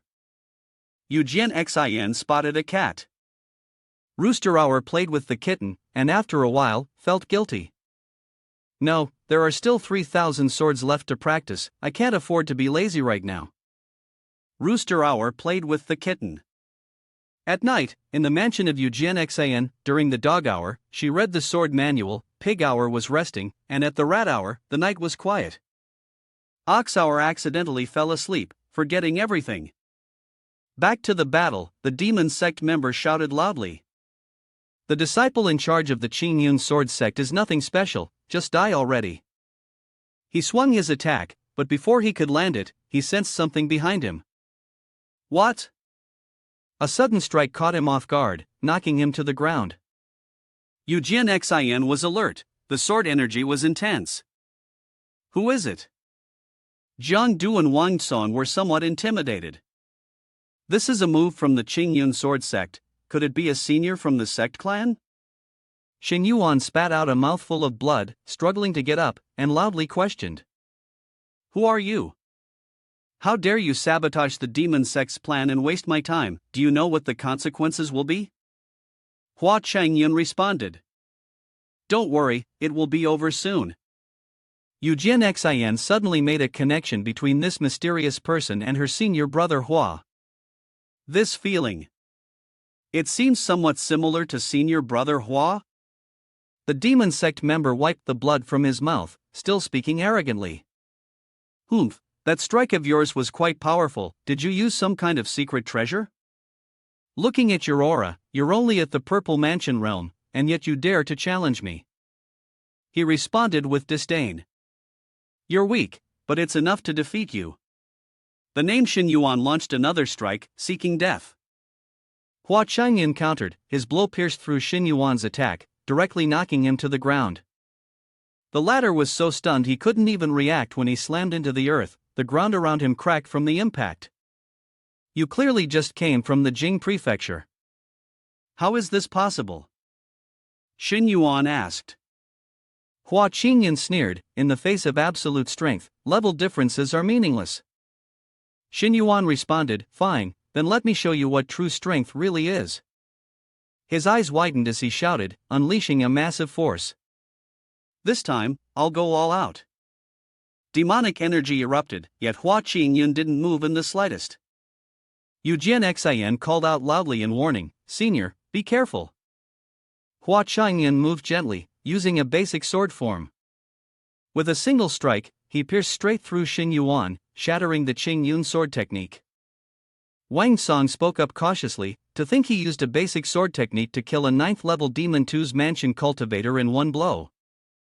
Don't you think he greatly resembles the founding senior of the Qingyun sword sect, the Azure Emperor, with all that lingering demonic energy still swirling in the sky? Hua Chong Yun checked the seal on his body and let out a light sigh. This time when I made a move, I almost broke through a level again. Every time I fight, I lose control and ascend. When I first arrived here, I lacked experience and carelessly sealed myself. He reinforced the seal and continued pondering. Once a breakthrough is made to the next level, it will lead to a thunderclap. In this world, many people die during their tribulation. If one reveals their true strength, the amount of work and level required will increase drastically, which could very well lead to a failure like in my previous life, falling into a failed tribulation and working oneself to death. On the other hand, while Jing Ke was fighting Yu-Hu, he suddenly felt something. This level felt similar to the Azure Emperor. Yu-Hu also sensed something similar and spoke, bewildered. How can this be? The Azure Emperor ascended long ago, leaving the mortal realm. Could it be that you fear the Azure Emperor's descent, to settle the traitors who came to Demon Sect for help, including you? Jing Ke responded, once a traitor, I would rather die alongside the Azure Emperor. Now, if he has truly manifested, I will naturally follow him. The two divine beasts quickly made their way to Hua Chong Yun. As soon as they saw him, they spoke. We sincerely stand together with Wang Jiangdu and Wang Song, offering our respectful greeting. Based on the movement techniques, Senior seems to be from the Chong Yun Sword Sect. With the Demon Sect's intrusion, the survival of the Chong Yun Sword Sect is at risk. We ask for your assistance. Hua Chong Yun replied, there is no need. Why? Look elsewhere. Someone else has already arrived. At this moment, the Wenjian sect leader was preparing to fight to the end against the Demon Sect. Follow me, everyone, and risk our lives against the Demon Sect. They were soon pushed back. Strikes from the barrier fell to the ground, heading toward the members of the Chong Yun Sword Sect, causing heavy injuries to Wenjian and his disciples. Hua Chong Yun observed the battle and thought to himself, no matter how outstanding my strength may be, I am just an ordinary member. In this gigantic machine of the company, what could save the crisis was not a mere screw, but the Blood Sea True Lord. She sneered, shaking the ground and trees, unaware of her own limitations. Once we collect these blood soul pearls, we will be able to welcome the descent of the Demon Lord. No sooner had she spoken than things took an unexpected turn. Suddenly, a golden hue appeared in the air. The Alliance members launched a simultaneous attack. Hua Chong Yun thought, as for you, the bosses. The beams of light pierced through the formation, catching the Blood Sea True Lord off guard. What is this? The formation has been broken, revealing the presence of the allies? When Jian was overjoyed, it's them. A representative of the Alliance spoke, when Jian, we received the news from the Cultivator Alliance and rushed here in haste. We are willing to fight to the death against the Demon Sect. A sect leader prepared to strike. He moved quickly, slicing through the demon ranks in an instant. Demon, die. Another used the Cloud Heartsword technique, delivering dozens of strikes that sent the demons crashing down. The third also struck. And the one at the head spoke, dare to offend me, and I will ensure that your Demon Sect lackeys will never return. The Blood Sea True Lord hesitated slightly, I didn't expect you lot to catch up. Li Wuya was confused, only to be scolded by Huang Ba. Today, the false heaven spirit Bane formation has been broken. What should we do next? Lin muttered, what? Of course, we fight. As soon as he finished speaking, the other sect leaders had already attacked. Demon Sect, die. The Blood Sea True Lord easily blocked the attack. You think this is enough to stop our plan? She was both scolding and striking at the same time. Ridiculous, let's test the strength of the lords here. A monster was summoned, spitting out an attack. The sect leaders had to retreat, staying alert. What's happening? The monster rampaged, showing off its power. Yun Yuxian gritted her teeth, struggling to observe her opponent. This is the power of the demon god. Consider it a token of respect that you forced us to use this move. Blood Sea True Lord sneered arrogantly, "You've brought this upon yourselves. Now, you'll all be sacrificed to the demon and transformed into offerings. Next, it will be your deaths." Before she could strike, she halted, turning to shout angrily at the mysterious figure that had conjured flowers and a group of ethereal bones from the air. From the bones emerged a man, Hua Chong Yun, clicking his tongue in disapproval. Blood Sea True Lord turned pale with fear. How could this be possible? Hua Chong Yun appeared with two divine hands, coldly replying, "You haven't seen the full extent of Ching Yun's sword sect's power yet." When Jian was excited, and Jing Kai, Yu Hu, and others shared the same curiosity. Who is this?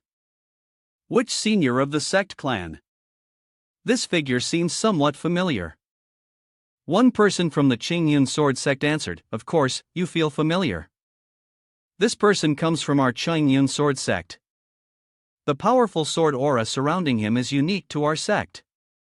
Facing the demon sect with such composure, only he could possess this demeanor. And the divine beast by his side further proves his noble identity. The truth is clear, he is the ancestor of the Ching Yun sword sect, the Azure Emperor, caused the members of the demon sect to become wary and skeptical upon hearing this name. The Azure Emperor? How could that be? It must be a lie. The Blood Sea True Lord continued to strike. Whether it's real or fake, we'll know once we try. That monstrous being charged towards Jing Kai and Yu Hu.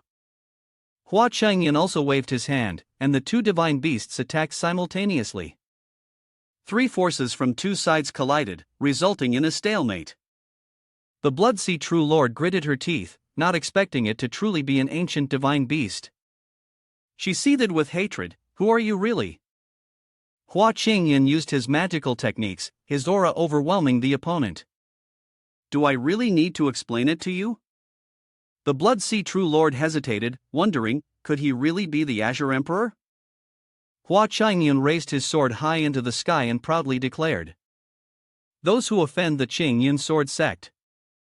Hua Chong Yun gathered his sword intent, preparing to deliver a decisive blow with an unyielding resolve to kill without mercy.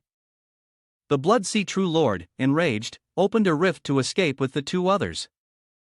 "Damn it, hurry up!" They managed to flee successfully. The other disciples of the Ching Yun sword sect cheered upon witnessing this. "The demon sect is running. That's great, the elder is protecting us." The campaign of the Ching Yun sword sect came to an end. Hua Chong Yun quickly left. Phew, that was too close. Fortunately, the name the Azure Emperor is powerful enough to scare them off. Otherwise, with the overwhelming power of the demon sect, I wouldn't have been able to win against them. Li Wuya raised his voice and questioned loudly. The Azure Emperor has long since left the mortal realm, how could he appear at the Ching Yun sword sect? And mysterious figure responded. There is only one reason, the Azure Emperor is a fake. Beneath the ground in Qingsu City, Li Wuya asked again. What do you mean? But the divine beast that followed the Azure Emperor couldn't possibly be fake.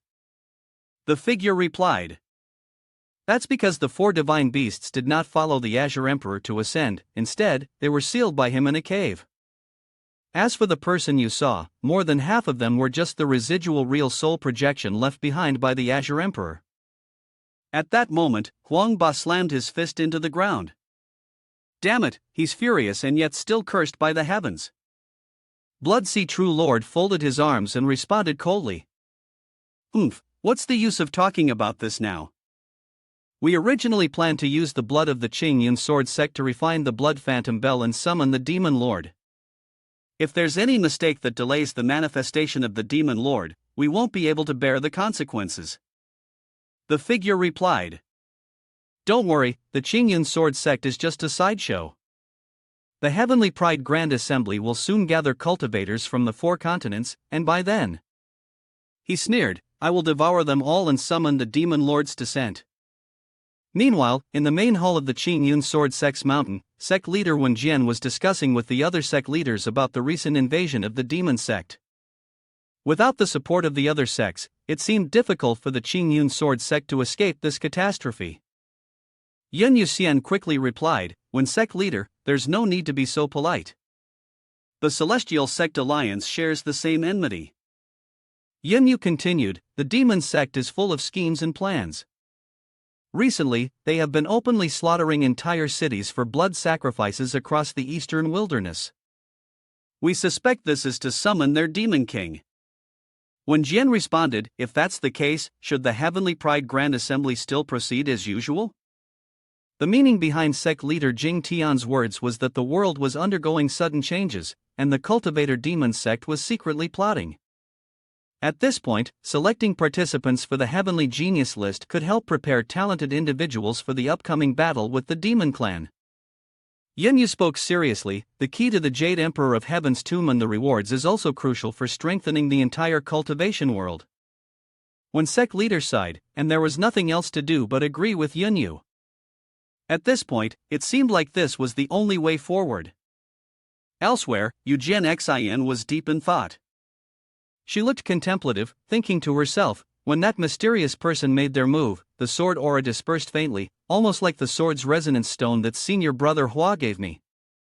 But their levels were too different, and I couldn't immediately make the connection. But now, thinking back, senior brother Hua is very suspicious. Moreover, on that day at Dao Huayuan, senior brother Hua only appeared after the battle had ended. Junior brother Hua woke up.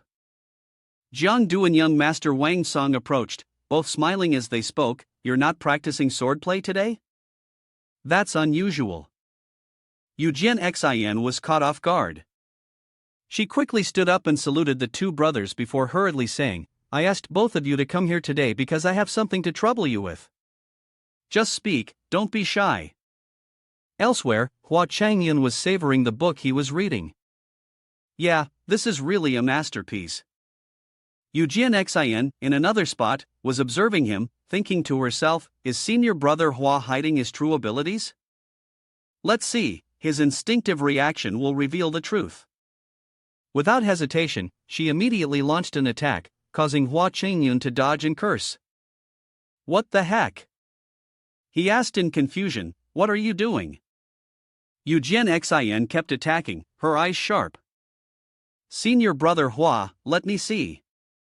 Not only are you here, but I also see the presence of two other figures. Will you show any flaws under pressure? Jiang Du and Wang Sang spoke in unison, sorry, Hua Junior brother.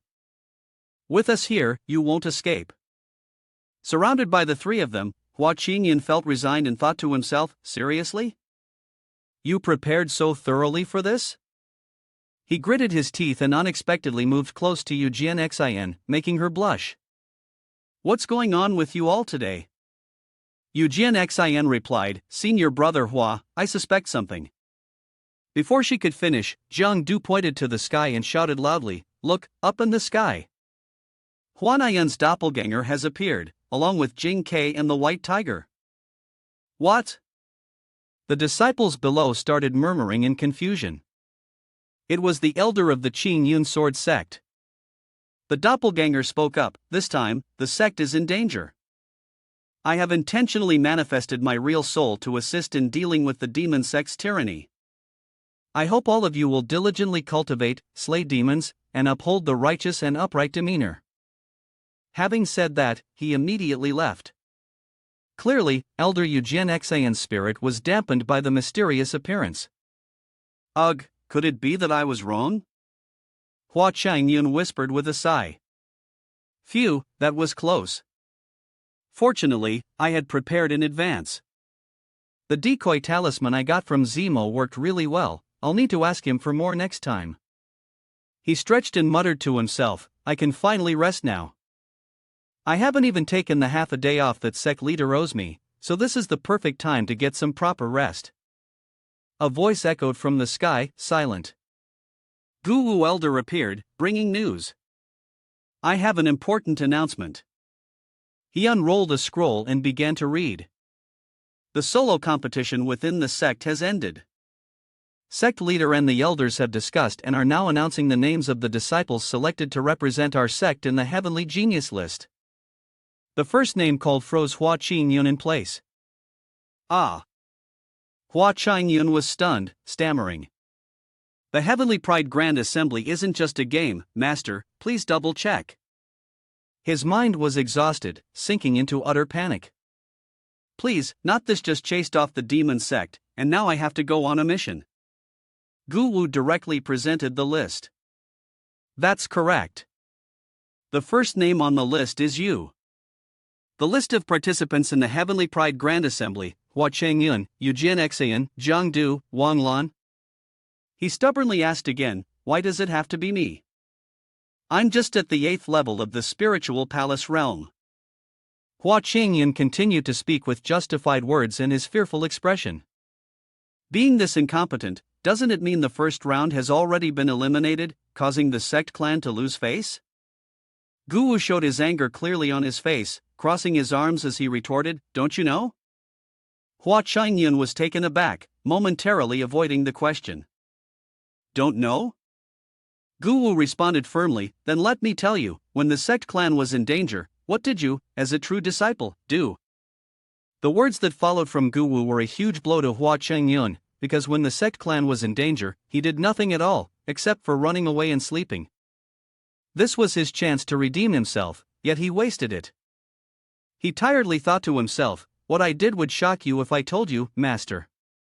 3 days later, the other disciples looked at him and spoke up, Senior Brother Hua has been lying motionless here for 3 days and nights. They discussed among themselves, Sister Jian Xian and the other brothers who participated in the competition have been diligently cultivating, yet he has just resigned himself to falling. Another person added, when we heard about it, even Sister Jian Xian and the others were fighting for the sect clan, while he was still asleep. Don't look anymore, we should quickly move the elder's statue to the square. It's unbelievable, this time the elder's statue is helping the sect clan. The entire sect clan is grateful to the elder, especially having the statue remade for him. We truly hope the elder can feel our sincere respect. Hua Chong Yun lay on the ground, sighing to himself, I know, thank you. Suddenly, he opened his eyes wide. The face of Eugene Xian appeared before him. She smiled, Senior Brother Hua, you're sitting up, aren't you? She extended her hand, we'll be heading to Jing Tian Sect soon. Aren't you getting ready? He was about to touch her hand, but quickly stood up, stretched, turned around, and began to walk away. You go ahead. Ha! He replied seriously, I still have something important to take care of. This left Eugene Xian confused as Hua Chong Yun went to the tea shop. When Jian was fuming, grinding his teeth in frustration, my big red envelope, my taiguanin, my oolong.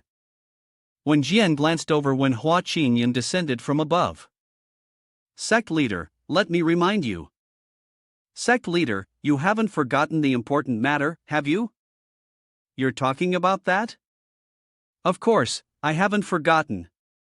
Hua Chong Yun gritted his teeth, that's right, I need it. He pulled out a token with the 3 words Chi Tianlu inscribed on it, then spoke eagerly, take a break to make up for Chi Tianlu. When Jian was half surprised, half annoyed. Without even thinking, he retorted, you're not doing overtime, so where's the rest coming from? Hua Chong Yun held up Xin Yin and said, but my spiritual beast is working overtime. When Jian clutched his head, grinding his teeth, and responded, all right, then.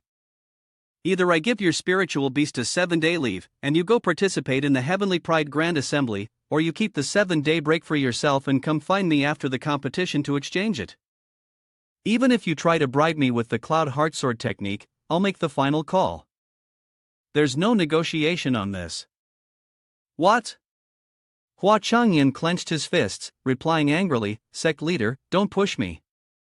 Then, in a moment of weakness, he knelt and clung to Wen Jin's legs, Sect leader, I beg of you. When Jin cupped his face, Xiao Hua, the reason I sent you this time is actually because I have my own agenda.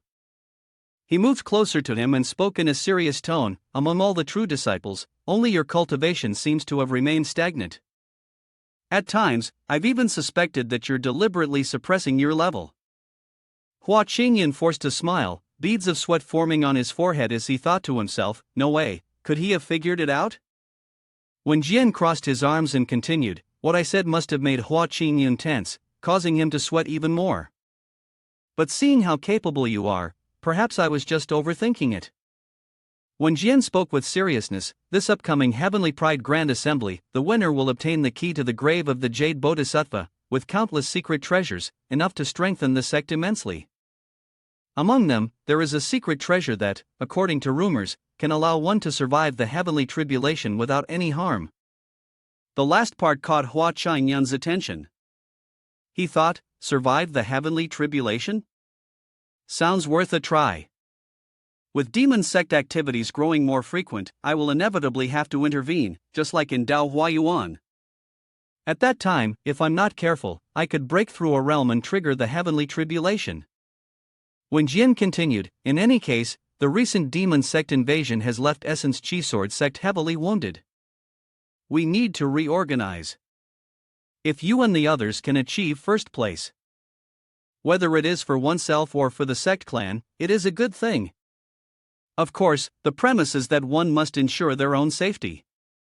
When Jian's expression softened as he continued, you are the rare strength of the sect clan, and you must not take any risks during the competition. Hua Chong Yun smiled, got it, sect leader. And also, don't forget, Shi Tianlu. He said this and hurriedly left, leaving Wen Jian shouting angrily after him, got it. Elder Lan and the others are about to set off. Why aren't you going yet? Sect leader. Meanwhile, in Jiangdu, Eugen Xin and Gu Wu were discussing him. Do you think Hua Jr. brother is really not coming? He will. Yeah, he dares. Just then, Hua Chong Yun landed beside Gu Wu, smiling and waving, hey, are you all here? Sorry, I was just dealing with some personal matters. Gu Wu spoke up, I will emphasize again, the Heavenly Pride Grand Assembly has cancelled the rule that prohibits causing harm to others' lives. Guardian Lan Tong is coming along, but he can only act as a guardian, not participate in the competition. During the competition, you must prioritize your own safety. Got it? Eugen Xin smiled, got it. Gu Wu grabbed Hua Chong Yun by the neck and whispered, as for you, I have a few words to say privately. You won't be going to the competition for nothing. He handed over a book titled Special Cultivation Side Story Episode. This was the limited edition extra volume. Hua Chong Yun blushed and eagerly accepted the book.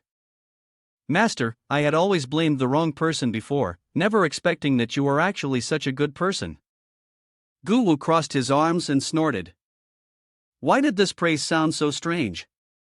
Master is still focusing on gathering talent and creating works. After the competition, Master will have someone assess you. Thank you, Master. Gu Wu stood and watched as they left, realizing it was already late.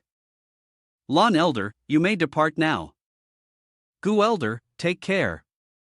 The Heavenly Pride Grand Assembly is closely related to the future of the Qing Yun Sword sect. When Jian, sitting in the tea field, looked up at the sky and muttered, This time, I must leave it to you. Gu Wu spoke to Wen Jian. Sect leader, the urgent meeting of the Immortal Sect Alliance seems to be related to the demon sect's invasion this time. When Jian furrowed his brow, understood, and said, I'll go immediately. At the Immortal Sect Alliance's secret realm, Dark Moon Realm, when Jian arrived and spoke. Apologies for making you wait so long. Sect leader Huang Haizong and Hai Wu Liang responded. It's fine. The discussions today are actually related to you. Let's begin. When Jian curiously asked. I'll continue. That day, the distress signal you sent to the Immortal Sect Alliance almost got intercepted by the Demon Sect's spies. This was the image that Elder Foam had obtained through his true soul-searching reflection after that event. A disciple of the Qing Yun Sword sect hurriedly flew away. It's bad, the Qing Yun Sword sect is under attack. We urgently need the Alliance's help. Suddenly, he saw something and stopped, speaking up. Sir, how come you're here? The other person asked, what happened? He hurriedly responded, the Qing Yun Sword sect was ambushed by the Demon Sect, and it's in great danger. Before he could finish his words, he was knocked away, and hurriedly added, I must go immediately to inform others. The other person sneered, "You won't be able to go." Just then, others from the alliance arrived on time, boldly asking, "Who dares to harm a disciple of our alliance?" The other person smashed the jade tube containing the message, clicking his tongue, "TSK, troublesome." When Jian, hearing the recount, couldn't help but show a bit of concern on his face. The influence of the demon sect has infiltrated this deep. Then, sect leader Yen Shinzong, Yen Lei, continued, "If Elder Feng hadn't happened to encounter this that day, this disciple would have been left without a trace. The distress letter was destroyed, and the Qingyun sword sect is in even greater danger now." Wu Liang too continued, "It's a pity the spiritual energy at the scene was in chaos, so we couldn't discern the appearance of the person through the soul-searching technique. But based on the reaction of the disciple before his death, it's highly likely that the person was a high-ranking member, meaning when Jian fulfilled her words. The spy might be among us. The return of the demon sect is faster than we expected, and it's very likely they've infiltrated the higher-ups of a sect clan." The sect leader of the Demon Gate sect continued, "If all the disciples from each sect attending the Heavenly Genius List gathering have set off, then everyone must be extra cautious with the teams, to ensure that no demon sect spy sneaks in. Moreover, this gathering of the Heavenly Genius List is connected to the key to the Jade Emperor of Heaven's tomb, so nothing must go wrong." Someone else replied, "Don't worry, this time the Jing Tian sect will use a special method to verify the identities of the participants to prevent the demon sect from infiltrating." Sect leader of Jing Tian sect, Su Ting, continued, "The other sect clans must also conduct strict checks to quickly capture any spies and cut off potential future trouble, hopefully. On the other hand, there are some streaks of light in the sky, which belong to Hua Chong Yun and the other disciples of the Qingyun sword sect." John Du gritted his teeth, beads of sweat forming on his face. They had been flying for 2 days and nights already, yet they still hadn't reached the Jing Tian sect? Elder Lan turned around to explain to him, originally, Jing Tian sect was just a small local sect, with terrain and danger much more challenging than the larger sect clans. It wasn't until Su Ting became the sect leader that Jing Tian sect rose to become the second largest sect clan in the eastern wilderness. But their position has never changed, so the other sect clans participating in the competition must leave early. Ahead lies Wangdu City, the largest and most famous city within 100 miles. We will rest for a day and continue our journey tomorrow. Yu Jian thought to himself, it's the perfect opportunity to take advantage of this. At night, in the inn room, Hua Chong Yun had long buried himself under the covers, thinking to himself, a day's rest with pay, anyone would want it, no one's stopping me from sleeping for a long time. The sound of knocking on the door suddenly jolted him awake. Hua Chong Yun angrily called out, "Who is it?" Yu Jian smiled brightly, "It's me. I want to go buy some cultivation materials. I was wondering if senior brother Hua would like to join me?" She deliberately changed into a new outfit for the walk and excitedly continued, "This is a personal arrangement, not the overtime you mentioned. I'm meeting senior brother Hua outside first, and then I'll use the opportunity to ask him for some guidance on sword technique." "I really am smart." Hua Chong Yun angrily responded, "It's not that I don't want to go, but I suddenly got sick, cough, and it's a very serious illness. To avoid spreading it to you, we should just rest today and not meet up." Yu Jian coldly asked, "Is that so? Well, then I'll just have to find someone else." She continued to tempt him, "But I, as the leader of this sect clan conference, have a quota that allows me to take 3 months off from work as a true disciple. I don't even know who this quota will be given to. It really is a hassle." Hua Chong Yun froze at her words. He quickly got up. Compared to accompanying her, what was a little illness for him? Yu Jian quickly turned around and clapped her hands excitedly, asking, "Really?" Hua Chong Yun's eyes blazed with fire as he thought about the 3-month super long vacation, and he firmly replied, "Of course, I absolutely have to get that 3-month vacation." "Don't worry." On the streets of Wangdu City, people were delivering goods. "Take a look, the top-grade Great Huangdan is being sold, and this phoenix feather was granted by an immortal. The newly forged sword from the Creation sect is also being displayed." Yu Jian wandered around the food stalls, her eyes sparkling.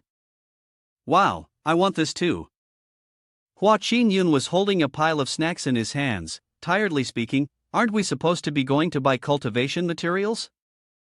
Eugene smiled. For cultivation materials, it's about quality, not quantity. It would be great if we could find high-quality materials, like that sword-shaped stone. Is that true, brother?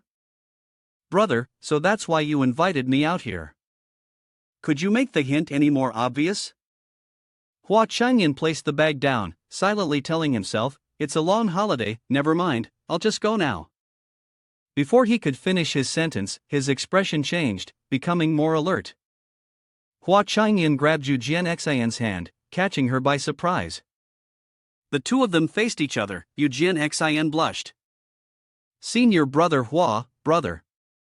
Hua Chong Yun whispered into her ear, don't speak, someone is watching us. Eugene immediately activated the Chong Yun sword technique, her gaze sweeping across the crowd. In an instant, she found it the aura. Could it be the demon sect? She quickly deployed the sword intent. Now, I'll teach them a lesson. A gust of wind startled a passerby. What's going on? Hua Chong Yun held her hand. Ha! He smiled, you, don't act impulsively. If we make a move here, it will involve many innocent people. Let's go somewhere else, Wangdu City. Outside on the street, two tailing figures were exchanging words.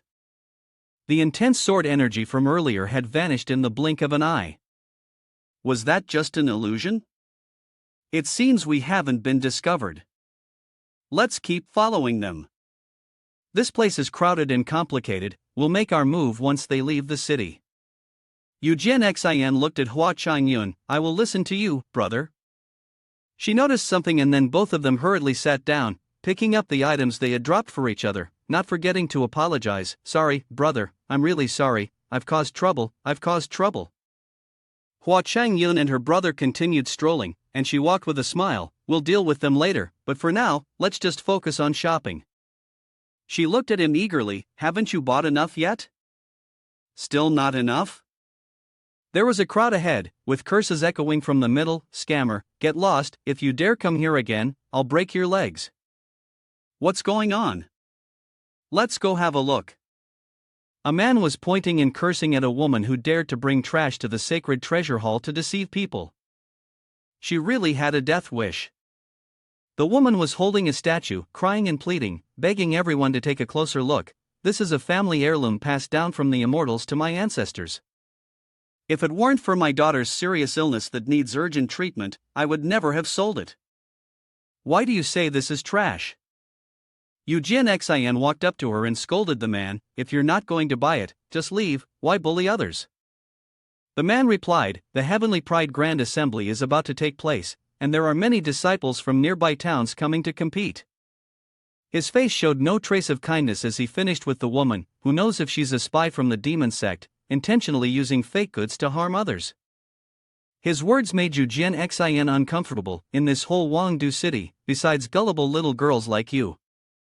Meanwhile, Hua Chong Yun quietly examined the statue. No one is going to buy this trash. The person kept insulting and cursing. Hua Chong Yun thought to himself, I can see this guy is desperate for money, to the point of madness. He dares to bring fake goods to the sacred treasure hall to scam people. This person won't stop, he really doesn't know when to quit. I believe he's a spy from the demon clan. He was surprised, but sneered and asked, what will you do if someone buys it?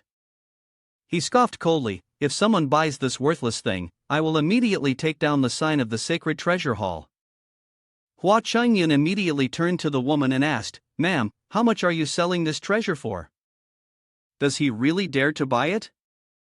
She smiled joyfully, tears welling up as she spoke, as long as you want to buy it, it's yours, no matter how much. Hua Chong Yun handed her a vial of medicine. This vial wasn't worth much, but he was sure it could cure her daughter's illness. The money he gave her was for the purchase of her family's treasured artifact. The vial of medicine and the money caught the attention of passers-by. They quickly began to discuss, that's the symbol of Chong Yun's sword sect Immortal clan of spirit pills, that's immortal medicine.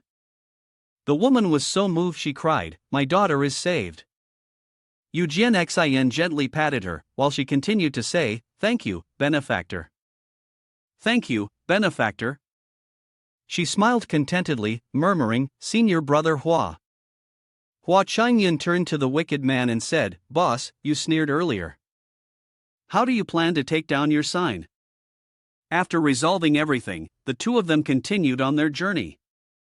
Eugene Xin asked, "Brother, why did you want to help her just now?" "What's that about?" "Of course, it's because my brother has a keen eye and spotted that the treasure in her hand is a good item." "And what about me?" She smiled. "Although we practice to distance ourselves from the mundane world, we can't sever our emotions instantly. Giving up our humanity, isn't that what you also did, brother? A pill that important, and you gave it to her?" Hua Qingyan smiled, then patted her head as he replied, "That pill was something I personally refined, it's not worth much. As for you, be careful in the future and don't let others deceive you." Brother, you're messing up my hair." He handed her the figurine with a look of amusement, but Eugene Xin was confused as she took it. "Here, it's for you." She took the figurine. Thank you, brother." Then used her magic to examine it. Even with the divination spell, it just looked like an ordinary doll. Could her ancestors have been deceived? Hua Chongyun sneered. She wasn't deceived. This is actually a puppet with a rare sword intent. A puppet with sword intent? He suggested, "Try imbuing your sword intent into this puppet. There's likely a hidden sword technique inside that only someone proficient in sword intent could comprehend." She saw what was concealed within characters surrounded her, and Eugene Xin couldn't help but exclaim, "This sword technique is extraordinary, I'm beginning to understand it. This is Zhang's vengeful sword technique."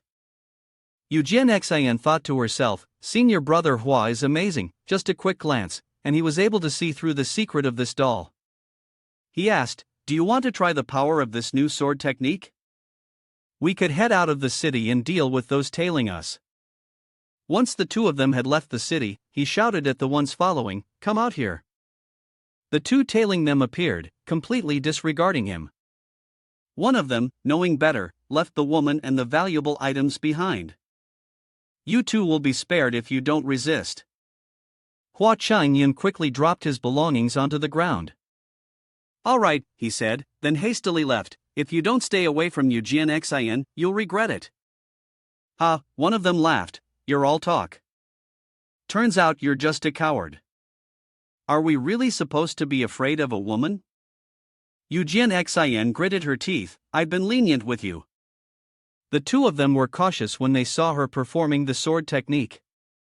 "Boss, she's not easy to deal with." They rushed at her together, and Eugene Xin unleashed the eternal grudge sword art heaven's execution. The blood mixed with the slash of her sword. She immediately followed up with the second move, eternal grudge sword art wondrous moon. The two of them were completely destroyed, leaving only a large black hole in the ground. Eugene Xin spoke, "Senior brother Hua, this sword technique is truly profound. I feel like I need more time to fully master it." He responded from the other side, "You and this sword technique go together perfectly. It's just that you've only just started learning, so you're not yet skilled enough. With your talent, after practicing a few more times, you will be able to fully comprehend it." Eugene Xin looked at him with bright eyes, her face full of admiration. "Senior brother Hua is really strong. I wonder how far the gap between me and him is?" Hua Chongyun thought differently. This time, he was really lucky. He never expected to gain this sword technique without any effort. "This time, I will definitely choose myself." Hua Qingyan controlled his breath, recalling his memories. This was the spirit power hidden within the sword intent puppet. He observed it, it was originally a map.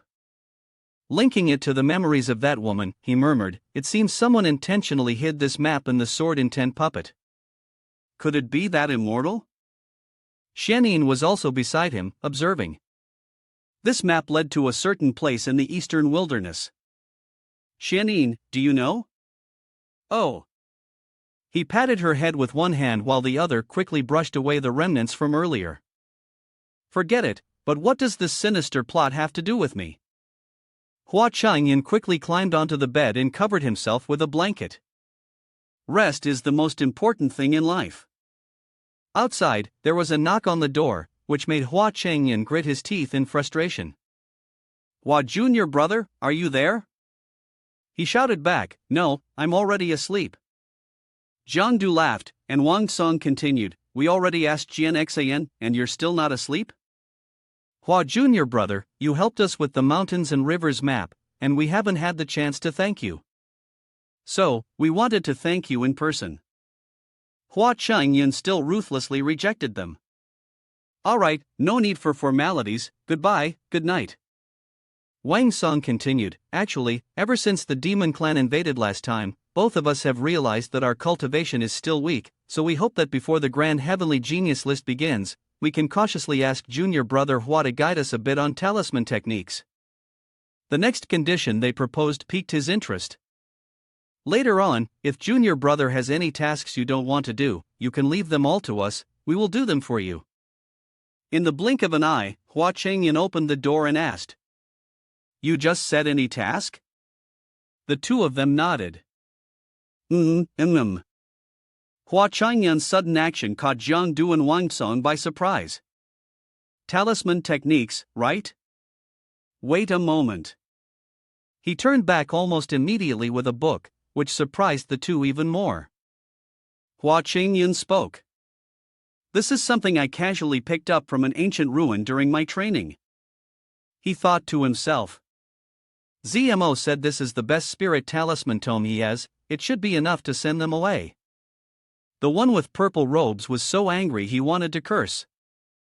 "You!" Jiang Du and Wang Song focused and looked through at once, and couldn't help but marvel. Truly wondrous, this talisman crafting doesn't even require materials, it's drawn in mid-air.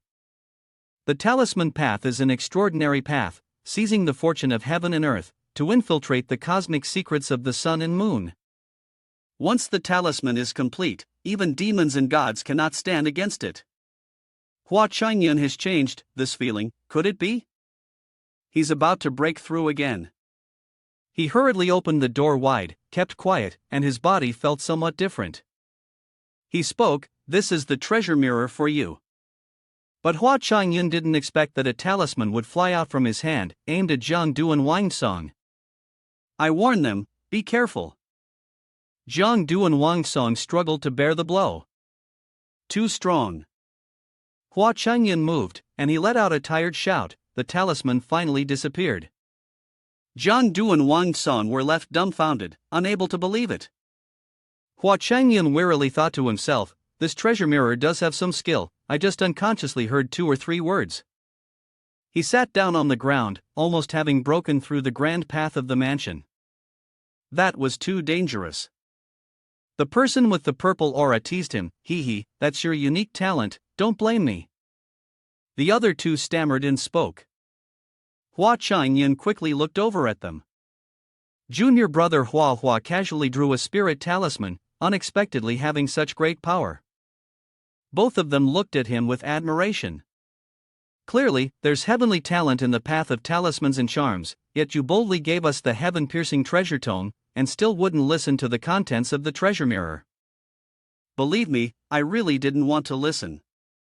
He smiled and continued to fabricate. "My innate talent is limited, this is the spirit talisman I used all my strength to draw." Cough cough, as expected, still not good enough. "We are a bit uncomfortable, so I will sleep first.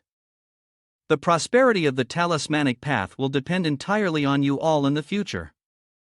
With that, he closed the door, leaving the two people outside to wonder among themselves. Has junior brother Hua fallen ill? Is there something wrong? Inside, Hua Chong Yun was deep in thought. Fortunately, this time the danger had been suppressed without harm. The upcoming Heavenly Genius List assembly must be dealt with quickly, he had to think of a way to overcome the tribulation. "I'm so tired today, I need to rest properly first. I slept from the time the candle was still burning until it went out." Outside, a voice called, "Senior brother Hua, are you alright?" Eugen Xin asked with concern. Why is there no response? Jiang Du said senior brother Hua is sick.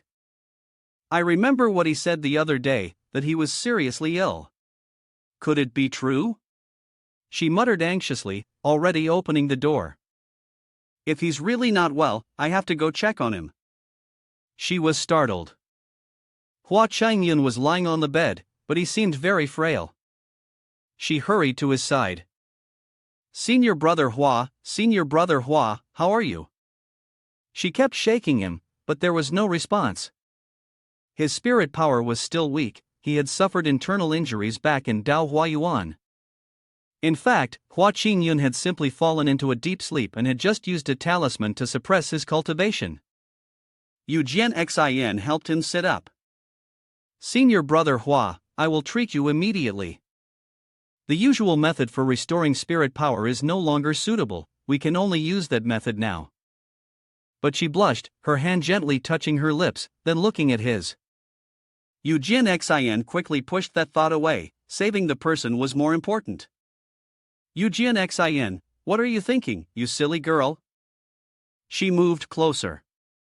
Brother, her lips are about to touch yours. Xingyan looked at his sister in confusion, her face so close to his. What? What are you doing? Jian Xin immediately grew embarrassed and stepped back. She covered her face, which was so red it could have burned, and stammered. Brother, I'm worried. Jian Xin was flustered, her mind spinning with worry. What should I do? I'm so embarrassed. Seeing her like this, Xingyan couldn't help but smile with a touch of emotion. It seemed she believed his lie, thinking he was seriously ill. She still cared about him. Even though he endured it silently, inside, he was secretly happy. His three thoughts were now unchangeable. At that moment, Xingyan started coughing a few times, his tired expression causing Jian Xin, who had been embarrassed, to panic. She grew worried. Senior brother Hua, you really don't need to hold it in. Are you sure you're all right? Xingyan waved his hand and replied. I'm fine. Thank you for your concern. He looked away, then began to change the subject. It's nothing serious, just need some rest and recuperation. Xingyan scratched his head and said. About 3 months, maybe? Jian Xin fell for his tricks. She quickly agreed. Yes, brother, please rest well. After that, Jian Xin hurriedly ran off like the wind, her face still blushing with embarrassment. I won't bother you anymore, brother. Xingyan watched the door hastily close and sighed in relief. Phew, finally out. Life is like a play, everything depends on the acting. At that moment, Jian Xin had just closed the door and hadn't left yet. Her mind was in a state of confusion. What's going on? My heart has been racing non-stop since earlier, and I feel so hot. Could it be? Jian Xin pursed her lips and came to a conclusion, I must be sick. Later that night, at the Wangdu City Medical Clinic, the medicine packages were carefully stored and neatly arranged on every shelf. Jian Xin rushed over and kept talking non-stop. Senior physician, I feel like there's something wrong with my heart. When it acts up, it beats irregularly and non-stop. Could you check if I'm really sick? The senior physician extended her hand to check her pulse. When your illness acts up, are there any other symptoms? Jian Xin immediately answered. Yes. She hesitated, her face embarrassed, breathing heavily, her face red and her ears hot, her thoughts in a tangle. Finally, Jian Xin said with certainty, I'm pretty sure it's these symptoms. The senior physician pondered for a moment, her mind full of question marks. She smiled and asked, when did these symptoms start? Jian Xin touched her chin and analyzed carefully. It just started recently. Also, this illness comes and goes. I've read many medical texts, but I still can't find the cause. Senior physician, I'm a bit at a loss. When this happens, it's usually at a specific time or when I meet certain people.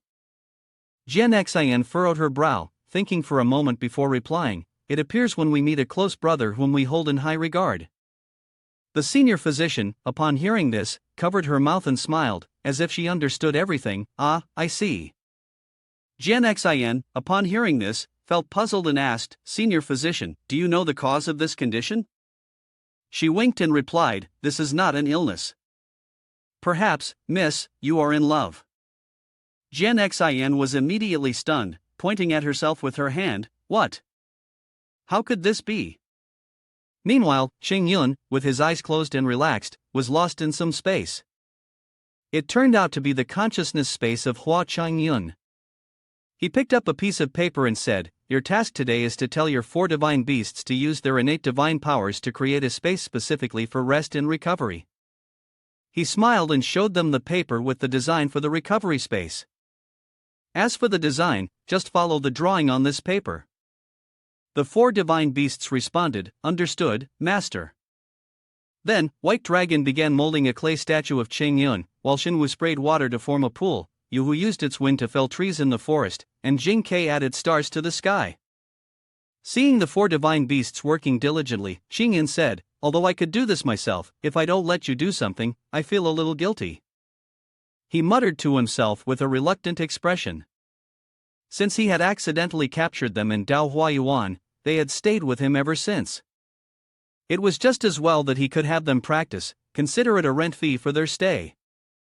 A few days ago at Peach Blossom Phoenix, there were originally only 2 divine beasts, but Jing Ke and Yu claimed that I was the reincarnation of the Azure Emperor. After we defeated the demon sect, they led me to the sealed tombs of the White Dragon in Shenwu. The White Dragon in Shenwu joyfully exclaimed, We pay our respects, Master. We pay our respects, Master. Xingyin scratched his head, embarrassed, and said, Stop saying that, I already told you, I'm not your master, and I'm definitely not the Azure Emperor or whatever. Upon hearing this, they firmly insisted, We will never forget the breath of the Azure Emperor. Jing Ke circled around him, asking, Master, did we do something wrong? Why won't you accept us? The other 3 divine beasts also looked at him with pleading expressions. Master, would you agree to let us follow you? Xingyin was at a loss for words as he stared at them, raising an eyebrow in suspicion. Seeing how eager you all are to follow me, there must be another reason, right? Jing Ke quickly adapted, his words smooth and persuasive. I didn't expect this to be something you could see through, Master. You truly are incredibly intelligent. But Chayun saw right through its flattery, and angrily pointed at it, exposing its true intentions. That's a bit too much flattery. Finally, Jing Ke had no choice but to reveal the truth. We can't hide it from you, Master. The reason we're following you is because we want to find the demonic spirit jade. 1,000 years ago, we were sealed by the Azure Emperor, and only the demonic spirit jade can break the seal. The demonic spirit jade is the key to breaking the seal inside me and helping me reach the Deng Xian Jing. Before the Azure Emperor left, he had promised to help us find the demonic spirit jade, but in the end, some unforeseen events occurred, and we couldn't find it. That's why we've always been in the mountains and rivers map. Xingyin observed the 4 divine beasts, secretly thinking that these divine beasts possessed different innate divine abilities. Not only could they assist him, but they could also help conceal his strength and identity. He calculated in his mind and then said, In that case, there's no loss in taking them in. Finally, Xingyin crossed his arms and laid out the terms. All right, it's not impossible for you to follow me, but I must make it clear that if you want to travel with me, everything must be arranged according to my will. As for the demonic spirit jade, I'll keep an eye out for it on your behalf. The 4 ancient divine beasts were overjoyed and spoke in unison. Thank you, Master. Your command is our decree. Back to the present, Xingyin was lying comfortably on the couch, reading a book. This is what a real vacation looks like. I just need to rest all the way until tomorrow when we leave, and no one can disturb me. Suddenly, there was a loud knock knock knock, shaking him from his relaxation. Ha! The knocking continued. Xingyin cursed inwardly, what on earth is that noise? It turned out that outside his room, Tian Lu was knocking loudly, calling for Hua Junior brother. Xingyan frowned in frustration, his mood soured. No way, not again? Hua Chong Yun was at a loss for words. He tiredly lay back down on the bed. What a long night. Does Zhao brother need something from me as well? Zhao Tianlu furrowed his brow and said, Hua Junior brother, I am officially issuing a challenge to you now, and I hope you will accept. He quickly jumped up, shouting in disbelief, Are you sure about this? This challenge is so sudden.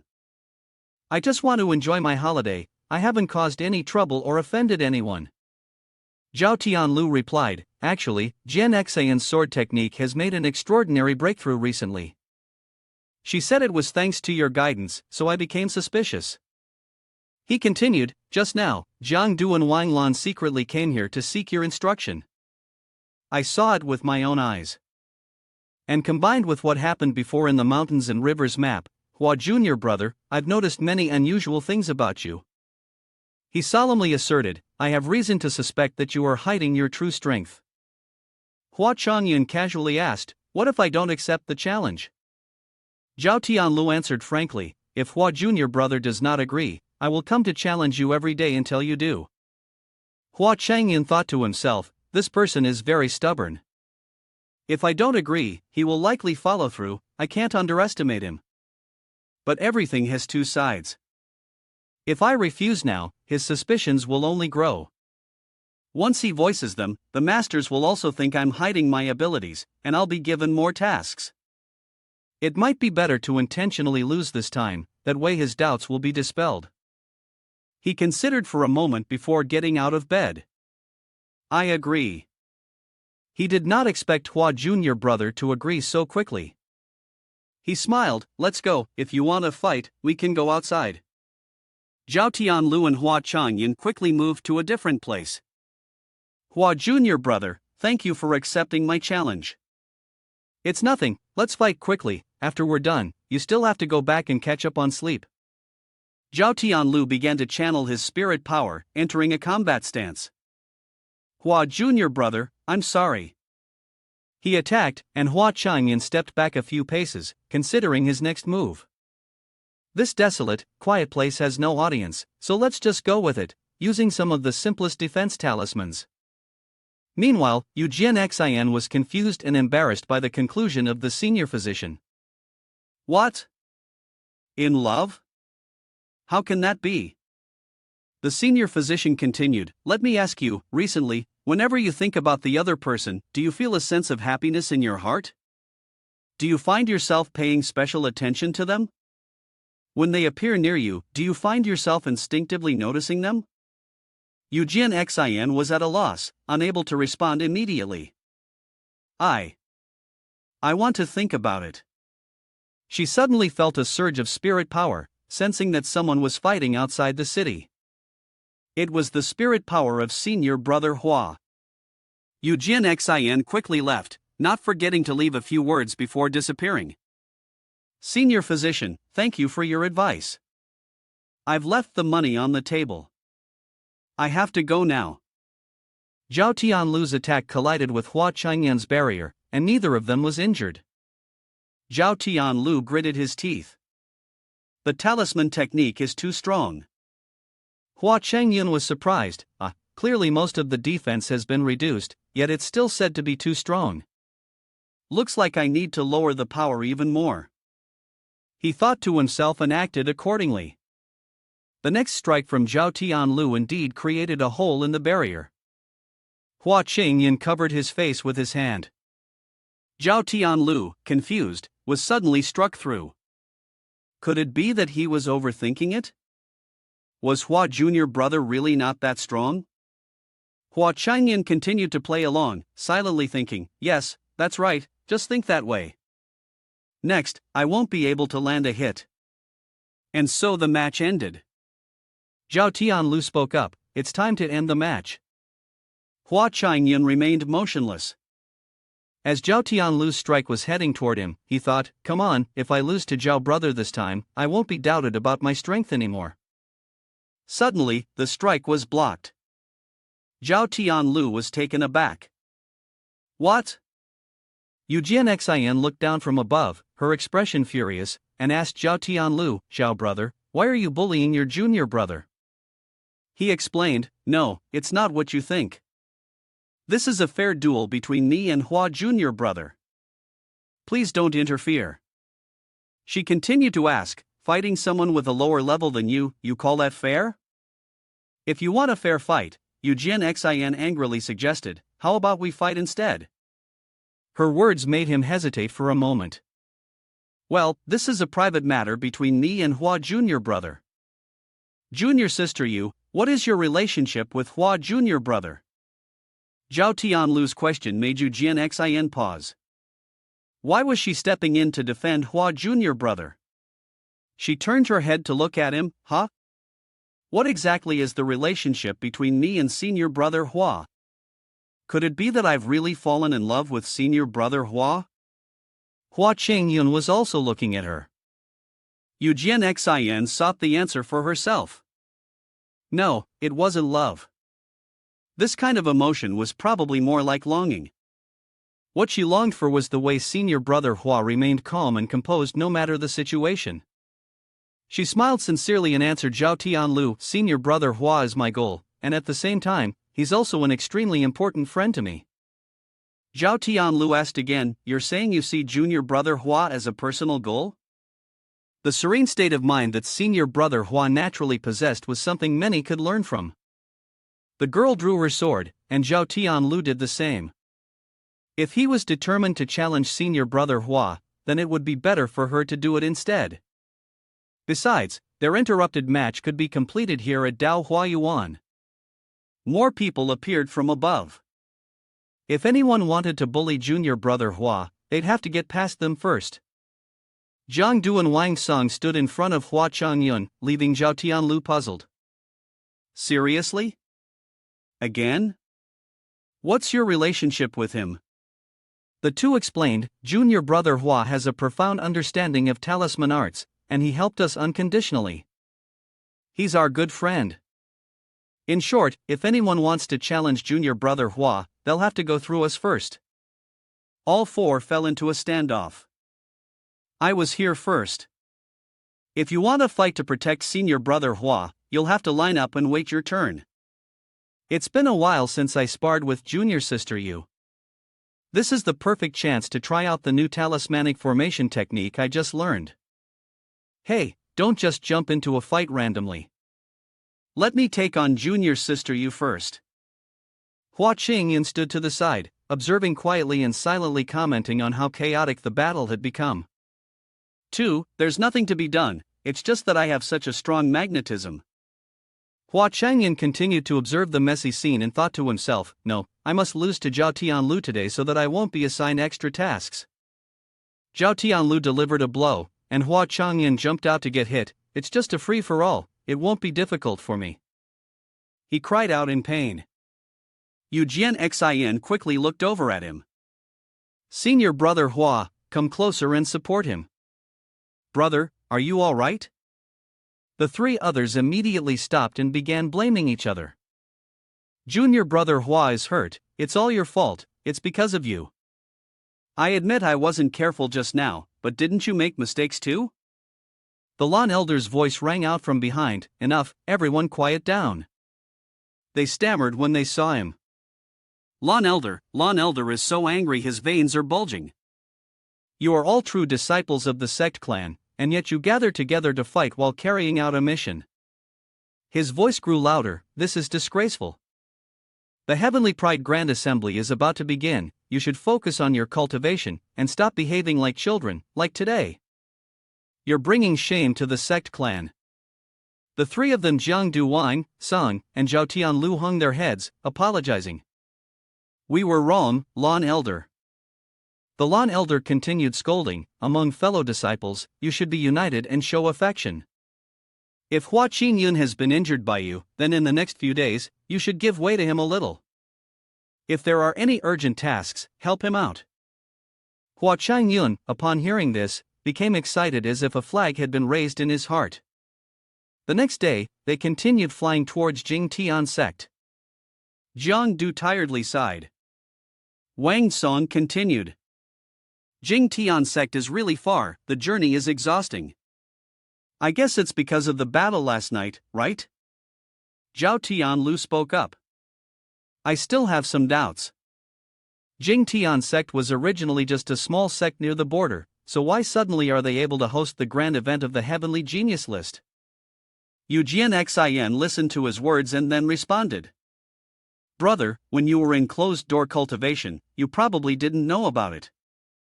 I heard that Jing Tian sect once faced the threat of being destroyed, and sect leader Su Ting disappeared for a time. But in a critical moment, sect leader Su suddenly returned, and his strength was far beyond anyone's expectations. He used an extremely powerful method to resolve the crisis of Jing Tian sect at that time. It is said that sect leader Su unintentionally entered the ancient secret realm and obtained a great opportunity. After that, Jing Tian sect turned the danger into safety and even rose to host the Heavenly Genius List event this time. Zhao Tianlu pondered. The opportunities in the secret realm really are terrifyingly strong. Elder Lon agreed. That's right, the most notable reward at the Heavenly Pride Grand Assembly is the key to the Mu family from the Jade Emperor of Heaven. It's because obtaining the key allows one to enter the Mu family and gain endless opportunities. Once the winner is decided, the entire immortal cultivation world will be like it's being reshuffled. Zhao Tianlu sighed. Among the disciples of the sects coming this time, there are many geniuses. It seems this battle for the key will be extremely difficult. As long as the sect clan prepares fully, we should be fine. They turned to look at him. Hua Junior brother, are you reading a book again? Didn't she hate cultivation the most? And now she's calling that action reading? With such focus, is she studying sword techniques? Is it because of the upcoming Heavenly Genius List gathering? Has Hua Junior brother finally become serious? Looking at the book title, all three of them hesitated. It was the special volume of the M2 Transformation series, so it turned out she was reading M2. Truly, Hua Junior brother could remain calm in any situation. Yu Jian became alert, humph. A shadow appeared, and Hua Chong Yun noticed it as well. She quickly warned, everyone be cautious, there's demonic energy, something's not right. It was the Blood Moon Demon Wolf. Elder Lon commanded, the Blood Moon Demon Wolf's strength is above the 4th domain stage. Once it bites, it won't release its prey until death. Be careful, everyone else, surround it with me. Jian, you must kill it. All 4 disciples simultaneously acknowledged, understood. Spirit power chains formed and tightly restrained the wolf. Yu Jian moved to its head, drawing her sword to engage. The Blood Moon Demon Wolf sensed this and immediately activated a spell. Yu Jian suddenly exclaimed, "What? This is a clone, a divine talent technique." A few wolves charged at Zhao Tianlu, others surrounded Zhang Du. 2 charged at Hua Chong Yun, but he easily dodged and even noticed something unusual about them. Yu Jian quickly provided support. Senior brother Hua, I'm here to help. The clones quickly vanished, and Elder Lon spoke up, everyone alright? Zhao Tianlu, the representative, responded, Lon Elder, we are fine.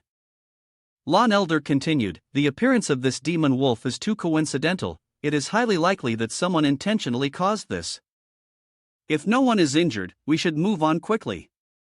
Jian awkwardly glanced at Qingyun's serious face.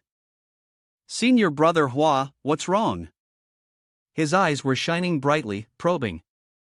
A strange aura appeared in Jian chest. Was it the same thing that was on the Blood Moon Demon Spike when it was carelessly slain, and now it had latched onto her? He turned back with his gentle smile and let go of her. It's nothing. I was just suddenly a bit worried about you. I wanted to check your wound. The girl, confused, asked him, check my wound? But I'm not injured.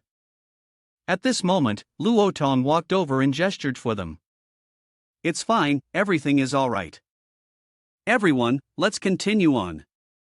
Qing Yun and she continued their journey, but he still felt unsettled inside.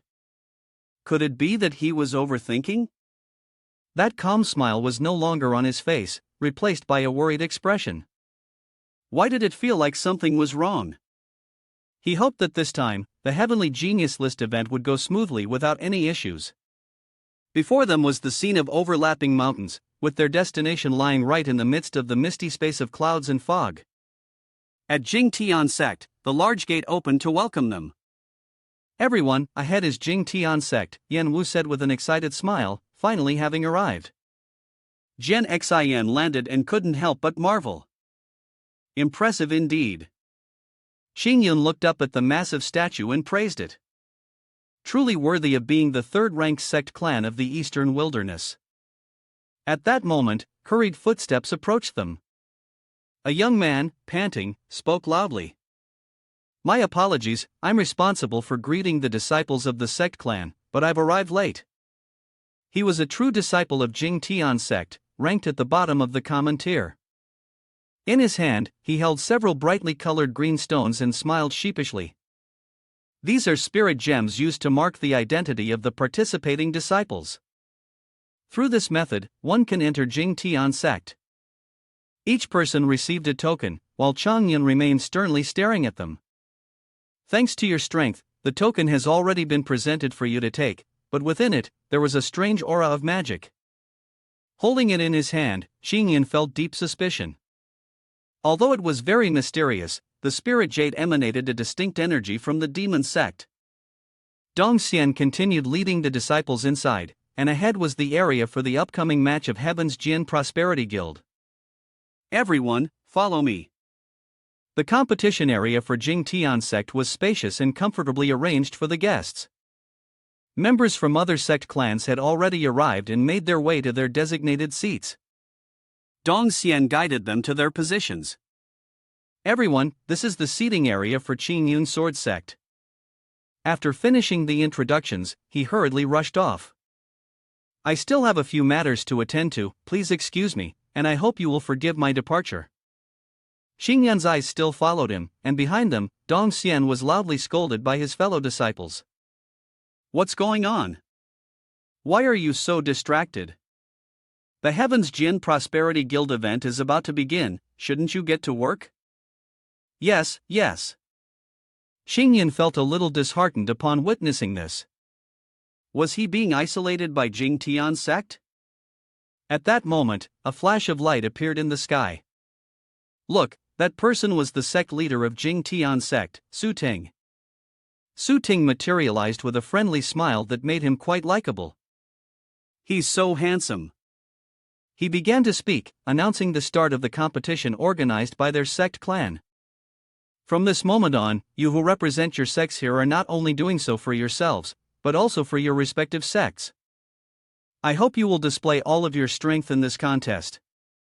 Alright, Su Ting raised his hand, throwing numerous scrolls around. Next, let me introduce the sect clans that will be participating in today's competition. First, we have Ziyun and Zifeng from the Purple Spirit Sect. Following them is the leader of the Divine Flame Sect, Yen Wu. He appeared quite flamboyant and spoke loudly, to the Heavenly Genius List members, do your best. I wish that your sect clans can achieve second place under my glorious leadership. The others quickly covered their faces. Why are we on the same team with this show-off? Everyone is looking at us, this is so embarrassing. Opposite them stood the leader of the Huang Hai Soul Sect, Hai Wuya, casually standing next to the flag of the Huang Hai Zone. Jian Xin and her fellow disciples stood together, waiting, when they caught sight of the Qingyun Sword Sect. Then, countless other sect clans were announced: Cloud Heart Sect, Divine Void Sect, Jin-Yun Sect, Demon Gate Sect. Xingyun flipped the page of the book and quietly laughed. Most of these sect clans are already quite familiar. I'm feeling quite proud. It looks like this time, as long as I take things a little more seriously, there won't be any big issues. But he was suddenly taken aback by Su Ting's concluding words and the special invitation of the Illusory Heart Heavenly Palace sect clan this time. Xingyun immediately stood up in surprise. Huh? The figure of a beautiful girl gradually appeared from the mysterious illusion. The Illusory Heart Heavenly Palace, Yu Qingwu, the elder of the Illusory Heart Heavenly Palace, was also there, stunning everyone. And there was the legendary sect clan. The Illusory Heart Heavenly Palace? Their appearance was truly magnificent. Xingyan turned his face and furrowed his brows, looking at her. Yu Qingwu silently laughed. As expected, he came as well. Thanks to your presence, he can no longer focus on his reading and must be more cautious. You, this time, don't even think about laying a finger on my cultivation. Wang Lan whispered into brother's ear, why is she greeting you? Do you know her? Jiang Du crossed his arms and punched the air. I don't know her, I thought you knew her. Jian Xian suddenly spoke, startling Qingyun. Senior brother Hua, her gaze is sharp, as if she's interrogating you. Why are you so tense, brother? Do you know her? He quickly turned his face away and denied, no. I don't know her, how could I know her? At this moment, Su Ting held a string in his hand and continued, I believe everyone knows that the victor of this Heaven's Jin Prosperity Guild will receive the key to the Jade Emperor of Heaven. In addition, in his hand, he can summon 3 other items. The third place will receive the Yu Hun Hand Track, the second place will receive the Starfire Orb. Other disciples were extremely eager for these items. The Jing Tian sect was being too generous. Su Ting then pulled back the string and smiled. This battle is divided into 2 parts. The first match, which will begin shortly, is a battle on the arena. To spread the word, all sect clans will be disturbed. Xingyun focused on the area below him. A number appeared within his gem. The spirit gem in your hands will show a random number. Those who share the same number will fight each other, and in the end, the victor will be decided. The flags hanging around the stands fluttered even more strongly. We hereby declare the first round officially begins. Jian Xian happily said to everyone, great, our numbers are not the same. In the first combat round, the disciples of the Qingyun Sword sect won't have to fight each other. At this moment, someone hurriedly approached Su Ting and reported, Sect leader, all the major sect clans have successfully used the Blood Moon Demon Wolf to spread the demon spirit swallow, but there has been an unexpected incident. His face immediately hardened. Oh, what incident? Su Ting asked. The person hesitated and pointed towards Qingyun, who was calmly sitting in his seat. It's a disciple of the Qingyun Sword sect. Because their body technique is extremely agile, they coincidentally avoided the demon spirit swallow. Su Ting coldly looked at the person and then ordered, have someone follow that disciple for me. The person replied fearfully, yes. The following words were whispered to the disciples within the sect clan, all proceeding according to the original plan. The match controller held the paper in his hand and called out the names. Dong Xian was shocked when he saw his name was at the top, Dong Xian from Jing Tian sect. The others also murmured, what? The first match is already an internal sect clan battle? Jing Tian sect is really unlucky. Wang Lan leaned against the wall and commented, I heard that Yiming is a disciple of Jing Tian sect, and Dong Xian is just a bottom-tier true disciple, he's definitely going to lose. Zhao Tianlu only smiled inwardly, I don't think it's that certain. Jian Xian, while happily watching the match, turned to Xingyun and asked, Senior brother Hua, who do you think has the highest chance of winning this match? He, who had been nodding off, was startled awake by her. What's going on? Jian Xian, slightly annoyed, scolded him. It turns out senior brother Hua isn't really paying much attention. At this moment, the confident footsteps of someone landed on the ground. Yiming clenched his hands into fists, eagerly anticipating the battle. Dong Xian, moving from the stands into the arena, had already been insulted by Yiming before they even began fighting. Beating you is as simple as stepping on an ant, but it still requires some effort. Dong Xian bit his lip, nervously looking at him. Yiming arrogantly commanded his opponent, so you'd better surrender. Dong Xian, terrified, was barely able to speak clearly, but he still made up his mind, brother, I still want to try my strength. Upon hearing this, Yiming sneered and laughed, what? This useless fool dares to challenge me? If you want to find your way to death, then let me help you. He then launched a powerful strike, let me do you a favor. Dong Xian quickly jumped to dodge.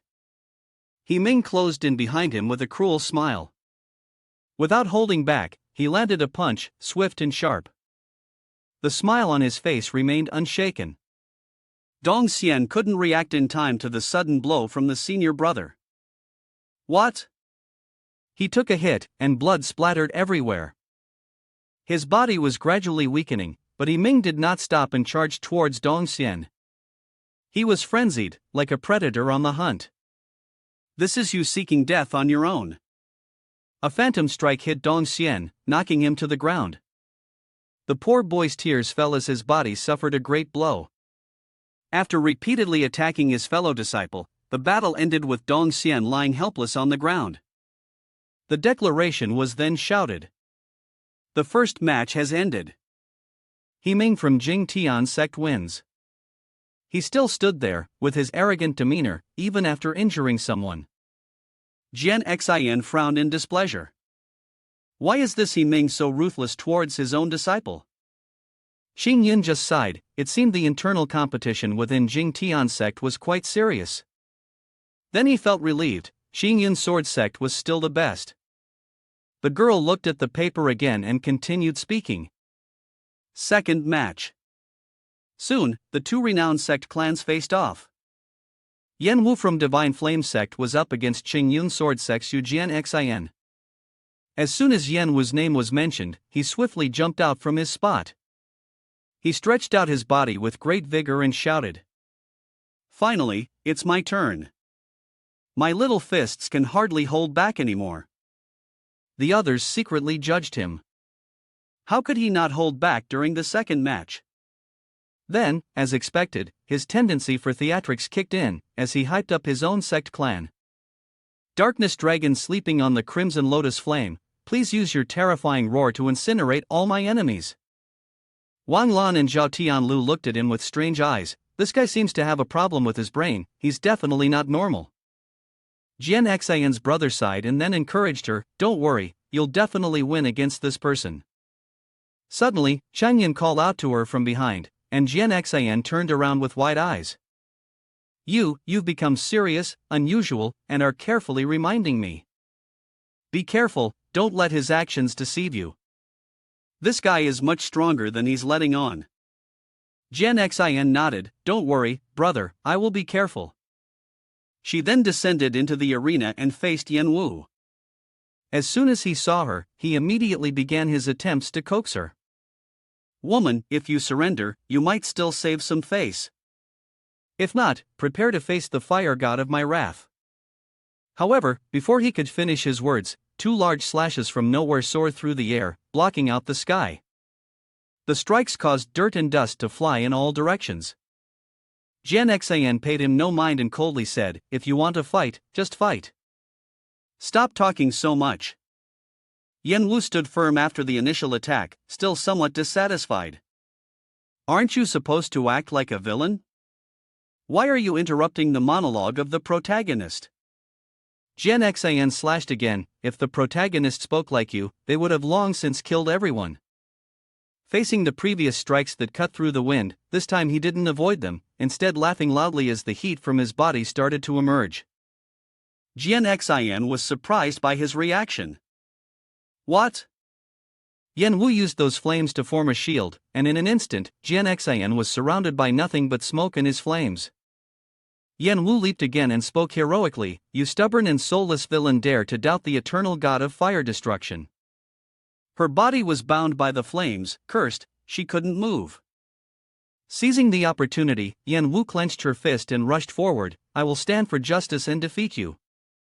Yan Wu tightened her fist and shouted, you wicked one, receive the judgment of justice. Jian Xin, her body restrained, could only stand there. But she wasn't panicked, instead, she slowly spoke. You. Her strength erupted spontaneously, breaking the encirclement at once. You've underestimated me. Yan Wu, in mid-charge, was thrown back by this force. Wuya in the stand showed interest, this is a bit interesting, didn't expect it to be you. Qing Wu, propping his chin and observing the sword intent. Yan Wu used her hands to steady herself, then flashed a wide grin and murmured, I didn't expect someone as wicked as you to be this powerful. You truly deserve to be my opponent. Jian Xin remained cautious and replied, I thought you were stronger than this. If this is all you've got. She gently used the Qingyan Ninth Heaven technique aimed at him, and it would quickly end here. The move struck Yanwu, but it was a clone, which caused it to dissipate. Jian Xin exclaimed in surprise, Flame Avatar. At that moment, tiny petals flew past her eyes, making her even more startled. Yanwu, with half of his body immersed in the green flames, narcissistically said, the protagonist must be great, while the villain can only look up to him. Jian Xin observed this move and wondered, is this another type of flame? She immediately turned around and angrily swung her sword horizontally, shouting, Stop talking nonsense! The strike flew towards the strange flames, which were absorbed by the green fire mixed with the petals. They continued to surround her, catching her off guard. These flames couldn't be severed. With no other choice, she quickly leapt up and distanced herself from the flames. Yanwu's speed was faster than hers, and the transformed flames chased right after her. He was extremely pleased with himself. How about it? This is my newly created flame technique. As he raised his hand proudly, he adorned himself with a glowing aura to look even more impressive. I call it divine flame, the flames of righteousness that will sweep everything away. Lan Don, watching from the observation area, saw the pillar of fire and gave him high praise. This Yanwu, though a bit mentally challenged, surpassed the potential of ordinary people when it came to the way of fire. Jiang Du shared the same opinion. With the current situation, it seemed like it was a matter of whether the way of fire or the way of the sword was superior. Are you sure you're not injured? Suddenly, Jiang Du turned to Qing Yun and asked, Hua Junior brother, do you think I can block that move? Although he wasn't watching every second like they were, he still confidently replied, Brother, don't worry. Jian Xin won't lose so easily. On the battlefield, Jian Xin became unusually calm as she was surrounded by flames. Her sword aura couldn't pierce through this strange fire, and her spiritual power was continuously being consumed. Could it be that she would truly lose here? She recalled Qing Yun's advice and channeled more spiritual energy into her sword. Jian Xin remained composed. If senior brother Hua were here, what would he do? Her eyes stayed closed for a moment longer to maintain her focus. Then, she slowly opened her eyes and sensed ahead of her a crack of light appeared. This was the gateway to the great Tao of the sword. The principles she knew began to flash through her mind. Subjugation of the earth, the union of rigidity and flexibility, the transformation of motion and stillness. So this is how it is. The door in front of Jian Xin opened wide, and the strength within her surged. I understand now. Qing Yun continued to read his novel, adding occasional comments. Finally, the fire was suddenly broken by a burst of spiritual power, and her strength rose to a new level. Lan Tong furrowed his brows and exclaimed. This left countless disciples and elders astonished. The fusion of sword and soul, Jian Xin's breakthrough at such a young age, she had already touched the threshold of the great Tao of the sword. Jian Xin's amber eyes locked onto his opponent, who kept preaching about justice. Do you truly understand what justice is? Yanwu pulled back his strength, simultaneously unleashing two types of flames. It seems you're also on the righteous side, so I will respect this fight with you. He no longer babbled about heroic tales but responded with utmost seriousness. For the next move, I will use all my strength. At this, Jian Xin leapt into the air. Then I shall gracefully spin in the sky and weave a sharp sword strike. Please guide me. Yanwu raised both hands to summon more power, shouting loudly. Come at me. Two powerful forces clashed and collided fiercely. The disciples surrounding them shuddered, the spiritual energy was overwhelming, truly terrifying. The figures of the two slowly began to emerge through the mist. Was this truly their real strength? Petals fell around Yanwu as he grinned in delight. Your swordsmanship is remarkable. Jian Xin humbly complimented him in return. Your mastery of fire is also quite extraordinary. Wang Lan and Zhao Tianlu awkwardly looked down. What's going on? Who actually won? Xing only let out a soft, quiet chuckle. Yan Wu then collapsed, his body suffering internal injuries. Jian Xian's determined gaze turned toward him, making Yan Wu acknowledge his strength. You are truly strong. The final declaration of the match echoed. Yan Wu of Divine Flame Sect fought Yu Jian Xian of Qingyun Sword Sect. Yu Jian Xian won. This match was truly remarkable. On the surface, Su Ting still maintained his gracious demeanor, worthy indeed of a duel between those on the heavenly genius list. Such talent was truly terrifying. His face darkened as he muttered under his breath, "It's a pity none of you will make it out of here alive." In the treatment area for contestants, Yan Wu was carried away, while Jian Xian simply remained there to receive healing. Contestant, please come this way for treatment. The healer gently infused spiritual energy into the girl and said, "Your injury is very minor. I've channeled spiritual energy to heal you. A short rest and you'll be fine." Jian Xian felt it and replied cheerfully, "Thank you. My meridians truly feel much more at ease now." The healer responded politely, "No need for formalities. Regardless of the severity of the injury, we are fully dedicated to treating you, so that the sect clans can feel assured during the tournament." High above, Qingyun leaned slightly, his eyes fixed on them with evident discomfort. That aura was unmistakable. With his clairvoyant ability, Qingyun could see the mark within Jian Xian. They were using the guise of treatment to stimulate the aura of a demonic beast lingering in the contestant's body. That power was merging with the blood of the implanted victim. That dark glow, it turned out to be the demon lord. Sensing movement behind her, Jian Xian turned and exclaimed joyfully upon seeing Qingyun approaching, "Senior brother Hua." His steps quickened even more as he made his way toward her. "What's wrong with you?" Then he suddenly took Jian Xian's hand, lifting her arm, which made Jian Xian feel both shy and puzzled. "Brother," Yu Qingwu was watching them and heard the commotion. She looked closer and saw that Qingyun was very close to Jian Xian. "What is he doing?" She rested her chin in her hand, not taking her eyes off them for a second, and suspicion arose. Could it be that these two, Jian Xian, were suddenly being cornered, but she could still sense the gaze directed toward them? A question mark appeared in the innocent girl's mind. Why is this person staring at me like that? Qingyun glanced at her hand, then frowned slightly as he performed a move in his mind. Spiritual energy flowed into her veins, striking the tumor created by the demonic force. The mark on Jian Xian's chest gradually faded, giving him reassurance. "I've already shattered the demon lord in you, so it should be fine now." The healer smiled and asked them, "Junior brother, is there something wrong?" Jian Xian hurriedly turned away, her face completely red from embarrassment. "Yes, senior brother Hua, what is going on here?" Qingyun calmly explained to her. "Oh, it's nothing. I was just worried you might be hurt, so I casually checked." The girl gently hid her smile and replied, "Don't worry, the Jing Tian sect will treat their disciples in time. Nothing will happen." He also responded coldly to her. "That's right, I have full confidence in your abilities. It's just that I've been a bit nosy." After finishing the conversation, Qingyun quickly grabbed Jian Xian's hand and left. If you're fine now, let's go." They passed by the recovery area and saw Yan Wu struggling to sit up. "Hey Jian Xian, he doesn't look like someone who just suffered a severe injury and is acting up."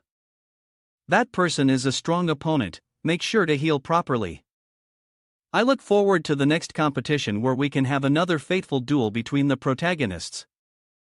Qingyun replied with a displeased glance.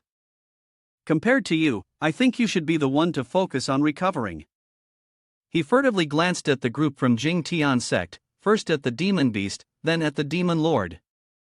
They all stared back at him, emitting a murderous aura. The Jing Tian sect seemed to have some hidden agenda. To ensure a peaceful passage through the tribulation, he had to stay cautious. The girl continued with her mission. The next match was between Taxian of the Battle Soul sect and Zhao Tianlu of the Qingyun Sword sect. Both quickly descended into the arena at the same speed. It was said that both of them were disciples from their respective sects. Now, there was something to watch. Let's see which disciple from which sect clan was stronger. Zhao Tianlu gripped his sword firmly, saying little to his opponent. If we're both disciples, then enough with the small talk. I await your guidance. Tian of the Battle Soul sect wielded a large and cumbersome weapon. He grinned openly, laughing heartily, and with great speed, he directed the tip of his spear forward. Next, Zhao Tianlu countered his opponent with a series of sword strikes that sliced through the air. Their moves clashed repeatedly, making it difficult to determine a clear winner. The figures of both warriors flashed past at incredible speed, leaving the audience in awe. This battle was intense, powerful, truly worthy of being a decisive duel between disciples, with the sheer impact shaking the air and nearly deafening the onlookers. Tian stood still and used the heart-binding soul strike, summoning an ethereal soul to strike Zhao Tianlu. "Zhao brother, my apologies," he said. The soul, guided by his control, struck Zhao Tianlu, and due to his insufficient defense, he coughed up blood. After regaining his balance, he quickly tried to right himself. Zhao Tianlu spun around and retreated, seizing the initiative, which made Tian smug, causing him to relentlessly charge forward. "Zhao brother, are you going to keep running away?" he taunted. Jian, watching anxiously, called out, "Tian's cultivation is higher than Zhao brother's. Is Zhao brother going to lose?" However, Yun did not share the same concern. He sensed something others did not, the subtle presence of a hidden sword intent. Zhao Tianlu wiped the sweat from his brow as his opponent continued to provoke him, but deep within him, he was nurturing a plan. "Zhao brother, are you still refusing to admit defeat? The outcome between us has already been decided." At this moment, Zhao Tianlu closed his eyes, calming himself. True to the style of the Qingyan sect that he was trained in, he prepared to face a stronger opponent with a calm and composed mind. He imagined himself as Jian, his fellow disciple, wondering what junior sister Yu would do in this situation. A line of thought flashed across his mind, complex and profound, soft yet firm, the sword's edges sharp as snow, its shadow stretching in all directions. His strength was growing more and more, centering around the sword and his own body. "I understand now, so this is the sword intent?" Zhao Tianlu said, returning with a completely different aura. "My brother, you've been attacking for so long, now it's my turn." Tian, startled, looked at his opponent. Something was wrong, his opponent's aura had suddenly grown much stronger. The serious strike of Zhao Tianlu was now being unleashed. Chayun sword Chang Ming. This made Tian nervous. He could feel it, the powerful sword intent rushing towards the soul that Tian had conjured. His opponent shouted, "Break through!" Tian raised both hands of his soul in defense, his martial spirit determined. The two strikes, one offensive and one defensive, collided, causing a massive explosion. The pressure and gust of wind forced the disciples around them to shield their faces. "Wow, I can't open my eyes. How did Zhao Tianlu suddenly become so strong? Is this the aura of sword intent?" Wang Lan and Jian Du anxiously watched. What happened? Who won in the end? Yun was satisfied because he already knew the result, which wasn't too bad. Tian knelt, his strength nearly depleted. "I accept defeat, with all due respect." Zhao Tianlu, still polite, responded, "My brother, I apologize." So the result was decided.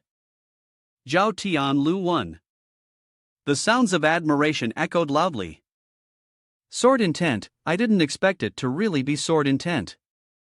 It's true that one should never underestimate the people from the Qingyun sword sect. To think that they would awaken and break through during battle. With this grand gathering, the Qingyun sword sect will surely make it onto the rankings. A stick of incense after the battle, Zhao Tianlu returned to the stands and immediately thanked Jian. "Junior sister Yu, thank you very much." She was surprised and asked back. "Huh? Why?" He then explained to her. "If it weren't for the insight from junior sister Yu's sword technique in the mountains and rivers map earlier, I probably wouldn't have been able to comprehend the sword intent and break through myself. Jian Xin gradually understood. So that's how it is. Actually, I didn't do anything. The breakthrough was mainly due to Zhao brother's own comprehension. But if you still want to thank someone, she suddenly brought Hua Chong Yun into the conversation, then you should thank senior brother Hua. My sword technique actually stepped up to the next level thanks to senior brother Hua's suggestions. Zhao Tianlu exclaimed in admiration. So that's how it is. Thank you, Hua junior brother. But Hua Chong Yun quickly denied it. It's really nothing. Before they could finish celebrating, the next announcement began. In the next match, Huang Xing from Huang Haizong would face Hua Chong Yun from Chong Yun Sword Sect. Xing Yun smiled with interest. Oh, it's my turn so soon. Huang Xing also glanced toward his opponent and sneered. Xing Yun Sword Sect, prepare to fall under my spear. The final duel is about to begin. Before his battle, Xing Yun was trying to think of a way to fight without getting injured in the competition. He did this to avoid the healers, because once treated by the Jing Tian sect, he would also fall victim to their poison. However, he had another concern: if he won too easily, he would later be assigned more tasks by the elders. He and Huang Xing had already stepped onto the arena, but only Xing Yun's opponent was performing the proper rituals. Huang Hai Soul, Huang Xing, please enlighten me. The other person remained lost in his thoughts, which caused Huang Xing to grow increasingly angry. Damn it, is he some kind of unbeatable expert? Does he look down on me? Huang Hai Soul, Huang Xing, please enlighten me. Xing Yun was still pondering various ways to fight, completely unaware of the ticking time bomb around him. For divine beasts, no, too powerful. Magic techniques, but ZMO can't use sword techniques either. Ugh, having too many trump cards is also a hassle. The onlookers began to discuss among themselves. What is the person from Ching Yun Sword Sect doing? The match has already begun, why isn't he making a move? Could he be a master of the sword, gathering his sword energy? Impossible, before we didn't even know there was someone like Hua Chong Yun in Ching Yun Sword Sect? Huang Xing directly mobilized his spiritual energy and shouted loudly. Is this really how it is? You damn bastard, you're underestimating me way too much.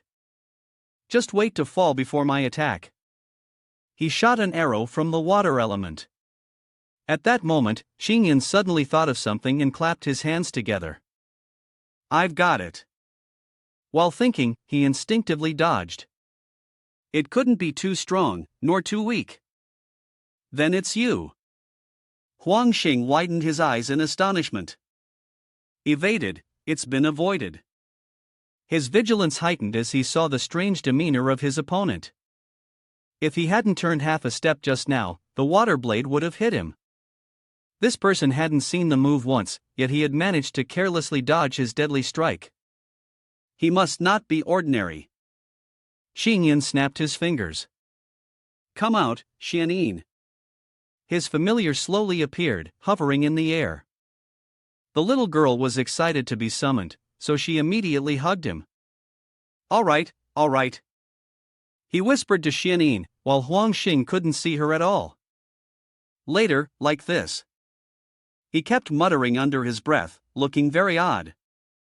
Huang Xing was so scared that his mind started racing. Who was he talking to? Was he chanting some secret spell?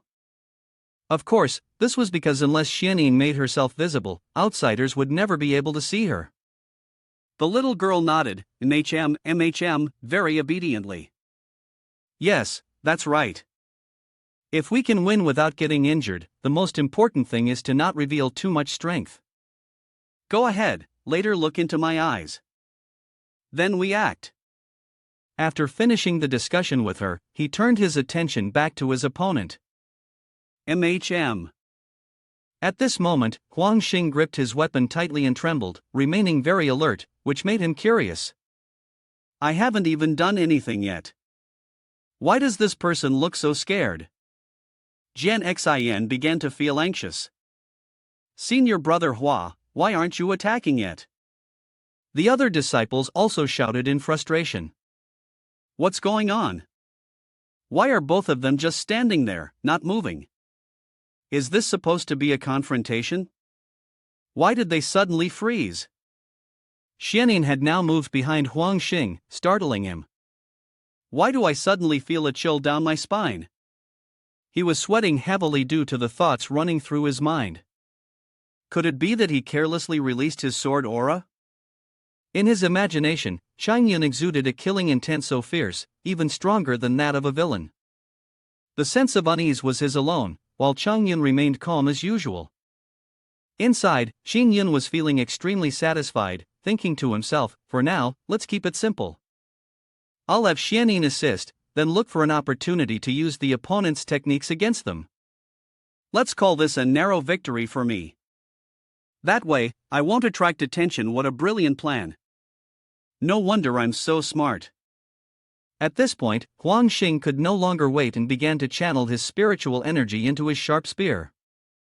I have no choice. Even though there's a significant gap in strength, I can only gamble now.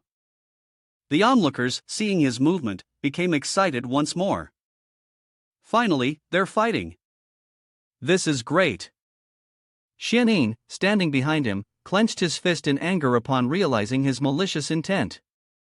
The girl kicked Huang Xing's back with great force. He turned around and hugged his back, shouting, "Ah, something hit me." Not only he, but countless others also shared the same confusion.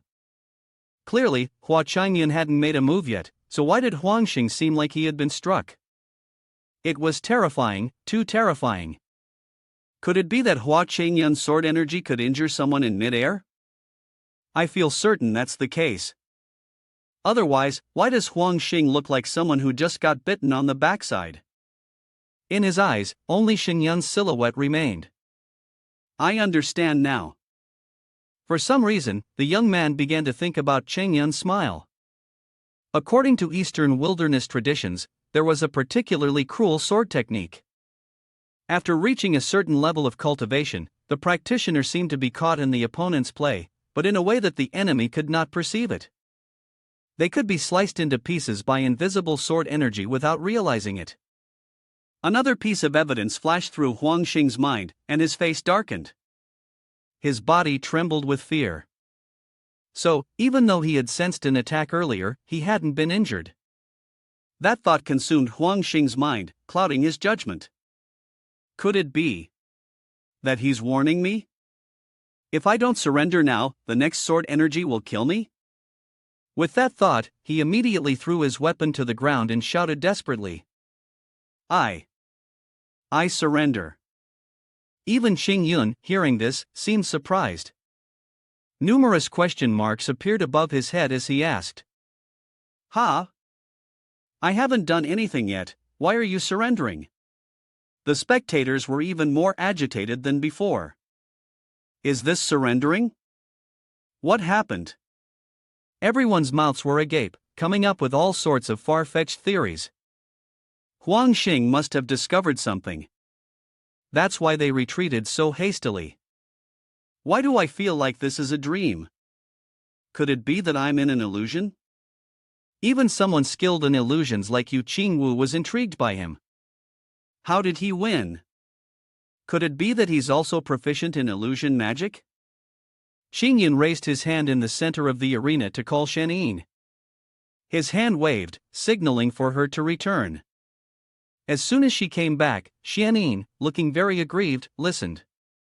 He muttered, I hadn't signaled you yet, why did you act first?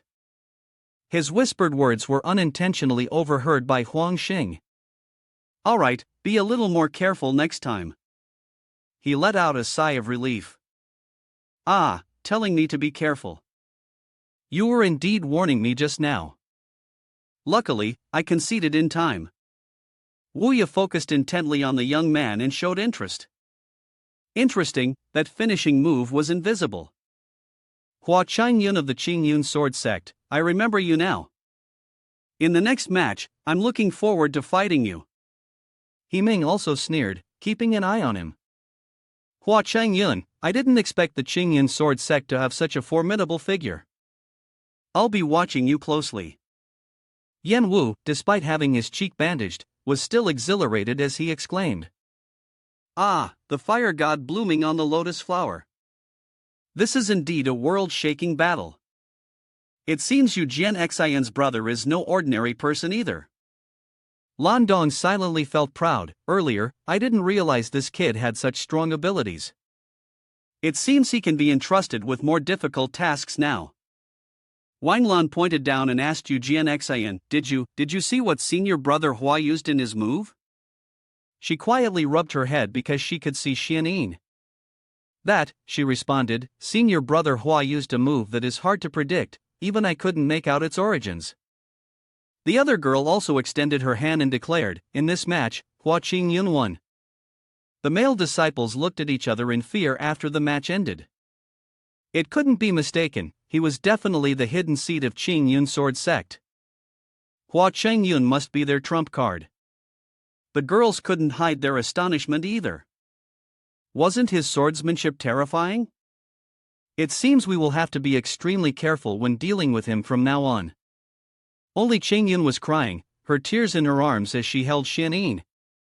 It's over, my plan has failed. The sound of black smoke and the clash of swords and the circular weapon echoed. 15 matches into the Demon Gate Sect's battle, Lu Xian fought against Chong Yun Sword Sect's Zhang Du. The outcome was quickly decided as Chong Yun Sword Sect's sword was already at Zhang Du's throat. Zhang Du lost. Afterward, they fought gently and claimed victory. In the 20th match, Chong Yun Sword Sect's Wang Lan fought against Jin Yin Sect's Li Zong. Wang Lan won. The sky was already leaning toward dusk, and the first round was nearing its end. The white smoke continued to rise above the arena, accompanied by the excited words of the commentator. Today's competition is truly outstanding. The Chong Yun Sword Sect primarily focuses on swordsmanship, while Zhang Du has mastered the long-lost technique of combining swordsmanship with talismanic magic. I never expected that, aside from Zhang Du, Wang Lan from the Path of Spells and Incantations would possess such skill. It's unbelievable. The Chong Yun Sword Sect really hides many hidden talents, and one must not underestimate them. At this moment, Zhang Du and Wang Lan had moved to the Chong Yun Sword Sect stands to search for Chong Yun. They could not hide their satisfaction and joy as they proudly showed off to him. Fortunately, this time, with the secret talismanic techniques that Hua Jr. brother gave me, I was able to successfully level up. Hua Jr. brother, if you have any tasks in the future, just leave them to us. Seeing their excited expressions, Xing Xian sighed and reminded them. You only need to remember the commitment you made to me. The other person then continued holding the paper and called out the names of the contestants. The final match of the first round, Disciple Zi Yun from the Purple Spirit Sect will compete against Disciple Yu Qingwu from Illusory Heart Heavenly Palace. Both Chong Yun and Jianxian were keenly interested in this match. Has the final match of the first round already begun? She sneered and leaned forward to look at Yu Qingwu. Let me see what the skills of Illusory Heart Heavenly Palace are like. Yu Qingwu gracefully stepped onto the stage with a smile. She gently lifted her hair and greeted her opponent in a friendly manner. Ziyun's sister, I have heard of your title for a long time. It is truly a blessing to be able to test our skills today. Ziyun placed the strange weapon down on the ground and said resolutely, Miss Yu, illusionary arts are merely baseless, I only wish to duel with you in swordsmanship and saber techniques. Is it about to begin? Chang Wu remarked playfully. The Illusory Heart Heavenly Palace has always been isolated from the world, not easily revealing itself. This duel is indeed something to look forward to. Then, Ziyun immediately took the initiative to attack. Please, show me your skill. Chang Wu winked mischievously before raising her hand, releasing a flow of spiritual energy outward. The attack from Ziyun was stopped midway by a shield. The girl's eyes flickered for a moment. In front of her, the image of Ching Wu blurred behind a reflective surface. Shards of glass hovered in the air, as though the one controlling them had vanished. Why can't I see her anymore? Still alert, she swung her sword at the strange fragments. After all, illusionary arts were just that, illusions. I don't believe there is no flaw. Ziyun's face suddenly darkened when she saw through the stone wall, a faint figure of Changwu visible outside. So, she's there. Without hesitation, she slammed her weapon into the ground, dispelling all of the illusionary arts around her. Then, Ziyun charged forward, determined to capture her opponent. She had found her. But Qingwu's voice was curiously mysterious. She raised a finger to her lips, signaling for silence. So it's like that? The illusionary art was still just an illusion, created and quickly fading away. However, the consequences it left for Ziyun were significant. What? Why can't I move? At this moment, a ghostly voice whispered in her ear. Ziyun, sister, don't underestimate your opponent. She was stunned, drenched in sweat. When did she get here? Then the girl innocently pointed upwards and said, Look at how beautiful the bright moon is in the sky. Ziyun's whole body trembled.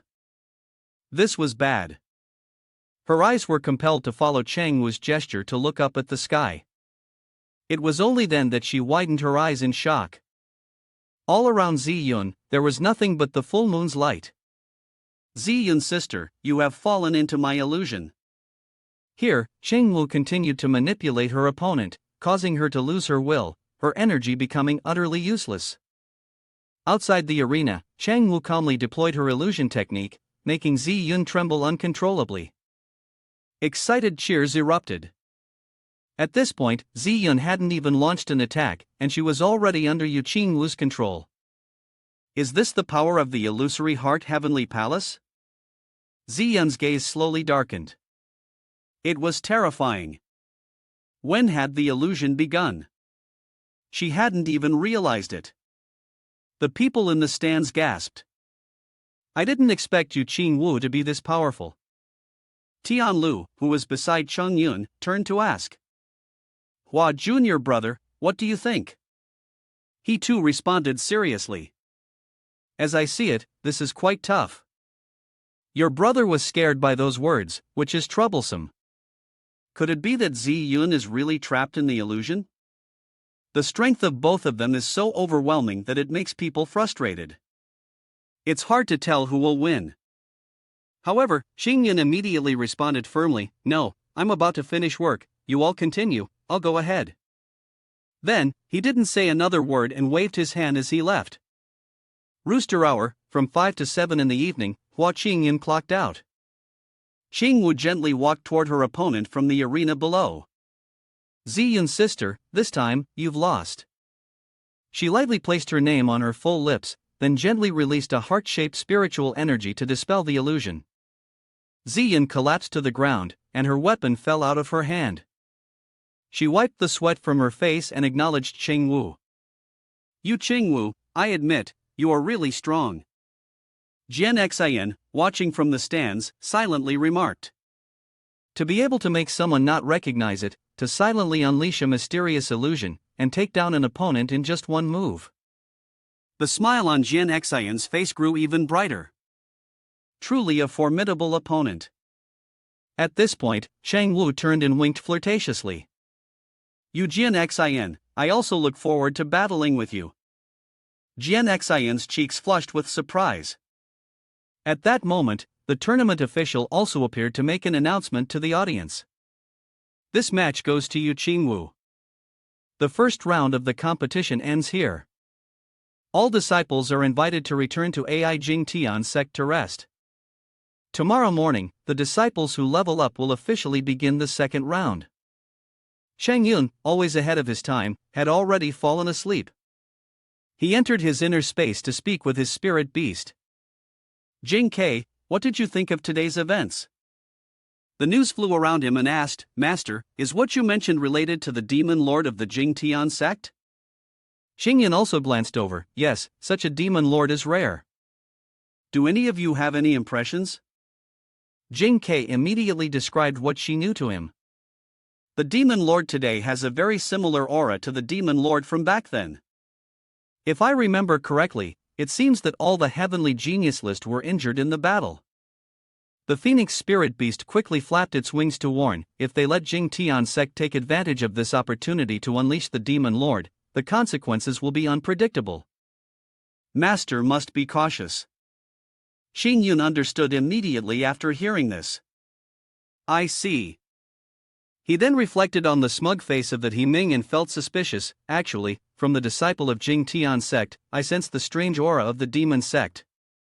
Could it be that the entire Jing Tian sect has been infiltrated by the demon sect? While he was still immersed in his thoughts, another conversation was taking place in the Jing Tian sect's hall. What is Jing Tian sect trying to do by taking advantage of this opportunity? The sect leader asked while crossing his arms. He Ming, what did you feel about today's battle? The disciple bowed and reported, Sect leader, I carefully observed each match.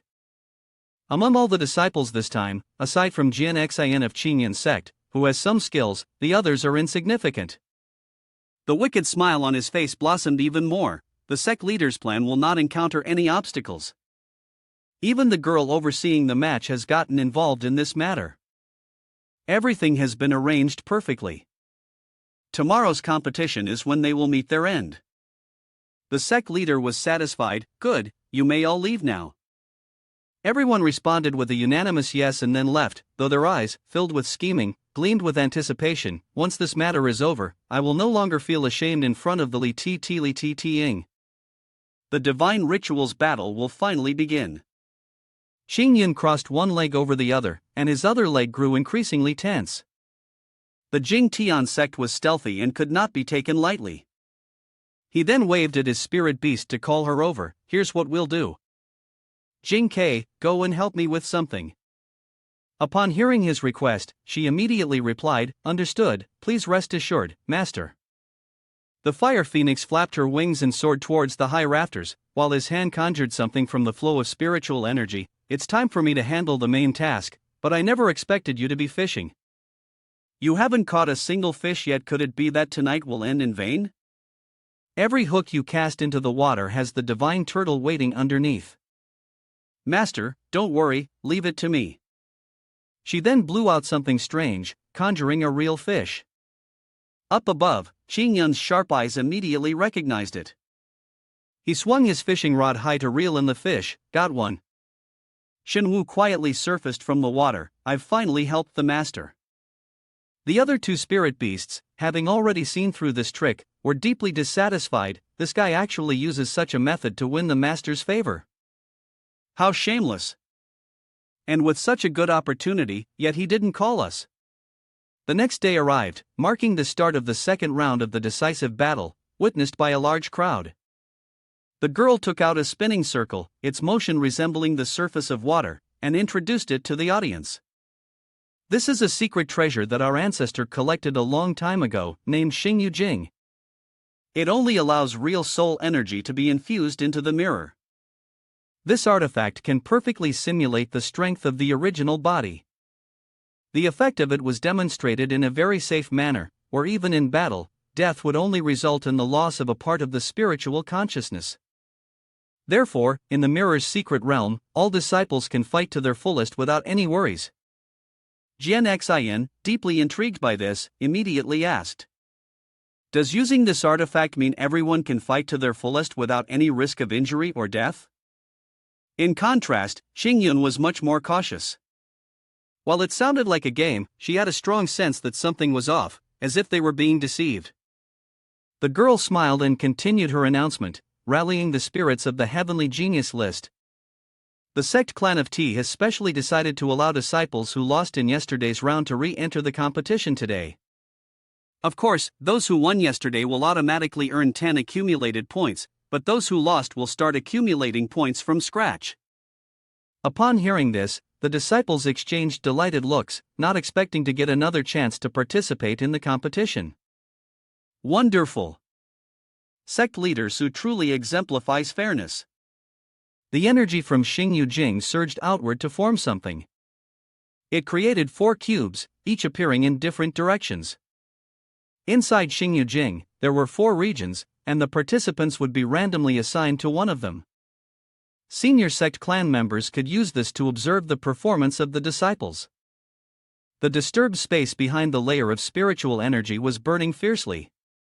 Now, I invite all the disciples to enter inside the Xingyu Jing. Her eyes were filled with intent, and a subtle smile spread across her face. We will continue the Heaven's Jin Prosperity Guild in this world of secret treasures, hoping for the remarkable performances from all of you disciples. Immediately, He Ming projected his soul ahead. Only through actual combat could one truly showcase their strength. Everyone, I will be waiting inside to defeat you all. The other disciples, without any hesitation, moved forward together. Jian Xian also pointed at it and said, "Brother, let's go too." He hummed in acknowledgement. With a gesture of his hand, he drew some kind of symbol, setting up a precaution in case of any unforeseen events. Qing Yun and Jian Xian quickly transformed into spiritual consciousness and entered.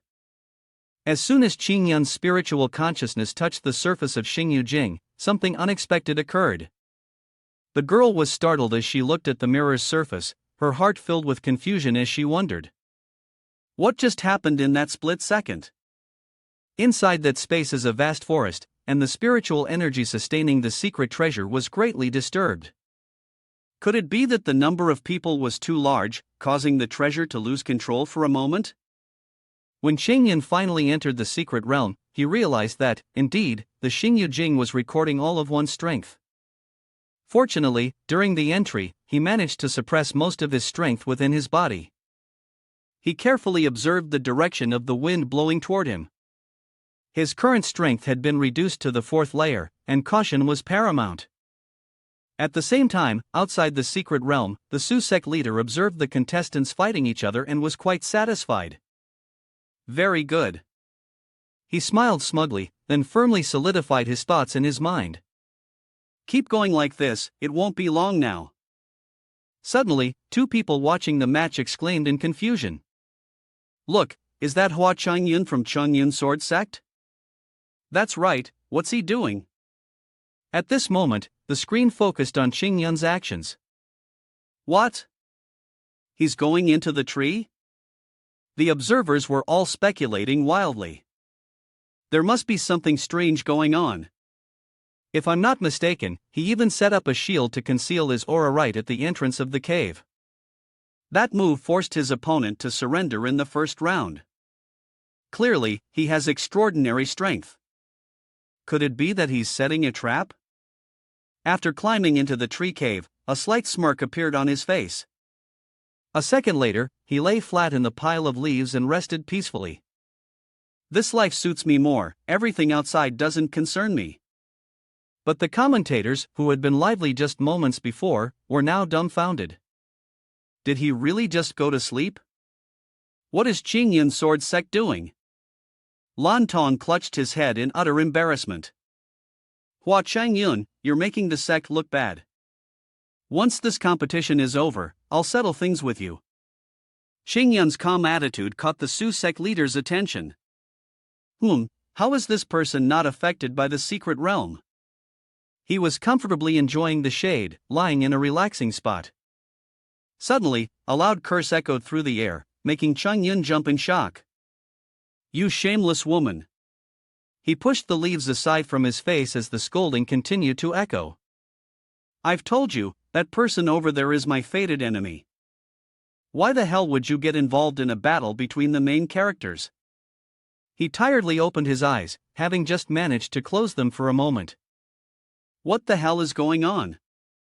The person being scolded responded, Oh, I thought disciples could freely choose their opponents, but it turns out this battle is determined by you?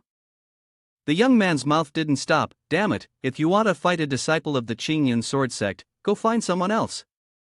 The other girl, not at all patient, pursed her lips in annoyance. Get out of my way. Then both of them clashed, like fire against water, causing the Qing Yun tree hollow to break. What the hell is going on? Jian Xian, who was right there, exclaimed. Senior brother Hua is here too? Yen Wu turned to shoo them away, Flame God looking after him. Tu Wuya, there's already a disciple from the Qing Yun Sword Sect here. You go challenge him, don't steal my prey. Wuya didn't bother competing with him and turned toward Qing Yun instead. She directly launched an attack, destroying his resting spot. Tu Chao, Nu Tao, and even Chayun, surprised as they dodged, asked, "Huh? I'm here already?" But there was nothing they could do, so he was forced to land and face Wuya, retreating in front of her, which was, of course, a little embarrassing. "If it's work time, then fine," Chayun said, a bit more serious as he drew his sword. "Let me play with you for a while." Both of them were in perfect sync and simultaneously vanished from their positions. Their staffs and swords collided, engaging in a fierce, intense battle.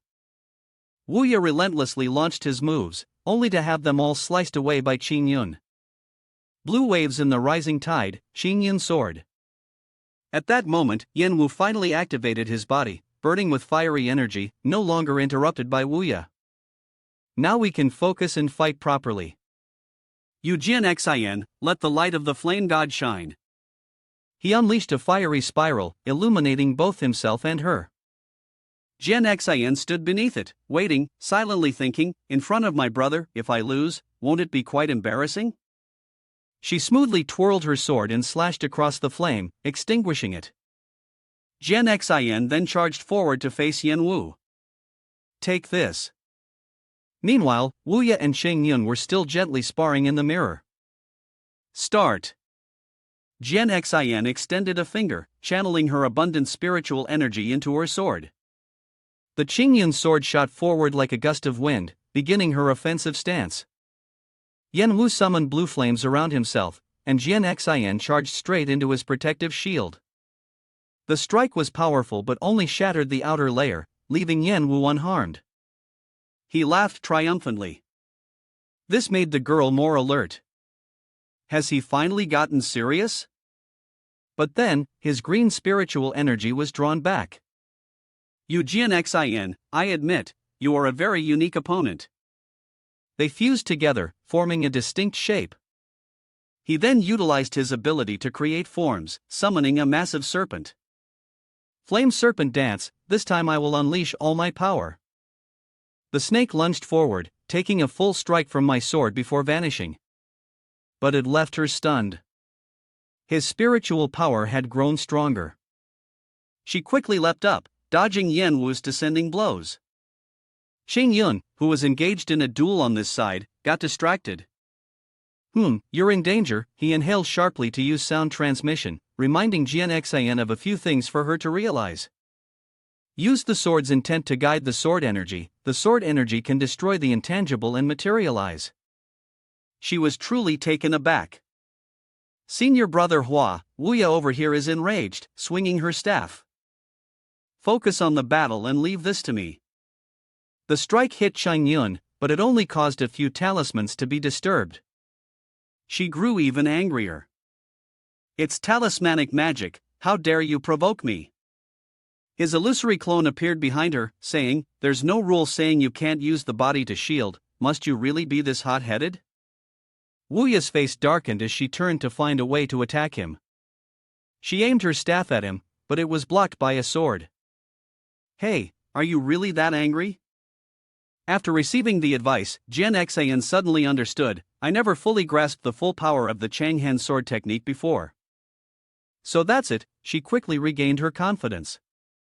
Lightning crackled from her eyes. "I understand now." Jian Xion's strike shifted to a brilliant yellow hue, cutting across the snake's neck. Yenwu, still in midair, looked on in surprise. "To think you could withstand my flame serpent dance. Jian Xion, your strength really gets me fired up." The red snowflakes suddenly fell upon this forest, touching the branches and causing them to be covered in a thick layer of snow. Yenwu shifted again, adopting a stance focused on the ice element. Honglian Jian Xian was no less formidable, gathering her energy into Zhang's vengeful sword technique. Both attacks, one defensive and one offensive, were unleashed simultaneously. This time, the girl's sword dominated, shattering the snowflakes into pieces. Chayun fought with one hand but kept his gaze fixed on his younger sibling. He was growing suspicious, not just about Wuya. Observing the aura around Jian Xian, he felt something unusual.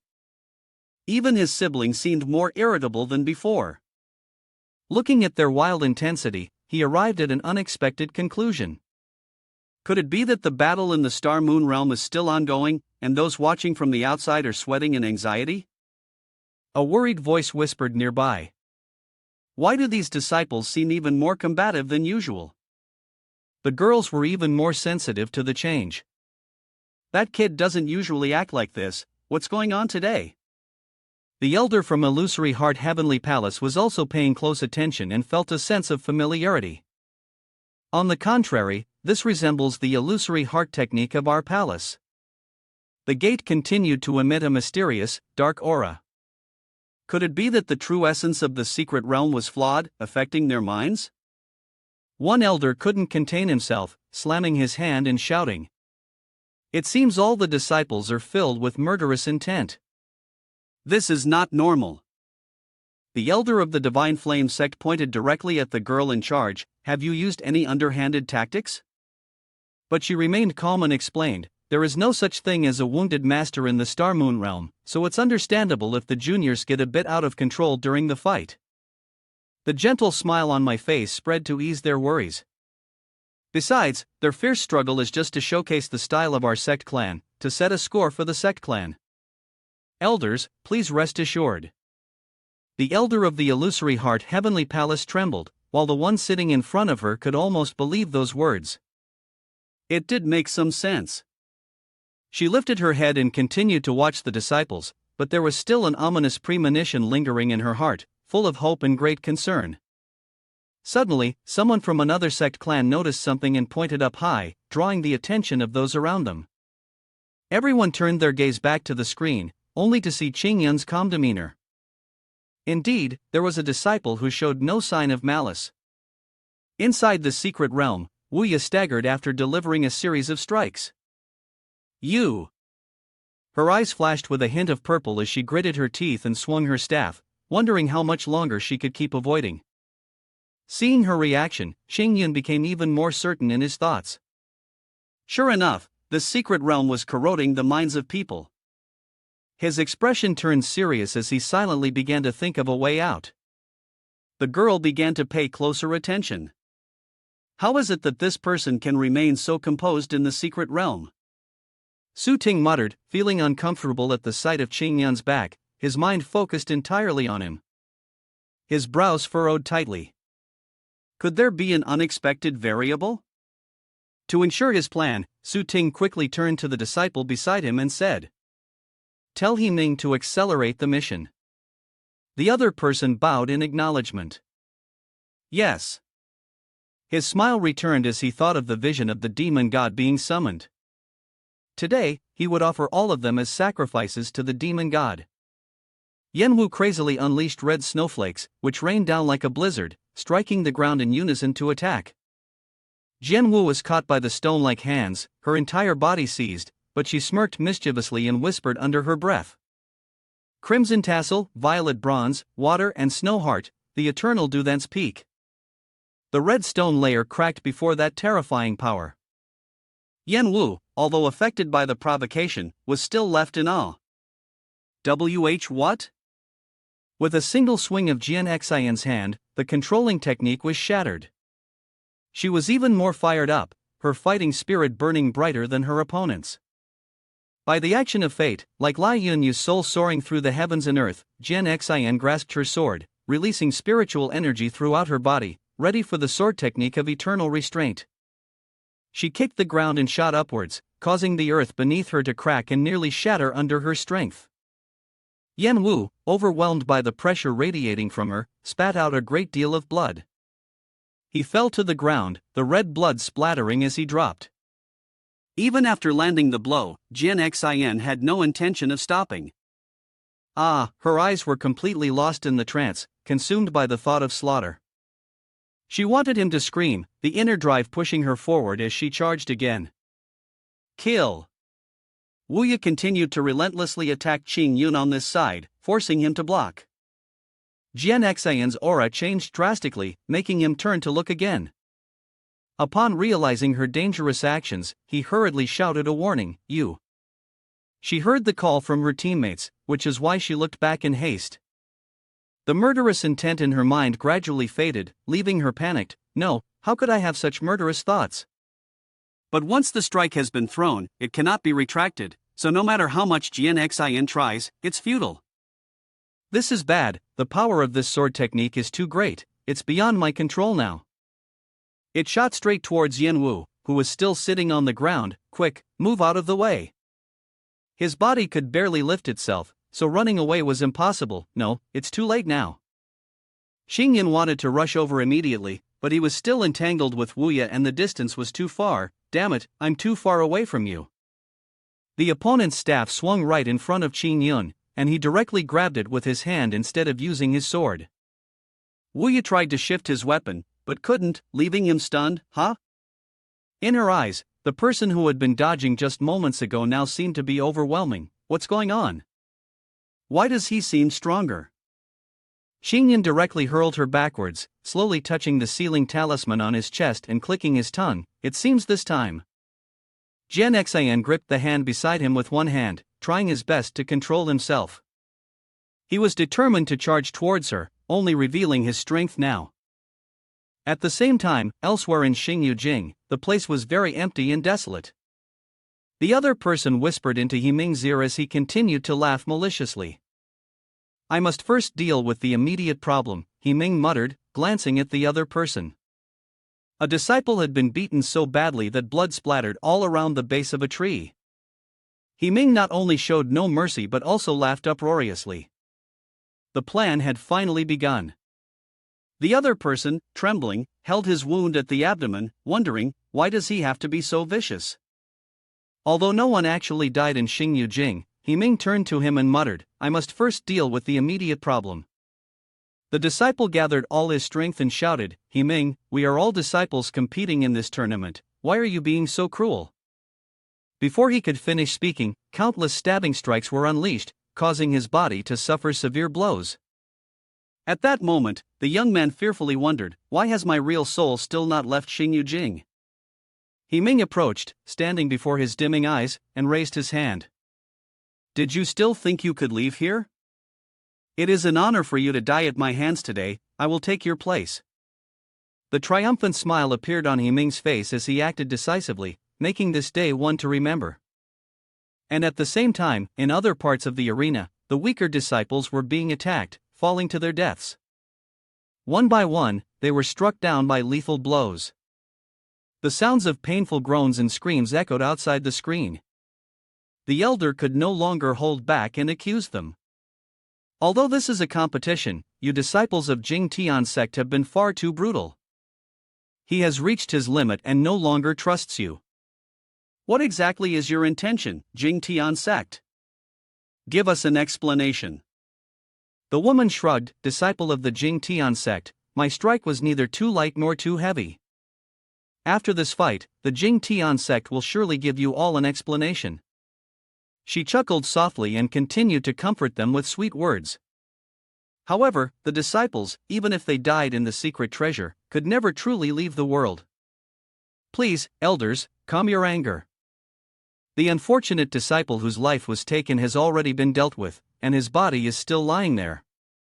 Not far away, two figures were secretly observing. Wang Lai and Jiang Du both wore uneasy expressions. What is going on?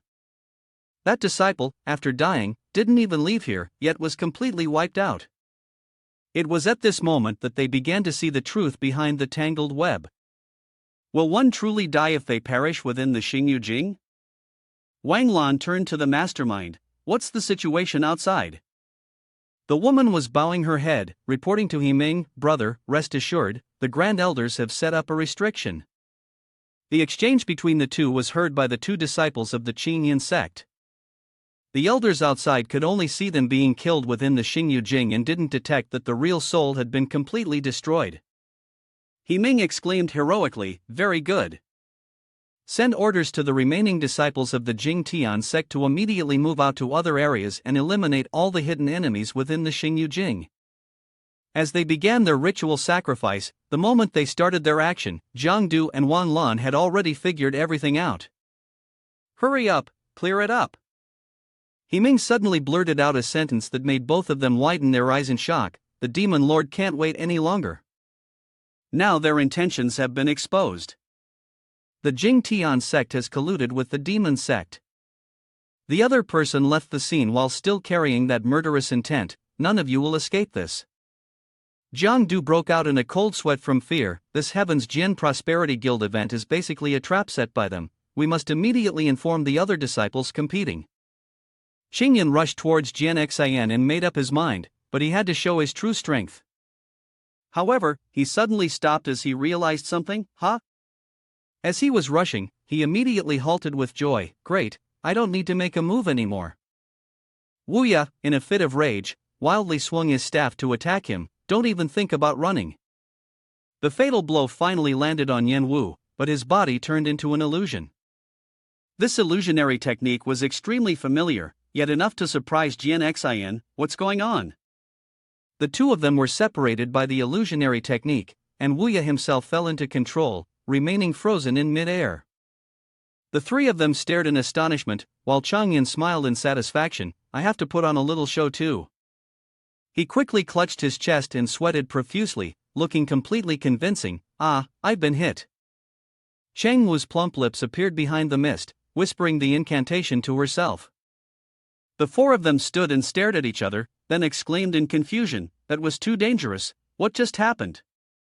Yeah, why couldn't we see anything just now? Shang Wu walked up to them and waved her hand, signaling, dear friends, there's no need to be polite. A mysterious smile gently blossomed on her lips. Jian Xian looked at her and asked curiously, did you just use an illusion technique to stop us from fighting? Wuya, deeply grateful, said, if not for you, we would have caused irreparable consequences. Yan Wu, severely injured but still able to stand, shouted loudly, Yu Qing Wu, you saved me. His gaze was earnest as he looked straight at her. This favor, as a member of the orthodox sects like me, I will repay with my life. Shang Wu, frightened, took a step back. It's nothing, don't be so polite. In Yan Wu's eyes, she appeared ethereal, like a spring fairy, causing him to use all sorts of praise for her. What your friend says must be because you don't want me to get into danger because of you. You're so selfless, so beautiful, truly a captivating young lady. Back to reality, she took the initiative to strike up a conversation with Jian Xian. By the way, when you all lost control and started fighting earlier, did you feel anything unusual? Jian Xian paused to think. It was as if I suddenly wasn't clear-headed, with an unusually violent mindset. It felt like Qingyan intervened when she was speaking, almost as if we were being manipulated by this illusionary realm. His younger sibling, startled, nodded in agreement. That's right. Only then did Qingwu share with them what she had discovered. It seems that there's some kind of force in this illusionary realm, constantly urging murderous intent in our minds. I was lucky, since I've practiced illusion techniques since I was young, I wasn't affected. And the question here is very clear. Why would the Jing Tian sect allow us into such a dangerous illusionary realm? Xingyan said seriously, in fact, ever since we entered the secret realm, I've been vaguely sensing the presence of the demon sect. I suspect that Jing Tian sect might be doing something terrible, or they may even have colluded with the demon sect. They exclaimed, so the Heaven's Jian Prosperity Guild was likely a trap all along. Yan Wu, standing behind them, looked confused. What do you mean by killing intent? I still don't get it. What demon sect aura? I don't feel what you're talking about. Am I like you, friend, protected by some mysterious power? Wuya looked at him and confirmed, it's probably the power of ignorance. Yuan Wu continued speaking to them. This time, it's certain that not just us, but other disciples are also affected by the secret realm. What's important now isn't who wins, but that the devastation will soon unfold. The urgent thing is to notify the others in the secret realm, prevent them from slaughtering each other, and then everyone should work together to break the deadlock. Jian Xian drew a circle on the ground and divided it into 4 parts. In Xingyujing, there were 4 regions, east, west, south, and north. She carefully mapped out the path for everyone. We can't waste any time, we must split up and act, she said. Wuya excused herself first. If that's the case, we'll part here. She immediately grabbed her weapon and rushed off in one direction. I'll head to the east to notify the disciples there, she said. Yen Wu also struck a confident pose, claiming a direction for himself. As the messenger of righteousness, I can't shirk the duty of protecting the innocent. The south is perfect for holy flames. Ah, I'll go south. Then he suddenly jumped high and did not forget to remind, you, my friend, you absolutely don't need to worry. Xingwu felt a bit hesitant about this delusional name. I wasn't worried about you in the first place. Now, there were still 3 faces standing, looking at each other. Brother, now there are only 2 areas and 3 people. Gen Xin was also uncertain about what to do, so they needed a team of 2 to start. Xingwu smiled. That's right, we are 3 people. How should we form the team? Xingyun's sweat was dripping heavily. He quickly darted ahead alone. I suddenly remembered something. I will go east first. You, take care. Gen Xin just forced a smile and nodded at him. Brother, you must be careful too. Xingyun's sharp gaze glanced back briefly. His younger sibling not following made it easier for him to get things done. He increased his pace, heading towards a place he needed to be, where he could comfortably handle any dangers. Xingwu extended her hand in front of Gen Xin and spoke, then let's go to the western battlefield together. The girl from Chayun's sect hesitated before speaking, okay. Suddenly, Chang Wu leaned closer to her and whispered softly, sharing a secret with her. Her warm, gentle voice whispered in Gen Xion's ear, the prophecy regarding Jing Tian's sect is why Master specifically sent me here to treat it. Gen Xian, curious, asked, is it because of the prophecy from the Heavenly Secrets Pavilion? Chang Wu's face darkened when it was mentioned. Yes, the prophecy only has 8 words. The image evoked along with that prediction was profoundly connected. Heavenly stars fall, the Qingyun sword is raised. Upon hearing that, Gen Xian was naturally astonished. Raising the Qingyun sword, could the prophecy be referring to our Qingyun sword sect? The girl began to speak vaguely again. I don't fully understand the deeper meaning, but I asked Master. He said it stirs the curiosity of those who hear it. What did he say? Then Chang Wu winked.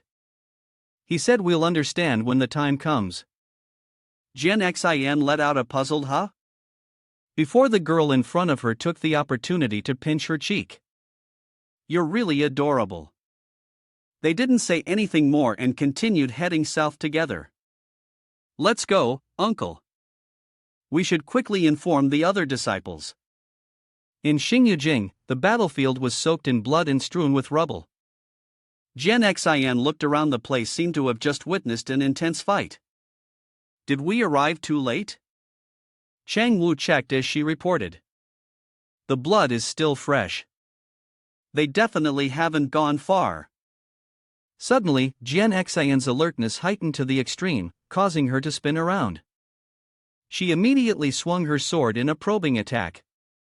The strike landed on a large rock nearby and shattered it. Dust mixed with black smoke, and behind it emerged the blurry figure of a mysterious person. This is demonic energy.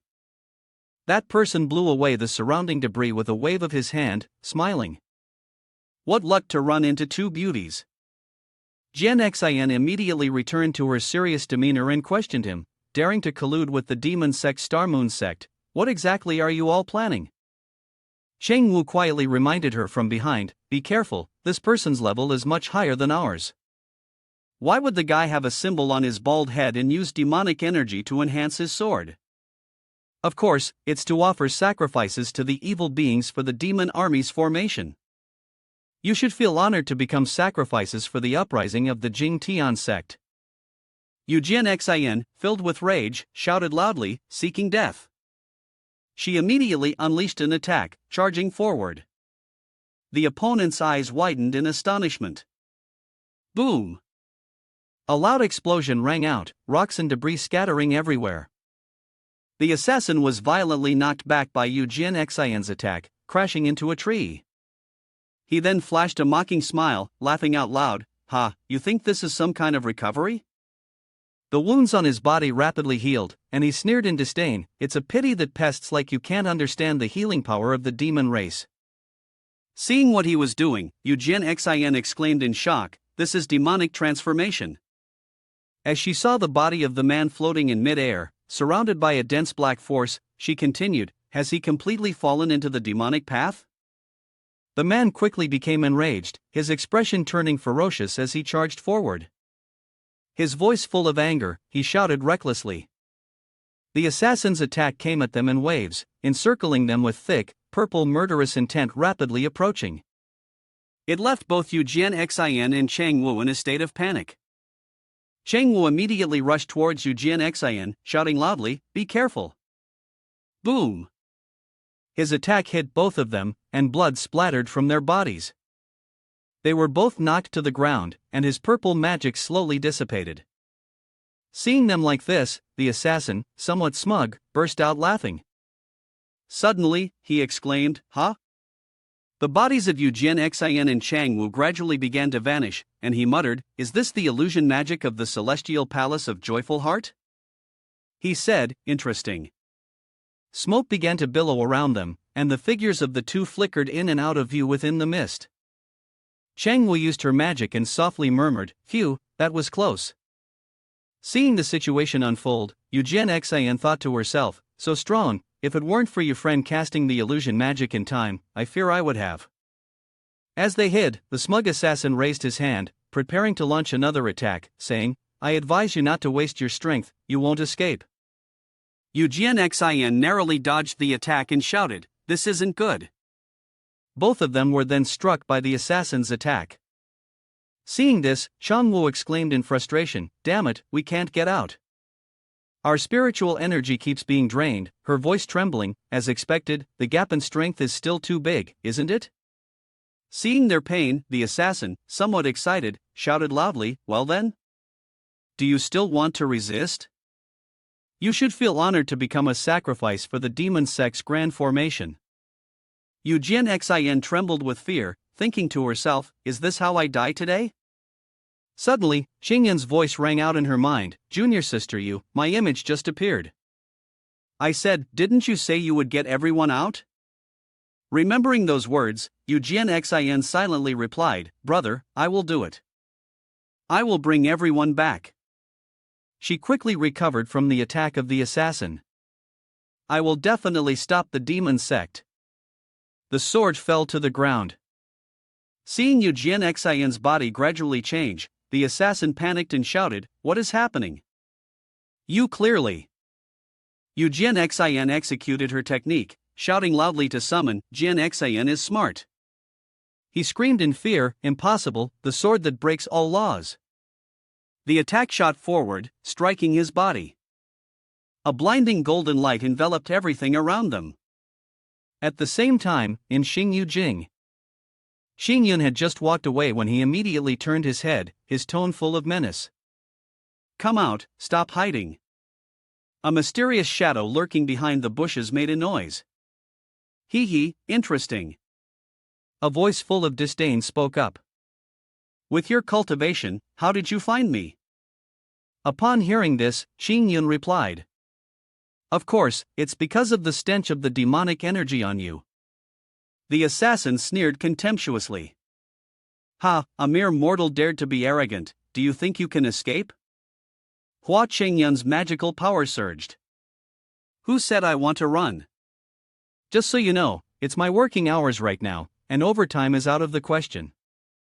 Hearing his words, the assassin spoke in confusion. "What are you even saying?" His power continued to rise, his gaze stern as he stared at the opponent, speaking with determination. "I mean, to avoid overtime, I'll make sure you die quickly."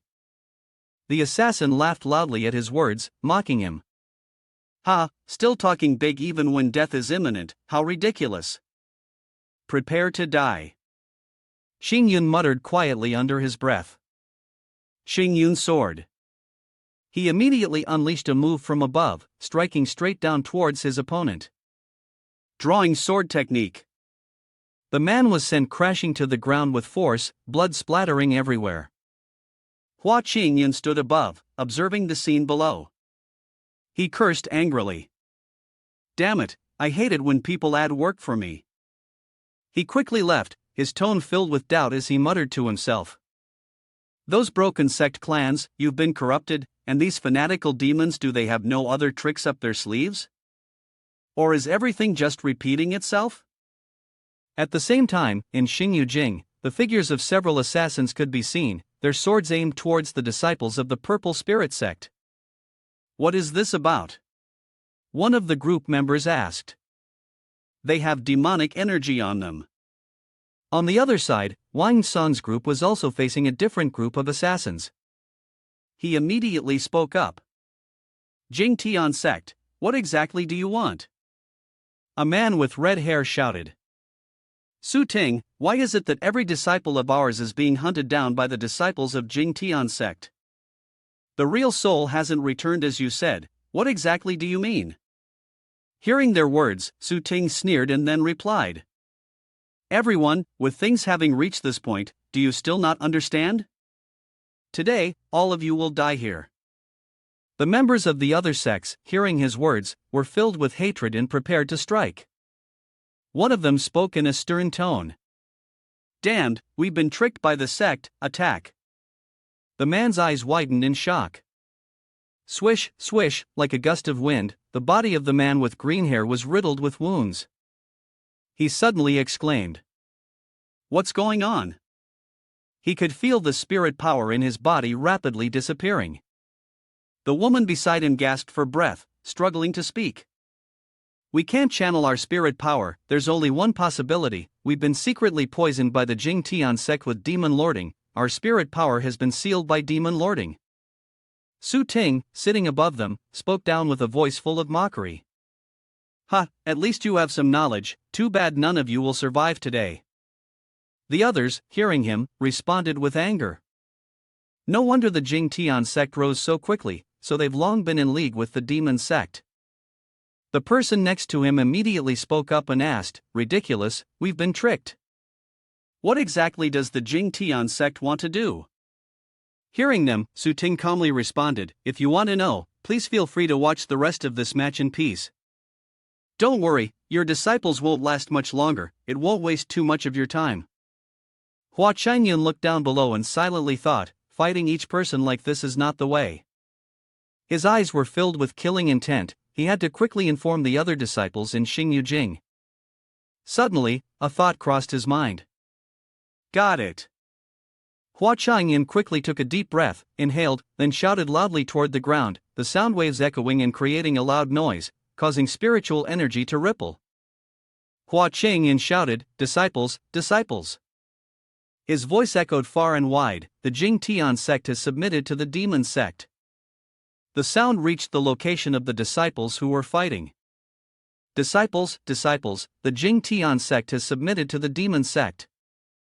Upon hearing these words, everyone began to discuss among themselves, don't let the killing intent cloud your vision, stop attacking each other, conserve your strength and unite to face the Jing Tian sect.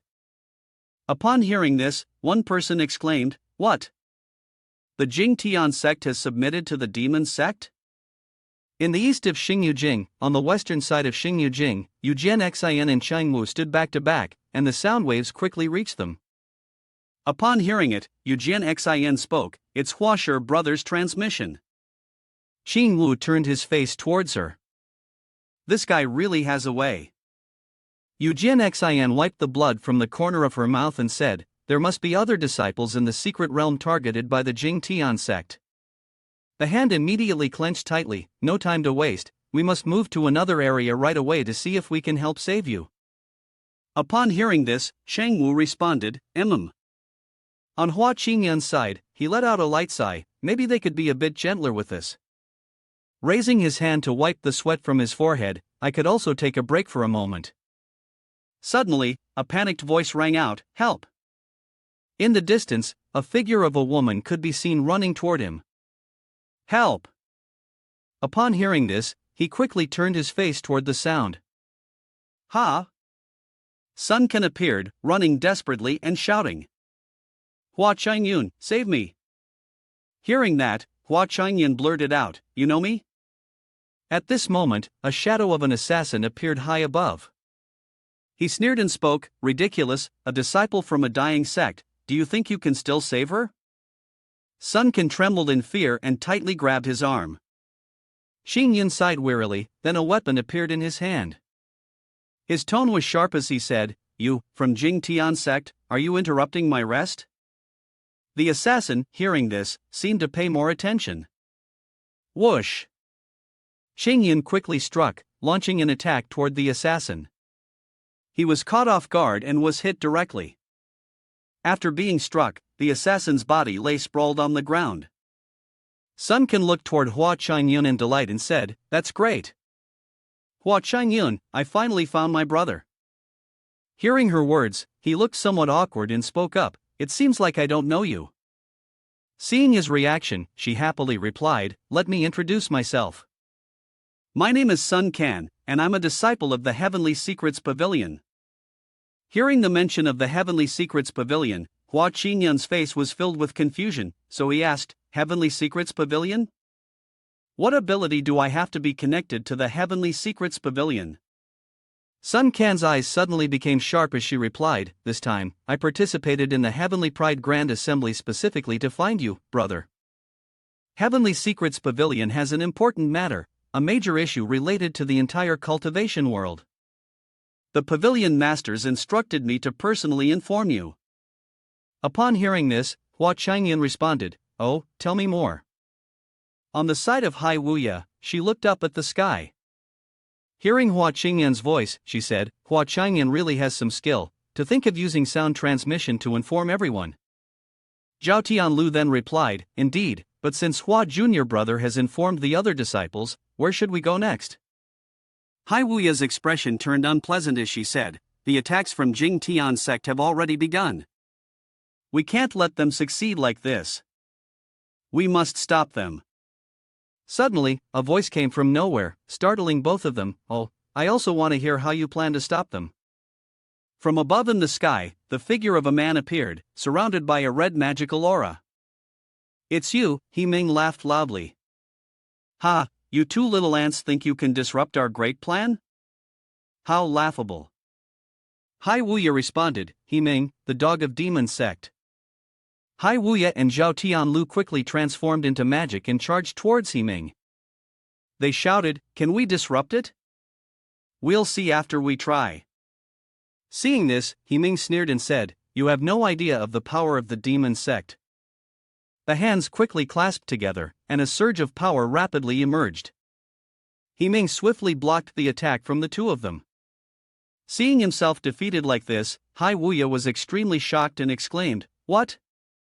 She quickly coughed up blood and said, "Damn, the demonic energy is too strong." He Ming, seeing their condition, let out a gleeful laugh, "Huh, I will let you bugs witness something extraordinary." At this moment, a formation appeared, the wind howling fiercely, and bolts of lightning along with purple streams of energy swirling around him. Seeing the scene before her, Hai Wuya, in panic, exclaimed, "Not good, he's activating a summoning formation, we must stop it before it completes." Upon hearing her words, He Ming sneered disdainfully and responded, "When the grand formation opens, you will naturally be sacrificed to the demon lord." "What's wrong? Are you eager to die already?" With that, he launched an attack, charging forward. "Then let me grant your wish." At that moment, a streak of orange light shot down from the sky, swiftly intercepting He Ming's attack. A voice suddenly rang out. He Ming, taken by surprise, shouted, "Who?" Yen Wu appeared, pressing his hand firmly onto the ground, his sharp gaze locked onto the opponent before him, and said, "Huh, it looks like I arrived just in time. You, the one from Jing Tian sect, dare to be so insolent here? Today, I will let you taste the fiery strength of my flames." Hearing him speak, Hai Wuya, who was still kneeling on the ground, immediately warned, "He's opening the grand summoning formation, we cannot let it complete." Upon hearing this, Yen Wu immediately replied, "Leave it all to me." After saying that, Yen Wu quickly leapt into the air, charging straight toward his opponent, a wave of blazing energy emanating around him. He shouted loudly, "The power of the crimson lotus blooms in full force, grant me the strength to eradicate evil." Upon hearing these words, the other man laughed and said, "Ha, you think you can do it with just yourself?" Boom! Yen Wu swiftly punched his opponent square in the face, and the man, startled, exclaimed, "What? His body was sent flying and crashed hard into the ground. He Ming lowered his head, speaking in disbelief. I didn't expect you to look so reckless, but you're quite troublesome after all. I didn't want to use my big move here. His face quickly morphed. Black blood threads appeared all over his face in a grotesque pattern, his eyes turning a fiery red, and he spat out. You forced me into this. Seeing this, Hai Wuya unexpectedly exclaimed. He's actually turning into a demon.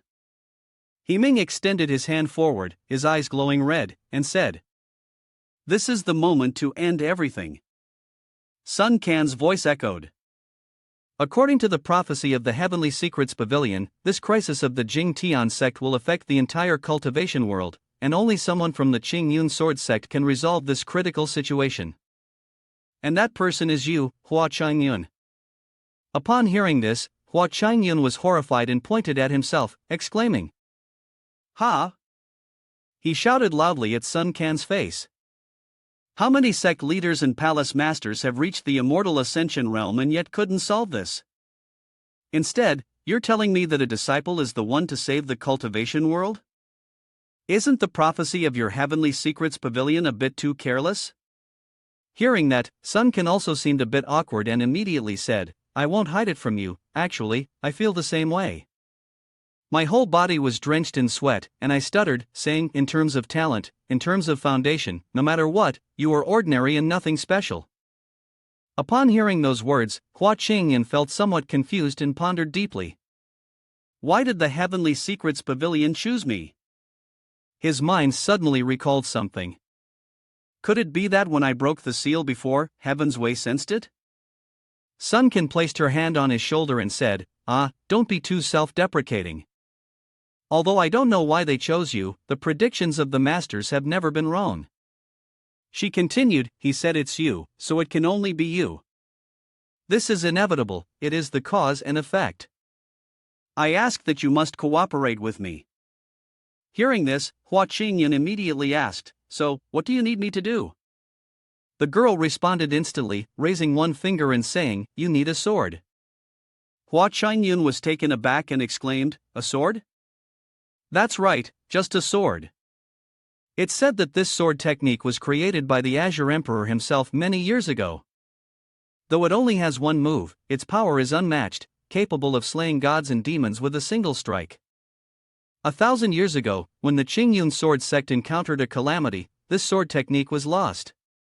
She then clasped her hands together, her eyes slightly closed, and a type of magic began to swirl around her. Not long ago, the masters, through fate, managed to find this sword technique again. A book was summoned by her, and upon seeing it, Hua Chong Yun's face showed a hint of confusion. As long as you master this sword technique, you will be able to prevent the collapse of the cultivation world, she said. Thinking of the people around him, he silently thought, fine, if the cultivation world is destroyed, the Ching Yun sword sect won't be able to escape the catastrophe either. In order for my life of working from morning to afternoon to continue, I'll temporarily protect this world to keep it stable. He let out a heavy sigh, taking a long break, his thoughts focused. I'll use this as an excuse to ask the sect leader for an extended vacation. Hua Chong Yun took the Wushu scroll in his hand and replied to Sun Can, then I will give it a try. Upon hearing this, she smiled brightly and said, At that moment, in another place in Xingyu Jing, He Ming's hands radiated a massive wave of demonic energy. His head hung low, and the air around him was thick with the black-purple hue of demonic energy emanating from his body. His tone was full of disdain as he spoke, now is the time for everything to come to an end. Upon hearing his words, Yen Wu released his power and retorted, I've said it before, you villains are always repeating the same thing. Can't you change it up? He clenched his fists, pulling them back, and fiery red energy erupted, his face twisted in anger as he shouted, evildoers, accept the righteous judgment of the protagonist. The magical source quickly soared toward He Ming. Seeing this, he immediately prepared to counterattack, sneering as he spoke. You don't know your limits. Boom! His attack swiftly shattered Yen Wu's strength, and it immediately charged directly toward Yen Wu, striking him head-on. He Ming, full of disdain, burst into laughter and said, Ha, before the great power of the Demon Lord. With that, he charged toward Yen Wu, kicking him hard. Yen Wu, unable to respond in time, took the blow. Seizing the opportunity, He Ming relentlessly landed powerful strikes on Yen Wu. The arrogant man said, continuing, "You are nothing but ants, not even worth mentioning." Yen Wu, in agony, cried out, "Ah!" His feet immediately struck back with all his might, and he smugly said, "What righteousness? What evil? Only the one who survives to the end is the true victor. You go die." Suddenly, a figure appeared behind him, and that person immediately shouted, "Great brother!" Hearing Dong Xian's voice, He Ming grinned and said, "Dong Xian, you came at just the right moment. Quickly, offer these disciples as sacrifices to the Demon Lord." The young man hurried over to He Ming, urgently pleading, "Brother, stop. Let the Demon Lord descend and annihilate the human race." Upon hearing this, He Ming quickly rebutted, "Do you really think this benefits the Jing Tian sect? Dong Xian, are you questioning the sect leader's decision?" Dong Xian, looking anxious, replied, "The Jing Tian sect saved my life. I just don't want to see the sect fall into a situation from which it can never return."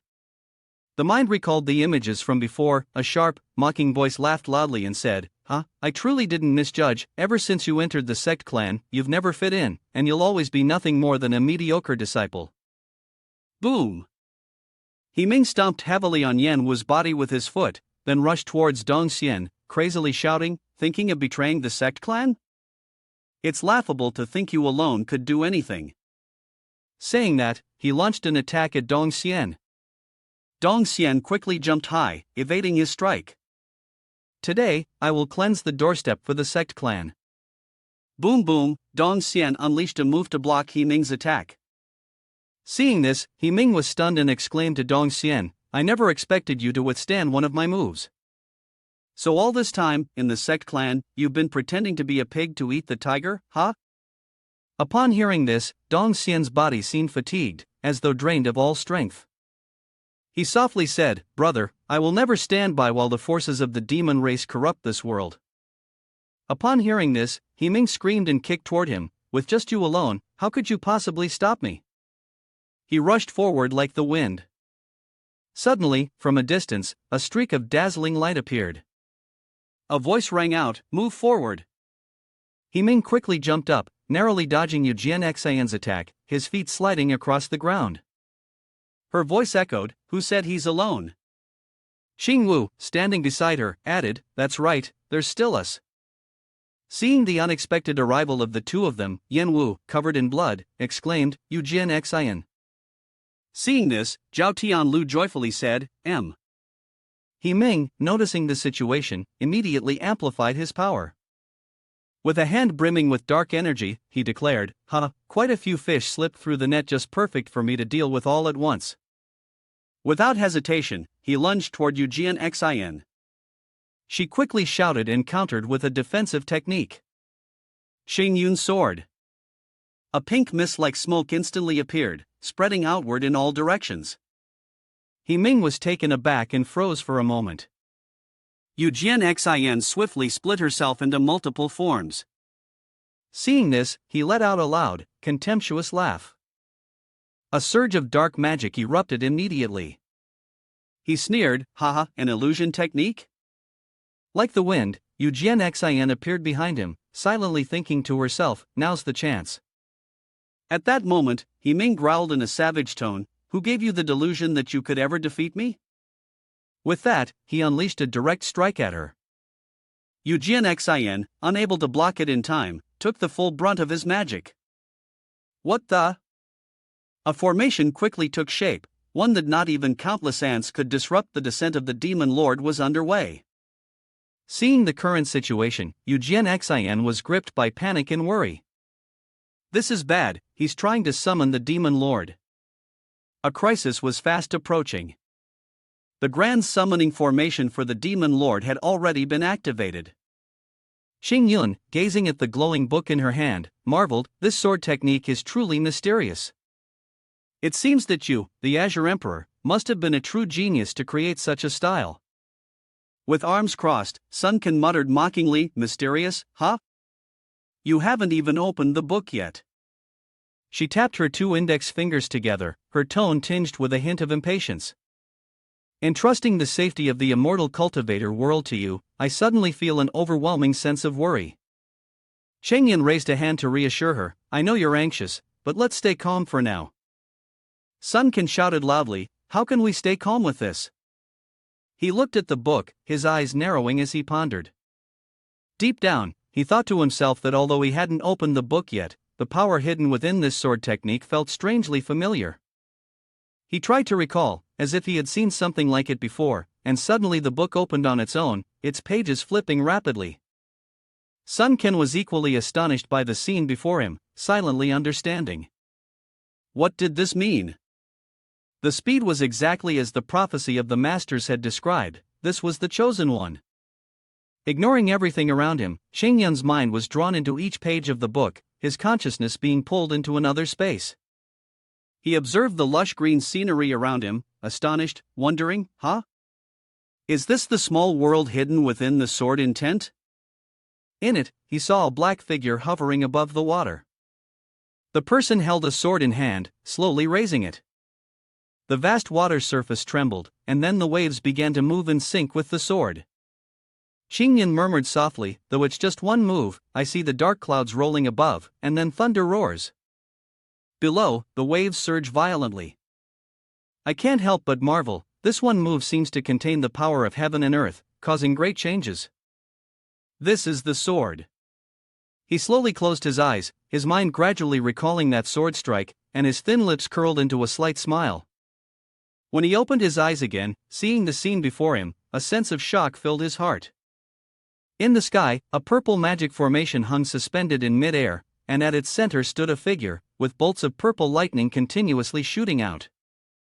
Xian looked up and thought to herself, if I don't act now, if He Ming releases the Demon Lord, the entire cultivation world will completely lose control.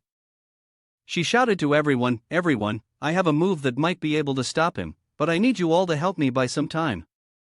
A flash of golden light flickered in her eyes. Though she relied on their help, a deep worry still lingered in her heart.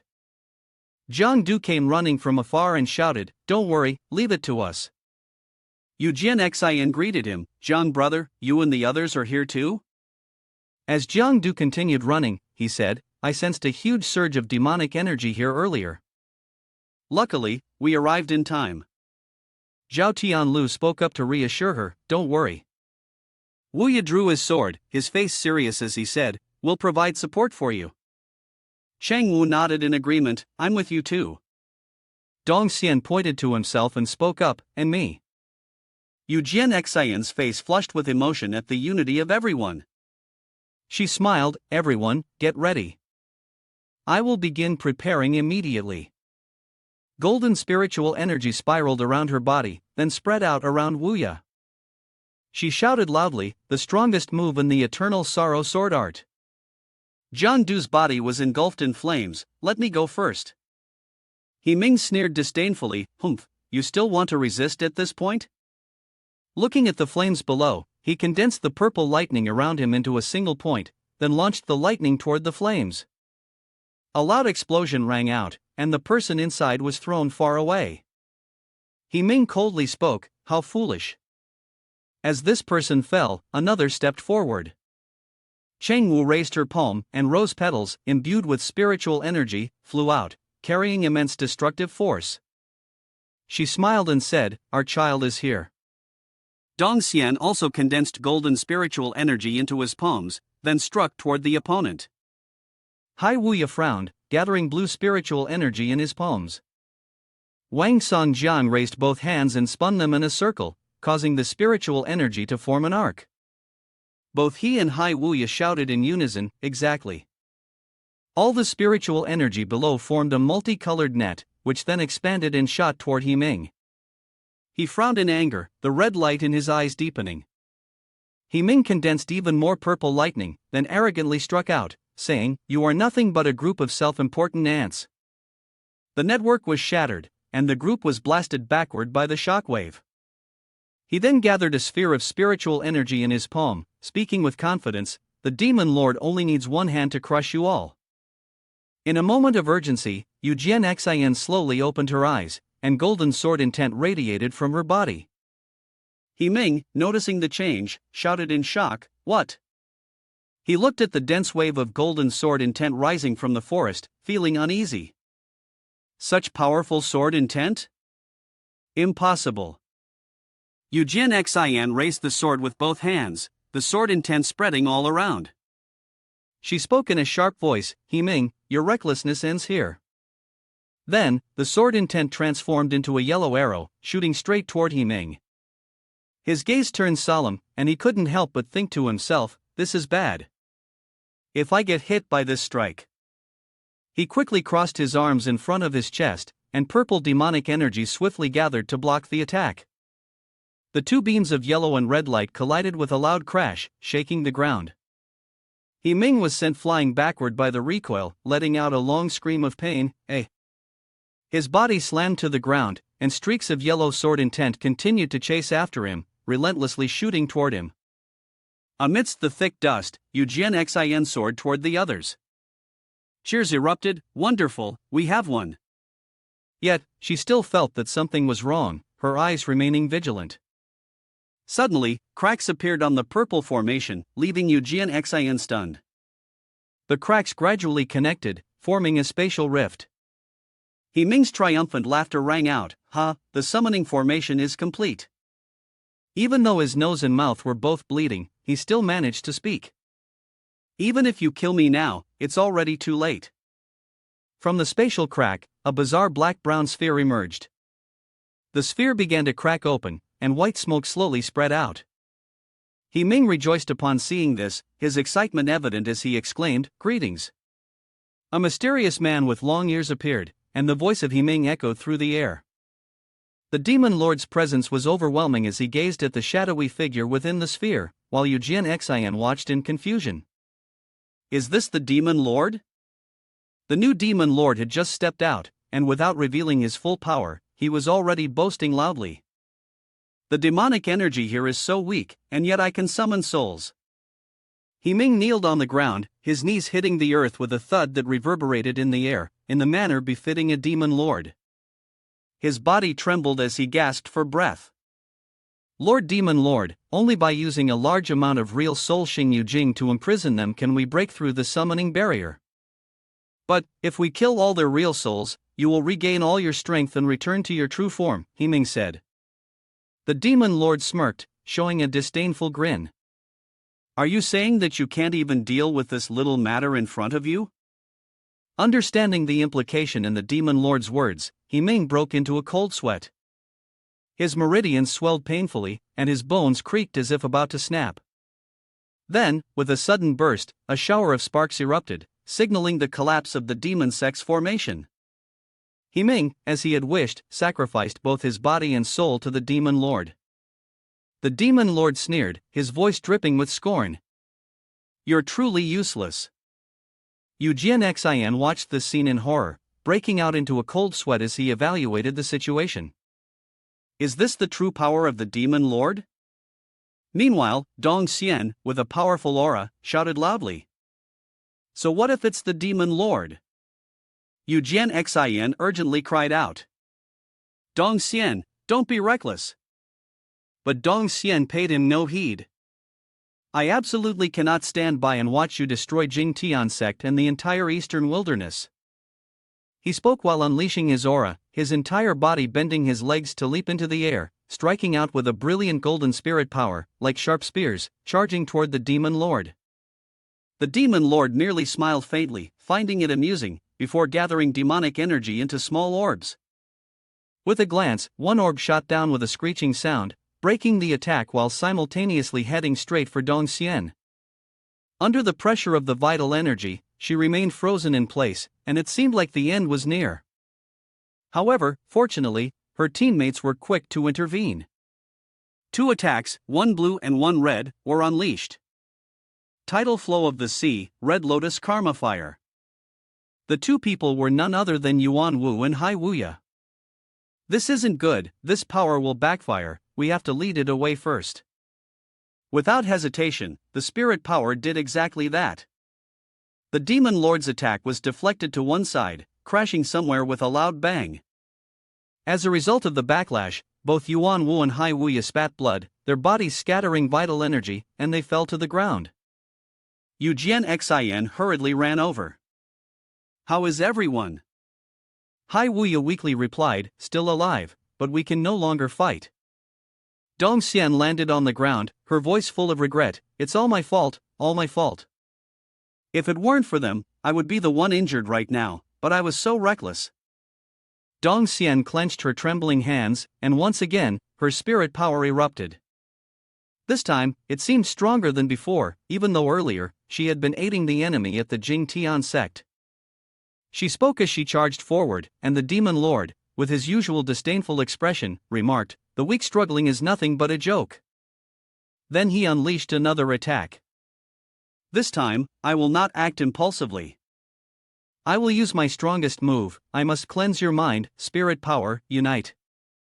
The powerful force erupted, transforming into a pillar of blinding yellow light, effortlessly blocking the demon lord's attack. Not stopping there, his spirit power grew stronger with each passing moment, creating a massive fountain of energy that occupied the space, launching a spiritual suppression technique. The spirit power turned into star-like dots, falling like snow. A powerful fist struck forward, followed by an earth-shattering explosion. It could be said that the power of this technique was comparable to Yujian Xin's Eternal Sorrow sword art. The people of Changwu considered it the core martial art of Jing Tian sect, as its difficulty was extremely high and the technique had long been lost in the sect. Yujian Xin was also deeply surprised, not expecting that Dong Xian had actually learned this move. The demon lord's summoning egg shattered like a cracked earth-colored crystal ball, breaking into small fragments that fell to the ground. Even his hands showed signs of cracking. Then came a series of booming explosions, boom boom boom. The demon lord's body collapsed like an earth statue. Under the backlash of the technique, Dong Xian, pushing his body beyond its limits, suddenly collapsed, his hands slamming onto the ground. The ground was splattered with blood, and he poured out all his remaining strength, finally gasping for air. Wang Lan rushed over in worry, shouting loudly, "Dong Xian!"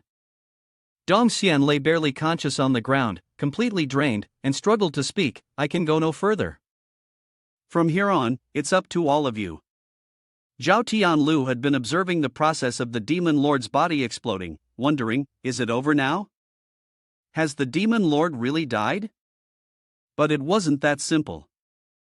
It seemed like the end, but everything was just beginning. The remnants of the demon lord's form began to reappear and transform. Red veins of blood started to slowly form above the stone fragments, connecting with each other, gradually taking shape into a human figure. First, the beak appeared, then the face. This little human was able to break my 8th form. Not bad, the demon lord's face, beautiful yet wicked, reappeared. Wang Lan exclaimed in astonishment, to think he completely underestimated the previous attack. Zhang Du, with a similar expression, added, 8 forms, how do we even fight this? Yujian Xin, full of spirit and holding a long sword, stepped forward and said, if that's the case, how can we just sit here and wait to die? She then began to recall the good times from the past. In order to protect everyone, the images of her fellow disciples flashed in her mind. Then came the awkward moment with Hua Chong Yun. Even if the enemy was the demon lord, she would never retreat. Finally, the expectations of the respected elders appeared in her thoughts. With eyes full of determination and resolve, she gazed at the demon lord, but suddenly her eyes widened. A phantom of a hand appeared. It was Hua Chong Yun. He reached out and ruffled her head like an elder would a younger disciple. She exclaimed in surprise, "Brother, is it really you, brother?" Hua Chong Yun leaned in, smiling gently, and replied, "I believe in you. You will succeed. I am with you."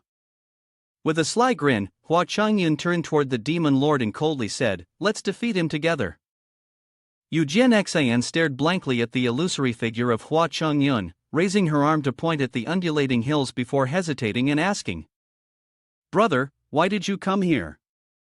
Hua Chong Yun gazed at Jian Xian with a gentle, dreamy look and replied, "Although I really want to rush to help you now, I am in the middle of learning a very important sword technique." At the same time, somewhere in Xingyu Jing, Hua Chong Yun continued, "This sword technique is related to the entire fate of the cultivation world. For now, I cannot break away from it." Sun Can, standing beside them, sighed deeply and marveled. Has he already entered the state of comprehension so quickly? It can only be through the method of transmitting divine thoughts. Only then will you be able to see that, although the demon lord's power continues to increase, it is still restricted within Xingyu Jing and cannot unleash his full strength. Jian Xian looked in the direction he pointed, her eyes suddenly brightened, and her mind became clear in an instant. I found it. Since he was summoned within a treasure that isolates him from the outside world, he can only exert about 30% of his true strength. So we still have a chance to kill him. Above them, the demon lord seemed to sense something and snorted. The familiar aura, he looked down at the orthodox sects of prestigious lineage, seeing them as insignificant ants. Does he think it is that kid from back then? At this moment, the illusory figure of Hua Chong Yun disappeared. Eugene Xian, filled with tension, looked toward the demon lord. Suddenly, Eugene Xian turned and shouted loudly to her teammates, her voice echoing throughout the forest. "Everyone, the demon lord is currently in Xingyu Jing and cannot unleash his full strength," she said with a sharp, determined gaze. "Therefore, if we put all our strength into it, it's not impossible for us to win. Please, don't give up." Zhao Tianlu was the first to speak clearly. "You are absolutely right. How can we surrender to the Demon King?" Yu Qingwu agreed as well. "Next, I will give my all." The demon lord unleashed a blood-red aura, his face filled with disdain as he spoke. "How stubborn and foolish. Unfortunately, you will not have the chance." With that, he launched an attack toward those below. Suddenly, a thud echoed, and someone's figure disappeared from the spot. It was Zhao Tianlu. He leaped into the air, spinning 3 times mid-flight, skillfully dodging the demon lord's attack with ease. In an instant, he gripped the sword in his hand tightly. The demon lord only smirked, a blazing red sword slashing downward with a sharp clang. Zhao Tianlu was stunned, thinking, is this an absolute defense? Before him appeared countless turtle shells, stacked on top of each other to form a solid wall of defense. The Demon King sneered from a small hole, his voice dripping with contempt. "What a bunch of ridiculous ants." He then raised his hand to cast an attack. Zhao Tianlu, standing too close, couldn't dodge in time and took the full force of the blow. But it wasn't over yet. Before the demon lord's eyes, Zhao Tianlu turned into a pink afterimage, transforming into falling peach blossoms. The demon lord laughed excitedly, breaking the silence.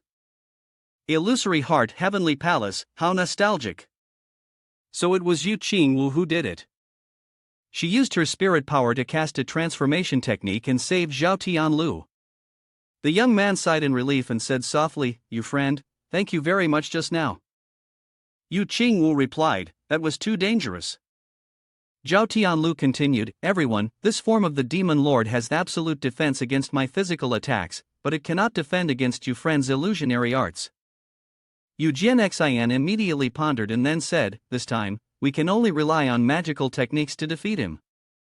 Zhang Du smiled broadly, holding several talisman scrolls, and suggested, "If we have to use magical techniques to attack." Wang Lan chimed in, "Then leave it to us." Hua Chong Yun muttered softly, "The reason it's called an attacking magical technique is because it uses the power of elements as the foundation, condensing magical energy, and penetrating defenses that the inner eye cannot perceive." Sword technique is also a type of magical technique. I remember in the Eternal Sorrow sword art, there's a move that condenses sword chi descending from the heavens. It's just that this move consumes a lot of spirit power, so I have never used it before. I believe in you. You can definitely do it. Brother, I believe that what you are doing can definitely be accomplished too. While the young lady was in high spirits chatting with Hua Chong Yun, over here, Jiang Du and Wang Lan had already made their move. The two of them simultaneously leaped into action and said, "Don't worry, we will buy you some time." Wang Lan didn't chant any spell incantations, but from one talisman scroll, hundreds of other talismans shot out, pouring forth like a surging flood, continuous and unstoppable, heading straight for the position of the Demon Lord. He gazed at the talismans carefully, then calmly spoke. "Is that all you've got?" He immediately conjured another layer of turtle shell-like protection to defend against the attack, but then he was stunned, letting out a surprised exclamation, for contrary to expectations, the talisman scrolls pierced through his absolute defensive layer as though it were nothing. He was immediately astonished and exclaimed, "So it really passed through my protective shield." Yu Qingwu, seeing this, couldn't hide his joy. He quickly shifted his position and thought for a long time. The person who created this kind of talismanic spell must have perished long ago. How could you learn this spell? Jiang Du and Wang Lan were also overjoyed. It worked. The talismanic spell that Senior Brother Hua gave us really works. Senior Brother Hua truly deserves our respect. When we get back, we must thank him properly. After saying this, both of them spoke in unison. This time, we go together. Once the talisman had taken effect, the two young men exerted all their strength to channel spirit power into the talisman scroll. The Demon Lord was now truly furious, his face dark as a pot, arms crossed in a defensive stance. With a growl, he shouted loudly, "Do you really think you can defeat me? So what if you learn that talismanic spell?" Not long after he finished speaking, a deafening explosion shook the heavens and earth as the attack collided with his demonic force barrier. The two young men, pushed back by the backlash of the talisman, both coughed up blood. Wang Lan gasped for air but still struggled to get up, muttering, "We cannot give up." With the unyielding spirit of righteousness, the two of them gathered even more strength and pumped their spirit power into the talisman. The talismans immediately transformed into golden chains. The gold made the arrogant Demon Lord gasp in shock and utter a dull phrase, "What?" Zhao Tianlu was equally astonished. This is the great path of spellcraft. They continued to absorb and comprehend the great path of spellcraft. Eugen Xin had appeared behind the arrogant Demon Lord at some point, though no one noticed. Rushing forward with great force, "Now it's my turn." Zhang's vengeful sword technique unleashed Thunderstrike to annihilate the Boundless, with streams of attacking light falling like a meteor shower upon the Demon Lord. He maintained his arrogance, shouting, "How could a bunch of trembling weaklings possibly do this?" The Demon Lord was being suppressed, with sword chi and the firepower from the talismans constantly striking his body. He roared in fury, "Damn weaklings!" A continuous series of attacks followed, and a massive explosion shook the surroundings. Eugen Xin remained calm amidst the hazy smoke and dust, unable to hear any movement from the Demon Lord anymore. Chang Wu stood frozen, staring at the chaotic scene before her, and anxiously asked, "Is it over?" But Eugen Xin quickly sensed something was wrong and urgently shouted a warning, "No, the Demon Lord, who seemed to have been shattered, is slowly recovering." His new body was quickly forming. Tianlu, pale with fear, exclaimed, "He's changing again." Chang Wu couldn't help but be terrified, wondering aloud, "Is this the new form of the Demon Lord?" Wang Song, sitting under a tree, muttered in irritation, "Damn it." Jiang Du felt as though he had fallen into a pit of despair. Can this guy really not be killed? The Demon Lord had taken on a new form, looking incredibly imposing. Eugen Xin gazed at the Demon Lord, with the ominous dark purple aura swirling around him, and couldn't help but wonder, why does the Demon Lord always change his form after receiving a fatal blow? Xingyun looked over at the Demon Lord, pondering, could this be the cultivation technique of the Demon Sect?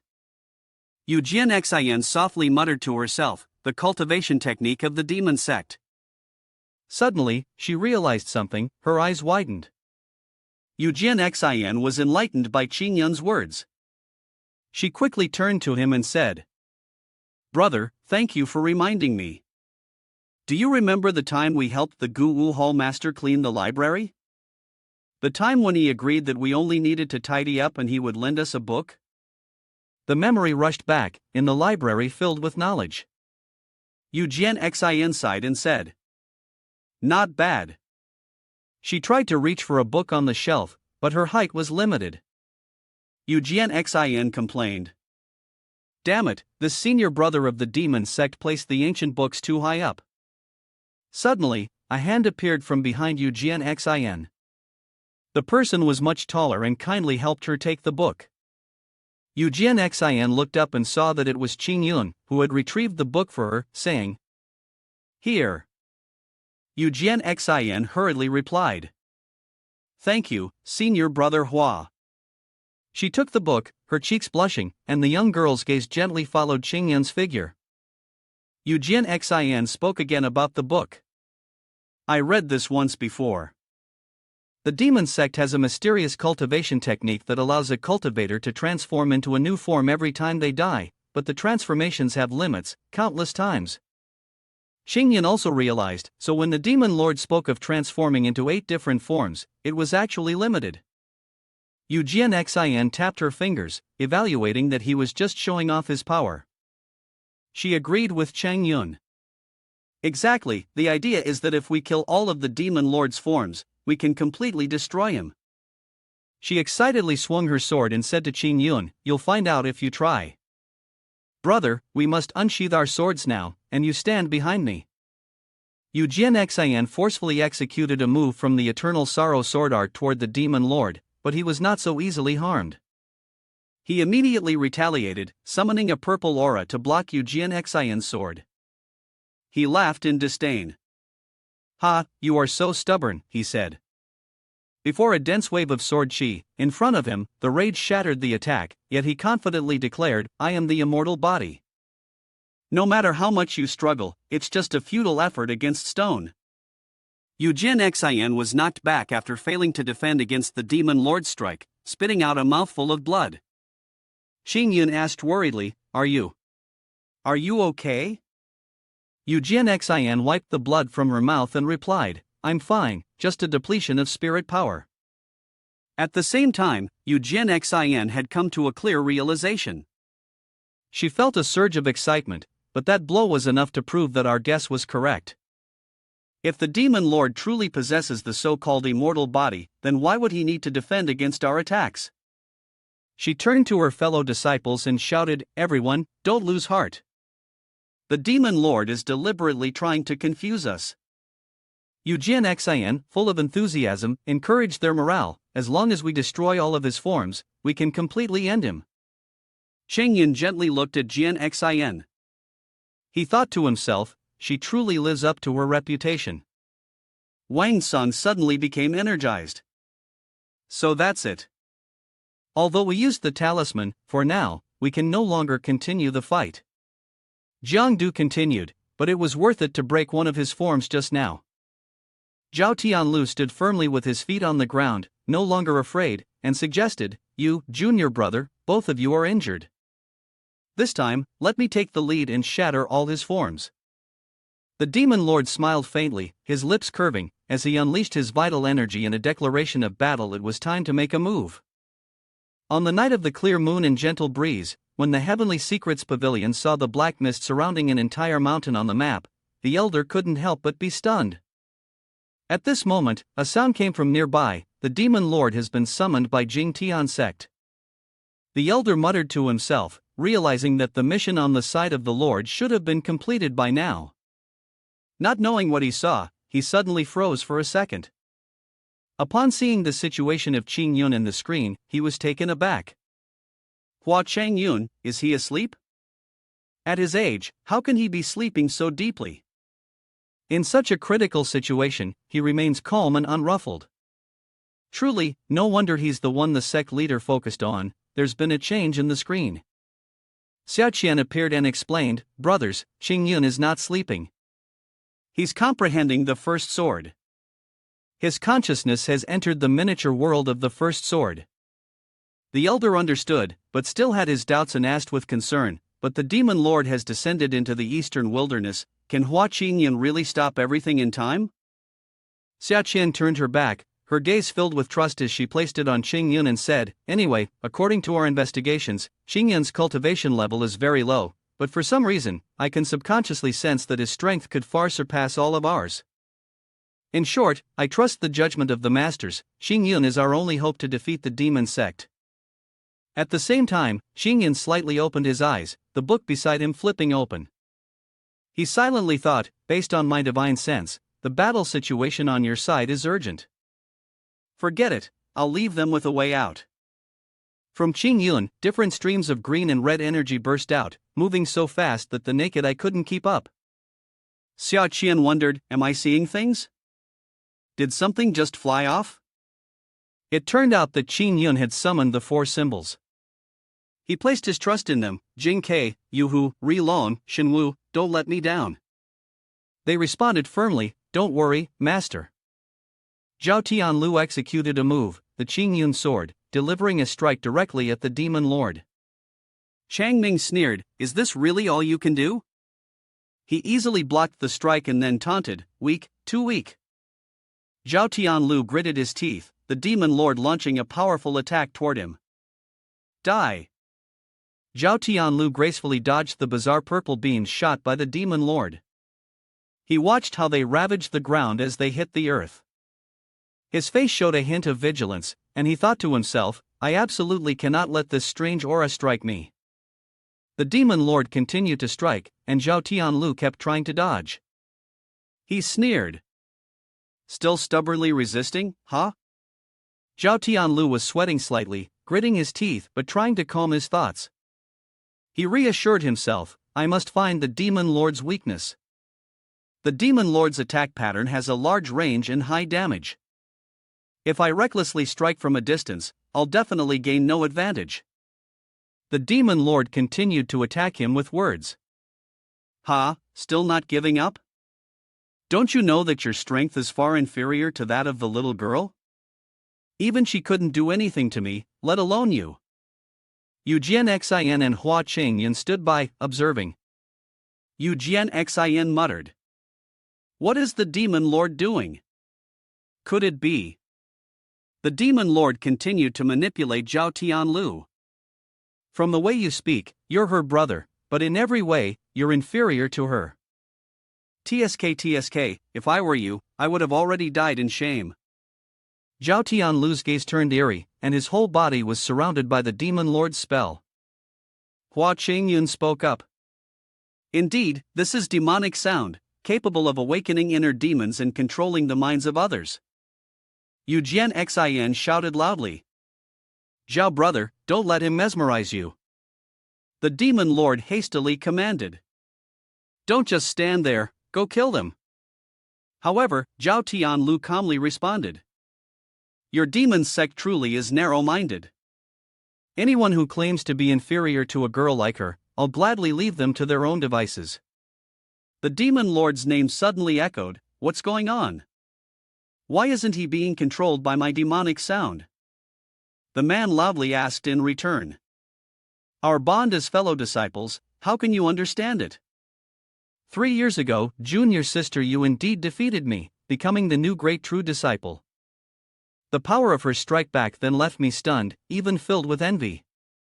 I was always looking for an opportunity to defeat her and reclaim my position at the top.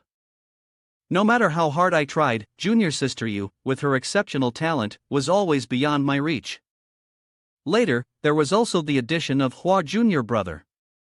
But luckily, there was you, junior brother. If not for Gu Wu and their guidance, would I have been able to stand firm on the path of the sword? My body is now enveloped in spirit power. I soon realized that perhaps my talent isn't as great as yours, junior brother, but I will never use that as an excuse to hide behind you all. Zhao Tianlu charged forward with his new technique, thinking that even by relying on myself, I could kill you. Hua Chong Yun and Yu Jian commented in disbelief, to think he could break through at this level, abandoning all concerns, now only a pure sword master's power remains, unrestricted and advancing towards the Tao. Meanwhile, the demon lord responded to Zhao Tianlu's attack. Arrogant, he shot out a purple strike, and the two collided. This was the threshold of sword intent, the half-step sword Tao, where the red and purple clashed without distinguishing a victor, ending in a massive explosion in the sky. Yu Qingwu spoke up, there's a chance, the sky is shrouded in smoke. Zhao Tianlu cautiously observed. The silhouette of the demon lord emerged from the smoke, and he chuckled. Zhao Tianlu was startled. What? The demon lord continued, I must admit, you do have some skill. Yu Qingwu gritted his teeth, and yet you were able to block an attack from the semi-sword art. Yu Jianxian muttered with frustration, this kind of demon sect technique only grows stronger as it progresses. This move of Zhao brother could severely injure a magical beast, it's already very impressive. The demon lord pressured Zhao Tianlu, speaking, what a pity for all of you. He struck, aiming at Zhao Tianlu. You won't be able to kill me. Zhao Tianlu was knocked to the ground. Yu Jianxian quickly rushed over to check. Zhao brother, are you okay? Sheng Wu glanced at everyone before speaking, he has the semi-sword art protecting him, he'll be fine for now. The demon lord sneered, ha, is this all the strength you have? He continued, with a challenging tone, among all you insects, is there anyone else who dares to fight me? Two figures in purple appeared in the forest. Hua Chong Yun was surprised, huh? They're finally here. The two purple figures quickly landed, causing a slight tremor. The demon sect member frowned and snorted, and from the purple light emerged Ziyun and Zifeng. They looked at him with disdain, and Ziyun, rushed forward to engage. Zifeng, behind her, also exerted all his strength to assist. Little girl, come help sister. The demon lord looked down on these two. Ah, you pests. He clasped his hands together, and a barrier enveloped him, blocking the attacks from Ziyun and Zifeng. The two struggled to resist the pull from the barrier. It was infuriating. Ziyun and Zifeng were drenched in sweat. Zifeng spoke. Sister, if we keep going like this, we'll only exhaust ourselves and die. I'll continue, you use this move to trip him, and cover for sister while she attacks. Ziyun anxiously responded. But if I do that, the situation will be dire for you. He spoke, then unleashed his move, his eyes glowing with intensity, no longer able to hold back. Ziyun smiled and reminded. Feng be careful. She charged forward to attack the demon lord, who muttered. Oh, is this a shared technique? Zifeng's gaze focused on the demon lord, and he suddenly realized the power of the move. His whole body is enveloped in a golden aura, and yet it can limit my actions. He chuckled with amusement.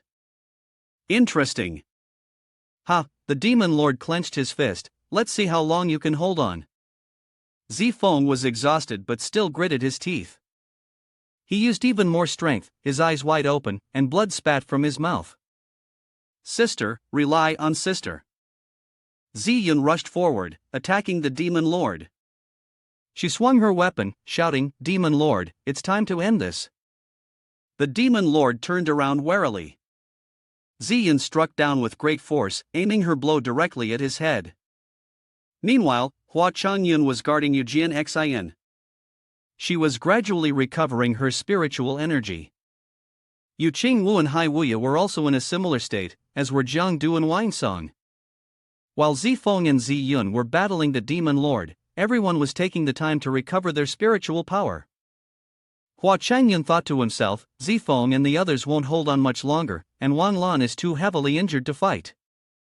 He glanced at Yu Jianxian, who was doing her best to recover as much spiritual power as possible. He thought again, I must speed up her recovery. Back in the small world within the book, Hua Chong Yun was deep in thought. A hand knocked on his head. He froze, huh? The Azure Emperor spoke up, I was teaching you the first sword technique, but what were you doing just now? Hua Chong Yun scratched his head, oh, just something, got a little distracted. The Azure Emperor was taken aback but tried to remain calm. Distracted? Yet, inside, he was furious. Damn, I'm the Azure Emperor, and my first sword technique isn't attractive enough for you? Hua Chong Yun scratched his head again, what can I say, things were urgent on the sex side, and there were no other experts in Xingyu Jing who could help. He paused, snorted, and then thought seriously, wait, I got it. Hua Chong Yun spoke loudly, since you are the founder of the Qingyun sword sect, you must have many precious techniques that can rapidly enhance a person's combat power. He continued, right now, the disciples of Ching Yun's sword sect are in a dangerous situation. I believe you will definitely not stand by and watch them perish. The Azure Emperor crossed his arms and retorted, why should I listen to you? His gaze was sharp as he looked at him. Hua Chong Yun scoffed, if you don't want to help, fine. He turned around decisively and walked away. I don't need to learn that sword technique from you. Hua Chong Yun smiled lightly, his words floating like the wind, the destruction of the immortal cultivation world, what does it have to do with me? The Azure Emperor stared in confusion, watching him leave. Hua Chong Yun wasn't joking. He had already walked quite a distance, saying, I'm quitting school. Goodbye. The Azure Emperor's eyes widened in disbelief. He was thoroughly puzzled and hurriedly chased after him. All right, I'll help. You little brat, daring to threaten me. You're the first in 1,000 years to do so. He looked at him and asked, what sword technique is your little brother practicing right now? Hua Chong Yun smiled. Ching Yun sword and eternal sorrow sword art. The Azure Emperor was a little surprised. So it's the eternal sorrow sword art. He pursed his lips, it seems everything is predestined. The Azure Emperor clasped his hands and spoke, forget it, since you've sincerely begged, I will compassionately teach your brother one move of sword technique. Hua Chong Yun assessed his attitude in silence. The Azure Emperor was nothing like the records in the ancient texts of Ching Yun's sword sect. He pondered, but a strange sense of familiarity lingered. Who does he remind me of? The Azure Emperor continued, I am merely a divine spirit left behind, unable to leave this small world. This sword technique was passed down by you.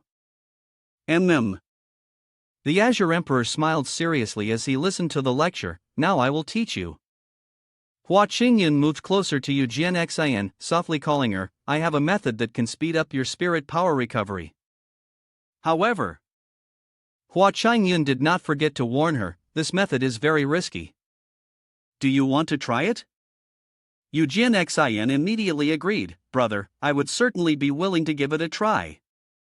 Hua Chong Yun frowned and seriously repeated the words of the Azure Emperor. This sword technique exceeds your current strength, and will surely have a backlash. It may even. The Azure Emperor continued, it may even cause damage to your cultivation. Within the small world of books, a moment later, the Azure Emperor continued speaking, it could prevent you from advancing in the sword path for the rest of your life. Even so, are you still willing? Hua Chong Yun was taken aback, is it really that serious? The Azure Emperor responded with irritation, just tell your sister what I said. Emergence called to him, brother, she has expressed her feelings. Brother, as long as there is a chance to defeat the demon lord and protect the human race. Her expression showed no fear or regret for the dangers that Hua Chong Yun had just mentioned. Even if it means risking my life, I am not afraid. The Azure Emperor was taken aback. He was moved by Emergence's attitude and words. She was very much like the person from back then. He closed his eyes in confession. Alright, actually, I just wanted to test your sister a little. The idea of cultivation being damaged was a lie. Ha, I knew it all along. The next words became serious, but the woman who created this sword technique had a cultivation far beyond yours, and the backlash was inevitable, something that could not be avoided. Hua Chong Yun, confused, asked again, but if it's a woman who created the sword technique, how did you learn it? The Azure Emperor diverted the topic, casually picking up, he crossed his arms and continued, alright, enough small talk, quickly teach your younger sibling this move. Continue to learn the first sword technique from me, now recite the sword mantra with me. Hua Chong Yun's clone quickly complied, alright. He smiled, let's begin. She also eagerly responded, huh? Not far from where they were, a purple strike was unleashed.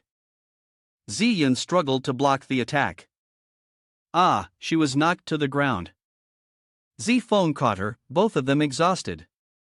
The demon lord looked down from above, sneering, you two are not bad at cooperating.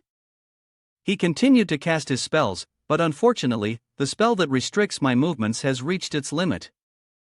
Zifeng was struck, falling in front of Ziyun's astonished eyes. She hurriedly rushed to his side. "Feng'er, sis, it's all my fault, I couldn't hold on a little longer." Ziyun interrupted her. "Feng'er, this is not your fault." The demon lord sneered, extending his hand towards them, preparing to strike. "Ha, if your bond is this strong, then I shall send you both on your way together." Ziyun tightly embraced Zifeng to dodge the attack, carefully watching as the demon lord relentlessly targeted them. Zifeng thought to himself, "If this continues, my sister will be dragged into this." He separated from her and spoke. "Sister, I can use the pupil technique one more time to restrain the demon lord, but if I do that, your real soul won't be able to withstand it." He gritted his teeth, his face showing clear determination. "This is our last chance." The two of them exchanged a silent understanding, persuading each other to charge forward once more. "Sister, I believe we can do it." "All right, I'll put all my strength into this one strike." Zifeng focused all his energy into unleashing his technique. The demon lord was caught off guard as he saw purple lights gradually closing in on him. He grabbed a few strands of the light, glanced at them, and sneered, "Could I still die from this?" Zifeng's eyes bled, but his resolve remained firm. "Demon lord, this time, you will not escape." Ziyun shared Zifeng's unwavering determination. She followed up, "You harmed Feng'er's real soul. I will never forgive you." She stomped her foot on the ground to gain momentum and leapt into the air, causing the rocks around her to fly into the sky. Ziyun swung her sword. "Die." The demon lord saw the incoming strike and cursed under his breath, no way to escape. Ziyun's blow hit its mark, creating a massive explosion. Smoke filled the area, but the demon lord was slowly recovering his form. The sixth transformation. Ah! Zifeng trembled, questioning, "Is it successful?" The demon lord spoke up, responding to the young man, informing him that they had not succeeded. "Ha, I truly underestimated you." Both Ziyun and Zifeng shared the same attitude. "What?" The demon lord continued. The fifth demon lord form. "I told you, you reptilian creatures trying to kill me is not that simple. Now, it's my turn to crush you." Suddenly, a flash of golden light streaked by, and the demon lord quickly noticed it. "Ha!" The breath belonged to Wuyan Mountain, who had passed by Ziyun while speaking. "Everyone has worked hard. Next." She then pointed her sword at her opponent, her expression cold. "It's my turn now." Wuyan Mountain aimed her sword at him and loudly declared, "Demon Lord." She immediately charged forward to engage. The demon lord quickly blocked the blow. Repulsive reptiles. Two strikes from both sides collided, but Wuyan Mountain's attack was much stronger, shattering the demon lord's defense and landing directly on him. The ground cracked open beneath her, and the demon lord was still floating in the air after the impact. However, he was thinking to himself while examining his body. "This strike actually shattered part of my cultivation." He looked at Wuyan Mountain across from him, and in the blink of an eye, it was enough to obliterate all things. "Just like before, huh?" Despite this, his tone remained defiant, and he prepared to strike back. "This sword technique of yours is far beyond your strength." Wuyan Mountain gracefully dodged the demon lord's consecutive attacks. He laughed arrogantly, while she, on the contrary, gritted her teeth, her face speckled with blood. "I suppose this must be your final killing move," he said. Wuyan Mountain observed her opponent, assessing the current situation. The demon lord's strength had been weakened by the previous strike, and with another precise sword move, it could be over. It seemed the demon lord could read her thoughts, as he continued to unleash a barrage of attacks. "I won't let you find an opening to strike again." The blow was aimed at Wuyan Mountain. She hastily raised her sword to block, her eyes widening in surprise. There were more attacks coming, but she couldn't block them all in time. "Die for me, you won't escape this time." A purple explosion erupted from the demon lord. He carefully observed. The cloud of smoke dispersed, but there was no sign of Xin. Missed. Elsewhere, Xin slowly reappeared. It was Yu Qingwu who had saved her. The girl smiled and spoke. Friend, I've come to help you. The demon lord laughed in amusement. Ha, so it's the mysterious Qi Great Saber.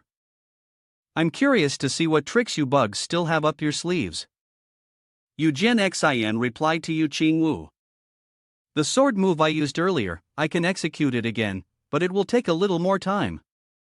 Changwu responded. Then leave the demon lord to me during this time. She closed her eyes and began performing a secret technique. The water moon seal quickly enveloped the demon lord. He turned his head and was taken aback by what he saw. A large, pink moon was right in front of him, with an ancient tree standing behind it. He spoke, "Is this the illusion of temporal pause?" Then he sneered, "How interesting." The demon lord shouted as he prepared to strike back, "But how much longer can you hold out?" He relentlessly attacked Yu Qingwu's secret techniques with his own strength. Each strike hit the pink barrier with a loud explosion. Yu Qingwu vomited blood, trembling as she tried to maintain the formation. She glanced behind her at Xin and thought to herself, "I must buy time for her." The demon lord continued his relentless assault on Yu Qingwu's barrier, and he eventually broke through, leaving behind a cracked pink screen. He arrogantly spoke, "To be able to trap you for even a moment is already a decent illusion." Changwu remained silent. The demon lord sneered as Changwu coughed up blood and fell to the ground.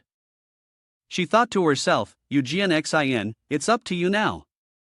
When did Xin get behind the demon lord? She was preparing to strike with her sword, shouting, "Let's end this now." The demon lord exclaimed in surprise, "What?" Golden beams of light overwhelmed the demon lord's purple power, making him curse. "Damn it!" The fifth form of the demon king shattered and gradually faded away. Xin murmured tiredly, "Is it finally over this time?" However, in the air, the pieces of the demon lord's body began to gather again. He responded to her, "Not bad, a bunch of sneaky insects. Yet, they could force me to this point." But this time, Xin couldn't believe it, while the demon lord laughed maliciously. "Who among you can stop me now?" He continued to attack Xin, who no longer had the strength to defend herself. However, his strike was blocked before it could reach her, making him roar in fury. "Who is it?" Xin felt a surge of joy at the new arrival. It was the ancient divine beasts of the Qingyun sword sect. Hua Chong Yun's clone observed the situation. Yuhu and the others had finally caught up. This divine consciousness was also the time to return. He quickly returned to his true form, and as his body underwent a transformation, Sun Can exclaimed, "One sword, he has mastered it." Hua Chong Yun spoke to the Azure Emperor. "Thank you for teaching my brother that technique. Now that I have learned this sword, it's time for me to leave. Kid, you're splitting your divine consciousness, it's really exhausting. I don't know why the Heavenly Secrets Pavilion insisted I learn this move, but when I return, I'll ask about it." The Azure Emperor didn't respond, he only thought to himself, "You'll understand in the future." Hua Chong Yun's face was extremely displeased as he continued. "As for the traitors who tried to hinder me, get ready to face the wrath of the workers." The demon sect member, witnessing the appearance of the ancient divine beast's real souls, couldn't help but be surprised. He hadn't expected these real souls to be here as well. How interesting. Xin breathed a sigh of relief as the ancient divine beasts appeared together. She thought to herself, could it be that the senior from Qingyun sword sect also came to Xingyu Jing? Green Dragon and you who spoke simultaneously, Demon Lord, we have been ordered by our master to come here and kill you. The Demon Lord responded with disdain, such bold words. As soon as he finished speaking, Green Dragon exhaled a stream of fire toward him. The Demon Lord countered with a strike, saying, "What if you're a divine beast?" The two forces collided in midair. The demon lord sneered, "In my eyes, you're no different from these ants." The divine beast's power was overwhelmed and vanished. Green Dragon frowned, "One divine beast is not enough, all three divine beasts will attack together. As for the other three, we will move forward and set up a formation." A formation quickly appeared above the demon lord's head. From there, the three divine beasts launched a series of attacks, their strikes twisting and converging toward the demon lord. He, however, remained unshaken and calmly spoke, "Light and darkness are inseparable, and from that, a dark magic tool is created. You used the power of light to oppose me, but have you forgotten? Wherever light goes, darkness follows." The demon lord unleashed his move, the void-destroying strike engulfing the divine beast's barrier and easily piercing through it. Green Dragon vomited blood, Yu spat blood, and Jean Gue was severely injured. The demon lord shouted loudly, "Prepare for my next strike. Now, I will show you what absolute power really looks like." Yu frowned at him, silently cursing, "Damn, this guy's power is terrifying." The divine beasts could not allow their master to lose face, so they continued to unite and launch an attack. Kill! The demon lord seemed to be playing with children. "Ha, no matter how much you struggle, you are nothing more than ants shaking the tree." He unleashed his move, Yu noticed it, but couldn't avoid it. Both it and Xinglong were severely wounded. Xinglong was more heavily injured, and they both fell unconscious to the ground immediately afterward. The demon lord looked down from the sky and arrogantly spoke. "Ah, how boring. So what if they are divine beasts? In front of the powerful demon race, they can't even withstand a single blow." Wuya, Zhao Tianlu, and the other disciples were in disbelief. How could this be? Eugen Xin was also taken aback. Three great divine beasts, yet they could. The demon lord observed and continued. "I didn't expect you little ants to still be alive." His demonic energy enveloped the entire area, and he spoke. "I find you all quite annoying." The demon lord then directed his demonic energy toward the disciples of the Sword Sect Alliance, launching it down to destroy them. The attack quickly descended. Eugen Xin gritted her teeth, took a defensive stance, and braced herself for the blow. She thought to herself, "Is this where it ends?" However, Xinglong stepped in to take the blow for the disciples, halting it immediately. Eugen Xin cried out in panic. "Senior!" Xinglong faced the demon lord directly. The demon lord, annoyed, spoke. "Humph, you're still able to move? Truly, you're becoming more and more tiresome." The staff in his hand gathered demonic energy and struck Xinglong, making it vomit blood. Xinglong was overwhelmed by the power, and the demon lord was determined to kill it. "Die!" He laughed gleefully as he watched Xinglong in agony, but suddenly, his gaze changed. A sudden strike slashed through, instantly severing the arm holding the weapon of the demon lord. He hastily turned toward that direction, shouting in interrogation. "Who's there? Someone could get this close without me noticing." From within the smoke, Hua Chong Yun appeared, speaking coldly. "Demon Lord, is it? You dare harm my pet? Do you have a death wish?" A sword was unleashed, and the arm holding the weapon was severed from the demon lord in his own astonishment. The sword released by Hua Chong Yun struck the ground. Wuya and Zhao Tianlu had, surprisingly, managed to cut off the demon lord's arm with a single blow. Who exactly is he? Yu Qingwu thought silently. That outfit doesn't resemble a disciple of any sect clan, yet why does he seem so familiar? Eugen Xin observed the man. This was indeed the special flying sword of the Qingyun sword sect, no doubt about it. She was overjoyed he was the senior who once appeared in the mountains and rivers map.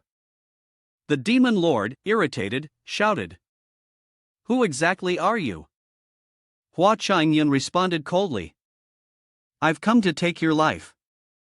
The demon lord regenerated his arm while letting out a mocking laugh. He clearly looked down on him. Oomph, trickery and theatrics. As soon as he finished regenerating his arm, he immediately launched an attack. Hua Chong Yun showed no fear in the face of the powerful strike. He gently used a single finger to counterattack, and the two forces collided fiercely, before vanishing together. The demon lord thought to himself, his face darkening with displeasure. This is the aura of the Azure Emperor, it can't be. The Azure Emperor clearly ascended long ago. Hua Chong Yun conjured a sword and spoke, "Was that your killing move just now? Well then, it's my turn." He swung his sword in a massive strike aimed at the demon lord. Immediately, the demon lord struggled to block. Ha! The two clashed at high speed in mid-air. Wuya and the red-haired disciple of the Flame Sect were both taken by surprise.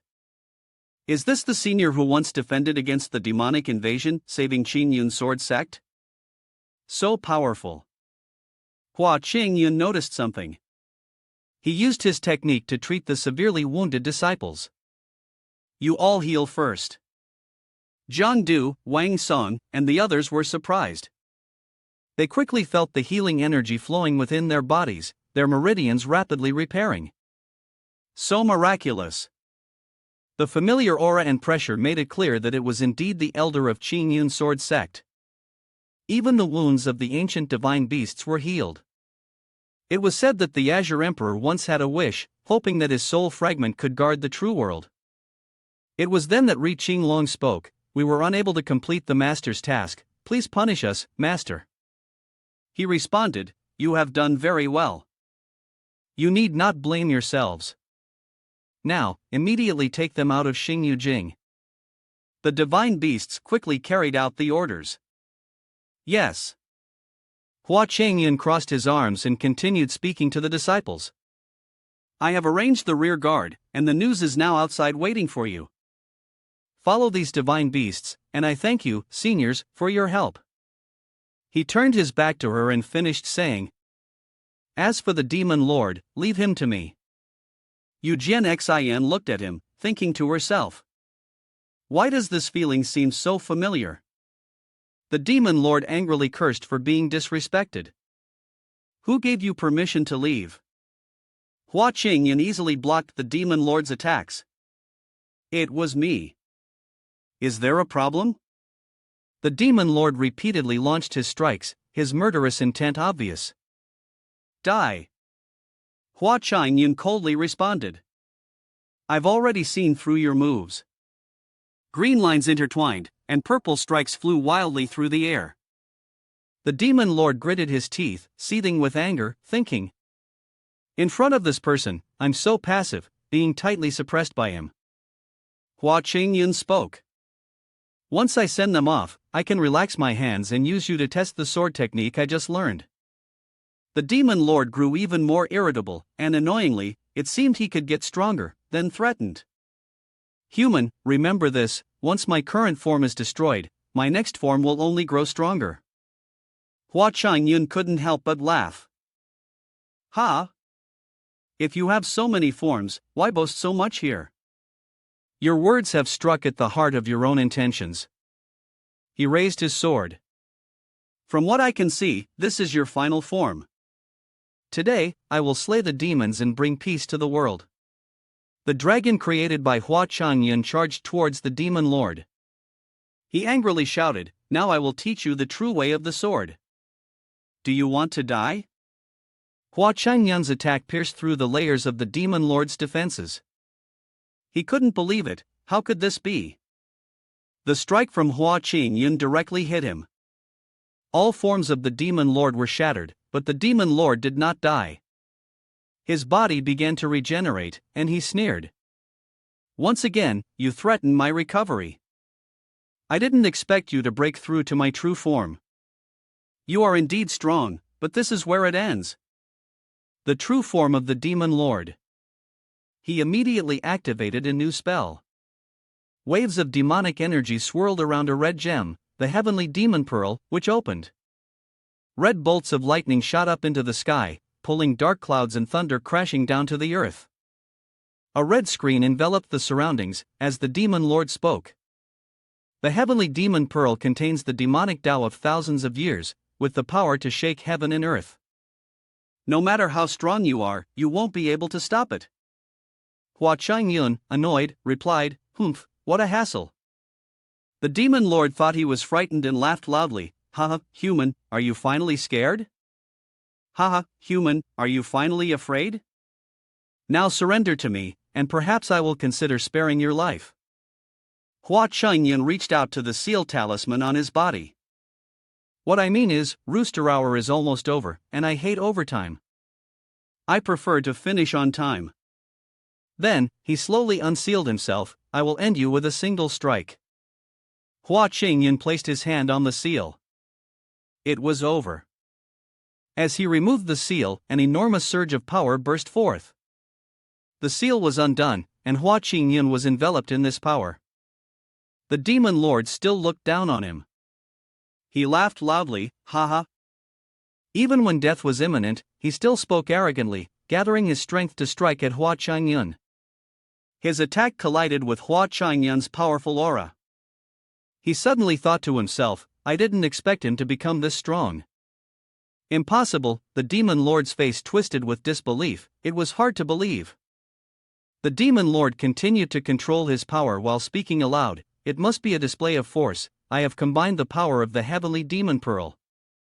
A massive red attack in the shape of a skull was unleashed, a move capable of crushing anyone.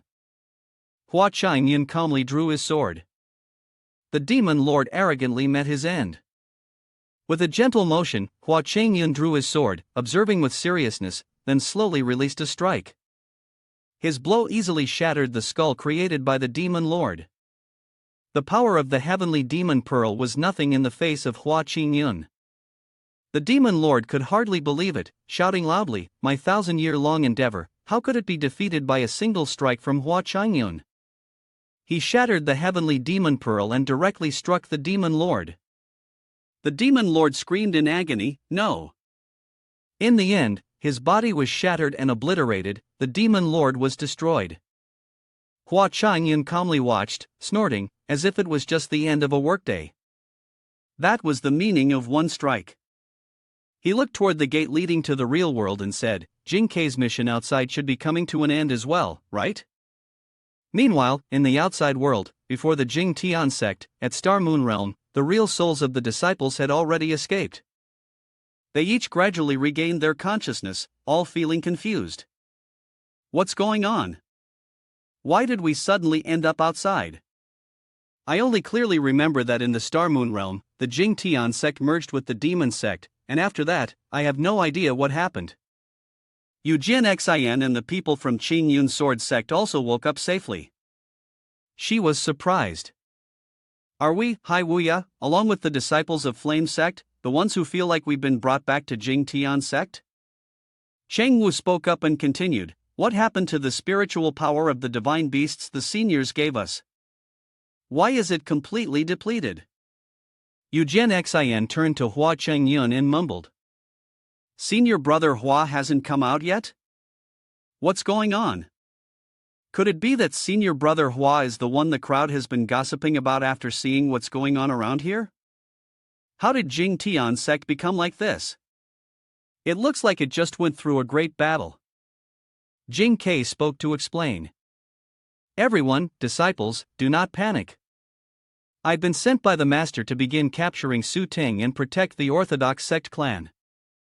Su Ting, lying under the claws of Jing Kei, still shouted loudly, "Don't get too smug.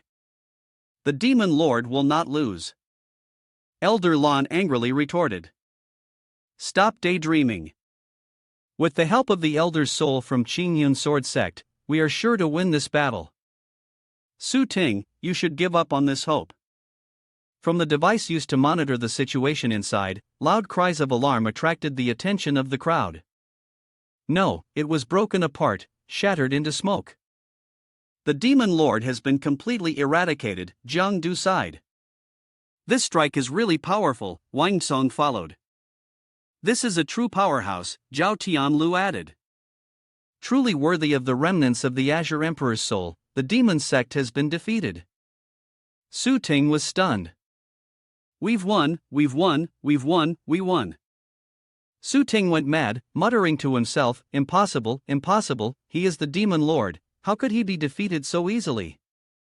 His body is starting to emanate demonic energy. Impossible, my great cause, my life's work, it absolutely cannot end here. Jing Ke noticed something was wrong. Then it was sent flying. Ugh, crashing heavily to the ground.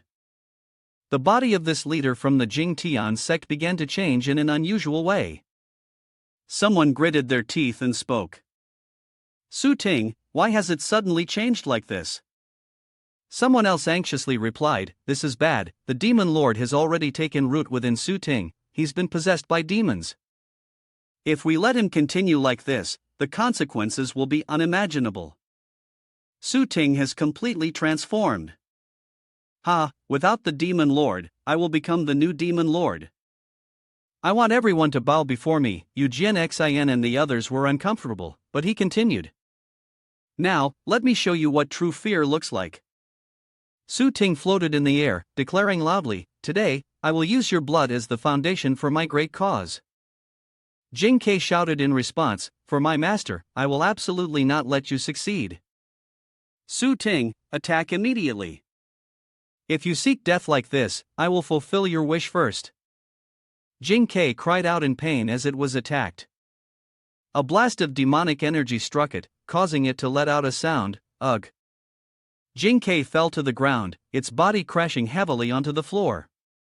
Ugh! Eugene Xin hurriedly approached it. Jing Ke Sr., Master, it's alright, I can't resist any longer. Turning to Su Ting, whose overwhelming power was evident, he sneered and said, next, it's your turn. The elders of the Immortal Sect Alliance pointed their swords at him. If Su Ting wants to harm our disciples, he must first get through us. We will not let you achieve your goal. Su Ting continued to cast dark magic. Your spiritual energy has long been sealed by the demon lord I summoned. Do you think you can resist me with just the likes of you? He unleashed a massive blow aimed at the heads of the elders. A sword strike cut across and successfully blocked it. Su Ting looked in surprise towards the direction of the sword strike. Hua Chong Yun had reappeared from the world within the mirror. You're cold, Hua Chong Yun said. Su Ting, you have crossed the line. Su Ting remained silent, his face contorting with rage as he repeated the words Hua Chong Yun had said. Cross the line, you say? Su Ting roared, all of this is because they brought it upon themselves.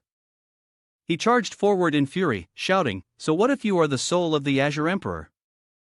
No one can stop me. He unleashed not just one, but two massive attacks directed at Hua Chong Yun. With ease, he controlled his spiritual power using just one hand. Su Ting thought in disbelief, how could this be? Clearly, I have acquired the strength of the demon clan. How could he easily neutralize my attack like this? Hua Chong Yun responded to him, though he himself was puzzled. Turn back now? Can immortals and demons not coexist? Su Ting, if you turn back now, it is still not too late. Was Su Ting really going to turn back? He let out a loud laugh at Hua Chong Yun's suggestion. He continued, you great sect speak so casually, turning back is so easy to say. Have you ever felt the difficulty of a small sect? I spent decades, traveling far and wide, seeking opportunities, all to revive a weak and declining sect. He went on, then one day, guided by the old man of heavenly secrets, I found a hidden realm. How could I not know that the immortal path is the right path? But only by choosing the demon sect, the Jing Tian sect, can one rise the fastest. Only by choosing the demon sect can one obtain absolute power. Su Ting gathered demonic energy, preparing for another strike. Once I've chosen the demon sect, there's no turning back. Go die. Hua Chong Yun muttered, it seems there's no way to persuade him anymore, I'll have to act. He extended his hand towards him, and from the palm of his hand, a sphere of power gathered. Ting Tian easily pierced through the demonic energy defense created by Su Ting, heading straight for him, and stabbed right through his body. Su Ting stood stunned, stammering, ugh, kill. His body was struck and disintegrated. Jing Ke shouted loudly, Master. Hua Chong Yun waved his hand, bringing Jing Ke back. Jing Ke, are you not coming back? He thought to himself, everything has been settled, I should leave quickly. But before I could leave, I was called back. Senior, please wait. The elders of the sect clans knelt and bowed in respect, then spoke respectfully.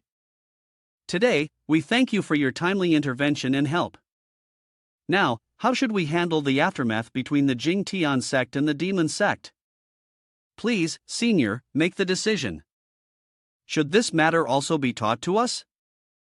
Where have those old masters, who normally discipline us so strictly, gone?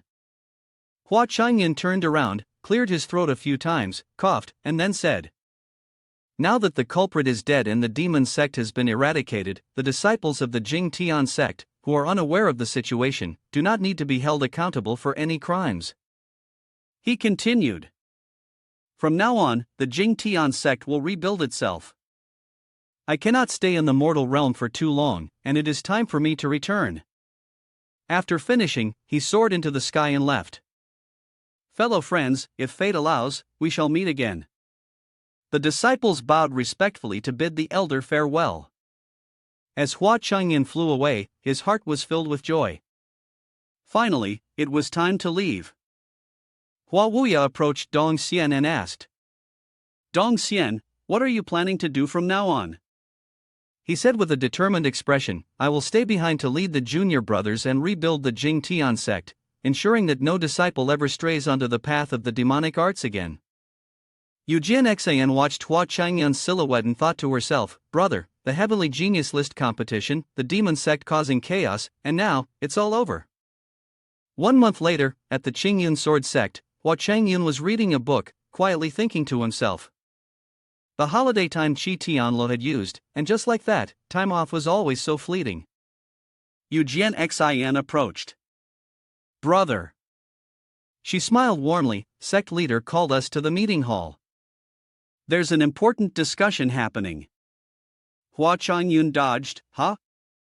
What does an important meeting have to do with someone like me at the bottom?" Eugene Xian pouted, "This is an order from the sect leader." "Will you go, brother?" Fine, I'll go." The two of them headed out together, and Eugene Xian spoke up, "Brother, I've always been curious. During the Heavenly Pride Grand Assembly, did you really get eliminated in the beginning?" Hua Chong Yun admitted, "Yes, that's right. As soon as I entered Xingyu Jing, I was stabbed to death by the disciples of the Jing Tian sect without mercy. The record is available for verification." Eugene Xian replied, not believing Hua Chong Yun's words, "What you're saying might fool others, but it doesn't fool me. Brother, why do you sound like the Azure Emperor? What secret are you hiding, really?" Hua Chong Yun continued to deny it. You really know how to joke. Who doesn't know I'm the true disciple at the bottom of the Qingyun Sword sect? I have nothing to do with the Azure Emperor. You're just pretending, brother." He finished his words and immediately dashed off. Let's quickly go to the meeting about the road ahead, don't keep sect leader waiting." Eugene Xian was determined and thought to herself, "Brother, your secret, I will definitely investigate thoroughly." At the Qingyun Sword Sect's second meeting hall, sect leader Wen Jian sat high up, looking satisfied. This time at the Heavenly Pride Grand Assembly, you all performed excellently, and our Qingyun Sword Sect has become well known. The reason I called you here is to discuss your merits and rewards." He continued. Eugene Xian stepped forward. "Disciple, this time you fought until the very last moment with the Demon Lord. Your performance was outstanding, truly worthy of being the top disciple of Qingyun Sword Sect. Now, I bestow upon you the supreme spiritual treasure, the Heavenly Ice Unicorn Shield, a 9th rank pill, and the ancient divine technique, the Heavenly Thunder 9-turn seal. These spiritual treasures will aid your rapid progress on the path of cultivation. Use them well." She couldn't hide the excitement on her face and eagerly responded, "Disciple will not disappoint everyone's expectations. I will strive to cultivate and repay the sect." Zhang Du and Wang Tsang both admired Eugene Xian. Wow, sect leader was generous enough to give such treasures. Indeed, your cultivation will definitely advance by leaps and bounds this time. Zhao Tianlu also secretly rejoiced for her. Junior sister your contribution is immense, receiving such a generous reward is well deserved. When Jian continued to distribute rewards, but Hua Chong Yun began to sigh. Zhao Tianlu stepped forward with his second disciple. He thought to himself, why do you doubt me too? Recalling the old events outside the Jing Tian sect, 1 month ago, Hua Chong Yun glanced over when he heard someone calling his name. Hua Chong Yun, you finally arrived. Sheng Wu descended from the sky, looked at him, and immediately asked, did you come to find me for something? And just so you know, I don't have any special extra chapters or anything secretive on me, so don't even think about it. Yu Qingwu smiled and said, Hua Chong Yun, I've always wanted to ask you, is it true that you died long ago in the Star Moon realm? Hua Chong Yun countered, what if I didn't? She continued, you disappeared a long time ago, could it be that you were just making it convenient for your own actions? What about it? Plus, in the Star Moon realm, neither the Azure Emperor nor you have ever appeared together at the same time. Yu Qingwu narrowed the distance between them and continued, so there's only one truth. The Azure Emperor is Hua Chong Yun. Sweating, Hua Chong Yun replied, do you really think the Azure Emperor is me? Sheng Wu laughed, you've given it away yourself. I never said the Azure Emperor is you just admitted it. Hua Chong Yun froze, thinking to himself, looks like I've been found out. He muttered in frustration, Haze, was my disguise really that bad? The leader of the One Sword sect continued from the palace, actually, the reason I called you here is not just for discussing merits and rewards. There's something extremely important. This time, the soul of the Azure Emperor will manifest, helping to cleanse the demon sect for the path of immortality. Jing Tian sect will then unlock the final key to the Jade Throne of the Heavenly Emperor's tomb, granting it to us. The disciples below were all taken by surprise at once. What? The final key is in the possession of our Qing Yun sword sect? Wen Jian continued. The Heavenly Emperor's Jade Throne was the leader of the primordial realm 500 million years ago, with a cultivation level that reached the heavens. The legend of the Heavenly Emperor's Jade Throne says that he collected countless treasures, and among them was the supreme secret technique that could guide practitioners to the ultimate Tao. Not long ago, Elder Jin of Yun sect accidentally discovered the tomb of the Heavenly Emperor's Jade Throne in the 9 Nethersea domain, which shook the 5 continents of the primordial realm. To unlock the tomb's seal, 10 keys are required. Previously, 9 keys appeared one after another, found by different aristocratic families of the great sect. Now, the final key has fallen into the hands of the Qing Yun sword sect, truly a matter of time and fate. Zhang Du and Wang Sang added, indeed, the aristocratic tomb in the 9 Nethersea domain is correct. Only someone with the power of the Heavenly Emperor's Jade Throne could venture deep into the 9 Nethersea domain. This is a great opportunity. Zhao Tianlu smiled, if we can enter the tomb, perhaps we will be able to obtain the long-lost powerful magic, secret techniques that could shake the 3 realms. Sect leader, who do you plan to send this time? Hua Chong Yun, in response to the discussions of the other disciples, yawned and then explained, you should go ask Eugene Xian where the 9 Nethersea domain is. Is it really that dangerous? Brother, you don't know where the 9 Nethersea domain is, and your answer has left her clueless. Eugene Xian spoke up to explain, the 9 Nethersea domain is located to the south of the primordial realm, a place of dense spiritual energy, shrouded in thick fog and darkness year-round. It is home to various powerful beasts, and the danger level is far beyond imagination.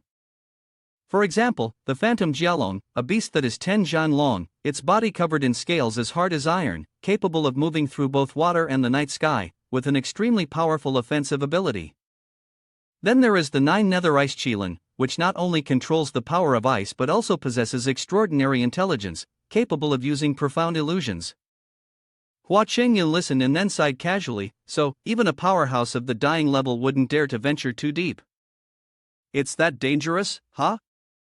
He smiled and continued, asking, but what does this have to do with me? He was determined to avoid this place, causing Eugene Xian to lose patience and retort, a dangerous place like that? I'm not going there. It's none of your concern. The sect leader called us here and mentioned that the extreme cold is related to the 9 Nethersea domain. It's likely that he wants us to take action.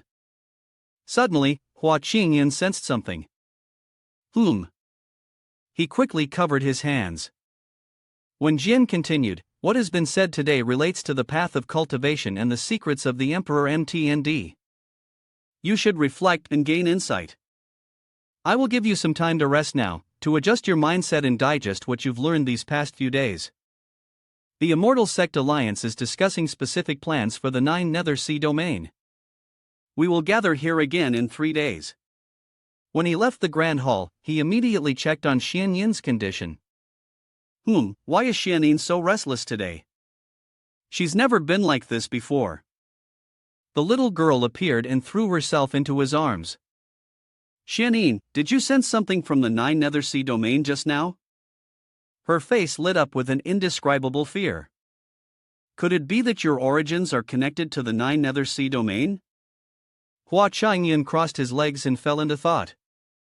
That makes sense. Xian, this legendary divine beast, if not under some extraordinary circumstances, how could she have been so easily taken by an elder of the demon sect? What kind of place is the 9 Nether Sea domain, really? There was a knock at the door outside. Brother, sorry to bother you. Xian quickly hid inside his robe as Hua Chong Yun tiredly sat up. Come in. He smiled. Why are you here so late, little sister? Xin frowned, her voice serious. Brother, stop hiding it from me. At the Heavenly Pride Grand Assembly, you were actually the most important one, weren't you? Hua Chong Yun stammered in reply. What? What makes you think that? She proceeded to take out the items that had been awarded to her earlier that day. The treasures granted by the sect leader, I truly don't feel worthy of them. Brother, please take them all. Hua Chong Yun secretly let out a breath of relief, though outwardly he maintained a calm demeanor as he responded to her. Phew, I thought it was something serious. Little sister, these are the sect leader's rewards for you. I didn't contribute anything to the sect clan during the Heavenly Pride Grand Assembly. How could I possibly accept them? Xin leaned to the side and looked at him. Brother, in that situation back then, besides brother, I really can't think of anyone who could demonstrate such power. She pointed her finger at his face, determined to get the truth.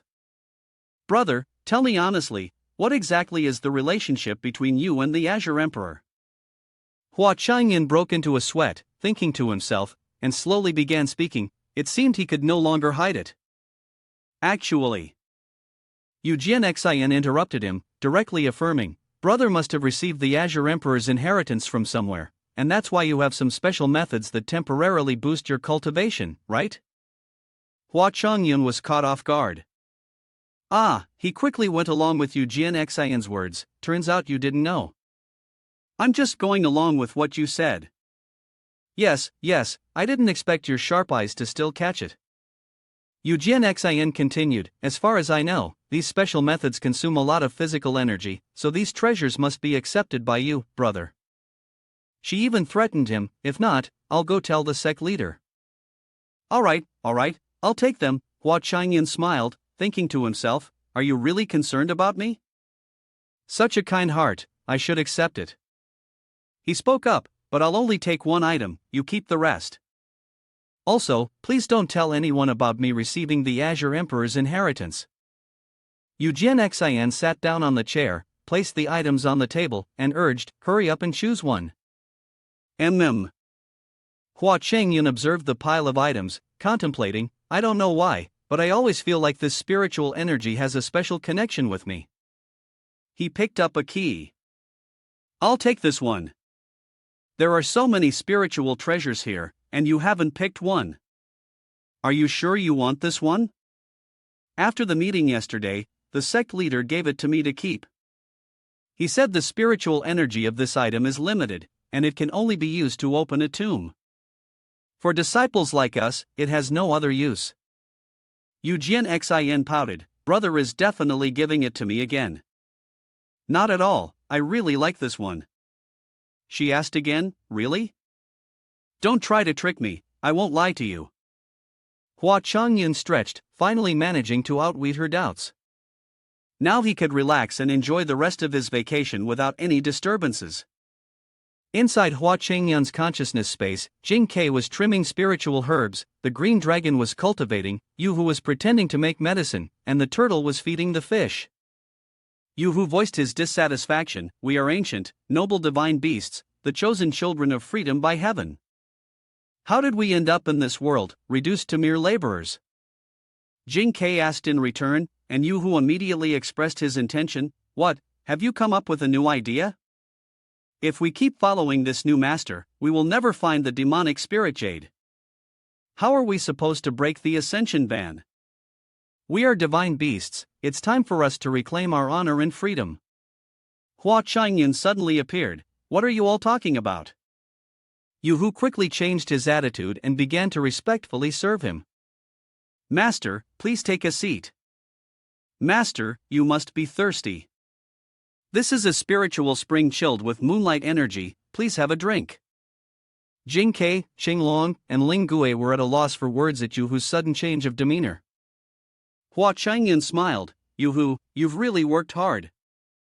It's no trouble at all, it's what I should do, Yu Hu replied, continuing the conversation. Master, you once promised to help us find the demonic spirit jade. Have you made any progress? Do you have any leads on the demonic spirit jade?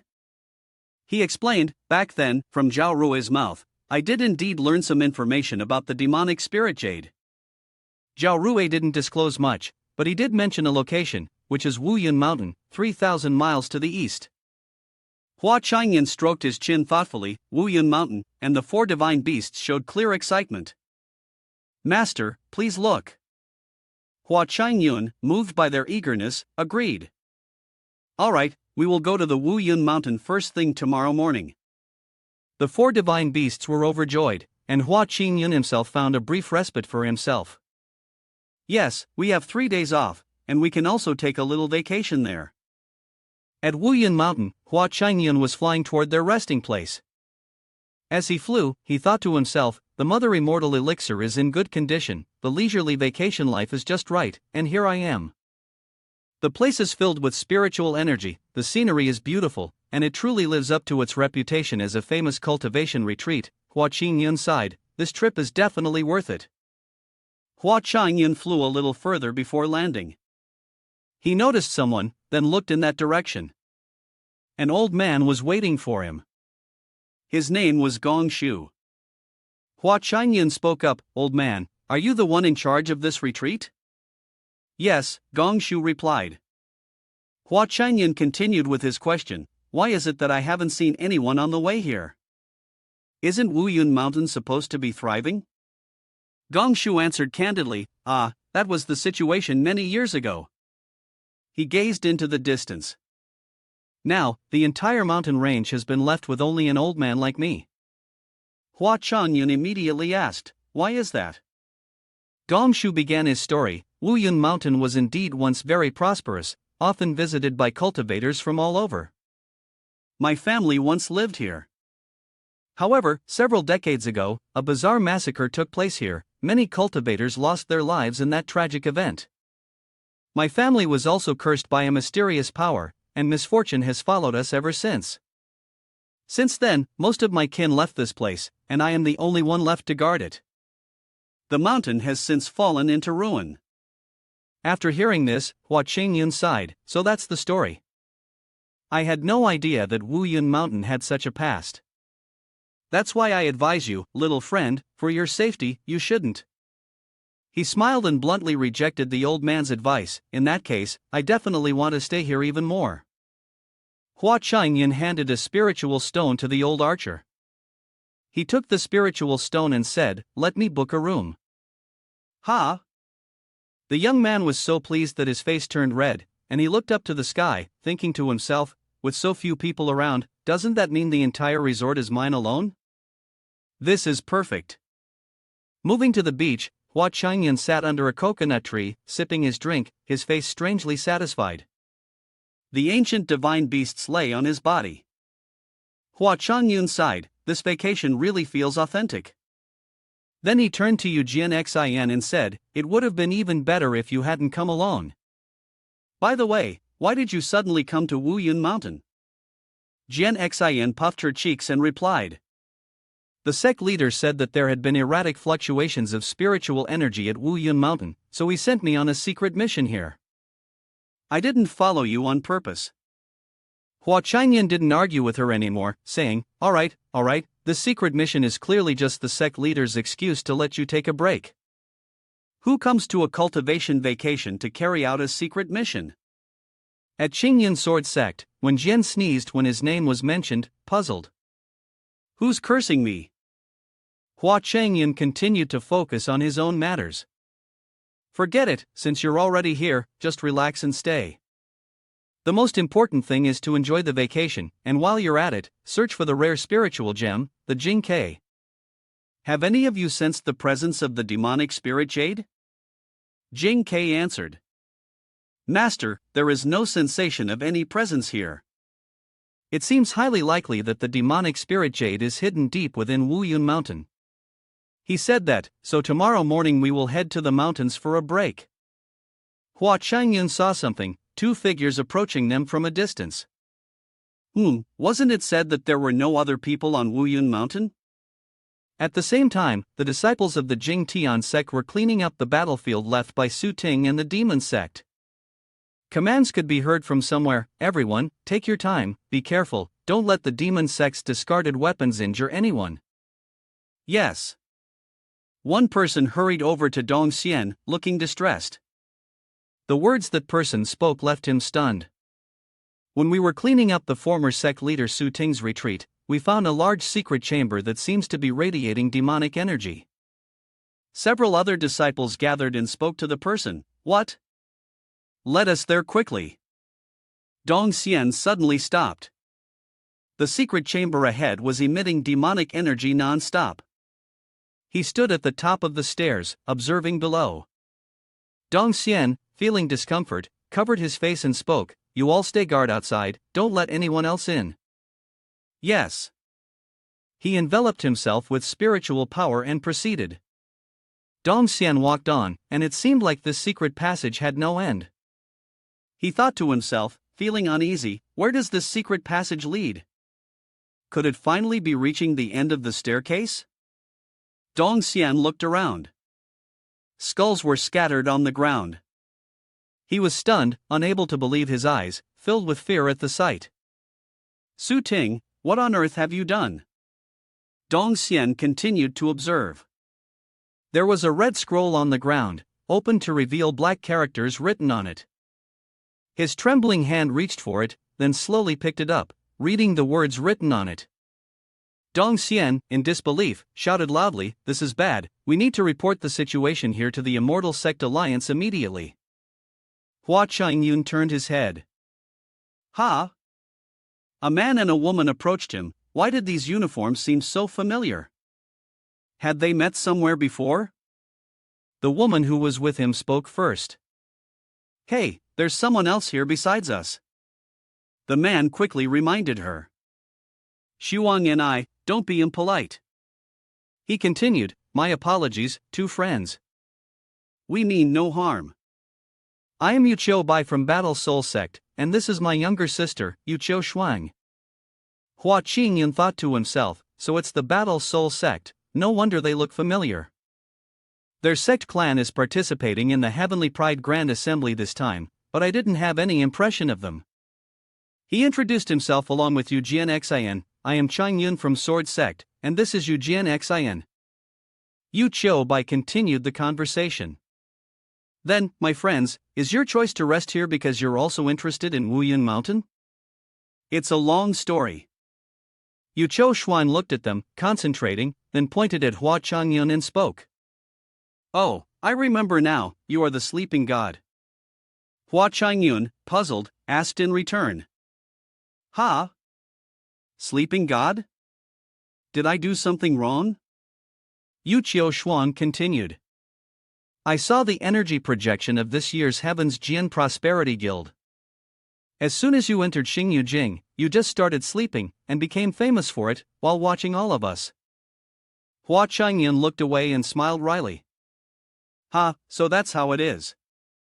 Yuqiu Bai hurriedly spoke up, sorry, Hua brother, I was being rude. If I have offended you in any way, I sincerely ask for your forgiveness. She was deeply impressed by Hua brothers' reputation in the Grand Assembly, which caused her to get overly excited and speak out of turn. She never intended to show any disrespect. He turned to Yuchio Shuang and scolded her, "Shuang and I, you can't be so reckless in the future. Apologize to Hua brother now." She shyly spoke, "Hua brother, just now Tu Chang was impolite, please don't take offense." Hua Chong Yun smiled kindly, "D brother, you're too worried. Your younger sibling is just straightforward in nature. How could I be bothered? Moreover, the name Sleeping God is real, I was just fortunate to have earned that nickname." In his mind, he thought to himself, this works out well. If the Heavenly Pride Grand Assembly makes everyone think of me as a rogue, it will make it easier to handle things later. The two Yu siblings, seeing Hua Chong Yun's demeanor, not only didn't feel any contempt but instead admired him. To face mockery and still be able to smile. Such generosity, Hua brother is truly a gentleman. Their goodwill toward him grew. Eugene Xian interrupted their conversation, clearing his throat before speaking, "Still not telling us, what brings the two of you to Wuyan Mountain?" The two Yu siblings turned around. "We're here to visit an old acquaintance." The old archer slowly appeared as the Yu siblings continued, "When we were young, we were taken care of by the old archer. He was not only the protector of our family but also the one who taught us and opened our eyes." Yu Bai draped his arm over the old archer's shoulder, then explained that due to certain events that occurred here, the whole family had to relocate. Later, he and Shuang and I joined the Battle Soul sect, but they would occasionally return to visit the old archer, showing a bit of filial piety. Eugene Xin replied, "I see." Several heads of families, including the archer, were surrounded and criticized by a large number of cultivators. Years ago, because of the mysterious disappearances of cultivators in this area, our family faced much suspicion and criticism from various forces. The reputation of the family was also heavily affected. Yu Bai continued, his face showing a hint of discomfort and grievance. At that time, our strength was insufficient, and we couldn't resolve the mystery of the disappearances. Now that Shuang and I have made progress in our cultivation, we've returned to Wuyan Mountain to investigate this matter, Yu Shuang added. During these days, it's better for you two good friends to stay in the nearby town and avoid staying on the mountain late at night. Why is that? She continued explaining, because today is a full moon, and in the past, every time someone disappeared, it always happened on a full moon night. Eugene Xian was surprised and thought to herself, Wuyan Mountain has such strange occurrences, could it be related to the demon sect? Hua Chong Yun questioned, then why is the old man fine? The old archer sighed, I've been here with my sour face for so long, and nothing has happened. Maybe that strange thing is too lazy to bother me. Hua Chong Yun thought to herself, although she really wanted to avoid such things, the nearest town was over 700 miles away and still under the jurisdiction of Jinyan sect. Thinking about the procedures they had to go through, she felt it would be troublesome. He weighed the pros and cons and finally spoke up, forget it, nothing will stop me from resting. We've already paid the deposit for this mountain retreat, and I'll stay here tonight. The ancient divine beasts clung to his hands as he looked at them and continued, you all remember to protect me. Yes, master. Yu Shuang was concerned, but although these spirit beasts were intelligent, their strength was clearly very weak, and the sleeping deity was too stubborn. Yu Bai thought to himself, although Hua brother seems to have average strength, for some reason, I always feel he is definitely not a lowly person. Eugene Xian was also thinking about the words Wen Jian had said before she left, sect leader, what exactly is the mission you assigned me on Wuyan Mountain? Once you go, you will know. She calculated, could it be that the sect leader sent me for this reason? Eugene Xian spoke up, we are all from Immortal sects, how can I just stand by and do nothing? I'll stay to help you investigate the truth. Thank you, friend, at Wuyan Mountain. Yu Bai anxiously asked again, Hua brother, the night of the blood moon has always been extraordinarily dangerous, are you sure you haven't thought this through? Yu Shuang agreed. That's right, although there are some troubles with Jinyan sect, but this matter is, after all, related to our lives. Hua Chong Yun smiled and replied, don't worry, with my sister and my spirit beasts here to protect me, I am very safe. Wuyan Xin protested, "Brother, we are here to carry out the sect leader's mission, not to be your bodyguards." "Ha, isn't this just a matter of convenience?" He turned and continued walking, leaving Wuyan Xin behind with a grumble. "Brother, you're too cunning." "Old man, here's a spirit stone. Could you please arrange a room for my brother next to mine?" The old archer stammered. "If you two wish to stay, then it's fine." Yu Bai was delighted to have two new companions. "In that case, if you two friends need anything, just speak up. If you fall into danger, we will definitely not stand by and ignore it." Everyone had a room to themselves in the manor. That night, under the blood moon, eerie energies slowly crept into the manor. They emerged from the forest, surrounding the estate. Wuyan Mountain, the manor. Hua Chong Yun was sleeping, while demonic energy slowly seeped from outside. The divine beasts were startled and alert, staring at the demonic energy. "What was this?" Jing Ke spoke, "This is shadow reality silence.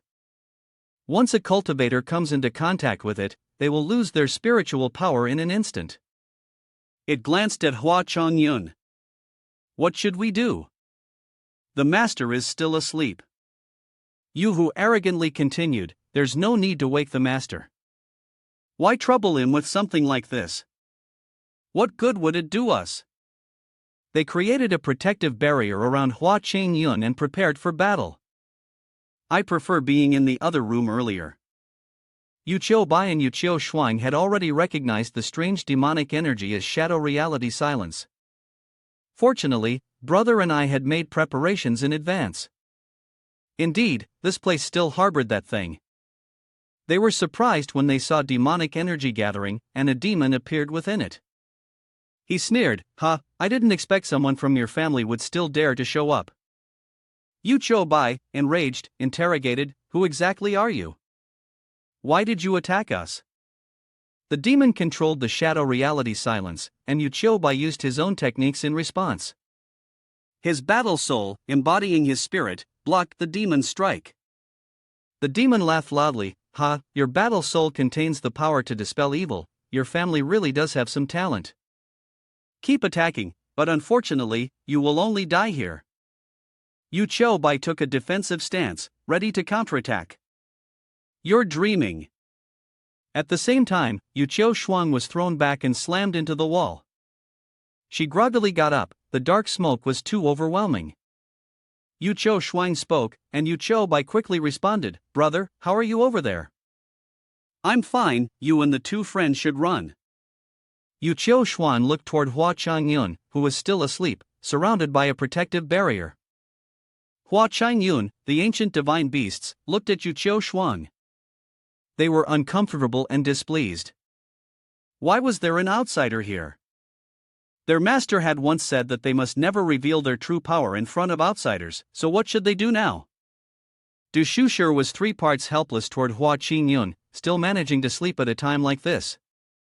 Truly, the divine sleep was as famous as they said. She approached his bed and shouted loudly, "Hua Chong Yun, wake up quickly." Shadow reality silence was gathering behind her, and with one sword strike, Wuyan Xin summoned the Ching Yun sword. She instantly appeared, standing in front of Yu Shuang, guarding her as a friend of Jian Xin. "Thank you."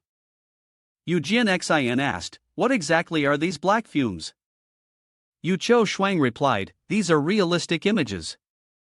Once touched, they drain all spiritual power in an instant." Decades ago, this was the thing that suddenly appeared at Wuyan Mountain, and since then, several cultivators have gone missing.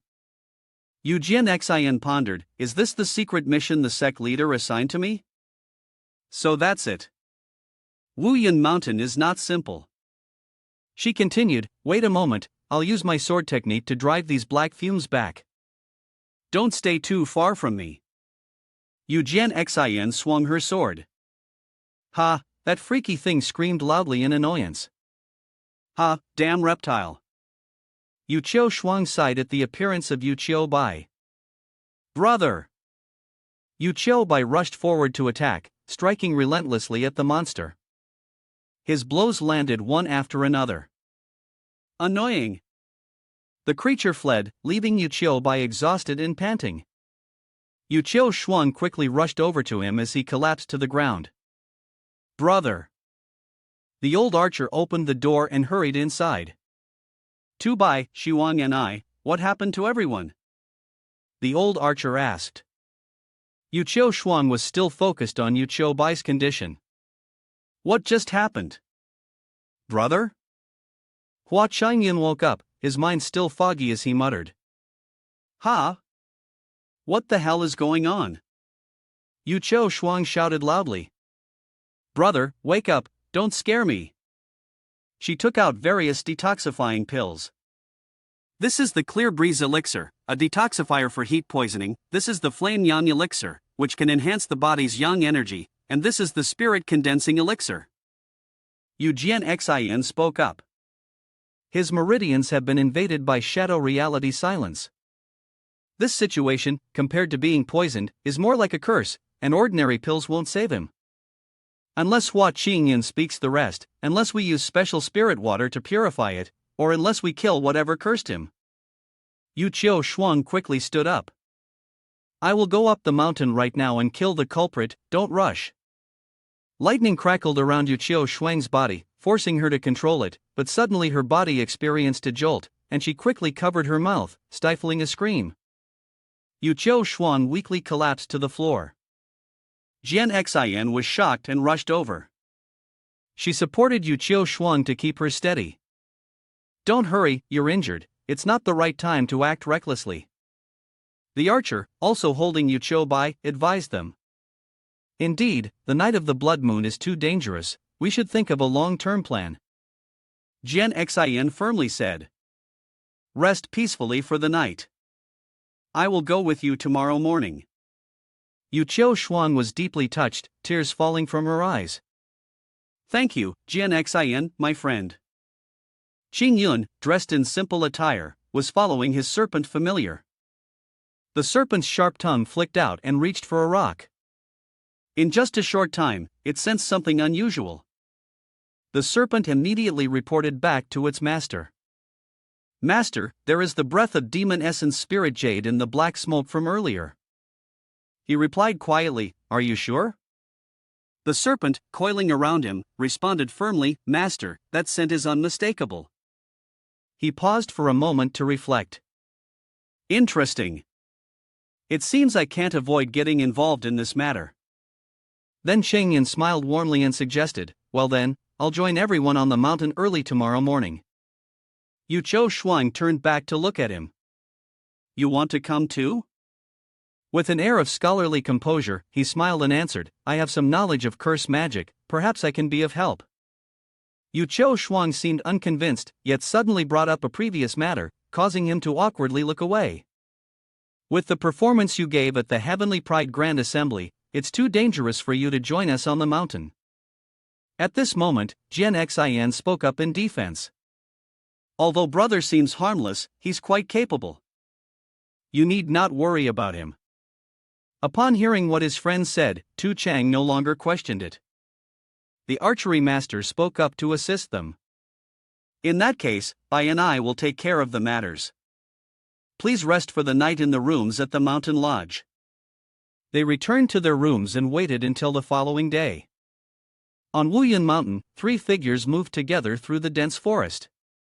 The sword sect led the way, and she walked while pondering with her brother. "Wasn't it true that my brother hated trouble the most? Why is he so active this time?" Qing raised his head high and replied with complete ease. "Of course, it's because of the bond of fellow disciples, for the greater good of the Immortal sect."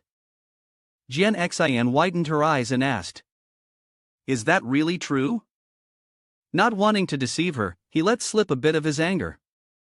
"All right, and also a little personal gain of mine, the real culprit behind the demolition of my resort, I will never forgive him."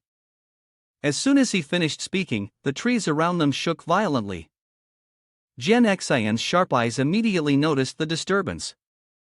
From within the forest, a giant monster opened its mouth wide, showing its sharp fangs, and charged toward them. "Be careful, there are demon beasts nearby." The large wolf turned toward them, growling loudly. Yu Shuang closed her eyes to concentrate and performed the soul combat technique, bone fusion. The power from her and the resistance of the demon beast clashed fiercely. Jian Xian also drew her sword to assist Tu Chang by stabbing the creature in the stomach. The demon beast collapsed to the ground and was immediately defeated. They quickly approached its carcass. How strange, this is a shadow wolf. Both Jian Xian and Xingyan recognized the creature and shared the same clear confusion. This type of demon beast had been completely wiped out in the eastern wilderness, so why has it suddenly appeared here? Truly mysterious. They continued to discuss, but fortunately, Shadow Wolf's abilities were limited and did not pose a threat to us. Yu Shuang turned to look behind her and wondered, without my protection and Jian Xian's friend, would the god of sleep be unable to fight Shadow Wolf? She curiously observed Qingyun's demeanor. Why is he so calm? Meanwhile, deep within Wuyan Mountain, a shadow was stealthily watching the three of them. So, the ghost dares to come up the mountain? The malevolent ghost thought to itself, these reckless people, I will make sure you all die here. At that moment, Qingyun suddenly widened his eyes in surprise. Something was approaching at an incredible speed. This time, it wasn't just one, but two demonic beasts appeared. Everyone be cautious. Jian Xian leapt into the air, striking the serpent-like demonic beast with countless sword slashes. Yu Shuang also quickly cast her technique to fight against the bird. Huff, what kind of monsters are these? Xingyan watched the battle from the sidelines. Interesting, these two were also from the ancient demon clan that had been wiped out. He looked up to assess the demonic beasts, particularly the profound ice giant python. It possessed immense spiritual power, moved agilely, and had tough armored scales. Jian Xian was facing it very seriously, making a perfect punching bag for her to unleash her sword techniques. After thinking for a moment, he turned and left without hesitation. I'll fall back for now. I'll leave this place to you. Yu Shuang was stunned as she saw his figure disappear in an instant. Hey, god of sleep, are you really running away? Jian Xian had become accustomed to it, so she focused more on her strike. The ancient mystic ice giant python, with its powerful spiritual energy, agile movements, and tough armor like scales, was a rare creature. Such an extraordinary beast was rarely encountered. This time, she took the initiative to rush forward to engage the serpent. Sandbag, take this. Xingyan sat on the tree, paying even more attention to Yu Shuang's side. I have great confidence in your abilities, but with the current cultivation of this friend here, dealing with a beast of this level will be quite tough. I have some concerns, so I'll summon a spirit beast. Alright then, Jing Ke, help her out. The fire phoenix immediately dashed out. Yes, master. Jing Ke transformed into a stream of invisible power, surrounding Yu Shuang. Indeed, she continued to execute a retreating move, creating a massive illusion that solidified into reality. The mannequin launched a huge, overwhelming attack that pierced through the beast. The strike was stronger than she had expected, making even her doubt her own abilities. Is this my power? How is this possible? The power of my battle spirit is twice as strong as usual, it truly feels like a god is assisting me. At that moment, Jian Xian also severed the sandbag she had favored. Brother, it's dealt with, come out now. Xingyun leisurely walked toward them and pretended to be genuinely impressed. Well done, well done. To think that a ferocious ancient beast could be slain with just one blow, and now, accompanying everyone to the mountain, I am truly at ease. I really am not as strong as that. Yu Shuang still harbored lingering doubts in her heart, feeling as though someone was secretly helping her. While they were still exchanging words, Jian Xian suddenly heard a cracking sound behind them. She turned in surprise and saw a beetle, its body covered in bloodstains, emerging from behind the ice block. Gu Qiuyang didn't understand why they suddenly reacted so strongly. What's going on with you? The beetle continued to exude poisonous gas, and Jian Xian explained to her, this is a rare type of insect, possibly a distant relative that controls magical beasts. Its power directly affects large creatures, making it extremely dangerous. In fact, even the corpses of these creatures make them incredibly powerful and aggressive. Yu Qiu Shuang was worried, so the magical beasts in the eastern wilderness were eradicated, and now they've suddenly appeared again? Even the strong Jian Xin had to focus and think deeply. The forces behind Wuyan Mountain seem to be no simple matter. Their reasoning only deepened Tu Chang's sorrow. But what can we do to find the one who is controlling it? Yu Qiu Shuang asked. At this moment, Xingyun coughed a few times. He pointed to himself and said, I just happen to know a method to search for objects. He spoke with confidence, we can use this insect to track down the person who performed the spell. Tu Chang exclaimed in surprise, Huh, I didn't expect you to know about insects. He then used his spiritual energy to lift the beetle. I don't fully understand all the types of insect magic either. He held a red sword in one hand and a blue sword in the other, raising them high, giving him a somewhat villainous appearance. But I have another way. Xingyun directly merged the power from both sides, causing his hair to flutter in the breeze. Tu Chang, observing, couldn't help but wonder, what does he need the sword for? Moreover, swordsmanship and ancient techniques are two completely unrelated forms of magic. Jian Xin, standing beside him, whispered, the swordsmanship itself deeply contains the essence of Heaven's Way. A vast network has been spread out by Xingyun across this mountain. Brother, thanks to the karmic thread in Heaven's Way, we can trace the position of the one behind all this. His gaze hardened. Found it. The thread was severed by the tip of his sword. The one manipulating this is in that direction. Yu Qiu Shuang turned in surprise. Is it that way? Could it be inside there? Her words carried a mysterious tone, prompting Xingyun to ask right away. Do you know that place? If our clues align, why didn't you tell us what you knew? She gritted her teeth, speaking in fear, there is a cave that has long been forgotten. She went on to recount the story. This might be related to an old tale passed down in our family. A person once entered the dark cave holding a torch. Back then, after our Yu family seized Wuyan Mountain, someone accidentally stumbled into a hidden cave and discovered that inside was another world. The space within the cave was vast and contained some strange power. Her voice trembled even more as she reached the climax of her story.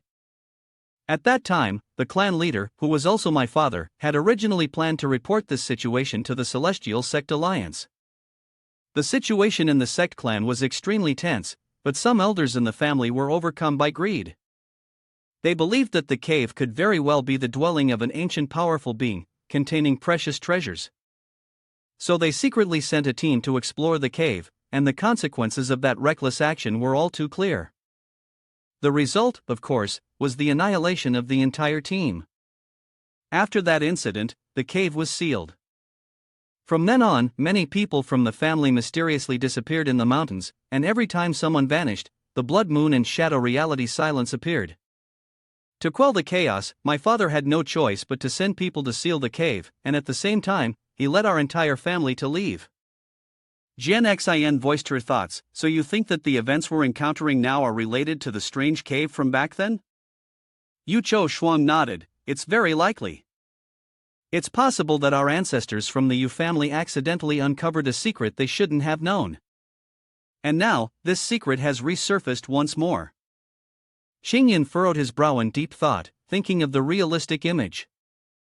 Inside the realistic image, there was the aura of demon essence spirit jade. Could it be that the treasure the Yu family had seen in the cave was the demon essence spirit jade? Jian Xin was very attentive to his expression. Could it be that brother was worried about the danger of the cave? That made sense. After all, brother had once admitted to using the inheritance of the Azure Emperor, and this method consumed a great deal of the body's energy. She hurriedly took out a few talismans and handed them to him. Brother, take these Li Yun teleportation talismans. If you find yourself in danger, just crush one of these talismans, and it will immediately transport you out of harm's way. Xingyun let out a sound of surprise, not fully understanding yet, and looked at her as she earnestly offered them with both hands. He quickly explained, wait, what are you talking about? Besides, if I take your talismans, what will you do if you get into danger? Jian Xin cheerfully reassured him, I have other life-saving treasures that the master gave me, brother, you don't need to worry. Please take these talismans. He looked at her affectionately, realizing that she was worried about his safety. They had forgotten about Yu Qiu Shuang who was nearby, and she began to misinterpret their actions. No wonder the auspicious deity didn't want to come. Turns out they had this kind of relationship.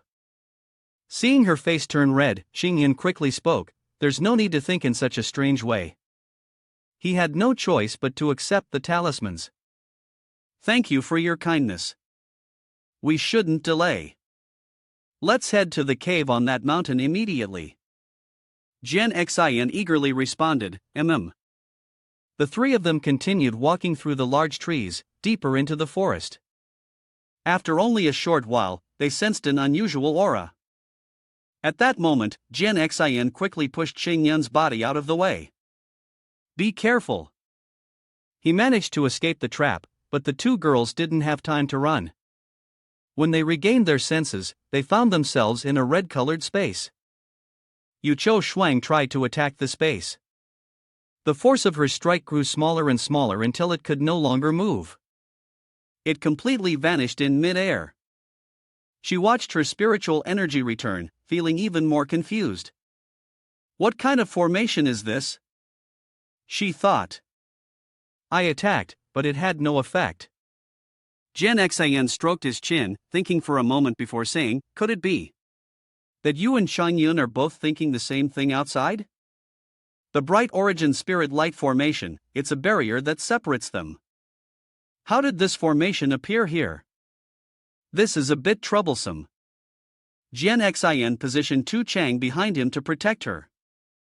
This was the bright origin spirit light formation, famous for its extremely strong defensive capabilities and its ability to automatically heal all damage caused by attacks. It was an advanced formation specifically used to protect important places. Her knowledge of it was quite extensive. Once this formation activated, even a powerful cultivator at the Dengxian Jing stage would find it difficult to escape.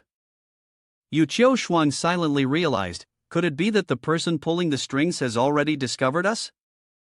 Luckily, they could still communicate through sound transmission, so Jian Xin shouted, brother, this formation is extremely dangerous. Don't mind us, immediately use the Li Yun teleportation talisman to seek help from the Celestial Sect Alliance. Tu Chang also agreed with this, that's right, friend. It's too dangerous for you to stay here with your cultivation. You should leave quickly. But Xingyun, the straight-laced youth who feared nothing, just sighed and said, run away? His jet-black hair still fluttered in the strong wind, although it suited his previous style perfectly. In his hand were two newly made talismans. He smiled and said, but when working, if a client invites you to a meal, it's only right to invite them back, don't you think? Yu Qiu Shuang was stunned, huh? A client inviting for work? What is he talking about? Why can't I understand anything he's saying? Jian Xin explained to her, brother always acts like this. You'll get used to it as time goes by. He had already begun to focus, gathering the spiritual energy around him. It seems I should take action.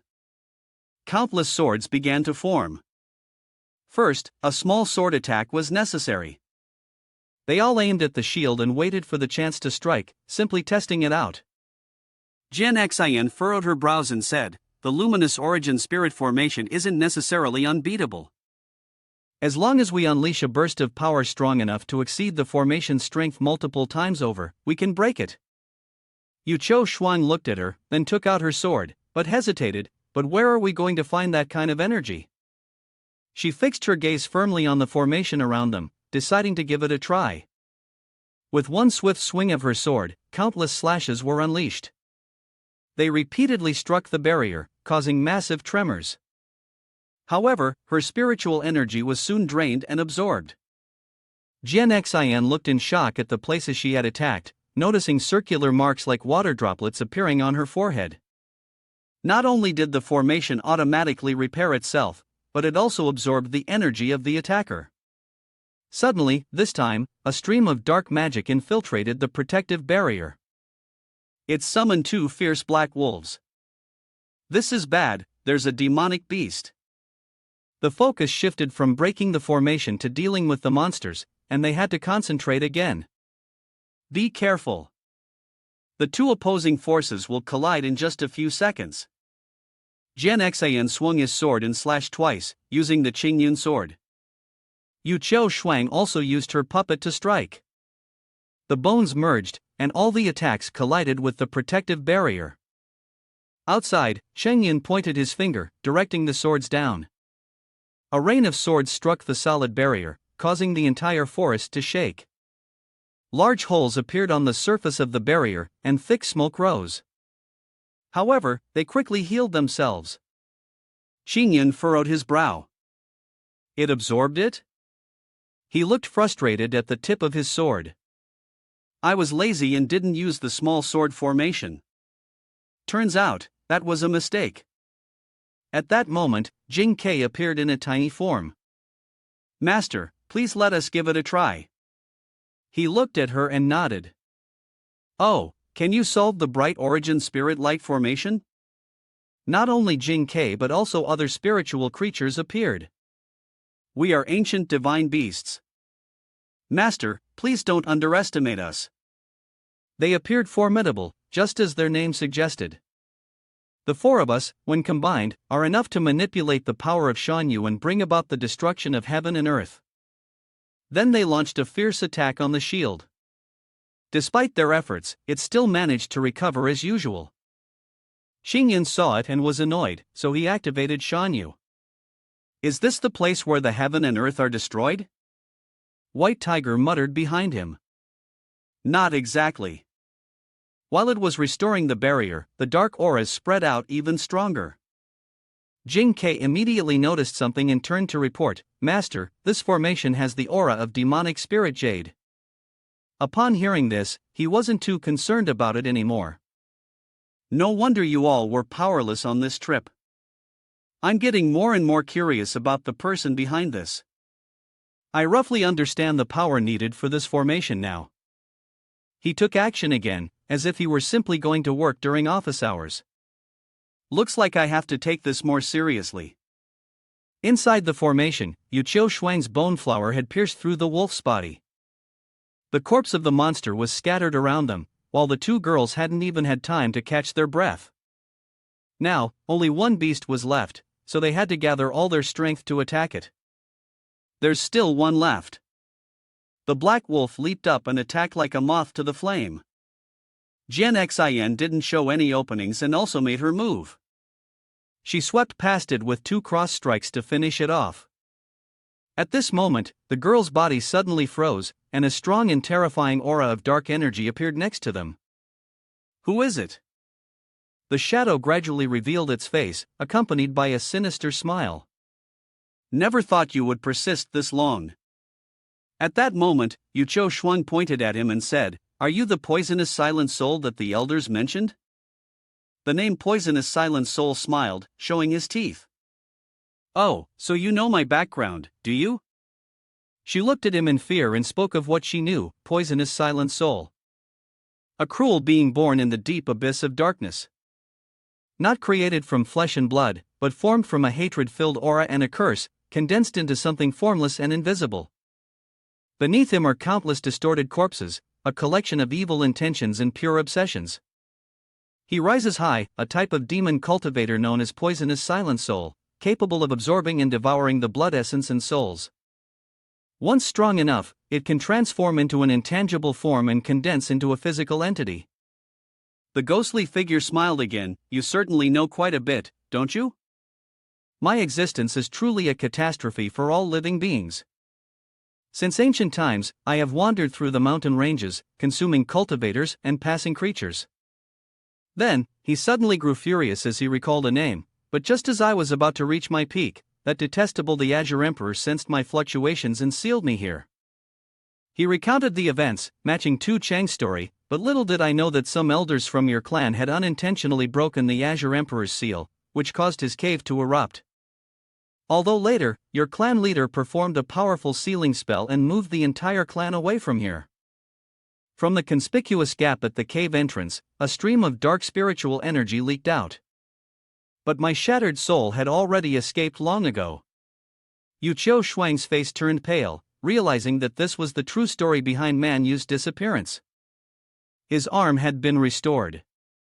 Unfortunately, it was merely a matter of refining a few cultivators and demon beasts, which could never fully restore his strength to what it once was. Then he suddenly clenched his fist tightly, and the bodies of Jian Xian and Tu Chang were immediately affected. Now, you have been infected by the blood poison of the demon beast. All I need to do is absorb your blood essence and soul. The spirit of the dark soul raised both hands, laughing loudly. As my strength continues to grow, I will be able to fully return to the peak of my former days. While he was still bragging, he suddenly felt a tremor. Who dares to break my bright origin spirit light formation? A large crack appeared on the head of the dark spirit, and the external aura rushed in. Xingyan frowned and said, "It's your grandfather." Saying that, Xingyan struck with the poisonous silent soul. After his powerful blow, the dark spirit was sent flying, and the white barrier shattered into pieces. Jian Xian and Tu Chang were also heavily affected. Suddenly, Xingyan quickly caught Jian Xian. "Don't be shy, brother, and you friend." Xingyan smiled reassuringly, "Don't worry, I've already held on to Tu Chang with one hand as gently as I could. I've got her now." He reminded them, "You deal with the injuries first, leave this one to me." Jian Xian anxiously warned him, "Brother, be careful, he is poisonous silent soul, extremely cunning." Xingyun gently replied, Poisonous silent soul was silently surprised. Why was this person able to easily disrupt the formation he had painstakingly set up? Clearly, he looked like just an ordinary cultivator. Xingyan interrupted his thoughts, "Poisonous silent soul, are you the one who destroyed my luxury resting chamber?" He was confused. My daily work is already exhausting. After finally getting a little rest, someone comes and ruins it. I'm angry. The thing I hate most is customers who disturb my vacation. This can't be forgiven. Poisonous silent soul was baffled. Customers? Luxury room? What kind of nonsense is this? With that, he immediately launched his most powerful move toward him. I don't care what you're saying. Dare to ruin my plans, then prepare to die.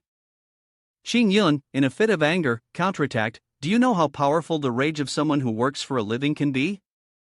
The two sides fought fiercely. After a while, Xingyun seemed to gain the upper hand. Is that all? You should have your pet practice first. Poisonous silent soul, enraged, shouted, "Damn it, how dare you underestimate me like this? Die!" Suddenly, countless things came rushing toward him. It turned out to be the White Dragon, Yuhu, Jingke, and Shenwu, who surrounded Xingyun. Didn't you hear what our master just said? Your opponents are us? Poisonous silent soul was stunned. The four divine beasts were already terrifying for capturing just one divine beast, yet this person had all four ancient divine beasts as his subordinates. Who exactly was he? Without giving him any time to think, White Dragon immediately unleashed his power. Jing Ke also contributed from afar. Yuhu did not hesitate to display his full might, alongside Shenwu, who angrily showcased his strength. Four forces of power advanced toward poisonous silent soul. He quickly created a barrier to protect himself. The four forces continuously attacked his barrier. Yuhu suspected that it had been blocked. Once again, the four sources of power relentlessly focused on him. The poisonous silent soul inside the barrier struggled to resist. Ha ha, I am an ancient demon cultivator, even the four divine beasts cannot harm me. The four divine beasts were enraged, and Jing Ke noticed that these were dark shadow venom shards, with fragments from the attack grazing the divine beasts, leaving wounds. Seeing this, poisonous silent soul smirked, "Not bad, you're somewhat knowledgeable, but unfortunately, it's too late." Suddenly, Xianin appeared in front of Qingyun. He wondered, "Xianin, do you have a plan?" Xianyin eagerly signaled to him, and Chayun immediately gave the order, go. Xianyin shot from behind Poisonous Silent Soul, flying towards him while gathering her strength. Poisonous Silent Soul seemed to sense something, but it was too late. He only managed to turn his head when he was struck by a blow that pierced right through him. He was startled. What was that just now? It should be noted that only Hua Chong Yun could see Xianyin, Poisonous Silent Soul could not. Qingyan smiled with satisfaction, while Xianyin, with a frown, flew over to him. Qingyan returned, rising into the air, and reminded him, now you have 3 things to do. The old soul is still injured. He said, the first thing, sincerely apologize to me and my sister. Moving to a corner of the room, Qingyan had a large hole in his chest. He continued, the second thing, restore my resting room to its original condition. The divine beasts controlled in the air were nearly immobile. Qingyan said, the third thing, detoxify my pet. Poisonous Silent Soul seemed irritated. You're too arrogant. Do you think I've lost? Suddenly, he unleashed the power of his realistic image venom attack, causing the 4 divine beasts to writhe in pain. He arrogantly declared, dark shadow venom had already spread throughout the battlefield earlier. You're all done for. He soared into the air, gathering his strength. Xianyin appeared indifferent, unable to hear him clearly. What venom did you just mention? He was taken aback. He thought to himself, even ancient powerhouses would have a hard time escaping my dark shadow venom. Impossible, he must be pretending. With a serious expression, he said, I'll give you 10 breaths to complete these 3 tasks. Now, the 10 breaths start. Chayun began the countdown. 10. Poisonous Silent Soul still made no move, and Chayun continued counting. 8. The vengeful soul was horrified. Clearly, he had been struck by my dark shadow venom, yet he was still standing here? Chayun gradually gathered his strength. Poisonous Silent Soul couldn't help but feel surprised. How powerful is this person really? He couldn't stop wondering at the count in his voice, unsure of what poison or curse he had just cast, now feeling as if his entire body's spiritual energy had been drained. He sneered with a smile, 5. He was gradually losing his composure, and if it kept going like this, he would really be done for. The counting in his voice was getting closer to the limit, and Poisonous Silent Soul was panicking, attempting to flee. Damn it, I must escape first. I'll make him pay later. He quickly shot off, but Changyan's voice kept counting relentlessly. 2. By the time he reached the final number, Qingyun uttered, 1. As the words left his lips, he charged swiftly toward him. The other's face turned pale. How? How is this possible? He hastily groveled, begging for mercy. I know I've acted recklessly, but I dared to offend you, senior. If you allow me to leave, I'll do anything to make amends for my wrongs. Qingyan didn't show the slightest sign of joy as he responded coldly, I gave you a chance, but you didn't appreciate it. Now, it's too late. His emotions descended into chaos. No matter what, you won't be affected by the dark shadow venom. He flipped his stance, threatening Chayun, but both of them had already been poisoned in their meridians. He seemed to be looking for an excuse to spare himself a chance at survival. The dark shadow venom, only I can cure it. Qingyan laughed loudly and shouted at him to propose a deal. If you let me go, I'll immediately cure them and guarantee that I will never appear here again. But if you refuse, they will all die. After his countless threats, he calmly replied, it's just poison. With that, he unleashed his power, and the sword, capable of cutting through all things, could even sever poison. He demonstrated this by directing a stream of energy toward Jianxian, surrounding her. The poison on her hand was gradually dispelled. She silently expressed her gratitude, as the sword not only shattered the dark shadow venom, but also, as she reflected, the poison on her hand vanished completely, while a warm flow of spiritual energy was channeled into her meridians. Truly, as expected of a brother. At the same time, Yu Hu also felt the poison lifted by his power, astonished by how the master could control the sword energy so intricately. Jing Ke also spoke up, Master is truly too powerful. As for the poisonous silent soul, he was utterly stunned, unable to continue his actions at the sight before him. The sword energy of this person could easily dispel the dark shadow venom. This kind of swordsmanship.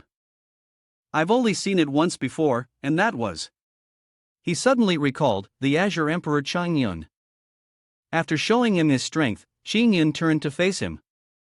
Next, it's your turn. Countless forces rushed toward him, and he could only scream in desperation. No, no, no. In an instant, he was gradually suppressed, reduced to nothing more than a red vapor. Chayun spoke, "This thing is of no use to me, so I'll leave it to you to play with." The divine beast obeys the command, "Thank you, master." At that moment, Tu Chang suddenly woke up, her eyes slowly opening. Jian Xin asked with concern. You're awake? How do you feel? Tu Chang replied blankly. I'm fine. What just happened? Then she suddenly remembered. I remember now. It seems we were attacked by the poisonous silent soul and trapped inside the bright origin spirit light formation. Speaking of which, where is the poisonous silent soul now? Jian Xin didn't know how to respond to her. Just then, Chayun approached from a distance and spoke. "Oh, a divine beast happened to pass by earlier and casually broke the formation." The poisonous silent soul was dealt with by that divine beast. Tu Chang asked in confusion. A divine beast? Chayun replied. Yes, it looked like a bird. Tu Chang repeated. Looked like a bird? Jian Xin imagined aloud. A divine beast just happened to pass by and effortlessly defeated an ancient demonic cultivator. Brother's words might not be entirely far-fetched. Tu Chang, do you really believe it? As if realizing something, Tu Chang suddenly shouted. Chayun answered. That's right. He thought to himself. Imagination is the most powerful weapon. Tu Chang, filled with excitement, said. I've heard that this kind of divine beast detests evil creatures and will actively attack the demon clan and demonic cultivators. It hasn't appeared in the Wuyan Mountain for over 1,000 years. Who would have thought we'd be fortunate enough to witness one today? Jian Xin was taken aback. She really believes it. Jian Xin suddenly thought of something, and the two of them silently transmitted sound to each other, their expressions extremely awkward. Brother, you lie so smoothly, surely you didn't always deceive me like this before, did you? He quickly transmitted sound to reassure her. How could I? You must trust me. The two of them exchanged a glance, and Tu Chang observed them from a distance. They both seemed to have a fleeting thought passing through them. Could it be that they're a little worried? It seems Jian Xin is indeed concerned, Tu Chang mused. Still, Tu Chang felt there was something strange about the situation. She suddenly felt uneasy. This was really too absurd. A divine beast just happened to pass by? Chayun was a bit confused. Is it really that easy to be suspected? Is it not supposed to be? Tu Chang continued, I've wanted to ask something for a long time. Is she embarrassed? Are you two Dao companions? Upon hearing this, both of them froze, and in unison, they blurted out. Ha! Chayun and Jian Xin looked at each other in confusion. Dao companions? He scratched his head awkwardly. I'm not embarrassed, Jian Xin is not shy either. Dao companions? We are not. Tu Chang was puzzled. Really? It seems I misunderstood. Jian Xin forced a smile and tried to divert the topic. By the way, Tu Chang suddenly remembered. Oh, yes, I almost forgot about my brother. The scene transitions to Wuyan Mountain's mountain manor, where she hurriedly enters and encounters Tu Bai. Tu Bai, startled, asks, Little sister, I heard you've entered Wuyan Mountain. Are you injured? The two rush toward each other. I'm fine. And brother? Tu Bai inquires. I don't know why, but the poison in my body has disappeared. Now I can move. Tu Chang, with sparkling eyes, admirably recounts it was because the illusionary beast, shadow-severing vulture, happened to pass by and dealt with the dark shadow venom. Tu Bai responds, I see. Tu Bai recalls, no wonder when I woke up, I felt a powerful fluctuation of spiritual energy. It must have come from the shadow-severing vulture. While speaking, Tu Bai suddenly notices a familiar figure. Hua fellow cultivator, Jian Xin friend, he greets, Wuyan Mountain is extremely perilous. If it weren't for your two friends' assistance, my little sister might not have been able to return. I sincerely thank you both for saving her. Xingyan smiles and replies, it was all thanks to the divine beast. We could only do our best. Jian Xin adds, Tu Chang friend fought very bravely. We couldn't offer much help. The archer steps forward and says, no matter what, you two still helped me break the curse. Wuyan Mountain can now return to peace and prosperity. You once saved all the remaining cultivators. Suddenly, he bows his head in thanks, surprising both Qing Yun and Jian Xin. I will forever remember this debt of gratitude. He hurriedly helped him up. You're being too polite, this isn't a big deal. Tu Bai felt grateful, we will do anything to repay you. Jian Xin quickly stopped him, no need for that, Qing Yun has some plans. Did you just say anything?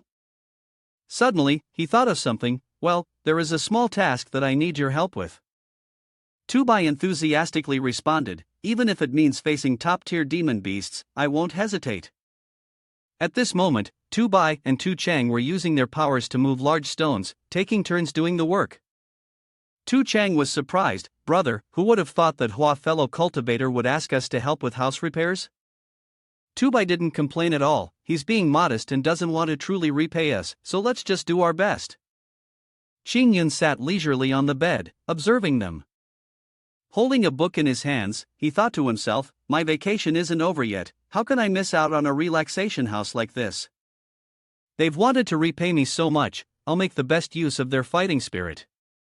On the floor below, White Dragon, Yuhu, Jing Ke, and Shen Wu were playing with the poisonous silent soul that Qing Yun had subdued. Hee, this is so much fun. The poisonous heart soul was helpless. Jian Xin sighed in relief, thinking, completing the mission like this isn't bad, I really do feel like I'm on vacation. After a while of playing and teasing, poisonous silent soul trembled, seemingly having some kind of reaction, and the news suddenly became clear. Jing Ke quickly flew to Qing Yun and reported, we've confirmed the location of the demonic spirit jade from poisonous silent soul's confession. Qing Yun was surprised, his expression eager. Ah, then let's just pick a time to set off. Jian Xin turned around, and seeing the two of them chatting happily, she thought to herself, how many secrets does senior brother Hua still have? She walked over to where they were talking and said, brother, no matter what the next step in the plan is, I'll stick close to Qing Yun with a mischievous look on my face. I'll go with brother too. Qing Yun tried to hide his emotions. But hasn't the task the sect leader gave you already been completed? Jian Xin didn't let him off the hook and replied, my break isn't over yet, so you're stuck with me. Heh, you've learned bad habits from brother now, she teased.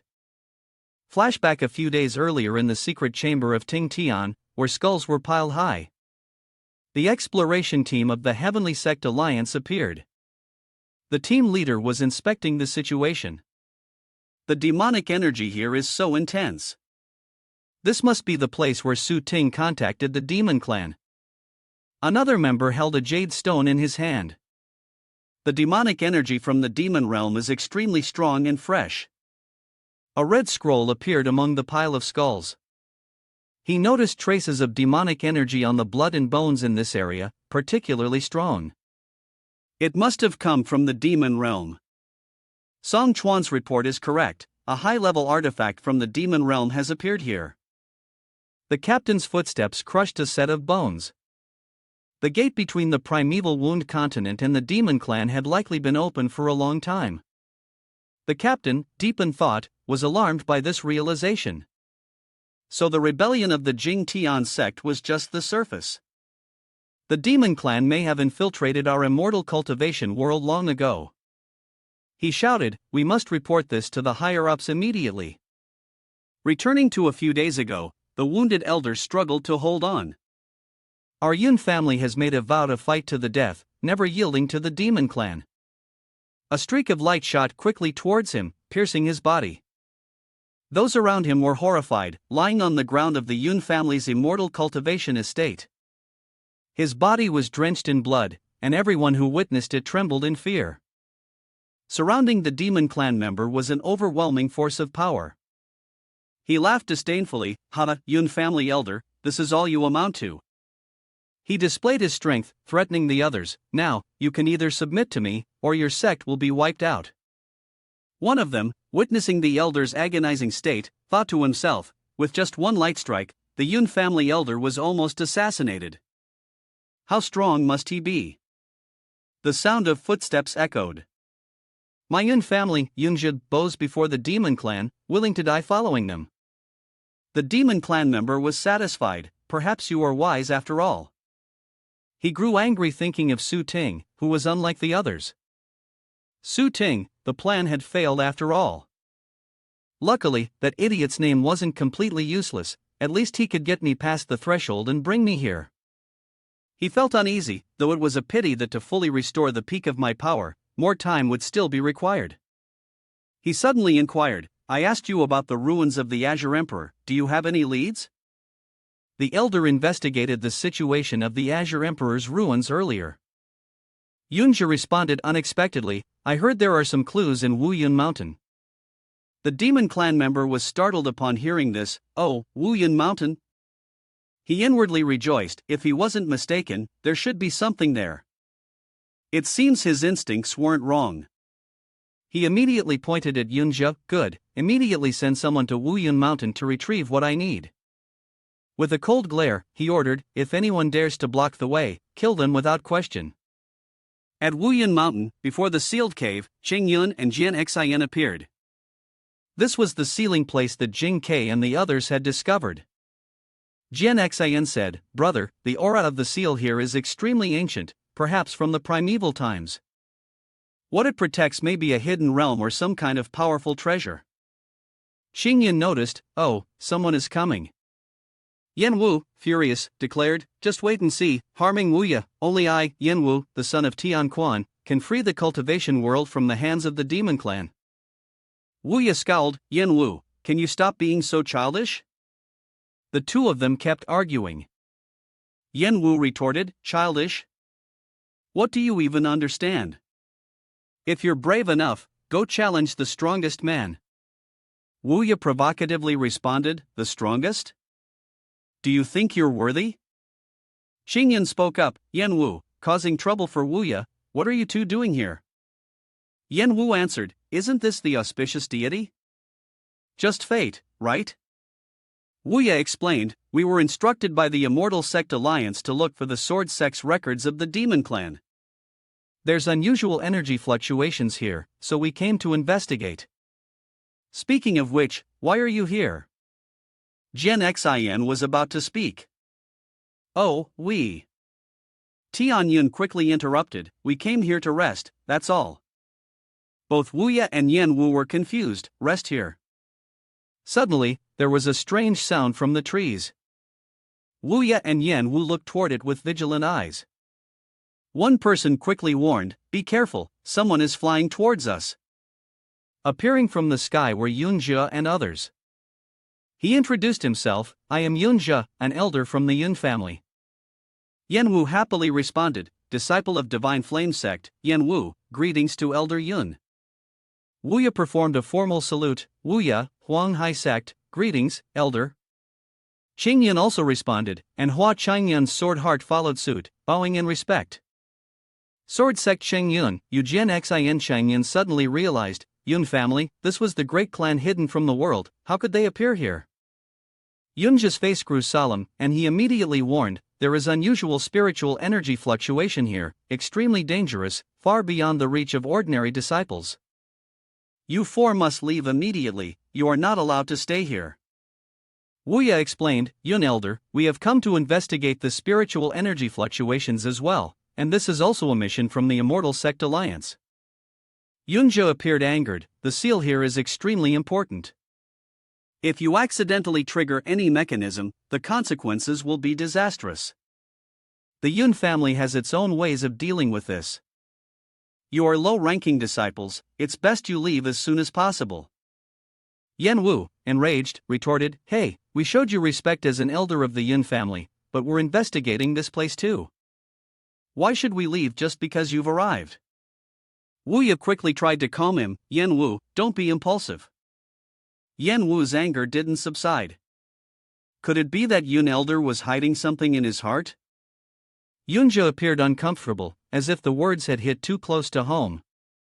Yen Kuangfeng, who had been silent behind, suddenly spoke up, "Elder."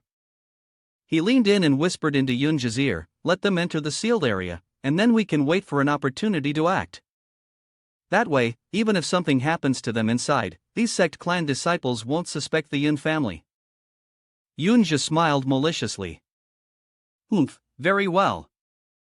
He and his disciples descended low to the ground, near Qingyun's group, to discuss. "Forget it, if you are so determined, then go ahead. Don't say I didn't warn you. This is the domain of the Azure Emperor. Although there are treasures within, it is certain that there are dangers beyond imagination. I challenge you, you may enter, but you might not come out alive." Yen Wu and Wuya felt uneasy.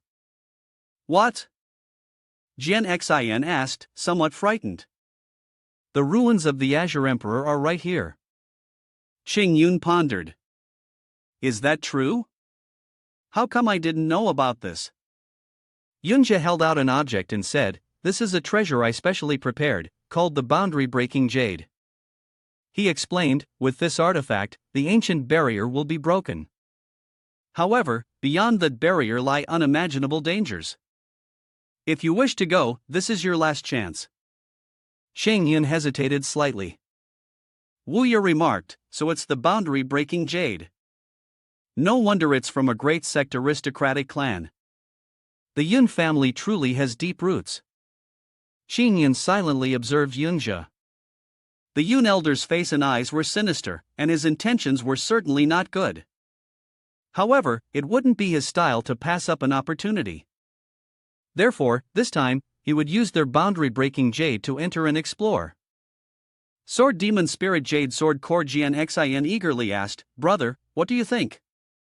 Yun smiled and said to Yunja, "Thank you for your kind offer, but since our little disciples have already come this far, of course we want to follow you and see the wonders of the Azure Emperor's ruins." "We will go as well." Yunja began circulating his energy and using the world-destroying jade. "If this is the case, then let's go in together." He directly struck the seal in front of the cave. An order. The seal started to crack. Jian Xin was taken by surprise. The barrier's spirit chi was incredibly pure and ancient. Yen Wu couldn't help but sigh, no wonder the world-destroying jade secret realm has been opened. A deafening explosion rang out, shaking the heavens, and the seal was broken. Yunja urged, "Everyone, the seal has been broken, we can enter and search now."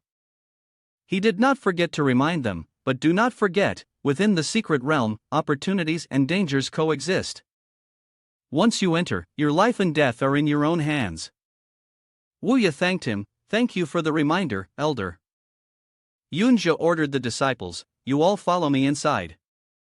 Upon entering the first level of the Azure Emperor's secret realm, Yen Wu was astonished. Spirit herbs everywhere. Is this really the Azure Emperor's secret realm? Truly impressive. Wuya was intrigued. Inside the seal, there is actually a small world. No wonder it has such a great reputation. Qingyun thought to himself, as an inner disciple of the Qingyun sword sect, I originally thought I had seen many Immortals' abodes, but now, seeing the Azure Emperor's secret realm, I feel my knowledge is still shallow. This secret realm doesn't seem to have just one level, but multiple levels, each with its own environment and trials. The demonic fragrant spirit jade isn't here. It looks like we need to find the entrance to the next level. Kuang Feng approached Yun Zhao and whispered, "Elder, if this place is full of spiritual energy, there will definitely be many beasts. It's better if we act separately from them." They can be used to scout the way, or we can borrow the hands of the demon beasts to deal with them without leaving any trace. Yunja agreed, alright. Yunja spoke, everyone, the environment here is quite complicated. If we act together, we might miss out on many valuable opportunities. How about we split up and search according to our individual goals? What do you think? Yenwu happily agreed, sounds good. Exploring alone is what the protagonist should do. Xingyun was skeptical, in an unknown secret realm, splitting up to act, doesn't that mean we'll be separated? This old man is clearly taking the chance to have us scout the path for him. Gen Xin shared the same thought, splitting up to act? Isn't that dispersing our combat strength? Chang Yun thought for a moment. However, leaving the Yun family's watchful eyes wasn't a bad idea. He said, the Yun elder has a point. Let's split up and search. Everyone, be careful. The figures of the Yun family members gradually disappeared. Xingyun shrugged nonchalantly, waving his hand and saying, they're all being so mysterious. It's better not to be too close to them. But the four of us looking for something together will be more stable.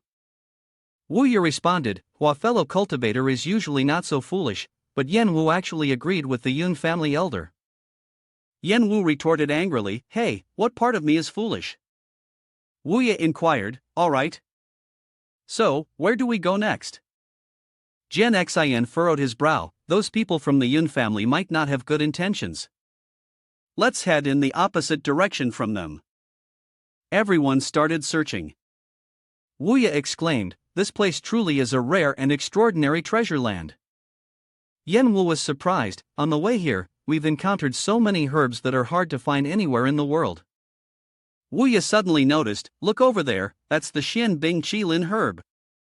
Yenwu, not far off, also spotted something valuable, the nine-turn soul revival flower. They say that even if someone is dead, a single petal of this flower can bring them back to life with a trace of vitality. These spiritual herbs seem to grow like weeds along the roadside.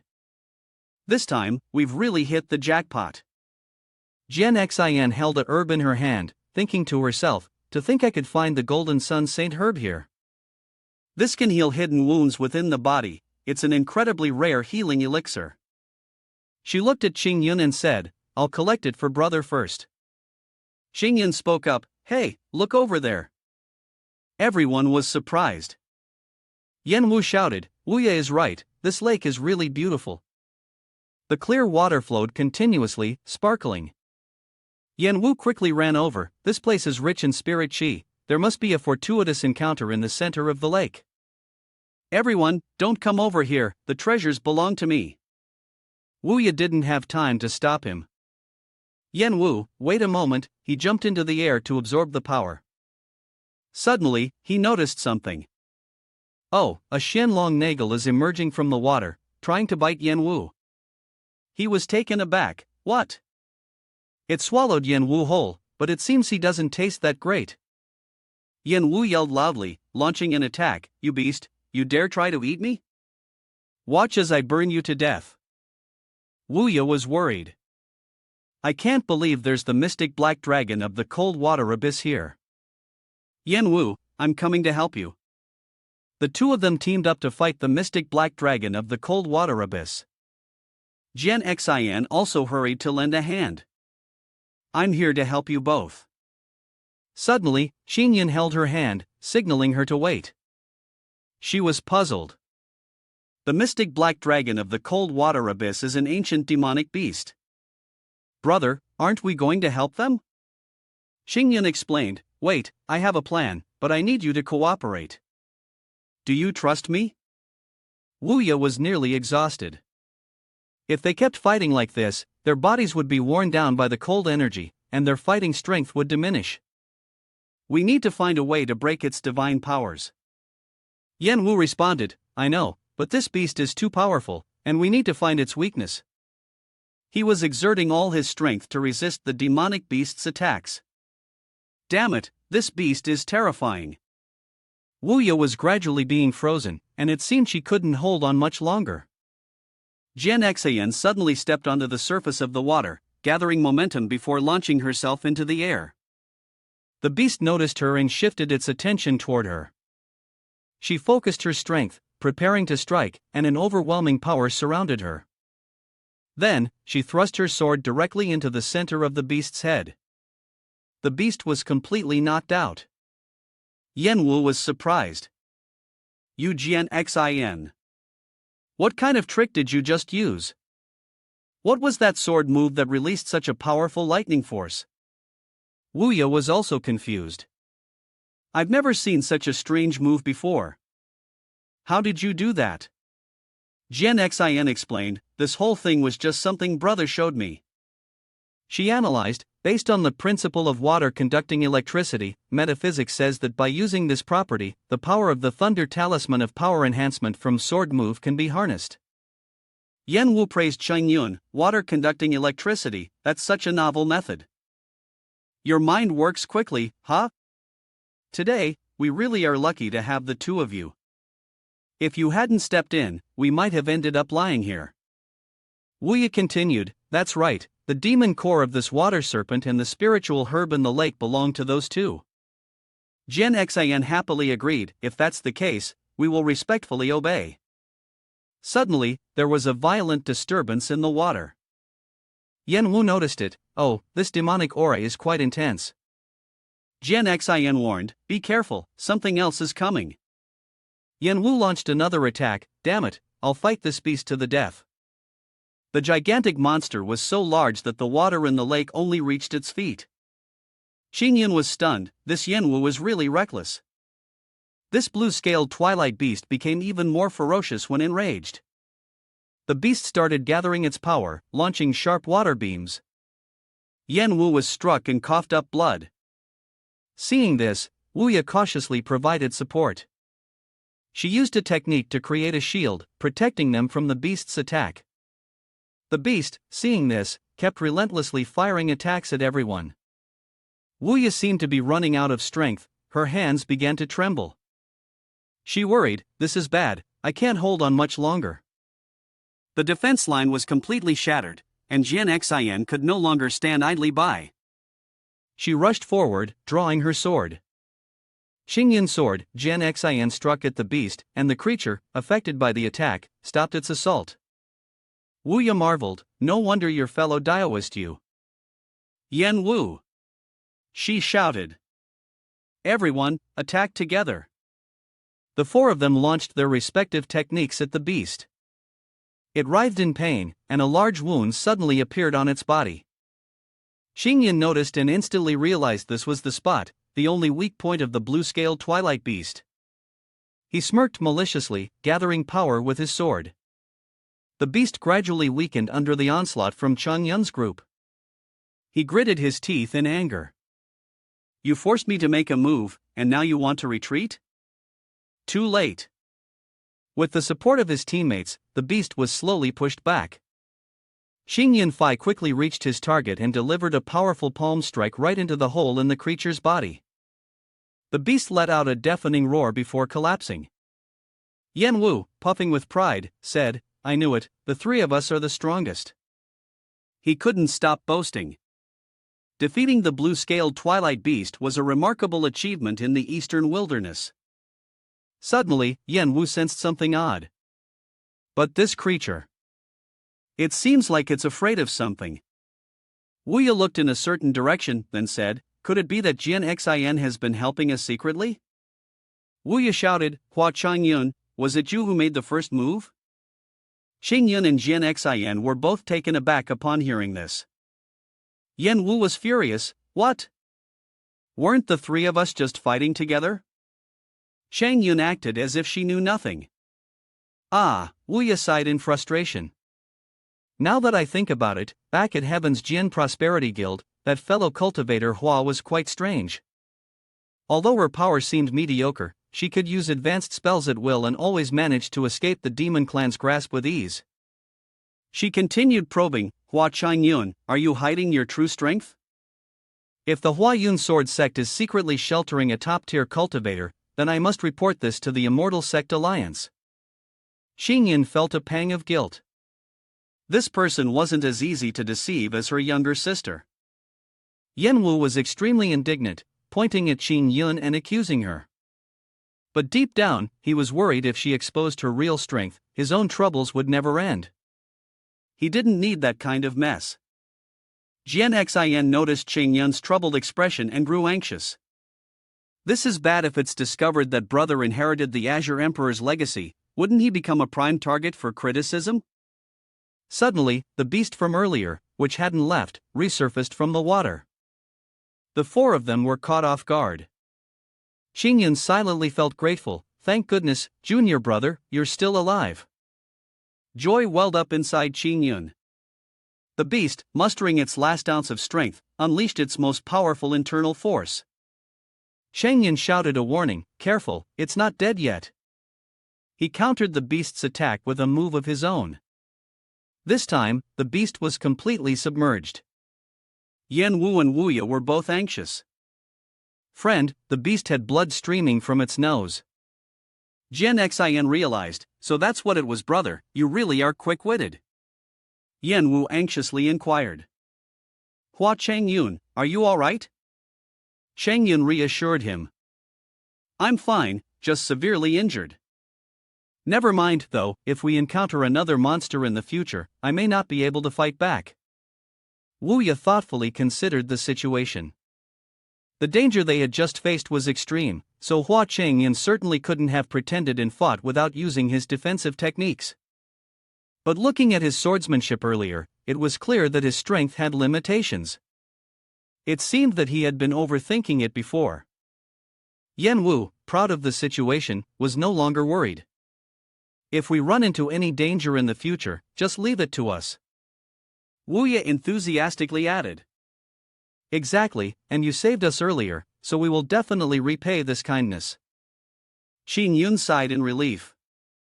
Thank goodness the blue-scaled twilight beast didn't die, it helped me avert a crisis. I truly appreciate it. Jian Xin approached the beast, and suddenly realized something. Look, everyone can see the formation scars on its body. These patterns.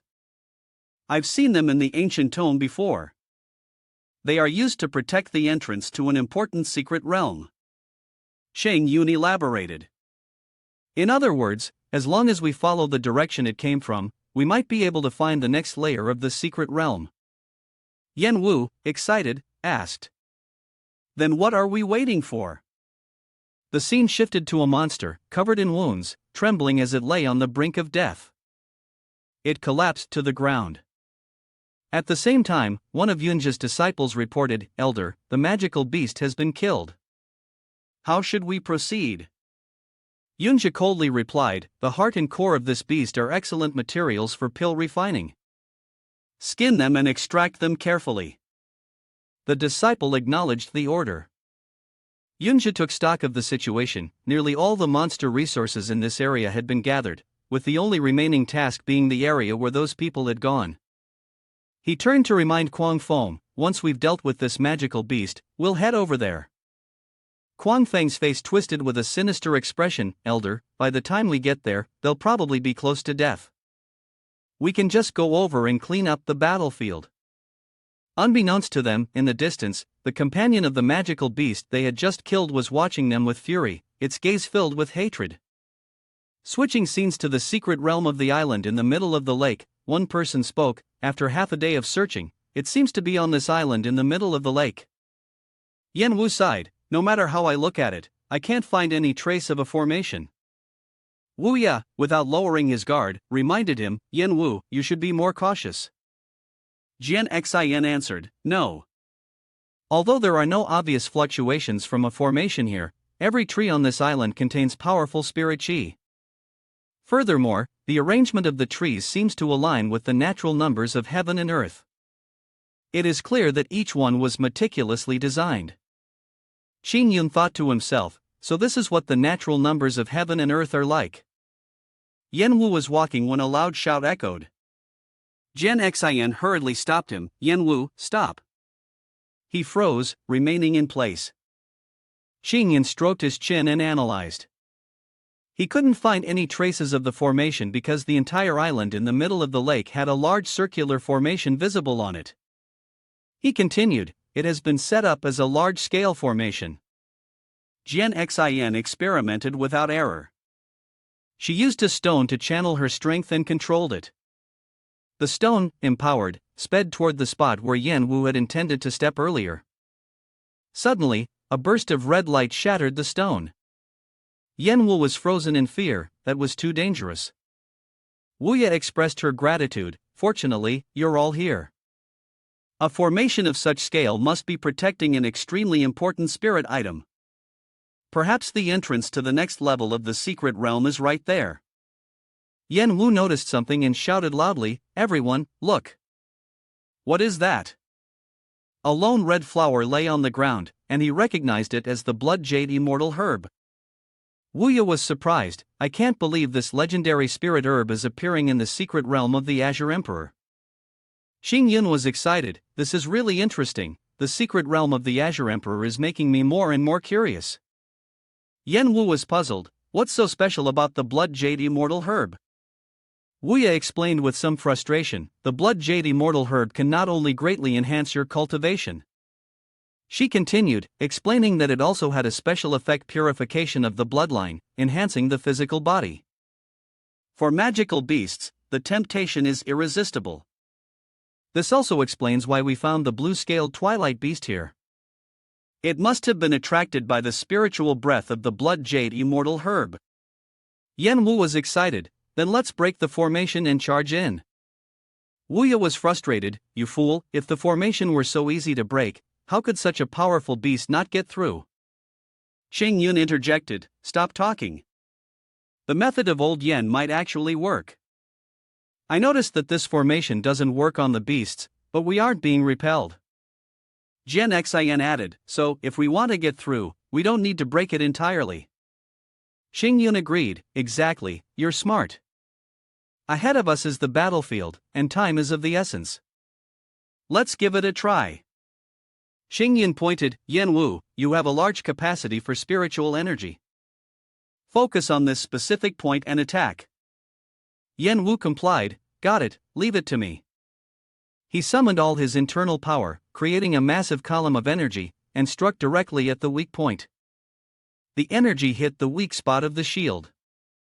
He kept using his strength to continuously cast his moves, with countless streams of energy relentlessly attacking the demonic magic formation. The demonic magic formation began to crack, and then a loud explosion rang out. It had indeed been partially destroyed. Wuya was overjoyed, good. She complimented him, although you are a strange one, your strength is still reassuring. Yan Wu proudly replied, of course, what in this world can stop the main character? No need to praise me. The four of them began to advance. This was a rare opportunity, and we should seize the moment to enter. Suddenly, Jian Xin saw something. A teleportation formation, she said. Sure enough, this is the entrance to the next level of the secret realm. Yan Wu suddenly noticed a red glow beneath the ground and quickly rushed over. First, pick the blood jade immortal herb, then proceed to the next level of the secret realm. As Yan Wu reached out to pick the immortal herb, a strike suddenly came from somewhere, blocking his way. He noticed. Sigh, that's the Yun family's team. Yunzhe and his disciples entered the gap in the formation. Yunzhe thought to himself, none of these people seem to be injured. Xingyun, as if having anticipated this, realized it was the Yun family. Who would have thought such a coincidence? We are traveling in opposite directions, yet we meet here. Yunzhe spoke up and suggested. The blood jade immortal herb is a rare treasure of heaven and earth. Our Yun family has long been interested in it. I kindly ask that you give us some face and let the herb belong to our Yun family. Yan Wu was furious. To the Yun family? Hey, we clearly discovered this immortal herb first. Kuang Feng responded mockingly. We discovered the herb here long ago. To protect it, we had to eliminate the nearby beast monsters that were attracted by the scent of the herb, which is why you took advantage of the situation. Yan Wu was extremely angry and immediately began gathering energy. How shameless. It seems we have no choice but to let our fists do the talking. Kuang Feng and Yan Wu glared at each other. full of killing intent, when Yunja quickly interrupted. Wait. He stroked his beard thoughtfully.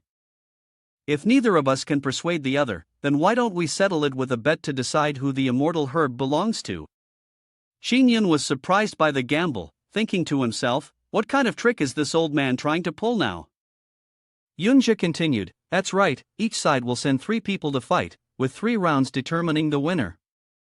The winning side will have the right to choose the first round, it will be absolutely fair. Wuya was upset, absolutely fair? If we directly send out the elders, wouldn't we surely be defeated? Yunja reassured him, I guarantee that the people we send will definitely be young disciples. Wuya thought for a moment. Although Hua Chong Yun's cultivation level was low, the strength of the 3 of them was certainly enough, so it should be fine. Jian Xin silently calculated, 3 rounds, huh? Let Yenwu lose the first round and then I'll step in.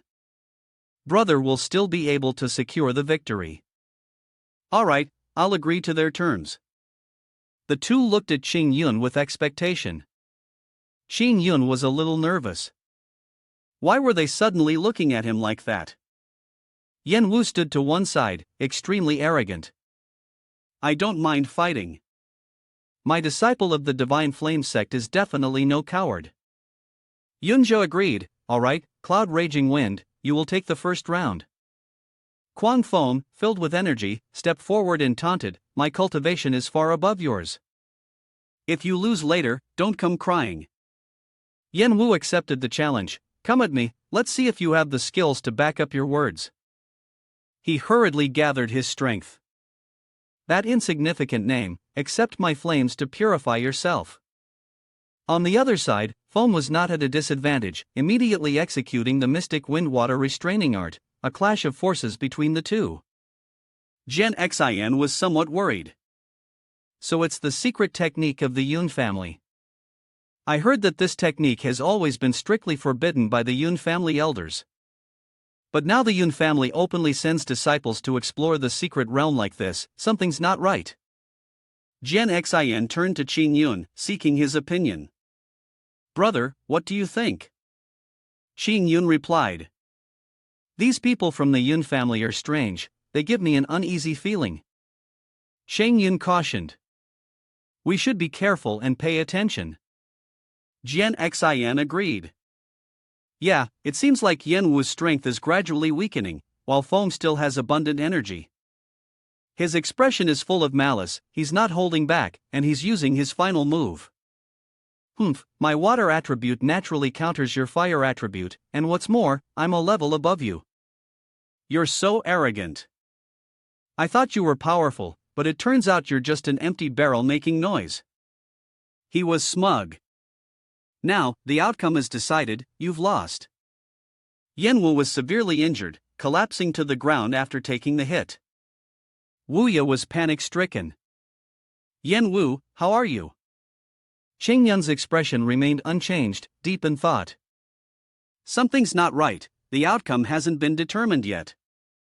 Kwang Fong, with a smug look on his face, turned away. First round, I win. Suddenly, Yenwu's voice rang out. Wait, he slowly stood up, the aura of power still surrounding him. You haven't won yet. The meaning of the flame is immortal, unyielding courage. Despite being heavily injured, Yenwu continued to preach. As long as the fire in my heart still burns, I will never lose this fight. Kwang Fong was frightened. What the hell are you talking about? Yenwu did not give him a chance to speak further, immediately gathering his powerful energy. He soared into the air, channeling all his energy into himself. Kwang Fong was stunned. What? He only said 2 sentences? Why is he suddenly this strong? Yenwu did not make him wait long, launching a direct attack on Kwang Fong. With this kind of power, you can't fight against this flame. Kwang Fong was severely wounded before he could do anything, but the power did not stop, it continued to surge towards him. A thick smoke billowed up from the ground. At this moment, Kwang Fong was the one who was gravely injured. Yenwu was proud. This match is mine. Yunjia, observing from a distance, realized how much he had underestimated this disciple of the Divine Flame sect. Suddenly, Yan Wu felt dizzy and staggered backward. Wuya hurried over to support him. Yan Wu, what's wrong? Cheng Yun, standing nearby, reassured, don't worry. He's fine, it's just that the fire and water elements clashed, causing internal injuries. Just having a cultivator with water attributes who can promptly extract the water element from the meridians will prevent any issues. Wuya suddenly understood the meaning, leave it to me, but I won't be able to participate in the next battle. Jian Xian remained calm, it's fine, there's still me and brother. Yunjia declared, since both of you fell almost simultaneously, this round can only be considered a draw. Wuya was furious, a draw? You are really twisting things to your advantage. Yunfei stepped forward and mocked, even if you win the first round, you're sure to lose the next two. We'll take the immortal herb, it's ours now. Jian Xian stepped forward to interrupt, wait, the betting match isn't over yet. Xing Yun and Jian Xian took a stand, and the atmosphere became tense. Yunfei, smug, said, the rest of you, one is still at the Spirit Palace realm, and the woman has only reached the 5th level of self-cultivation. Moreover, every disciple of the Yun family has reached at least the 5th level of the Corpse Palace realm. You've won 2 of the last rounds, but the outcome is already decided. Xing Yun couldn't let him continue unchecked, you dare look down on my sister? Your Yun family is so ignorant, no wonder I've never heard of you before. Jian Xian took the lead, brother, no need to waste time arguing. Just defeat them. Yunfei continuously provoked with arrogance, do you really think you can win? Xing Yun simply smiled and proposed, how about we raise the stakes? If we win the remaining 2 rounds, not only will the Blood Jade Immortal Herb belong to us, but the 8/10 of the spiritual treasure you've collected here must also be handed over to us. Yunjia was dissatisfied and spoke in a loud tone, such big words, but if you lose, what price can you pay? Xing Yun smiled and replied, if we lose, not only will we give up all the spiritual herbs we have unconditionally, but we will also leave immediately without revealing any information about this place. I assure you, we can swear an oath by heaven's way to keep our promise. Yunjia was surprised, you guys are quite bold, daring to swear an oath by heaven's way? Yunjia agreed, fine, anyway, you've stubbornly chosen death. Yunfei, it's your turn. Yunfei eagerly rushed toward Xing Yun. I am one of the top 3 of this generation of the Yun family. If you kneel down and beg me now, I might spare you some suffering. With that, he leaped into the air, immediately launching his arrogant attack. Icy winds for thousands of miles. Jian Xian was determined, no matter who stood against him, the result wouldn't change, he would win. She immediately countered with her Xing Yun sword move, Jian Xian launching a wave of sword energy toward him. Jian Xian's sword technique shattered his attack, and the two continued to clash fiercely. He looked bewildered, this girl, is she really this strong? Jian Xian's relentless attacks forced him to retreat. No, if this continues, I'll lose. Jian Xian, at this moment, was greatly amused. Xing Yun unleashed her powerful 9th heaven move, sending him flying. Yunfei was terrified, it seemed that he had no choice but to resort to the Yun family's secret treasure. He gathered all his strength and unleashed the mysterious ice wall technique. Xing Yun observed, oh, you're using a secret treasure? He then summoned a stone gem, a purple stone gem encased in ice and snow. He used this technique to freeze Jian Xian's attack. The force of his move was so powerful that even the leaves on the ground were affected, and gradually, Jian Xian's body began to freeze. Wuya shouted angrily, that's the Ice Heart Gem. How shameless to use a family treasure to launch a sneak attack. Jian Xian, gradually losing strength due to his freezing technique, seemed to give in, while he laughed with delight, as if he were participating in a gamble, with the only thing that mattered being whether he won or lost. Regardless of how the fight ended, Jian Xian closed her eyes, seemingly resigned. Suddenly, she exploded with strength, breaking free from the ice surrounding her. Yunfei was taken aback. What? Jian Xian smiled smugly. Eternal Sorrow Sword Art, Break of the Dance, and then she unleashed a series of decisive strikes upon Yun Fei. He fell defeated in mid-air, while she stood proudly, declaring, "I have won." Yun Fei, drenched in blood, collapsed onto the ground. Yunjia, surprised, never expected him to lose. Xing Yun, however, seemed unfazed, as if this outcome was not surprising at all. You all underestimated junior sister. It's only natural for him to lose. Xing Yun looked at Jian Xian as he descended and silently praised him. Not only had his swordsmanship and sword intent become more refined than before, but this time, he was also able to find the point to break through the surface, gather his strength, and strike from within. At the same time, he was in danger but remained calm. Did you learn this from the last battle? No wonder you're such a genius. Xing Yun gestured invitingly. Who will fight me in the next round? Yun Feng eagerly volunteered, let me. Yunjia reminded, in this round, we absolutely cannot let him win. Yun Feng reassured, don't worry, elder. That guy is just at the spiritual palace realm, I will definitely win. The two stood facing each other, a murderous aura surrounding them. Yunjia's voice rang out, third round, start. Xing Yun made the first move, summoning talisman formations to surround him. One of the members of the Yun family wondered, isn't that person from the sword sect? Why is he summoning talismans like that? Yun Feng, with a smug look, replied, such a small trick, and he dares to show it off in front of me? I can crush him into dust with a casual move. As he spoke with confidence, he summoned his power, break for me. His strength surged forward, charging straight into the defensive formation surrounding Tian Yun, and suddenly a hole appeared in the talisman formation.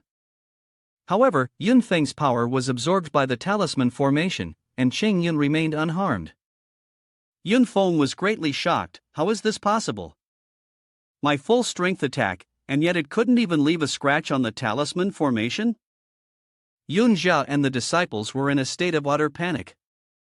The strength of Yun Feng was so great, yet he couldn't break the talisman formation of the spiritual palace realm?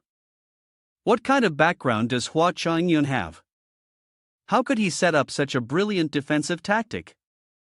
Yunjia wondered aloud, could it be that this person is a grandmaster of talisman arrays, yet to be revealed? Seeing this, Yun Feng, though somewhat terrified, continued to relentlessly attack the talisman formation of Tian Yun. Damn it, break for me! Thousands of forceful blows continuously struck against the defensive line of Xing Yun. Inside the talisman formation, Xing Yun appeared calm, yawning in apparent disdain. Meanwhile, the Yun family was in disarray, and he, on the other hand, was yawning. Wuya was equally shocked. Senior brother Hua's talisman array is so powerful. No wonder he was able to protect himself during the Heavenly Pride Grand Assembly. Jian Xian, however, had already known. His brother's true talent was far greater, and it wasn't just in talismans. After a series of attacks, Yun Feng began to tire. He landed on the ground, ceasing his assault. Seeing this, Xing Yun slowly withdrew his defensive line and sighed, ugh, seems like I accidentally overpowered the talisman formation. He smiled and said, the incantation is coming to an end now. Tian Yun summoned the heavenly millennium killing, and a barrage of stones attacked him. You're too smug. Still too immature. The screams of pain from Yun Feng rang out incessantly. Wuya and Jian Xian were left speechless. Hua brother, you're really being too childish. Yun Feng, struggling to steady his trembling body, stood up and said, this move is truly sinister. Hua Chong Yun, you are also a disciple of the righteous sword sect, yet you resort to such wicked tactics in battle. How despicable. If you have the skill, face me head-on. Xing Yun responded angrily, is this what you call underhanded and shameless? You summoned hundreds of talisman arrays, charging straight toward Yun Feng. He had no time to react, and the talisman arrays shattered him, trapping him with no escape. He fell before Yunjia. Yunjia now understood fear. He looked warily at Xing Yun. Xing Yun calmly spoke, we've won 2 rounds now. You've lost this wager. Hand over the spatial bags. Yunjia thought to himself, this person is likely an elder of the Qingyun sword sect, hiding his true strength. If I turn against him now and fail to complete the task the Lord gave me, wouldn't that lead to greater losses than gains? One disciple from the Yun family hastily spoke up, "Elder, these spiritual treasures were hard earned by us, after much toil and struggle."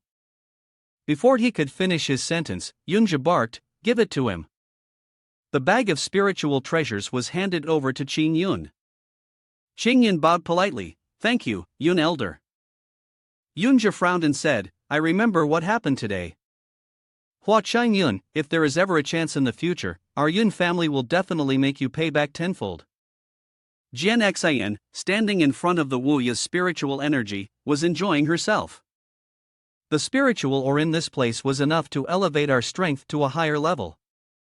She was excited, and moreover, the second level of the secret realm had no signs of any magical beasts. This meant we could pick as much as we wanted. One member raised a question: is this place used for cultivation? The Azure Emperor is indeed a good person. Yen Wu pointed in a certain direction. That over there is actually black whinstone. Stone gems appeared in patches on the ground and along the rock walls.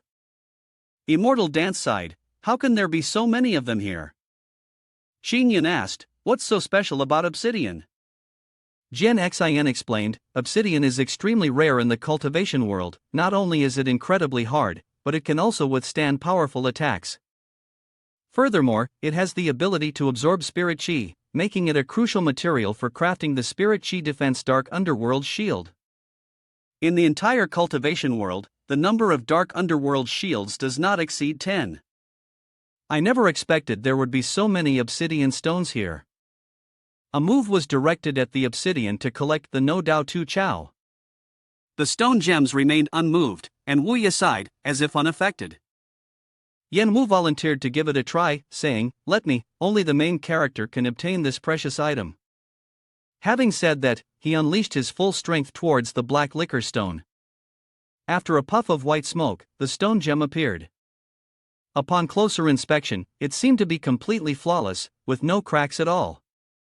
Yen Wu stared at the stone gem, feeling disheartened. His full force strike had only caused this much damage? Is it real or fake? How disappointing. Qin Yun paid little attention, as everyone kept sighing in regret. That's right, it's rare to come across so many, yet we can't take any with us. What a shame. Jian Xian curiously asked him, "Brother, aren't you going to try?" Qin Yun thought to himself that he had come here specifically to find the demonic fragrant spirit jade, so why waste energy on this? He happily thought of a way to reply, "You still don't know, do you? Brother doesn't care about fame or fortune. I've always enjoyed the leisurely, carefree life of a cultivator. If this type of stone cannot be mined, then it holds no real value for us." Yen Wu stepped forward to examine it. This black liquor stone was worth 3,000 spirit stones. The rarest treasure in the entire second floor secret realm was this black liquor stone. Qin Yun was taken aback. 3,000 spirit stones? This little black stone is worth that much? A few characteristics of Qin Yun's personality. Hua Chong Yun enjoys being lazy and is generally uninterested in performing the duties of the sect clan. He only relies on the sect clan's salary to sustain his livelihood. Moreover, the sect clan's stipend is not high, which often makes his life seem somewhat difficult. As for those limited edition manuscripts, he can only look up at them, suppressing his desire to delve into the knowledge within.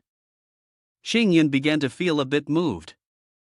If these black mysterious stones were truly of such value, could he possibly become wealthy overnight after bringing them back? Thinking this, he immediately summoned his sword and shouted, "Let me try." Wuya looked at him with some concern. "Hua fellow cultivator, the hardness of these obsidian stones far exceeds what you can imagine. Even Yen Wu and I, using all our strength, would find it hard to extract anything. If you try, I'm afraid you'll just damage your sword." Yen Wu added, "That's right. Even with our cultivation, we wouldn't be able to cause much damage." A pair of feet slowly stepped forward amidst the rubble. Yen Wu wiped a bead of sweat from his forehead, worried. "What's going on here?" The scene before them was a series of disciples clutching their bodies in pain, with a stone figure standing proudly amid a strange green mist. The stone figure, with its bright green eyes, remained completely still, staring straight ahead. Yunja furrowed his brows in confusion. Damn it, how did this thing end up here? A brother from the stage leapt up, throwing a punch with his red spirit chi. I don't believe a mere gatekeeper puppet can block all of us. The puppet, without a word, swung its hand and struck him. This action caused the brother to widen his eyes in shock, and within a second, his body was sent flying backward. The puppet arrogantly uttered 2 words, failure. Xingyan folded his arms and quietly watched from behind. This gatekeeper puppet looks ordinary, but it's this strong? Jian Xin, standing beside him, explained. Even at the same level, this puppet is invincible against others of its rank.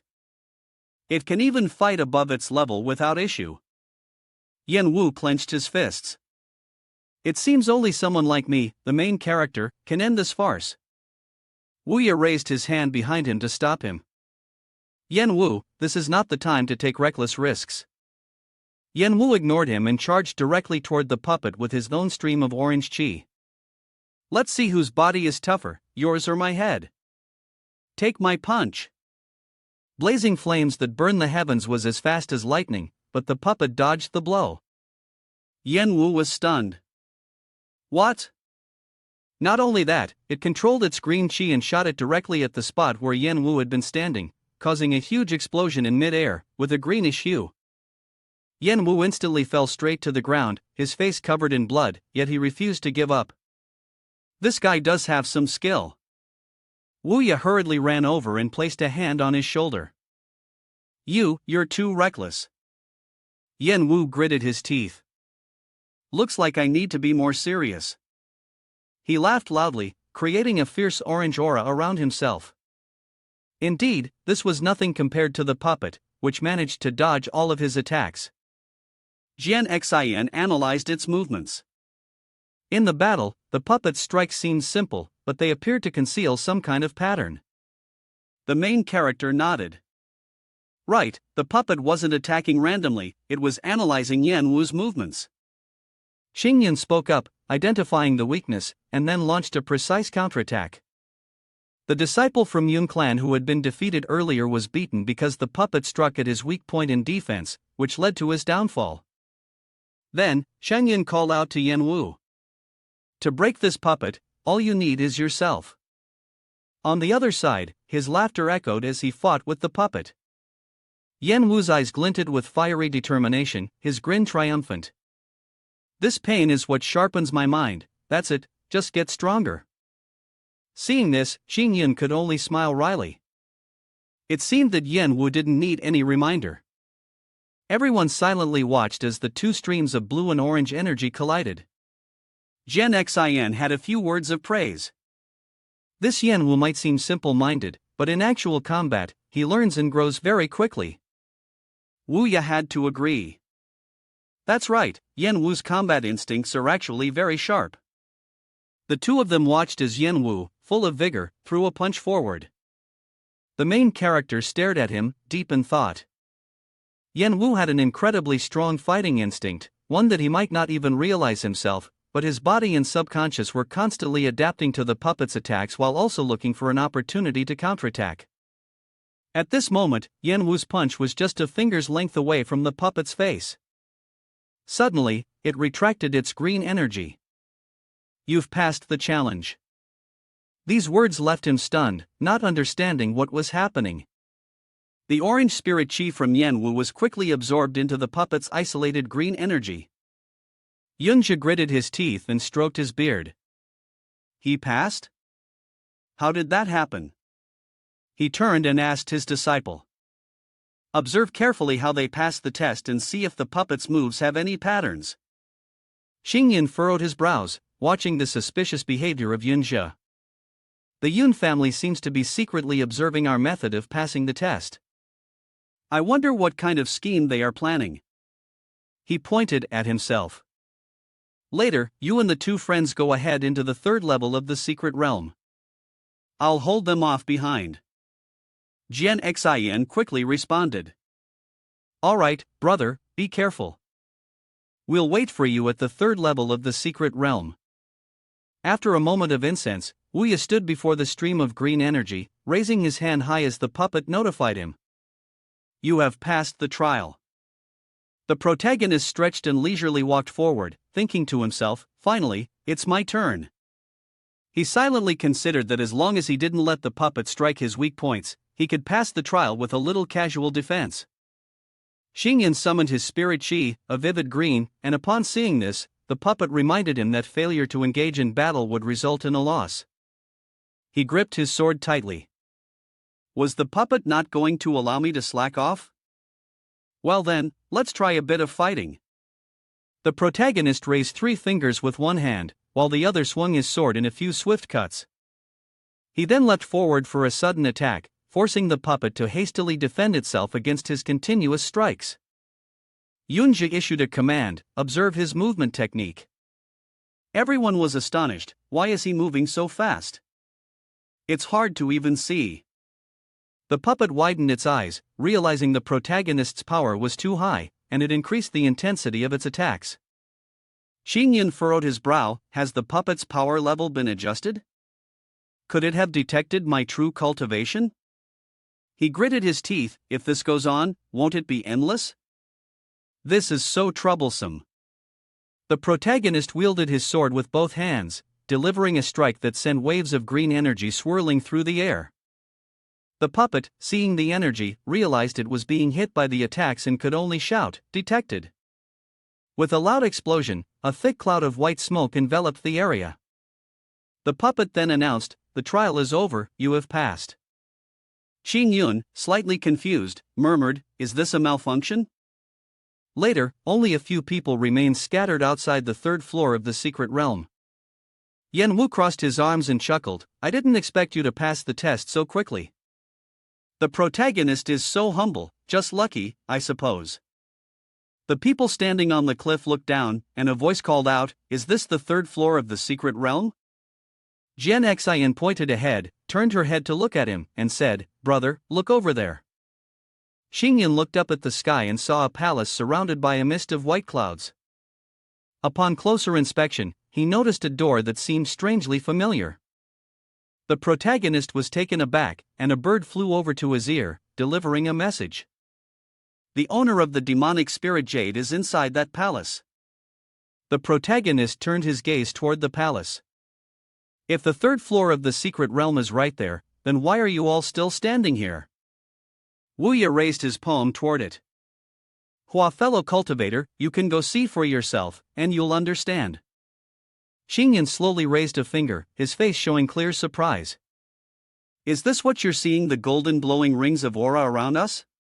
He wondered aloud. A barrier? Jian Xian stepped up behind him, speculating, perhaps we have to wait until everyone behind us finishes their trials. Once there are enough people, the trial of this palace will begin to open. The protagonist turned back and nodded. So that's how it is. A day later, outside the puppet's location, there were still 4 people standing in front of the hazy green wall. Finally, Yunji and his 2 disciples overcame the challenge and stepped across the boundary. Yan Wu sneered, Yun Elder, you finally made it. The male protagonist was reading a book, and when he looked up at them, he appeared quite surprised. His 2 disciples were covered in injuries, their faces bloodied, each of them bruised and battered. Xingyan furrowed his brows, showing his displeasure. Why did you recklessly rush into the 3rd level of the secret realm like that? At that moment, a puppet appeared in the sky, welcoming everyone to the trial grounds left by the Azure Emperor. It continued to announce that the palace contained numerous rewards and valuable treasures. To obtain them, one must pass through a series of trials. Suddenly, a golden path was laid straight down from the palace. Everyone looked up at the long stairway in front of them. First door, ascend the heavenly stairway. The puppet raised both arms and explained that if they successfully passed this heavenly stairway, they could enter the inner palace to search. Yunji immediately threw out a round object with a red cord attached. This is the Yun family's spiritual treasure for defense, capable of withstanding a fatal blow. Take it and try to ascend the heavenly stairway. His disciple quickly bowed and replied, understood. He immediately walked towards the rocky outcrop and tried placing one foot on the golden heavenly stairway. When he saw nothing wrong, he bravely stood up on both feet. The disciple, holding the treasure in his hand, turned his head and shouted, "It's fine, the celestial ladder is very safe." As soon as he finished speaking, he was attacked by the celestial ladder with countless deadly strikes, causing a massive explosion that caught the disciple off guard. Blood splattered everywhere. Yunju and the other disciples were so frightened that their mouths hung open. Even the spiritual treasure of the clan couldn't withstand it.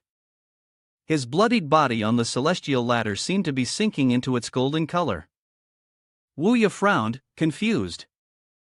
Once a cultivator touches the celestial fire, they would be completely devoured.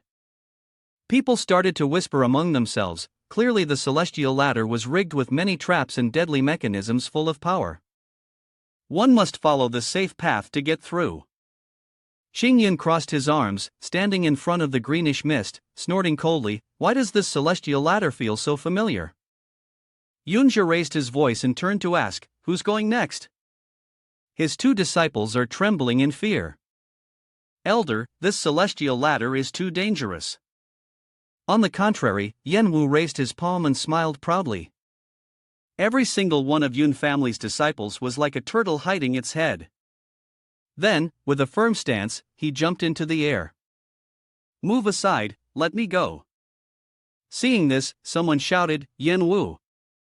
He ignored the danger and flew directly toward the celestial ladder. Yenwu swiftly used several of his best techniques to strike at it. However, those blows had no effect on the heavenly ladder. Immediately, it shot out sparkling golden sparks that scattered around where Yenwu was standing. It was so fast that he couldn't even react in time, causing Yenwu to get struck by one of the sparks and scream out in pain. In the blink of an eye, his body was sent flying toward the rock outcrop, blood streaming down the path he fell. Wuya, worried, approached. "Look at you, reckless again, you've been hurt, haven't you?" With the beauty's concern, Yenwu sat up straight, acting as if nothing had happened. "It's just a small wound, and besides, haven't I already figured out half of the safe path?" The male lead stood behind, analyzing the situation. Just now, the traps were triggered, and Yenwu's movements to avoid them seemed to follow some kind of specific step pattern. Could it be that the way to pass the heavenly ladder actually involved some kind of secret technique or step pattern? Jian Xian pointed ahead, confused, and asked him, Brother, what are you looking at?" Xingyin quickly leaned in and whispered in her ear, "Little sister, I just figured it out." Suddenly, Yunja cleared his throat, interrupting. "Everyone, the traps in this heavenly ladder are extremely dangerous. Relying solely on our individual strength, it will be difficult for us to overcome. Why don't we join forces and find a safe route? What do you think? If not, by the time the Azure Emperor's secret realm closes, we won't even be able to enter the inner hall." He thought to himself, "This old man is scheming, trying to get us to share the risks of crossing this heavenly ladder." Breaking free from his thoughts, Chongyun smiled in agreement, "We can cooperate." But deep inside, he calculated, "Well, this works out. I'll see how accurate my guess is." The male lead glanced at the conditions. "However, if we find the correct path, then the treasure in the palace, the Yun family must give up 70%. Without hesitation, Yunja frowned but accepted. "Fine, I agree with you." Jian Xian reminded him, "Brother, just do your best. If there's any danger, you must retreat." "Brother, please don't force yourself. You can rest assured, I'll take care of it," he reassured her. Xingyun moved toward the rock ledge. If his guess was correct. In the blink of an eye, he swiftly moved up the heavenly ladder, feeling the energy around him. As expected, it was a type of footwork technique. When answering the question, one must understand the intention of the person asking. Yenwu looked up in confusion. Could it be that Brother Hua has cultivated some kind of alchemical technique that allows him to see through this trap? Wuya was equally astonished. "Fellow cultivator Hua, how did you do that? How did you avoid triggering even a single trap?" Jian Xin smiled from behind and explained, "It's not about a shared technique, brother. I suspect that the Azure Emperor may have used a kind of formation to guide us safely along the heavenly ladder. Only those who truly understand this formation can pass through it safely, without encountering any traps." Yan Wu immediately complimented, "Good kid, you're exactly right." Yun just stroked his beard and muttered, "A formation, so that's how it is." He quickly issued an order, following in the footsteps of Hua Chong Yun. He had already found the safe path. Several of his disciples quickly shouted out clearly. On Cheng Yun's side, he suddenly stopped. The male lead lowered his head to look at the short path ahead. Suddenly, his body jolted, and he fell backward. The purple talisman on Cheng Yun's body glowed. The male lead, worried, wondered why the seal was reacting at this moment. Could it be that the formation he had just comprehended also contained the aura of the Grand Tao?